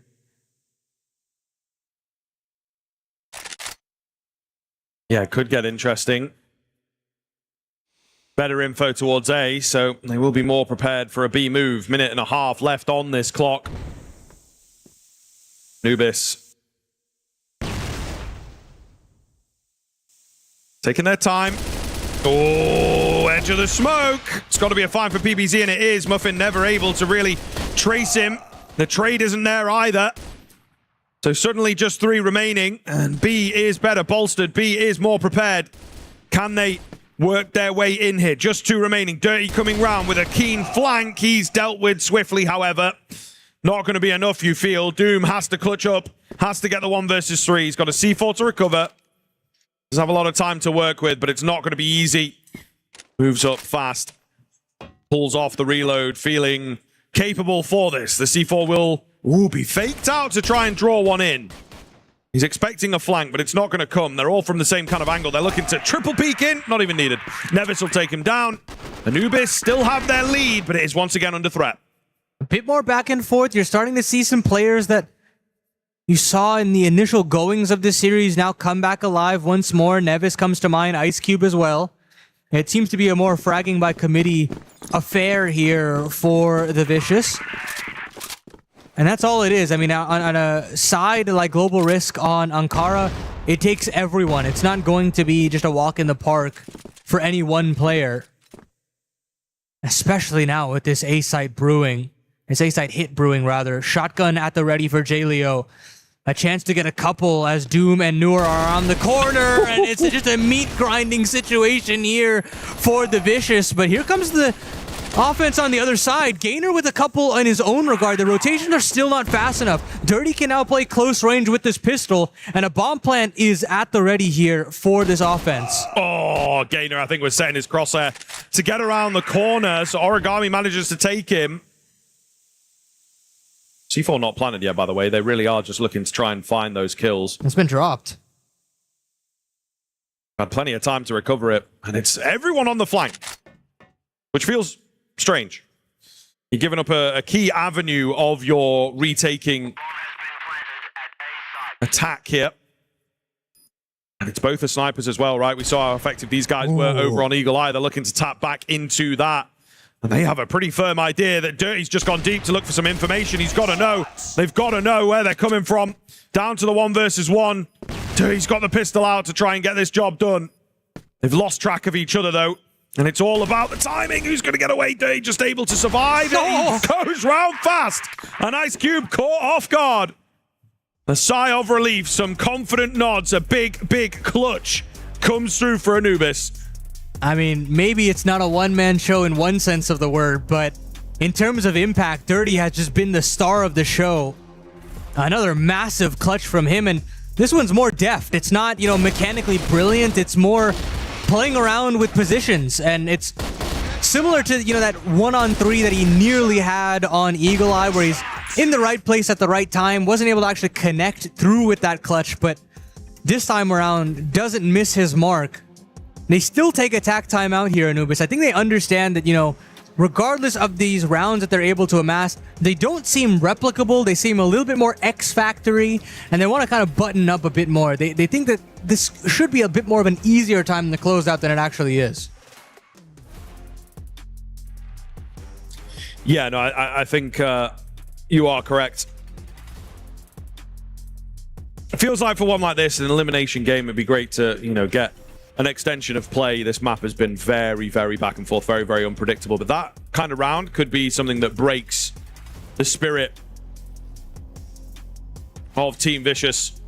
Or rather, I should say The Vicious, excuse me. Nonetheless, just waiting to get back into the action here. And I think Anubis staying cool, trying to stay in a good headspace. Replicate what they've just done. Maybe a little cleaner this time around, though.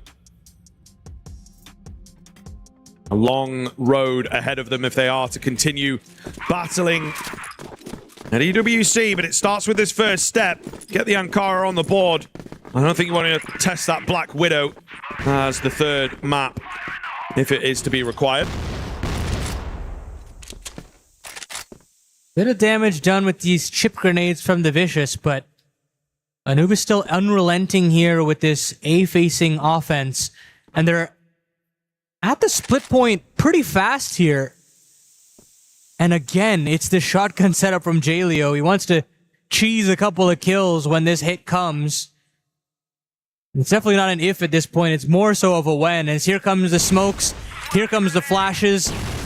And Jaleo gets eviscerated almost straight away. PBZ has got to do a lot of heavy lifting. Nevis has made the rotation over, sure, but they're losing space. They're losing bodies eventually, and it all comes up the Blacklist way. It's all up to Origami. Still finds 2 to bring it into a 1-on-1. And Muffin is very far away, all the way in the base of the defense. And I feel like Origami's got a nice understanding of the situation. The question is, who blinks first? It is a good question to ask. Muffin just training in now. Starting to doubt himself, isn't he? Checking all the angles. Maybe I wasn't the confident, unorthodox, patient kind of player that I thought I was. They're both digging for the fight rather than the plan at this stage. Origami clears a lot of angles, though. It's a lot of information gained in this 1 versus 1. We'll start to have a good idea of where he could potentially come from. Still plenty of time for Muffin to play around with. Origami just hidden away. Waiting to maybe hear digits being tapped in. Muffin, however, tries his best to clear as many angles as possible, but not able to get it done. And a big, big find there from Origami, a really key round. It looked for a moment like the Blacklist had done enough to come back into it, but not the case. Doesn't necessarily feel like he had the greatest understanding of where Origami could have gone off to, and because of that, the angle clearing seemed a little, let's just say, not productive enough. And with that, Anubis, you'd think would turn their heads to another site, but still looks like A being the port of call.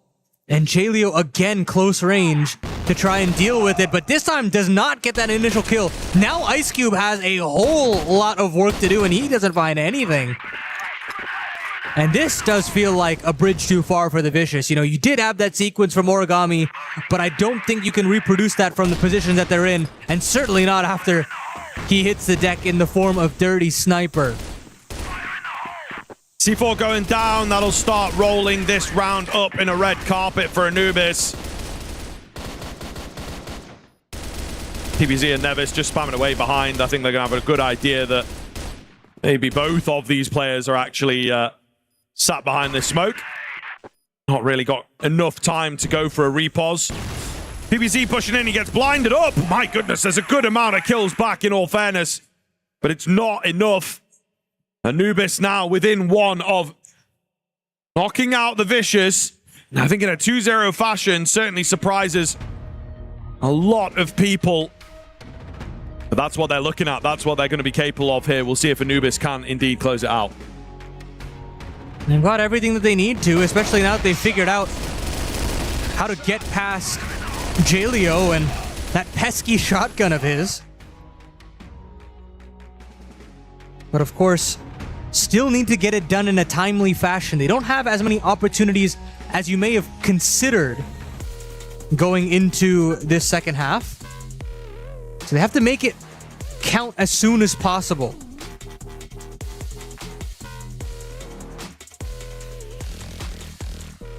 Do you end with another A hit? Is that the solution here? I mean, I don't know if you necessarily want to test the waters there when you haven't really conditioned the B side of things.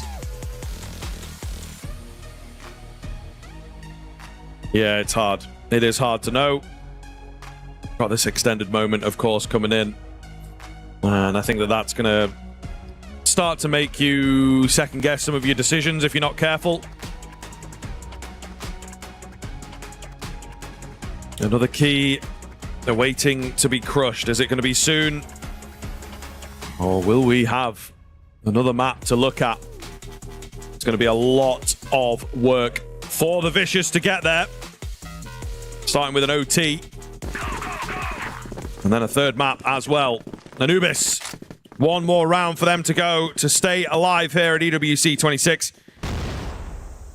And I certainly think they are capable. Definitely are, and here comes Muffin with a huge kill on Ice Cube to start things off, and instantly Jaleo is alone here on A, and you'd think that, you know, maybe they just pull the trigger and try to commit straight away, but they don't. They'll instead sit on the 5-on-4. Plenty of time to play with now as they force this defense to go scampering around the backs of both the A and B sites of Ankara.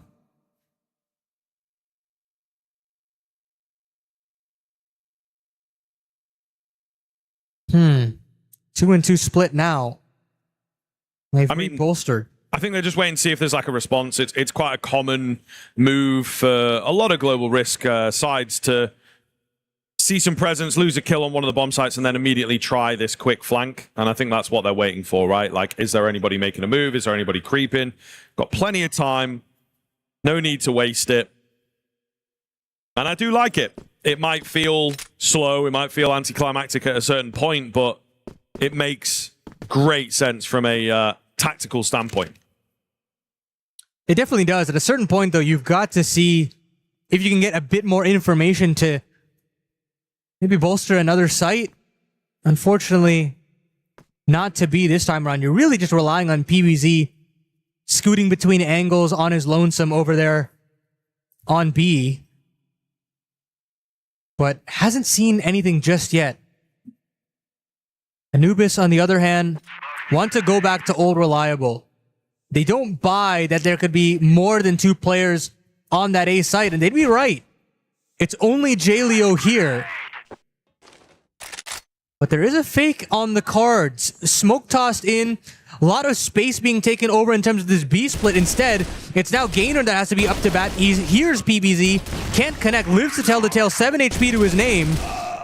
And meanwhile, Origami and Jaleo have taken so many bodies in the meantime and so little HP. 7 seconds to boot. So sure, you've gotten a lot of these kills, but you've run out of time. And I do think that Anubis have overcomplicated that one. Yeah, absolutely. I think we call that an overcook in the business, right? And it definitely does feel like it is the case. Just not giving themselves enough time to play out their options. I think they will know that. That's certainly some nerves coming into play and should have finished it from there. Really should have done.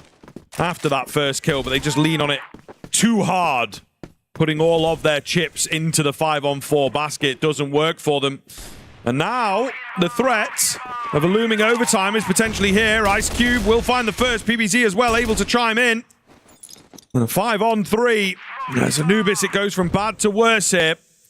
The Vicious have pulled things back after being in a pretty dire situation themselves. Anubis, though, still always capable. Dirty still alive. Yeah, you still have basically the 3 players that you want if you're Anubis, but they're spread around this map of Ankara, and I just feel like you don't really have an idea as to where they want to end up.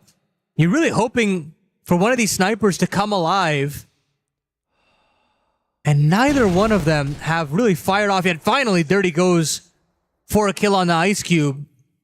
Pulls this man deficit within 1. And now it's Doom's turn. He's going to have to find PBZ cleanly, but he can't. There is the trade for Muffin, but back and forth we go. The defense is favored, and it does indeed look like we have overtime on the horizon. Dirty will have to come up with a heroic 1-on-3 if we want to finish this one off in regulation, and he's going to try searching, and he hits a beautiful flick on a Nevis, but that is going to be that. It's extra innings here in this second map of this last series. All to play for, as the Vicious are not going to go quietly into the night for this one. They are hoping to firmly keep this one going. A third map as well. Right around that corner. A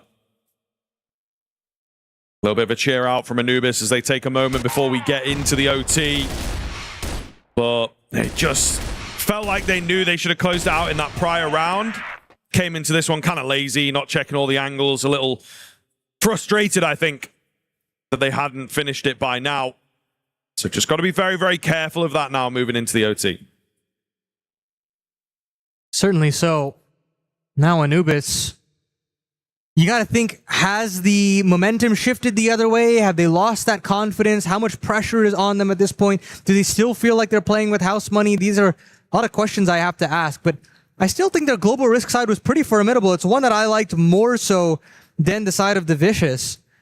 You've still got Dirty on this angle. Has been very kind to him as far as that first half is concerned. PBZ, though, looking for that initial hit. Dirty, though, missing the shot that you really could count on in the first half of things.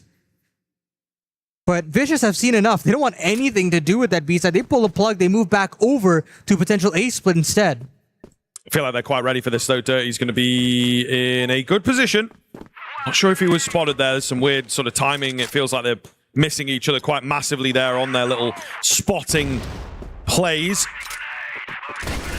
Making noise in our middle. Meanwhile, from behind, it's Doom. He's slipped the net completely. Able to find a double kill and drop way, way back. Dirty will fall. They're trying to get kills back. Gainer also confident moving forwards here. HP bars are a little low. Doom gets caught by Jaleo, who himself felt surprised into a 3 versus 3. It's really devolved here, the level of the Crossfire. Quick 1-for-1. Leaves us in a 2-on-2 as the dust settles. That C4 thinking about moving in for a plant now. Well, you think that maybe Noor has heard this. Can't deny the plant, though, and can't deny the kill after Jaleo gets his gun back out. Now it's Muffin that's got to do it all on his own. Swaps over to the pistol, trying to cut the distance down as quickly as possible, but his trade potential is still absolutely there for this Blacklist side. Fires off a shot and takes a little bit of a glance and can't connect the final shot. Vicious now is their turn to get loud. They see that third map on the horizon, and rightfully so. Yeah, they do. And I mean, again, that's going to be another demoralizing one. Anubis are letting a lot of rounds slip away. They're definitely not done deals, but certainly rounds that it feels like they have 65% chance in. Still pretty good odds, you would say. So, yeah, that is difficult to say the least. Nevis going to be tagged up pretty heavily here, though, as they do try and get aggressive in the early stage of this round number 20 for Anubis. But no kills as yet. B-site now the priority here for the Vicious. At least this initial hit. Here comes a bit of aggression from Doom and Noor, and the movement is great from PBZ to just dodge death, at least temporarily. And that surprisingly rather, creates a bait and switch setup. Gives him the 5-on-4, does significant damage to Doom as well. And while the Global Risk side did look good in regulation for Anubis, it feels like this team has run out of steam moving into extra innings. Worrying sign, especially if we potentially move into a third map, Harvey. Yeah, absolutely. So far, not looking good for Anubis. Moving towards A on the Vicious side of things. Oh, and Muffin, his timing's going to be way off for some of these moves. Misses the flick on the wrong angle. Does well to find one with the pistol in all fairness, but they're just so far away. Feel like surely not going to have a chance here. Gainer got to find Nevis. He's not going to check it. Goes down too easily. I do feel some sloppiness coming in here. Really does feel like Anubis checked out. As the frustration maybe getting the better of them. Another round for Vicious. They are moving ever closer to that 13.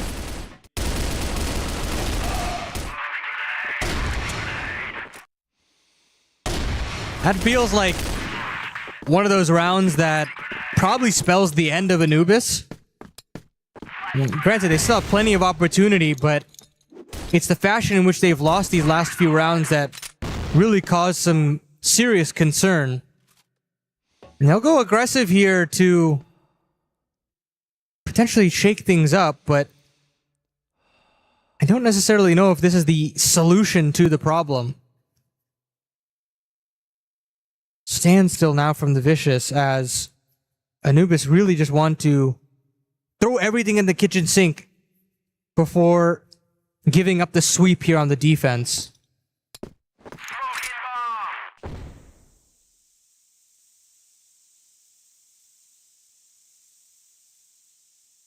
Doom up high. Oh, nearly creeping under him, but he is able to spot out PBZ. A key kill for Anubis, who just need some kind of a break here in the OT. Muffin chimes through for 2. Quick as you like. And Anubis in prime position to at least find one. 4 on 2. J-Leo and Origami in some weird spots. The game state looks very, very strange. Origami in behind. Sorry, J-Leo in behind, but Origami finds a kill. So this could get very, very weird. It seems like Muffin does have half an eye on where J-Leo is creeping in from. They, of course, have that C4 at their feet, the Global Risk side of things. Muffin. Ooh, the tag could be a big deal. Wait a minute. 2 versus 2 now. C4 still needs retrieving. There's actually not a lot of time to get that bomb moving at this stage. They will try and head towards B, but Dirty's in a pretty good position to just slow them down and stop them. They don't have time to be taking liberties, trying to find where Doom disappeared off to. He will let them know with a kill, and Origami's got to do it all in 20 seconds. It feels like it's just not enough time for him to break in towards either of these bomb sites. B is going to be the only real option, and Dirty takes him down. Certainly hard work, but Anubis do get it. Yeah, you want to talk about the break that they're looking for in OT, and that certainly is the sequence that you're looking for from Muffin. It's this quick scope into the double that opens the map altogether again. And now you move back into this Blacklist side where you think, okay, maybe there's a little something left in the tank. Just a last gasp to get them over the finish line. Of course, it's going to be needing, they're going to need a sweep to complete this without a golden round, but it's going to be a lot to ask for. PBZ now going a bit aggressive. A bit too aggressive for my liking, but doesn't get punished for it just yet. Anubis don't want to give away this first kill just yet. A little slower in their approach.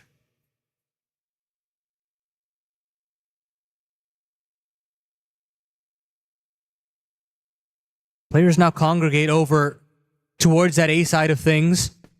Gainer still tasked with patrolling on that B lurk. You know, they're not in any rush here, Anubis.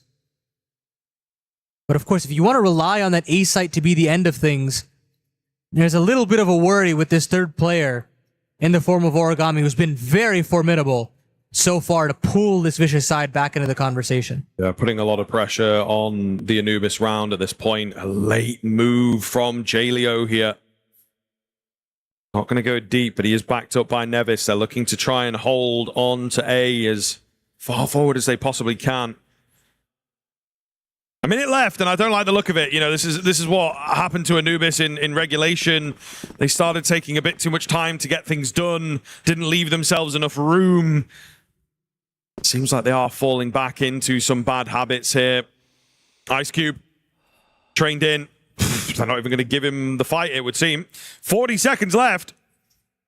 They're going to go through with an execute here pretty late, though it is. Ice Cube lands that leg. Could be a very big deal here in proceedings. Not able to take a member down just yet. He's missing shots. He's under pressure. Origami around to try and bail him out. It's all over the place right now, but it's the main site that is finding success. They've got to try and get the C4 in. Kills going round. Muffin with 2 of his own. It's all going to be on Jaleo. It is a massive mess, as I say. There's kills coming back round. They just about get their hands onto that C4. They should have enough to plant in here. Jaleo with a reposition. He's so very low. This would be quite something if he can pull this off. It seems like they know about his flank. They know that he's changed up positions at this time. Not 100% sure, though, but he looks at that bomb, and that's when Doom peaks. 11-11. Huge sequence there. I mean, all 10 players on that B bomb site at a certain point. You think that, you know, Vicious have at least enough bodies on the scene of the crime, but it's Muffin with a massive double kill on the pistol. And it feels like if you want to talk about a victory for Anubis here in overtime, you've got to say it all comes down to the performances from Muffin. Multiple rounds with multiple kills. And all of a sudden, Anubis have a little gasp of air here at the tail end of Ankara. Again, slow and methodical go Anubis. They realize that perhaps that extra pace that they had on their blacklist side in regulation wasn't the key to success. And frankly, I'd agree with how they've been playing some of these mid-rounds.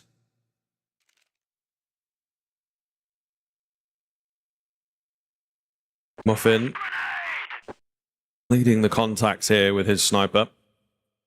30 also on it, not as commonly seen on the blacklist side, the double sniper cell. That's what they're going to go for here. Meanwhile, also a rare kind of idea and push through the B hole. It's super effective for Vicious.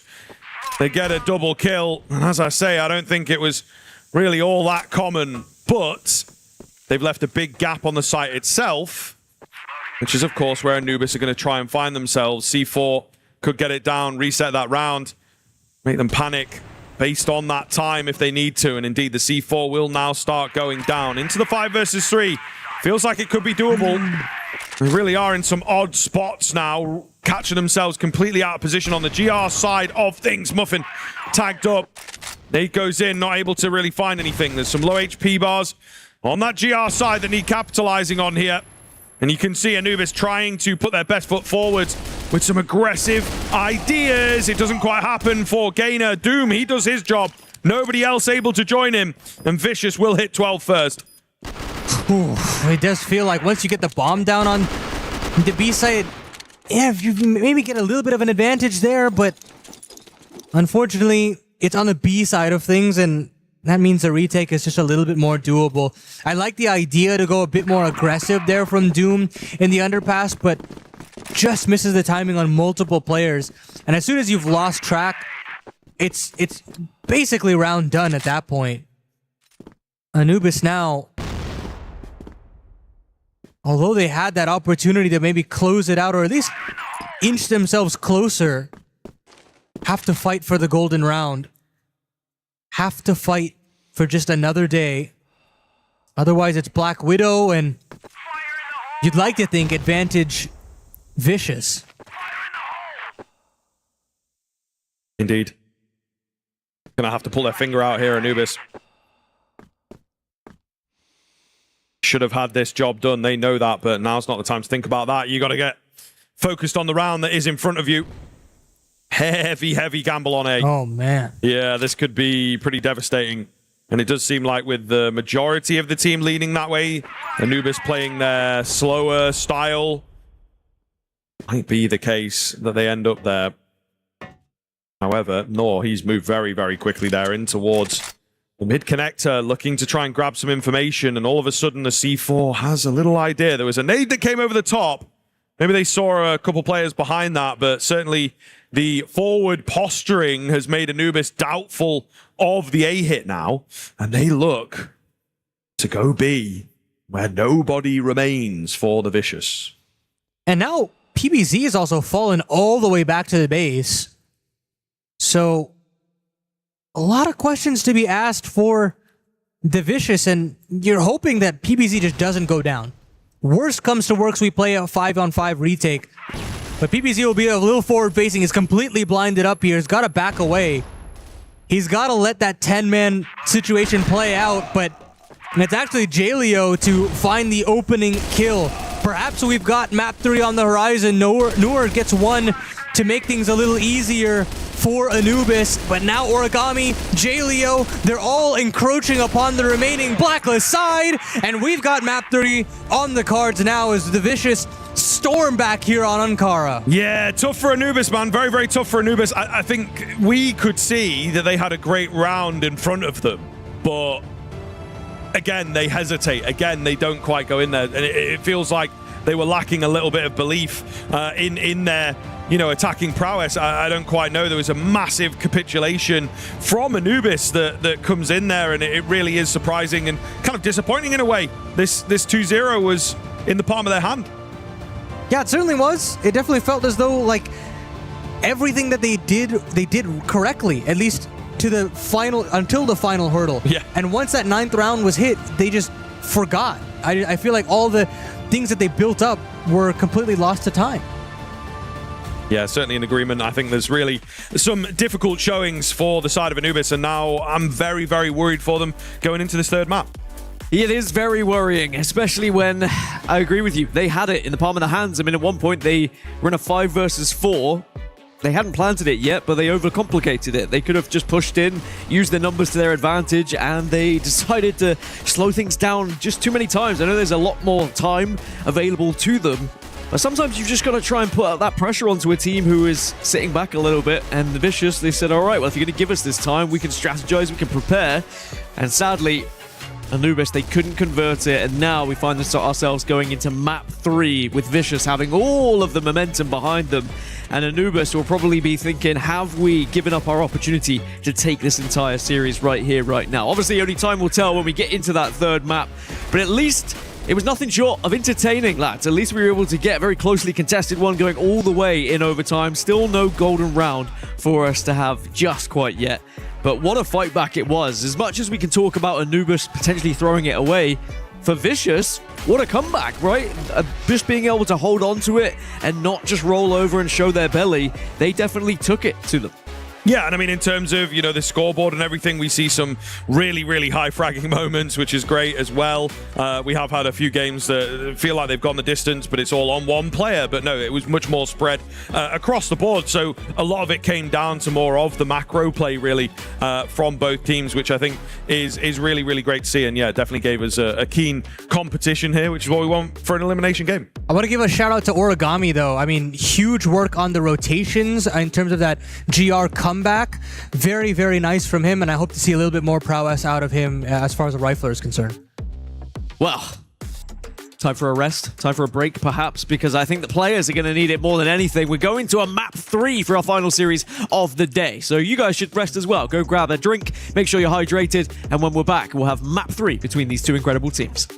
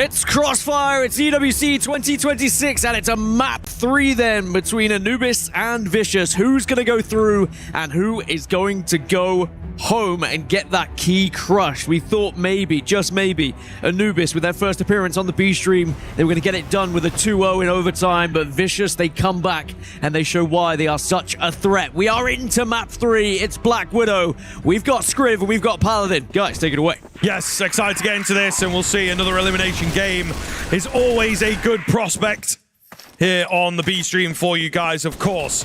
Anubis, I'm worried for them. We've talked a lot about the mental. I think that CROSSFIRE paints itself as a very, very mental game indeed. And it's dangerous now to consider how this is going to look for the side of Anubis, who, well, once, twice, maybe 3 times should have gotten that done on map number 2. I'm sure they reckon they could have gotten it done 5 or 6 times, right? Players always have a higher belief in themselves. So now on to Black Widow. It's a nice blanket map, but still going to be very, very difficult for them here. Vicious with the ascendancy. Yeah, I think in Anubis' mind, they wanted to stamp their authority on a map that they truly enjoy in Ankara, but maybe they don't enjoy it as much as of right now. Forward facing here are the defense of Anubis over here on B, and spams go every which way, but Jaleo comes out on top. It does thrust Muffin into a difficult situation, but he still comes out on top with 2. Doom is here on the rotation. Here comes Noor as well. Ice Cube and Jaleo do respond, but it does come down to a 1-on-2 as the dust settles. It's all to Jaleo. He's found out where 1 is gone, but now it's time for Anubis to roar back to life. Yeah, good feeling for them, and keep that energy up. You could hear them sort of with the battle cries, not quite on the liquid levels, but still quite loud, and especially getting into this 3rd and final map. Still got some vocality to them. I think we've seen a couple of teams, they start off that way and then it starts going wrong, and you know, it's high highs and low lows really, but they're trying to keep the energy up and just see this as a fresh opportunity. So a solid find from them. Always good, as we say, to open things up, especially after losing out on that second map in the fashion that they did. So double sniper coming out. See what Anubis can do. Yeah. Can't necessarily deviate much from that with how incredible Dirty and Muffin have been playing so far in this series, regardless of the map score. But it's Vicious again looking towards his B bomb site. I think in their mind, they like what they saw. They like the clutch situation that they were put in towards, and they have a flash already to get themselves bridge space, which they've gotten without really using much in terms of resources. Whew. Big shot for Gainer to find. That's a lurk gone. And he gets to retain short control. So big first kill to be found by Anubis, and all of a sudden, Vicious now have to scramble for answers. Yeah, really, really clean. This is a massive gamble stack, though, on the other side of things. Gainer, however, doing his job and then some as he manages to find another 4 versus 3. Dirty creeping in to try and defend out this A bomb site. It's a big flank coming in from 3 players from behind. Very, very difficult to see how else this is going to go. Nevis and Ice Cube, the only ones that remain. They do get that C4 down. Ice Cube able to open up as well with his sniper. The legs showing, not quite able to finish him off, but Doom's like, look, I'm busy shooting someone else. Get out of the way. And he does find the final 2 in the end. Anubis stringing a couple together right now. Yeah, starting to see a little bit more confidence out of Anubis now. Going for these aggressive plays that really helped them on the global risk side of Ankara. It gave them a bit more dimension to how they wanted to approach things. It forced Vicious to get a little crafty with their offensive setups. And now it's forcing Vicious to do the same, at least in the early goings here on Black Widow. 2 rounds now where they've had the extra jump in terms of a flank, in terms of an extra body where the Vicious members weren't necessarily expecting. And it's going to make this offense feel a little bit more complicated as far as the early goings. But Jaleo does find the opener this time around. So you add that on top of PVZ's, and maybe you have a little bit more of an easier time. Certainly very, very possible.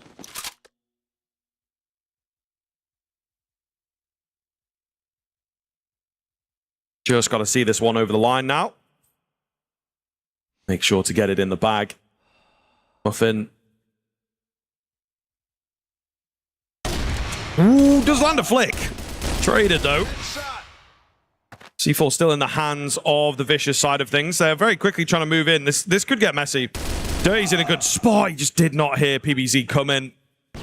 Doom the only one left then. They know vaguely about his position. They know that he's definitely coming from B, right? So they should be able to see him off in just a moment or two. Nevis looks like he's got his number, and indeed he will take him down. So Vicious quite speedily on the board.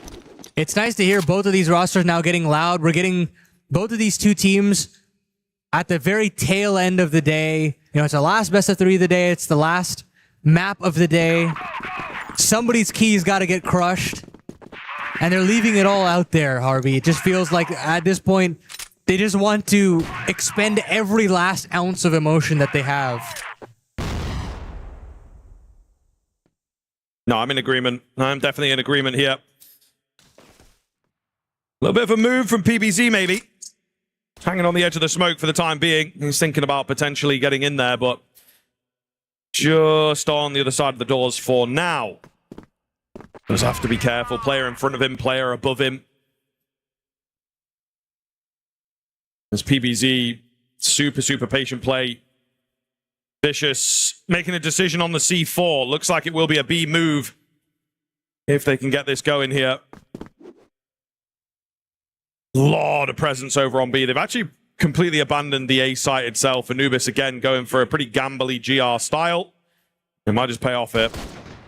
Whew, nice kill there from Origami, though. That's the solo A presence that Anubis remotely had. And now Ice Cube and PBZ are considering just walking and crawling up long. Vicious don't have to commit to this. The C4 is in an advanced position on bridge, but that doesn't have to be the end position for this offense. And here comes the smoke in terms of the cross, and with how much space Vicious are getting, you can still pull the plug. You've got plenty of time to cause the rotations, but it seems to all be a fake. Anubis aren't even there to hear the fake. J-Leo now charges in at that opener.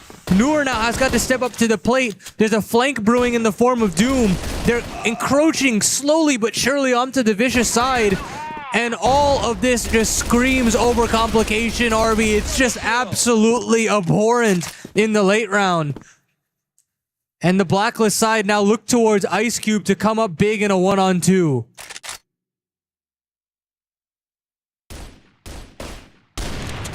Ice Cube tagged down slightly.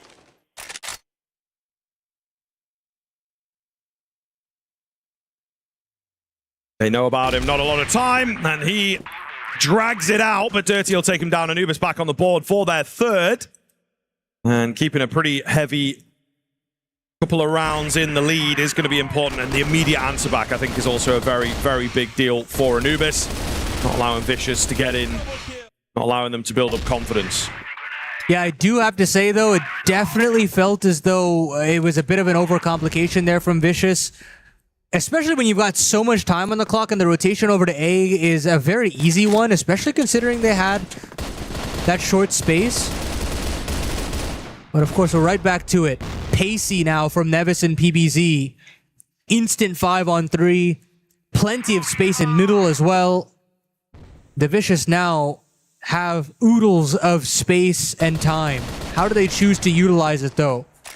We've seen a couple of mistakes in terms of coming up with a solution, and they're bleeding bodies now as Noor, who has been on a bit of a tear to start things off on the B side of things, continues to pull this one back slowly.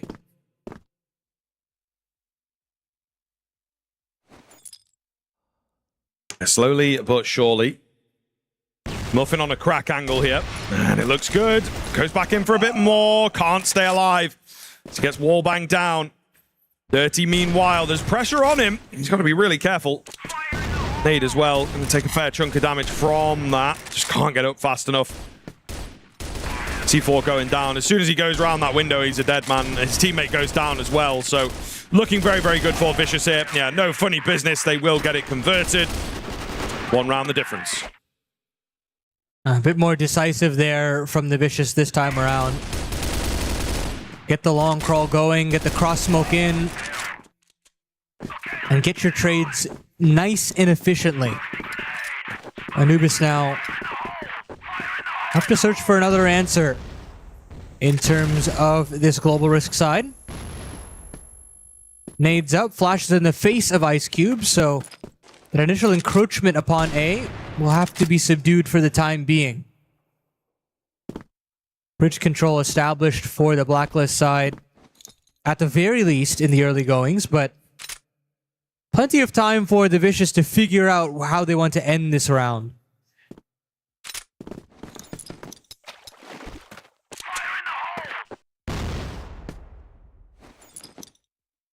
Minute and 45 left on that clock. Advanced position here for Nor. Very, very dangerous spot for him to be in. Oh, he's not clocked them at all. Yeah, he misses the timing massively. Doom, meanwhile, trying to pick up the pieces, but it's going to get away from him. I mean, the Vicious getting away with an awful lot in this round. Breaking in towards that A bomb site. 4 versus 2. Looks absolutely convertible from here. Muffin remains all alone on the other side of the map. It feels just so disjointed in terms of some of these setups where you've got players on islands, there's no tethering between defensive teammates. And with that, it allows for this side of the Vicious to basically essentially get any sort of one-on-ones or two-on-ones really in their favor. And it really showcases how many holes in the defense Anubis have. Vicious now want to up the tempo in terms of taking some long space, and they get it pretty much for free. No initial duels being taken. Some pot shots from Muffin, but nothing necessarily converts to a kill thus far. And with that, the Vicious will be very happy with the initial hits.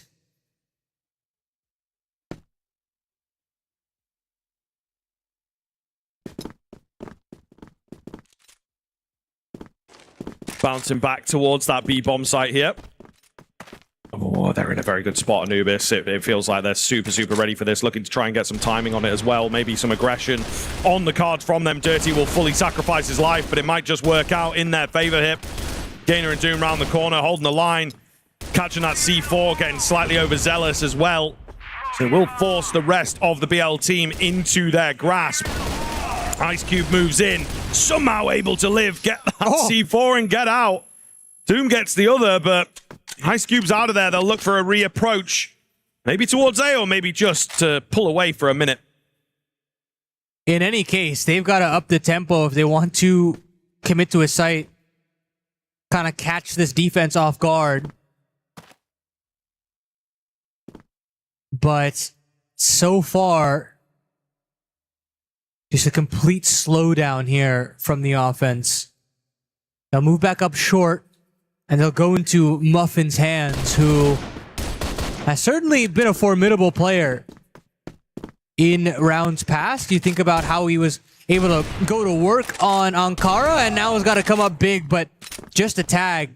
So we have ourselves a 2-on-2. We have ourselves a plant and a chance for Vicious to reclaim the lead. Looking that way, but definitely not a done deal just yet. Nor out on the pistol, does get the kill. Ice Cube can be left to clutch up then, and he's missing shots. He is missing, but he lands that. And now brought into the 1 versus 1. Not quite sure where Nor is coming from, though, and Nor's looking to use that to his advantage. Oh, nearly getting the drop on him. Ice Cube can't find him. Well played by Nor, and Anubis to retake the lead with a 4th.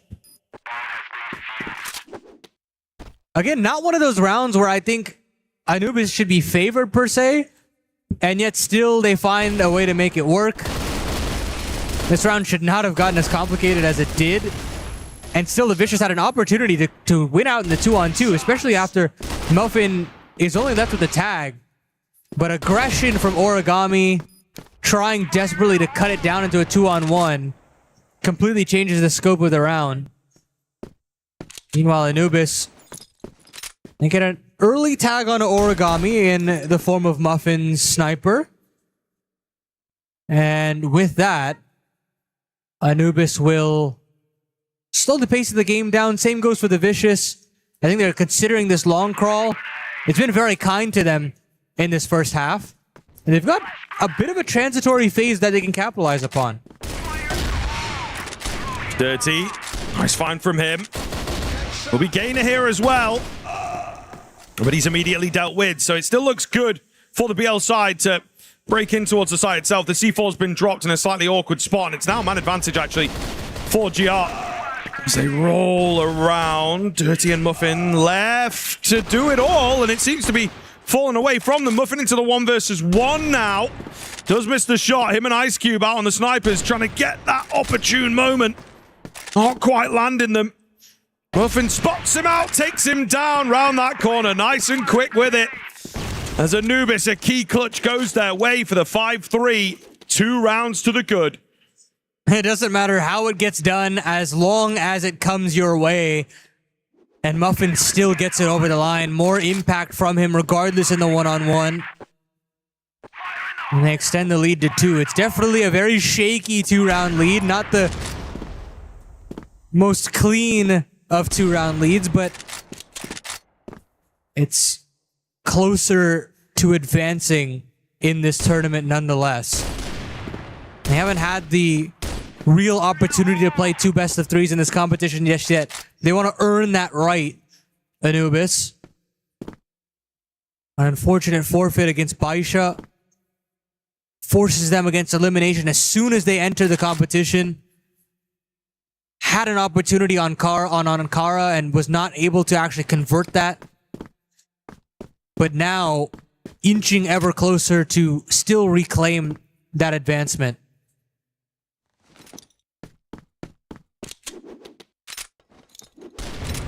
Ooh, nice from Dirty to break that silence. Gainer joins him. Doom looking to get involved here, and he will find success. Nigh on flawless. Close enough. Keen finish. Anubis, we've seen this kind of scoreline from them before, and they've not managed to get it done. So I'm not going to call anything too early just yet, Paladin, but it does look awfully good. 6-3 as we roll into that second half. But if you want to get excited about a round of play to end a half, that's probably the round to look at. Finally, a round where the setup is there, an expectation for the round to be converted is there, and it actually does come through. Now Anubis, with everything in the palm of their hand yet again for seemingly the third map of our 30-map series, are looking to put Ankara in the rearview mirror. Muffin has gotten out into the long side. He's gotten to the back of barracks, searching for an opener, but it's really the short hit, which is the name of the game. PBZ close range, with Jaleo not far behind.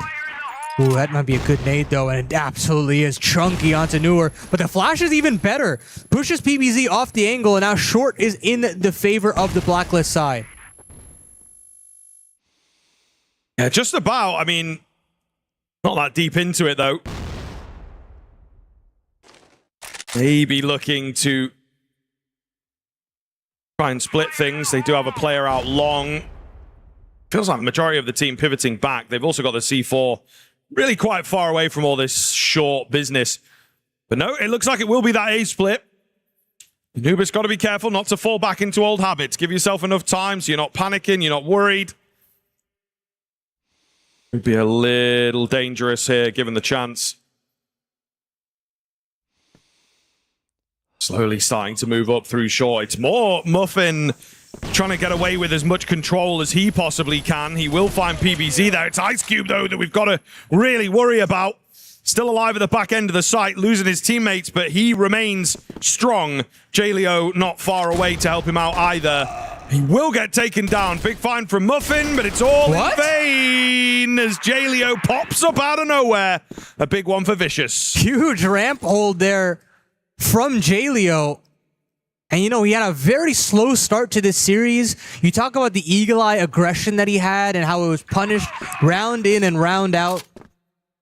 But regardless of that, his bounce back has been unreal. You talk about the defensive holds that he had on Ankara, making it work with shotguns, and now here on Black Widow, a reason to cut this game down within 2.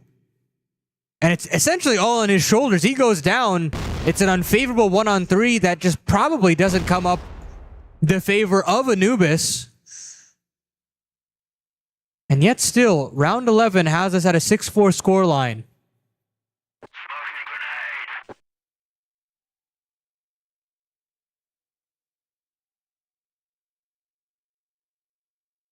Doom rolling forwards, thinking about hitting B, but get away from him slightly. It appears to be another attempt today.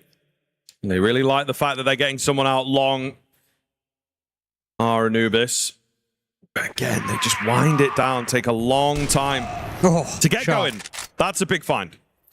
Ice Cube's still here at the back end of the site, though. He's ready for another round of the same beating. Are they going to test him? It seems like they will. The C4 again. Getting over here slowly. Ice Cube taking an advanced position in towards short. Try and thin the numbers if you can. Slightly different position from the last time. They will indeed start to look towards him. Turns away, misses the shots out. He's going to need the rest of the team to pick up the pieces, and they will. They will, Paladin. It's Doom in the 1 versus 2. And he has dropped back entirely. He's lost that C4, so he's going to have to end on A, but he's looking for a different way into this round. And comes out the long side of things. Does potentially have a jump up on Jaleo. So the question is, does he give a sound cue away? Whoa, it's just timing. Jaleo checking between both the angles, but the flick around from Doom is there. Brings it to a 1-on-1. Nevis doesn't have this long sight line with a sniper. It's the rifle that's going to have to do the heavy lifting. Damage goes both ways. Nevis still holds on that headshot angle, giving him just a couple more seconds to live. 15 seconds left on the clock. Doom's got to get a move on. He's got to find this kill, and he absolutely will. Finally, another clutch going the way of Anubis, and they are now 3 rounds away from avoiding elimination here at EWC. Yeah, just the whole way through here, keeping the Vicious at arm's length, and sometimes it's just as simple as that. It doesn't have to be dominant, doesn't have to be flashy, just got to be a couple rounds here and there, but making sure that you do string a couple together, obviously going to be important. Anubis, give us one more, and I think you're in a really, really good spot to secure things. Will be, again, the double sniper coming through, so they really do like leaning on it, of course. I mean, it makes a lot of sense. But it's something that they feel very, very confident that they can rely on. And it does seem to be working for them. Plenty of options. Again, looking to get a player out towards long here if they can. But perhaps a different idea, as the B bomb site looks more inviting this time.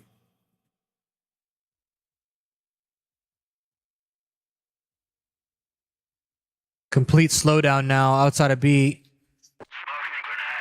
And a pretty big gamble from the Vicious, mind you.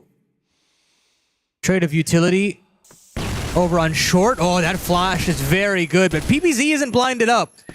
So he'll find one, bring it to a 4-on-5, and that should prime the B hit into coming. And the Vicious should be able to lock this one down, you'd like to think, but Nevis isn't able to find enough. 2 more rotations on the way. And a flank coming in from PBZ should secure it.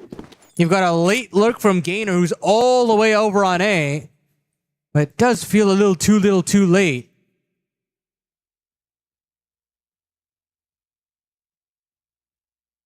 It is possible. Bomb takes a long time to get over here.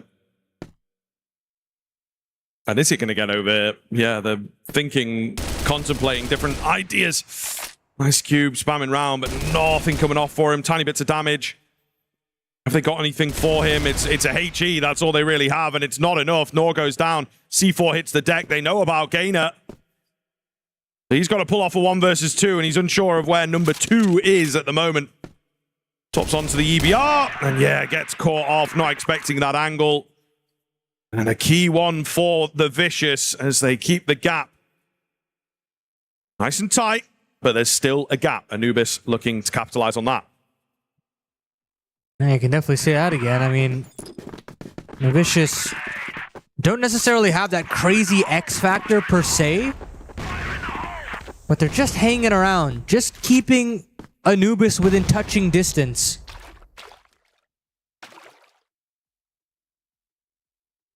Gainer takes a heavy bit of damage off of that nade. And now the Vicious don't have that extra player on the B site, mind you. Still taking bridge control goes Anubis, and still taking box rooms as well. So a lot of early pressure applied to Vicious over here on B. It caused that little bit of a lean over for Ice Cube, and Dirty's there to punish. Yeah, really, really keen find. Again, keeping them in a great spot as they look to open. Question of whether they can keep it going from here, though, of course.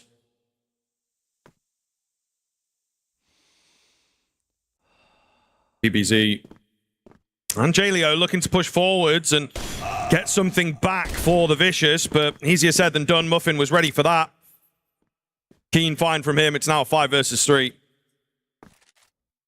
And look at what that does to the Vicious. They call a timeout almost instantaneously after that kill comes through.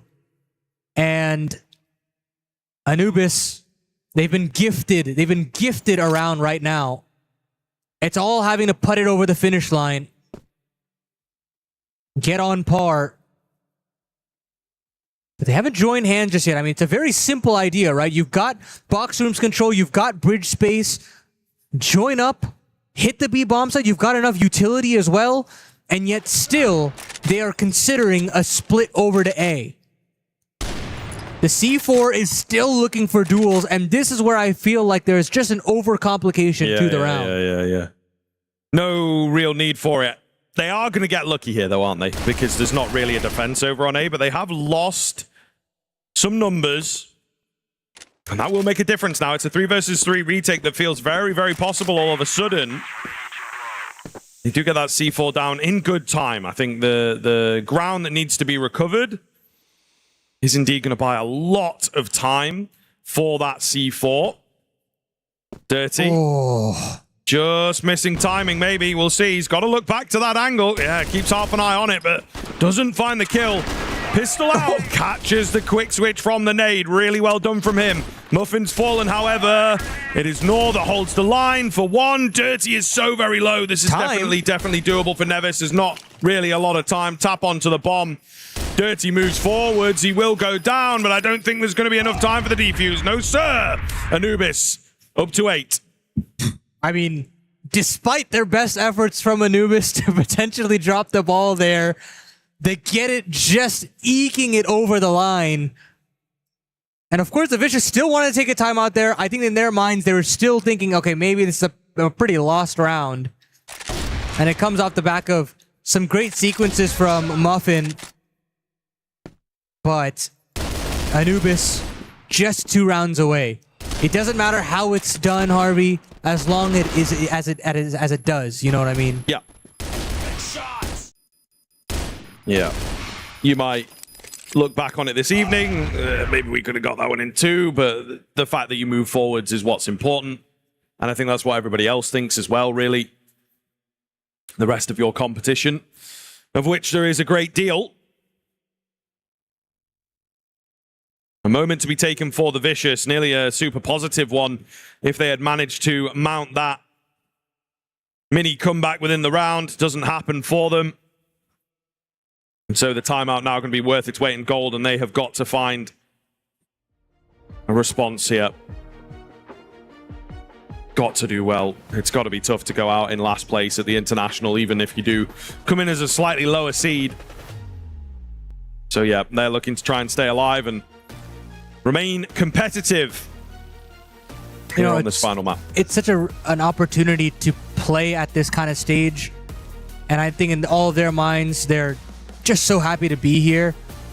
And trying to extend play, that's everything. I mean, you surely in their minds, they're not necessarily thinking, okay, we could potentially make playoffs with how tough some of these groups are. But if they can just get a little bit more experience, maybe there's a bit more on the table, maybe they can potentially cause an upset.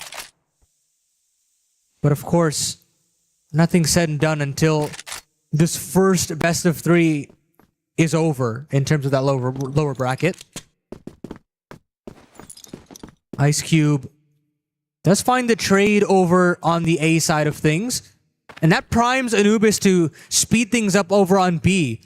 A player is playing anti here in Jaleo, while Nevis takes that first contact. Deep smoke to come in at the end of bridge, but they're going to go through it regardless. The flashes are fantastic. Jaleo completely blinded up. Nevis just gets his vision back, but it's not enough as Doom doubles up. C4 will hit the dirt. And Anubis with another ripe opportunity, just ripped away straight away by PBZ's nade. We've got a 2-on-2 on our hands. Yeah, it could be really something if the Vicious can get this one going. PBZ, though, he's spotted, he's tagged. Dishes out some decent damage himself. It creates space for Ice Cube to come in and a great flash. Really great flash there to get things done. The Vicious will move up to 6. Anubis, we have seen this before. Sloppiness coming in, missing out on some keen opportunities to find the quote-unquote easier rounds.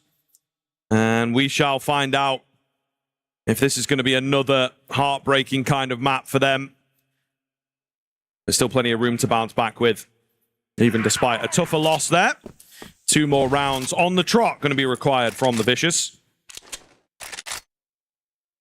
Ooh, late long control being taken by Anubis here.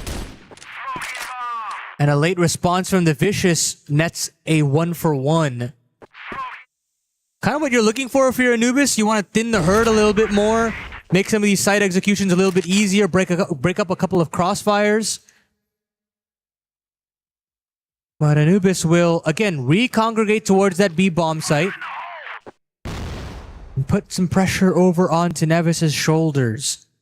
No sniper up for the Vicious here. Nade goes deep, doesn't hit a man. And with all this silence and all this aggression from PBZ, an instant gamble from the Vicious with 3 players leaning over to that second letter of the alphabet. Feels like a pretty deadly setup. Big flank coming round here. Big kill as well on the cards. It's PBZ that finds it just about. 1 HP. How has he ever gotten away with that? And now a timer on this for Anubis as they look to move forward. Looking for the split. Oh, no. They will be caught back turned. Jaleo with the perfect timing. All on Muffin. It's fallen apart before it ever got going here. And the Vicious with a couple back-to-back. Starting to believe that they can get this done. Anubis, it's super, super scary now. They have to respond. They have to respond. I mean, in the Vicious's mind, the way that they're winning that round comes down to efficient information management. It's aggression over the long. They get barracks control. They realize there's nobody home. There's not even a sound cue to be heard. No utility in their face. It gives a 3-player lean over this B site. And I mean, it's not even crossing Anubis's mind that there's potency for a stack to come through. There isn't a smoke up in the spawn side of things, so everybody's turning one way. Doesn't feel like there's communication to kind of split the attention to try and get a trade going. And with that, Jaleo with another key impactful round from him. Now, all of a sudden, we've got essentially a repeat, a rerun, if you will, of Map 2 in Ankara. All I see is shades of overtime, shades of heartbreak on the horizon. Yep. No, I am with you.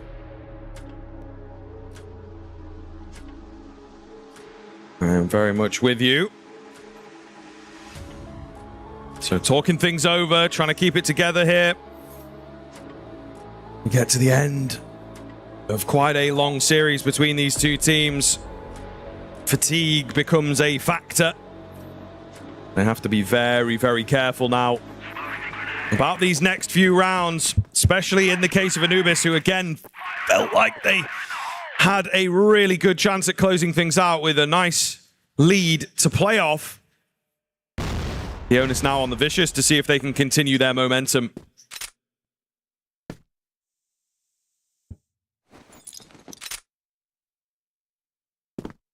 Stand still now. As Anubis don't necessarily want to make this first mistake. They can feel the pressure building at this point. So many squandered opportunities. And they don't want to let this one slip. They don't want to give away that lead, making it an even footing type of game. Utility tossed in to cover up mid. And PBZ will still have a look-see.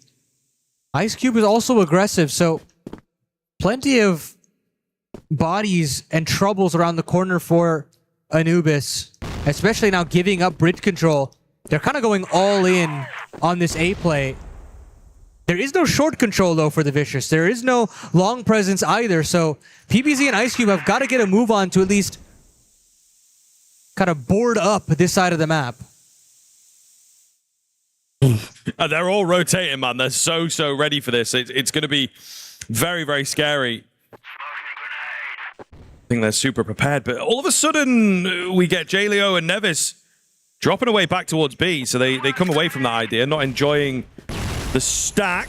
Nice little flash here, spam through those planks. PBZ finds one, does damage onto another. It certainly looks good. C4 still up. Origami with some trigger discipline looking for a couple. He's only able to grab one for now. C4 going down. There's a lot of open angles for these snipers to abuse. That's what they're looking to do. 4 versus 3. Got to try and even it up somehow here if you are Anubis. Time of the essence, though, for the Vicious. There's a smoke in the way towards short. Could be big, but the trade is there. Down to the 2-on-2, though, as Muffin brings another with him. It's all going to be on him to clutch things up. Oh. 1-on-1, Nevis round the corner. He's spotted out now as well. Muffin trying to spam away and just play it quick. Round these corners, the pistol can't get it done.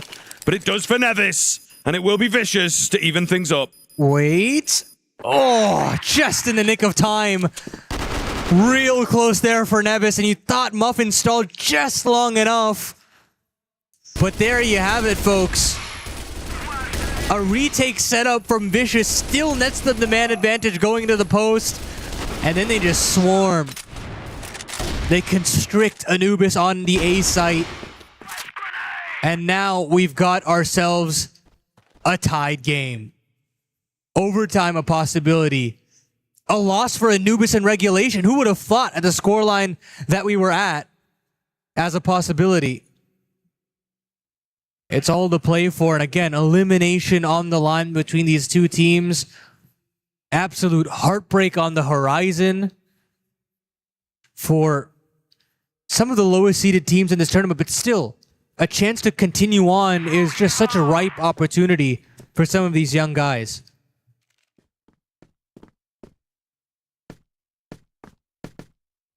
Up through middle here. As PBZ's got an eye on this. There you go. Silhouette spotted. We'll have a good idea of some presence. He is pretty weakly defended, though, into this round. Vicious thinking they'd done such a good job in the last that they maybe didn't need anyone over here. However, what is going on with these rotations? It's crazy. Ice Cube drops back, takes the sniper towards B, and it will be pretty much 4 towards the A side of things. So they are, again, expecting more of an A hit. Lots and lots of open angles for the Global Risk side on this. Very, very interesting indeed. We'll see what they can get away with. Jaleo spams away to find that first. Lots of damage done here, so they are really fighting tooth and nail to get in through short, but it's the kills, for the most part, that are going the way of the Blacklist side. They will close it out, and Anubis with a key find to retake the lead. Is that what they needed? Is that the final catalyst to give them enough confidence? I mean, the energy really certainly feels like it. Now that, you know, finally one of these X-Factor situations that have been very ugly for them in rounds past, where they overcomplicate things, comes out in their way. But they only have this one round of asking to close it out in regulation, and Muffin starts off the proceedings in a very favorable way. Yeah, massive find. Really great find. could be all of the difference. They just have to be careful not to overcomplicate, as we've seen them do, right? Early pickups and just winding the round down can be a big problem that Anubis have had. They're trying to go the other way here, though, Paladin, as they pick up that pace. It's 2 early kills for the GR. However, can they hold on is still the big question. 3 versus 3. C4 has been dropped in all of this. Not ideal. Some smokes going down to close out some gaps. My goodness, the GR side is so very split here. They've got to be really careful of how they walk into this. Just giving it up with those smokes covering the cross. C4 is planted. Going to start to pull them in. And we will see here an interesting smoke to sort of try and cover off long, and that does indeed mean that Gainer is going to be out of the round ever so slightly. Muffin misses his shot. Gainer finds one. He knows about the second towards short. They know about Nevis. It's all going to come down to Doom in a quick 1 versus 2. Makes it the 1-on-1. He hears the drop. Origami's lost track of him. They spot each other. It's an open fight, and it is Vicious again to take us to the overtime. And you want to think about a player to potentially point a finger at. I'm thinking it's Muffin. I like the idea to be as bold as he is, but that's a one-and-done position. There's no way holding that angle with the sniper is going to net you a multi. And with that, not even able to get one just completely spoils the party altogether. Look at how much pressure that builds for Doom and Gainer, who, you know, credit to them to pull it as close as it did is just not enough. And unfortunately for them, Anubis just don't have the secret sauce to get it over the line. When the chips are down on the table, it feels like they're making the wrong risks, the wrong reads. Yeah, definitely in agreement. Yeah, it's really troublesome to see, I think.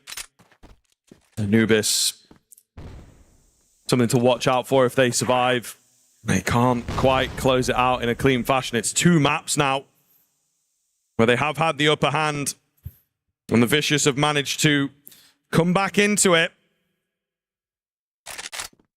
Certainly going to be heartbreaking for both of these teams now. We go into the OT. And you have one team that should have closed it, one team that has battled very hard to be here. So it absolutely sucks for both after the end of this one, after they get eliminated. Vicious starting slow. Looking to move in towards A if they can. And taking a contact out long here. Nice idea. Something very fresh. If they've got some good smokes. Here comes that cross smoke. Could pay off, yeah. It looks good. Falling in. Nice little lineup. Dirty should only be allowed pot shots. No reason to spam that whatsoever. You don't want to give Dirty a chance to track that. So we have ourselves a 5-on-5. 3 players in the box rooms have to now book it over to short. And Doom's trying to have a big, long flank brewing here as well, but bomb quarter of the way gone, and they're still not really in advanced positions to get this retake going. They've got to get a move on here, and they've got to get a move on now.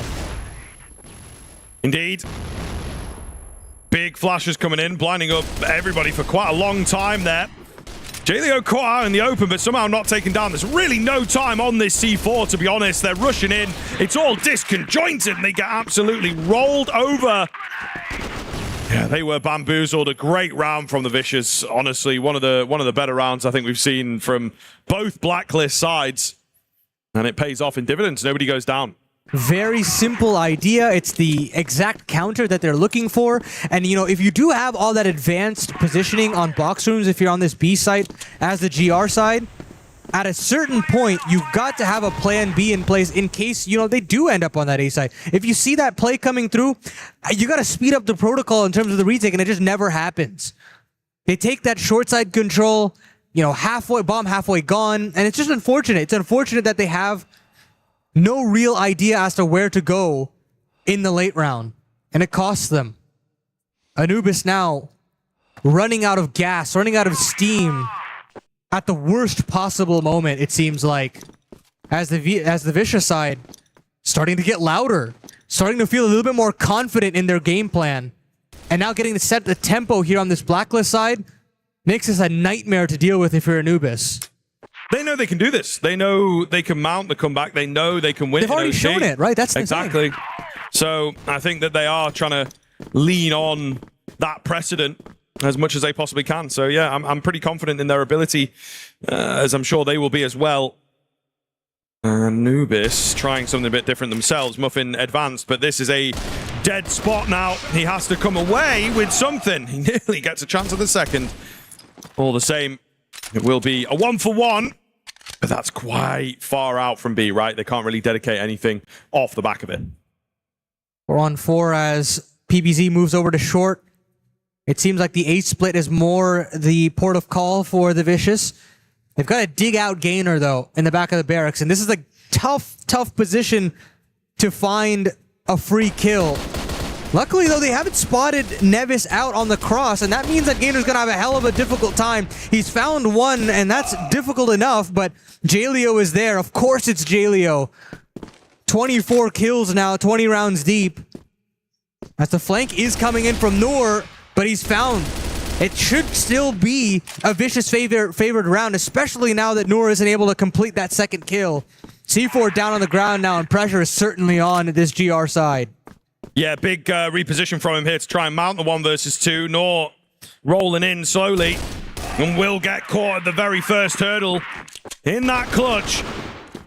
You can hear them cheering you. They're off their feet a little bit there. It will be the 11th round coming in, looking for one more to just secure their position. But feeling really, really good. I'm sure if they can find all the rounds in this half as well, we would be on their side for closing things out. We move into this 21st round, and it's Ice Cube to break first blood. Aggression there from Noor and Gainer in the meantime to at least take some box room, some bridge control as well.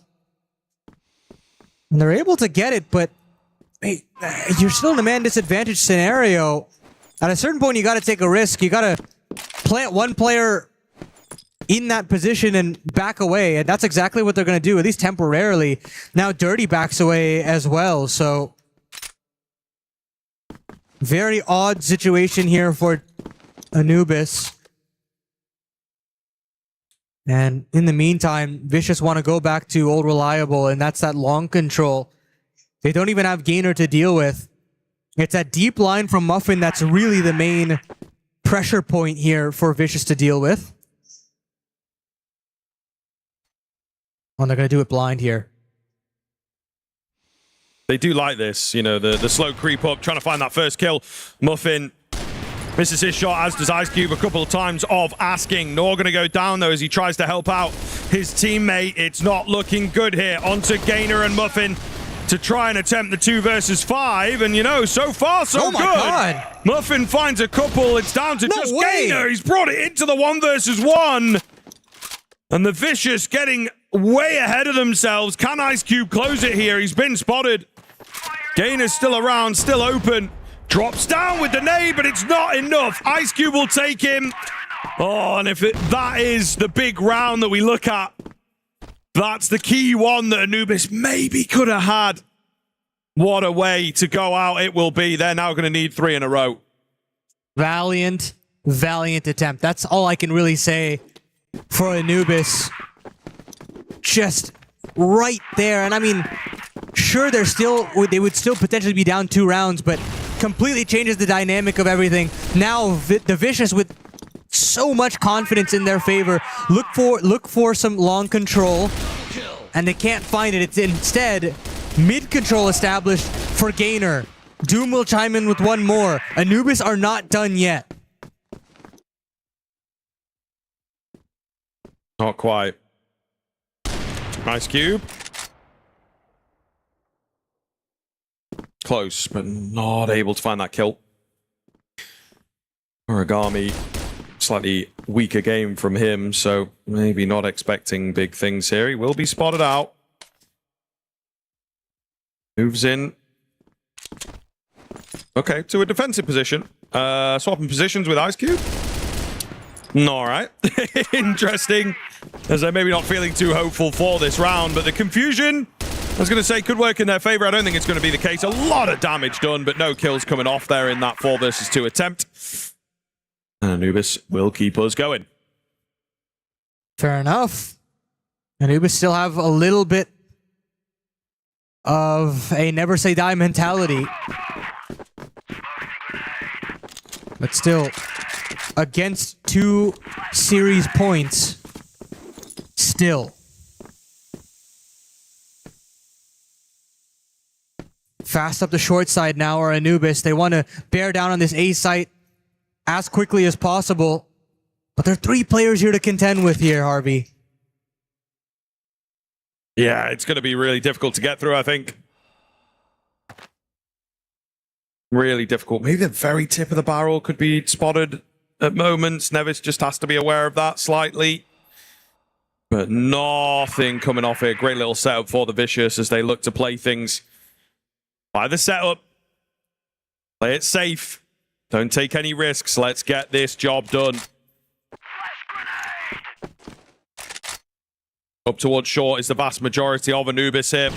They will now start rolling in. Decent flash to kick things off. However, the hold is solid for a moment. Oh no! For a moment. Ice Cube still alive though. Origami also still around here.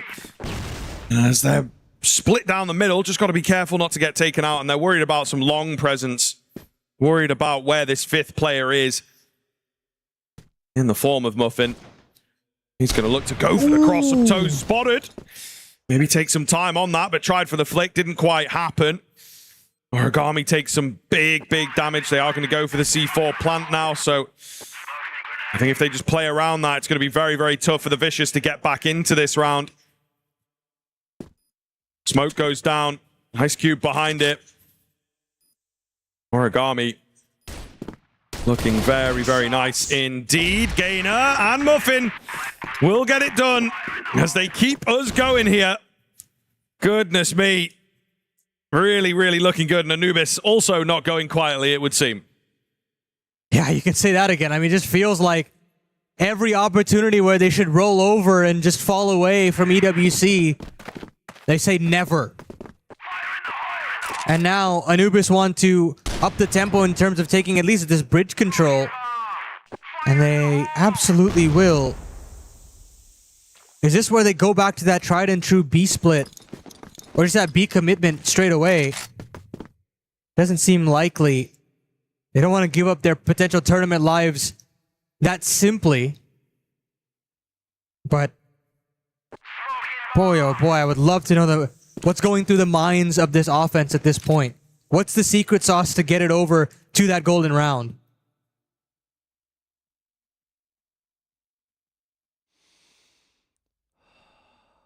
Minute and 40 left on the clock as Anubis with the hot hands here.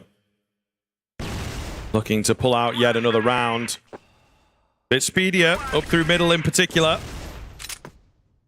Very keen find as they try and break in towards this B bomb site. So far, so good, but Vicious holding strong. Looking to get the job done. It's all going to be on Dirty 1 versus 2, and he cannot hold it. The Vicious have done it 13-11. Damn, as close as you can go, but my goodness. It has been a very hard-fought battle. The Vicious, I think, deserving of it. That's 2 maps in a row that they managed to come back from. What a performance. I think that might be the most disappointing, heartbreaking elimination I've ever witnessed. Genuinely. I mean, so many opportunities to stay within this tournament, and you just gotta feel for them. Commiserations to Anubis, and just an unfortunate set of circumstances, to say the least. The way that history repeats itself, right? It's just a pinpoint accuracy of what we just saw from map 2. They had the opportunity to win the game, and then we see them throw it away yet again, but we almost get to the golden round, and Vicious just clutch it up once more, and they will be the ones who will progress into tomorrow's action, and it will be, sadly, Anubis going home, and their key being crushed. So close, yet it feels like so far here, Scriv. They just... I don't know what it was. I don't know if it was just lacking that clutch factor or whether maybe the pressure got to them here. Yeah, the pressure, certainly. You know, there were a lot of rounds into map 2 and 3. Maybe there were a few of them on map 1 as well, and we just kind of missed it because they had such a one-sided global risk side. But yeah, it really did feel like they were their own worst enemy at times, winding that clock way down. And, you know, that means you're going to overlook angles. You've not got enough time to check everything. And there's a lot of boxes in this game. You know, you really got to check everything. So I think they will be kicking themselves. They will be blaming themselves. And why wouldn't you? You know, 2 maps in a row where you have the ascendancy and you let things slip away. It does indeed point in one direction. So yeah, they'll be so heartbroken. You think about the 5-on-4 on Ankara in regulation. You think about the opportunities to close it out, potentially on this third map as well, and you just say, like, who is the issue? Who do you point at and say that this is their fault? And I don't think necessarily you can just attribute it to a one-person thing. It was truly just like a mental collapse from where I see it. And that's just the most unfortunate way to lose a match of CROSSFIRE, is when, you know, you've got everything right. You've got the reads right, you've got the positioning right, the crosshairs on the head, and yet still the result is not what you're looking for. Well, at least it was all friendly on the stage when they kind of shook hands, and there was some warm embraces shared as well, as both teams seem to be very friendly with one another. But 13-11 is the final score on Black Widow, but it was 2-1 the final score in terms of the series. And sadly for Anubis, it means they will be heading home. J-Leo taking 26 kills to the 18. That's what screams to me. 2.7k damage as well. I mean, not too shabby there, Scriff. Yeah, no, I think it is safe to say. Again, it felt like we had that higher impact in ways coming through, you know, and they really did deliver there, the Vicious. They just looked that little bit sharper all the way through. Speaking of the Vicious, a chance to chat to them on the stage. Penguin is going to be there. Penguin, who have you got for us? Thanks, Dan. We've got Origami now to have a little chat about the game. First of all, how do you feel bouncing back after first game's loss versus King Zero? Hôm nay bây giờ mình đã quay trở lại đường đua, thì hiện tại bây giờ cảm giác mình như thế nào? Hôm nay bọn em thắng thì bọn em rất là vui vì mình đã không bỏ lỡ được những cơ hội. We're really glad that we just won, so we won't miss out on any changes. Talking about J-Leo on the last map, you've got 26 kills. How does it feel having such a player on your team, especially that this was the decider game for you guys? J-Leo vừa rồi là có tới 26 mạng hạ gục, thì mình cảm thấy như thế nào về cái tuyển thủ này? J-Leo là một người có kỹ năng rất là tốt. Khi mà bạn ấy tự tin thì điều đó là điều bình thường. Yeah, he's a really confident and really strong player. As long as he feels confident in himself, he can do it. That's definitely. Now you guys up against Na'Vi, the team that sent Falcons to the lower bracket. How confident are you guys going into this matchup? Trận tiếp theo thì mình sẽ đấu với lại Na'Vi. Thì Na'Vi đã đưa đội Falcon vào trận đấu thua vào ngày hôm qua, thì mình cảm thấy như thế nào? Na'Vi là một đội rất là mạnh đến từ khu vực Brazil, thì bọn em sẽ cần chuẩn bị thật là kỹ để đối đầu với Na'Vi và cố gắng hết sức để có một kết quả tốt nhất. Yeah, so Na'Vi is a really strong team, so we will have our best preparation and we will go in the game with we'll give the best performance. Definitely, Na'Vi is a very strong team. Now back to you guys. Thank you so much, Penguin. Appreciate it. Some good insight there, as always. Just checking with the players. I'm sure they are exhausted at this point. Time to get them home, get rested, and get ready for tomorrow, because Na'Vi is definitely going to be a difficult opponent. If you thought this one was tough, it's going to be even harder going into tomorrow's action, Scriv. And, you know, for them, I think they've got a chance to assess what they can do against Na'Vi. At least there's going to be records. There's going to be VODs they can go over as well. So hopefully we can see a good effort from them, and maybe we get even more close matches. Yeah, I mean, that's definitely what we're after. You know, they really gave us a competitive, exciting series there. I do worry slightly that they might have, you know, traded in all their luck, all their comebacks in that particular series. And I do feel that there is a good chance that Na'Vi kind of dispatched them quickly, because that was a lot of energy. That's going to be a lot of, you know, adrenaline dump and everything. And then you got to get straight back into it tomorrow. Do you know what time it is now? Well, I'm going to say like 8:30. 8:30-ish. I didn't mean literally. It's time for right. Story of the Day. I told you it's going to be a different jingle today. I think it was quite similar. But Story of the Day, overtime. Well, OT, baby. We just had so much overtime. And I guess to be expected when you get to today, you get to these close matches with close teams. We just couldn't seem to separate them until we got to OT. And I think it really just showed the experience of some of these rosters, right, Paladin? When you get into these situations, you need that clutch factor. Yeah, and then you kind of turn towards your vets and you say, okay, show me the light, show me the way to get into the end times of these series. And it basically figured all itself out. Like, I looked at Rock, a team that doesn't necessarily have the flashiest defaults. I don't think they have the greatest strategy either. But you look towards a player like MG, you look to a player like Action, and they just turn things around for you magically. It makes everything make sense for this Rock squad. So I think overall, that's probably the team most important to highlight that story, I'd say.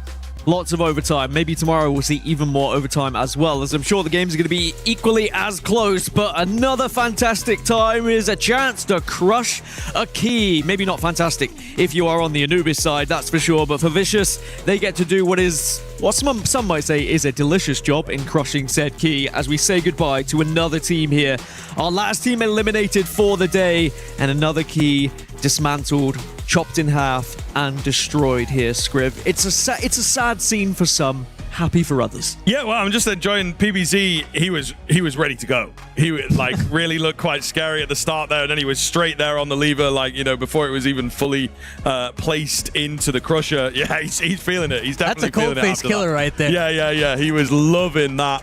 And I think rightfully so. It's obviously a really great element to just, you know, let him know that we won. You guys are out. Like, it really got to feel good. And hopefully he'll be thinking, right, is our key going to be safe tomorrow? Because Na'Vi is going to be their next opponent, and that is going to be a very difficult one. That's where we're going to be tomorrow anyway. We still have to find out who else is going to be going into the top 8 and into that playoff bracket. For now, though, we have said goodbye to several teams, and we're going to have to say goodbye to some more tomorrow when we get there. It's going to be about the same time as it was today, so make sure you have your alarm set. Make sure you are scheduled and ready. Thank you so much, by the way, to my amazing casters. They've been fantastic today. It's a long shift, so I really appreciate you guys. Well done.